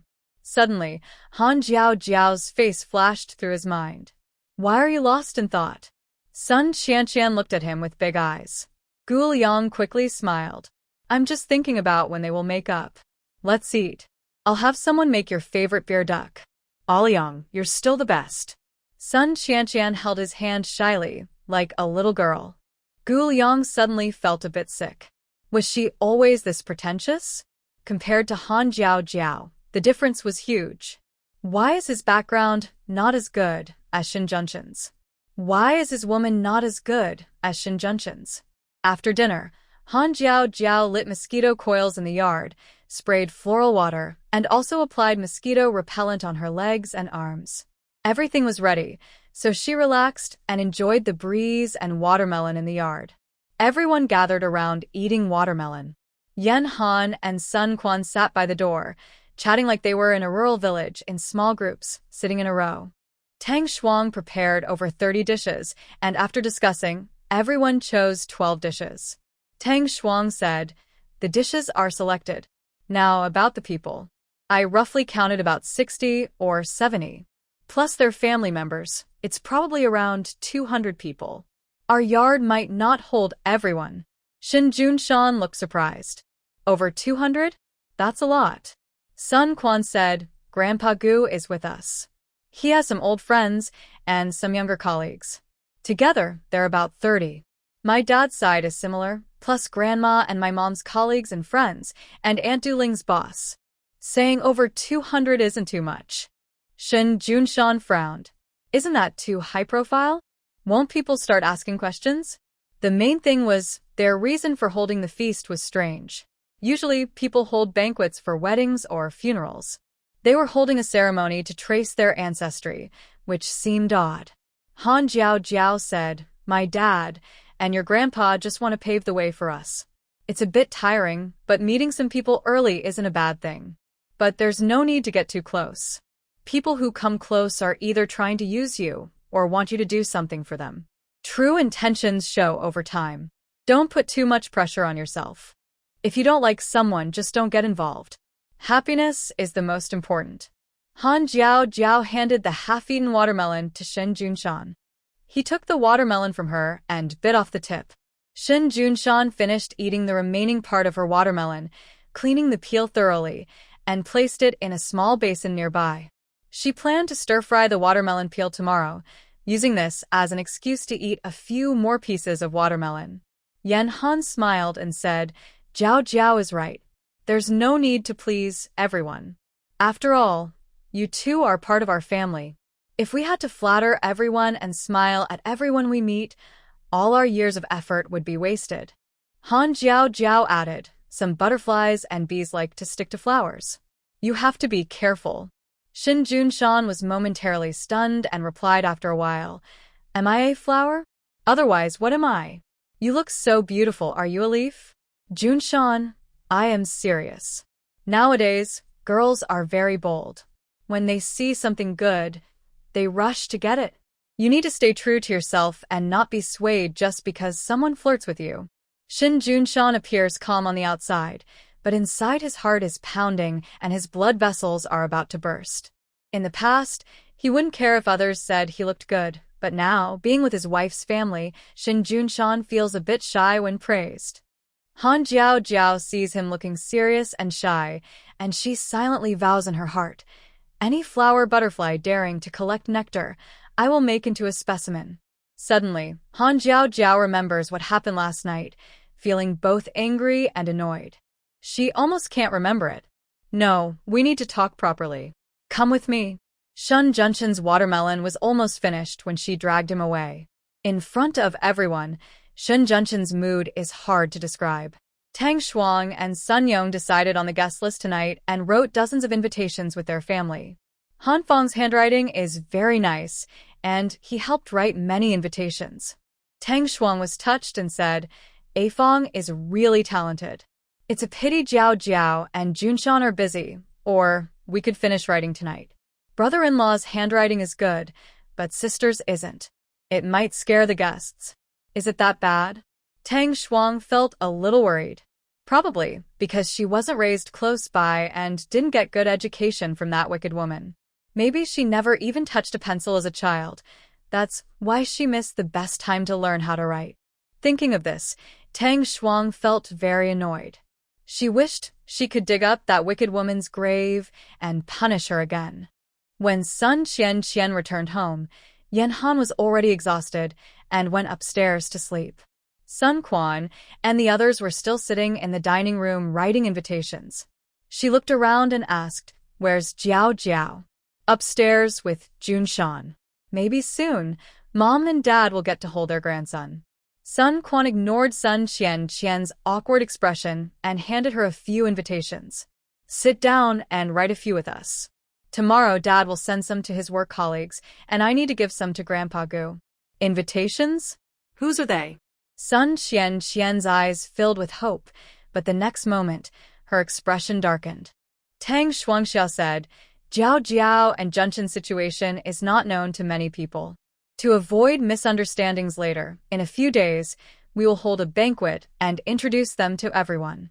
Then we can find a way to transfer the household registration so they can be together.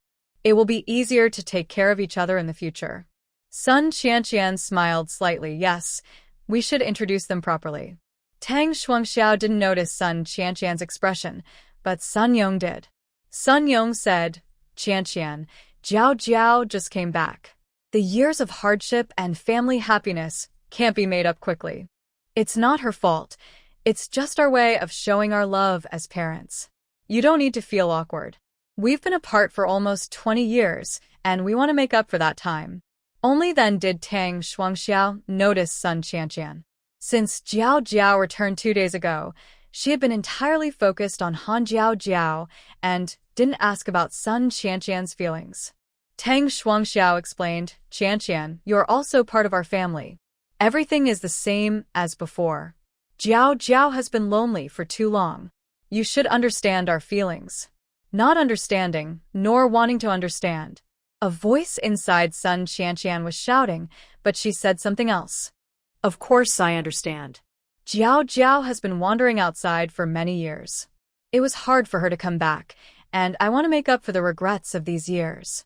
Jiao Jiao and Feng are my younger siblings. I want to do my best to take care of them. Feng, sister will take you out to play tomorrow, okay?" Sun Qian reached out her hand to him. Han Feng didn't want to hold hands initially, but seeing the hopeful look in his parents' eyes, Han Feng compromised. He held Sun Qian's hand and asked, "Where are we going tomorrow?" "To see some historical sites." "You will like it," Sun Quan said.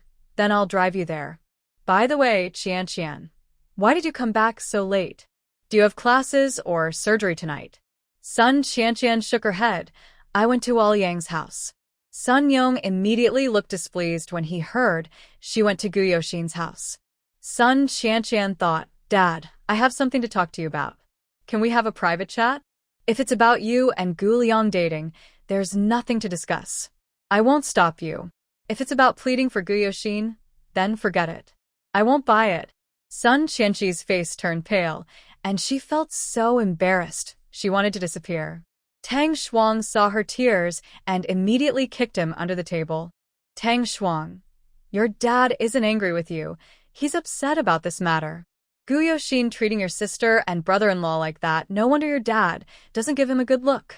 However, because of Dad's attitude, many people on the fence started to turn against us, saying some harsh words. This isn't good for Uncle Gu or Dad's future." Sun Yong was not initially angry, but after hearing this, his stubble seemed to stand on end with rage.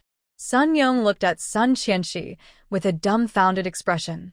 "Qianxi, have you been brainwashed by Gu Liang? You used to be a clear-headed girl, but now you seem to have lost your mind." Sun Qianxi felt wronged. Dad, how can you say that? How can you say that? Sun Yong snorted coldly. Just because he can't tell right from wrong with his own son, I can't have a good attitude towards him. Sun Qianxi was unconvinced. That's because they haven't lived together. Naturally, their feelings aren't that deep. Plus, Aunt Duling is stuck in the middle, making Uncle Gu's situation even harder. Suddenly, Tang Shuang stood up, knocking over her chair, which crashed loudly to the ground. Sun Yon quickly looked to see if his wife was hurt, but Tang Shuang pushed him away angrily. She had always been gentle, almost to the point of weakness. Sun Qianxi knew she had said the wrong thing and made her angry, so she immediately lowered her head. Mom, I was wrong. It's good that you know you were wrong. Du Ling isn't that kind of person. It was Gu Yoxin who wronged Du Ling and also hurt Junshan and Ruo. If you were my daughter, you shouldn't have such foolish, wrong ideas. This was the first time Tang Shuang lost her temper, and Sun Qianxi didn't dare to speak.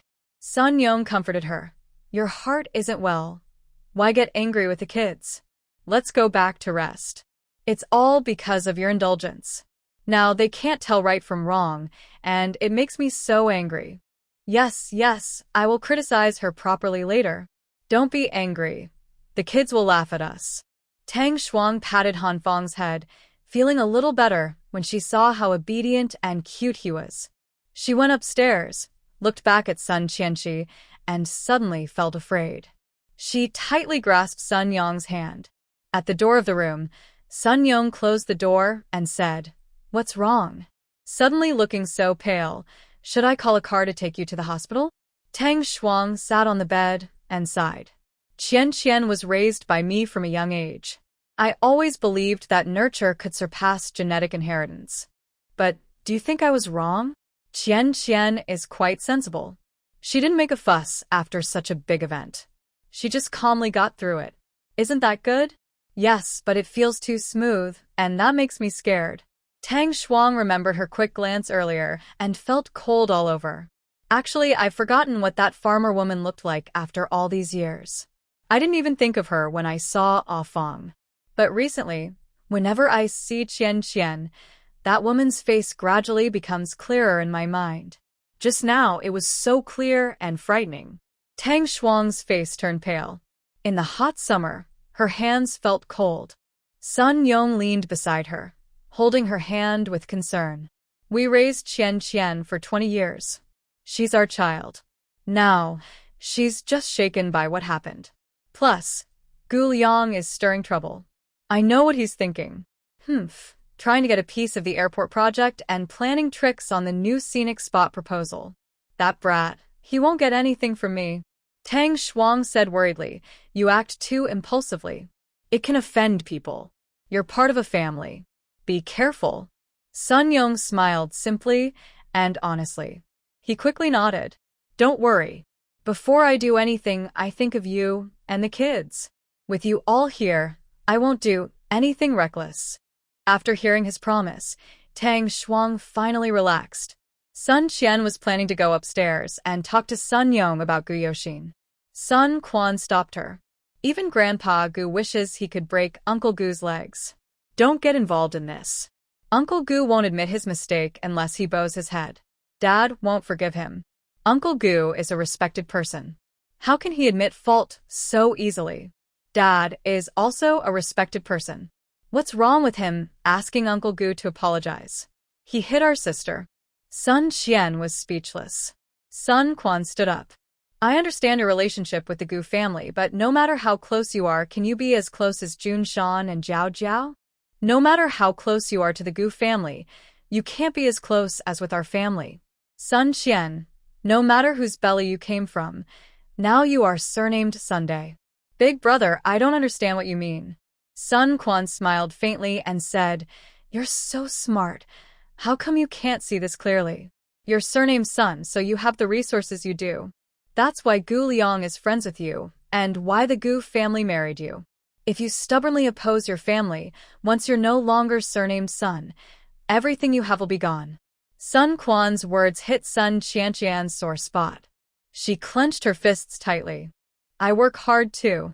If it weren't for the Sun family, Many school spots wouldn't be available to you. The teachers, educational resources, and even your study supplies. You wouldn't have the chance to learn from Professor Zeng. I heard that during the last open class, you made a big mistake. Professor Zeng didn't want to keep you, but after your grandmother talked to him, he agreed to continue teaching you. Sun Qianqian whispered angrily, if Han Jiao hadn't disrupted my rhythm, I wouldn't have made a mistake. The truth is, your mental strength is weak. If you were on the front lines, you'd be no different from a butcher. Let me say something harsh. You've stolen someone else's life, enjoyed their experiences, and now you're talking like this? Isn't that shameless? Fong and Jiao have been digging sweet potatoes, picking wild vegetables, chopping wood, and cooking since they were young. They've worn torn shoes to work in the fields. You've never experienced any of that. You haven't even used a broom at home. Saying such things now is shameful. Sun Qianqian's cheeks flushed red. Qin Fong saw her crying and felt a bit scared. Big brother. Sun Quan frowned. He didn't dislike Sun Qianqian. He just couldn't stand to watch anymore. Admitting others are good, admitting you're wrong. Why is that so hard? Why do they have to target Han Jiao and Shin Junshan? Are they not suffering enough or not working hard enough? These people only see what they have now and ignore what they've been through. Sun Quan felt disgusted with them. Qianqian were siblings in the same situation. That's why I told you so much. If it were someone else, I wouldn't bother talking. I understand. Do I still need to thank you? Sun Qianqian thought to herself indifferently and turned to go upstairs. Sun Quan called out, by the way, it's better not to complain about Aunt Du Ling in the future.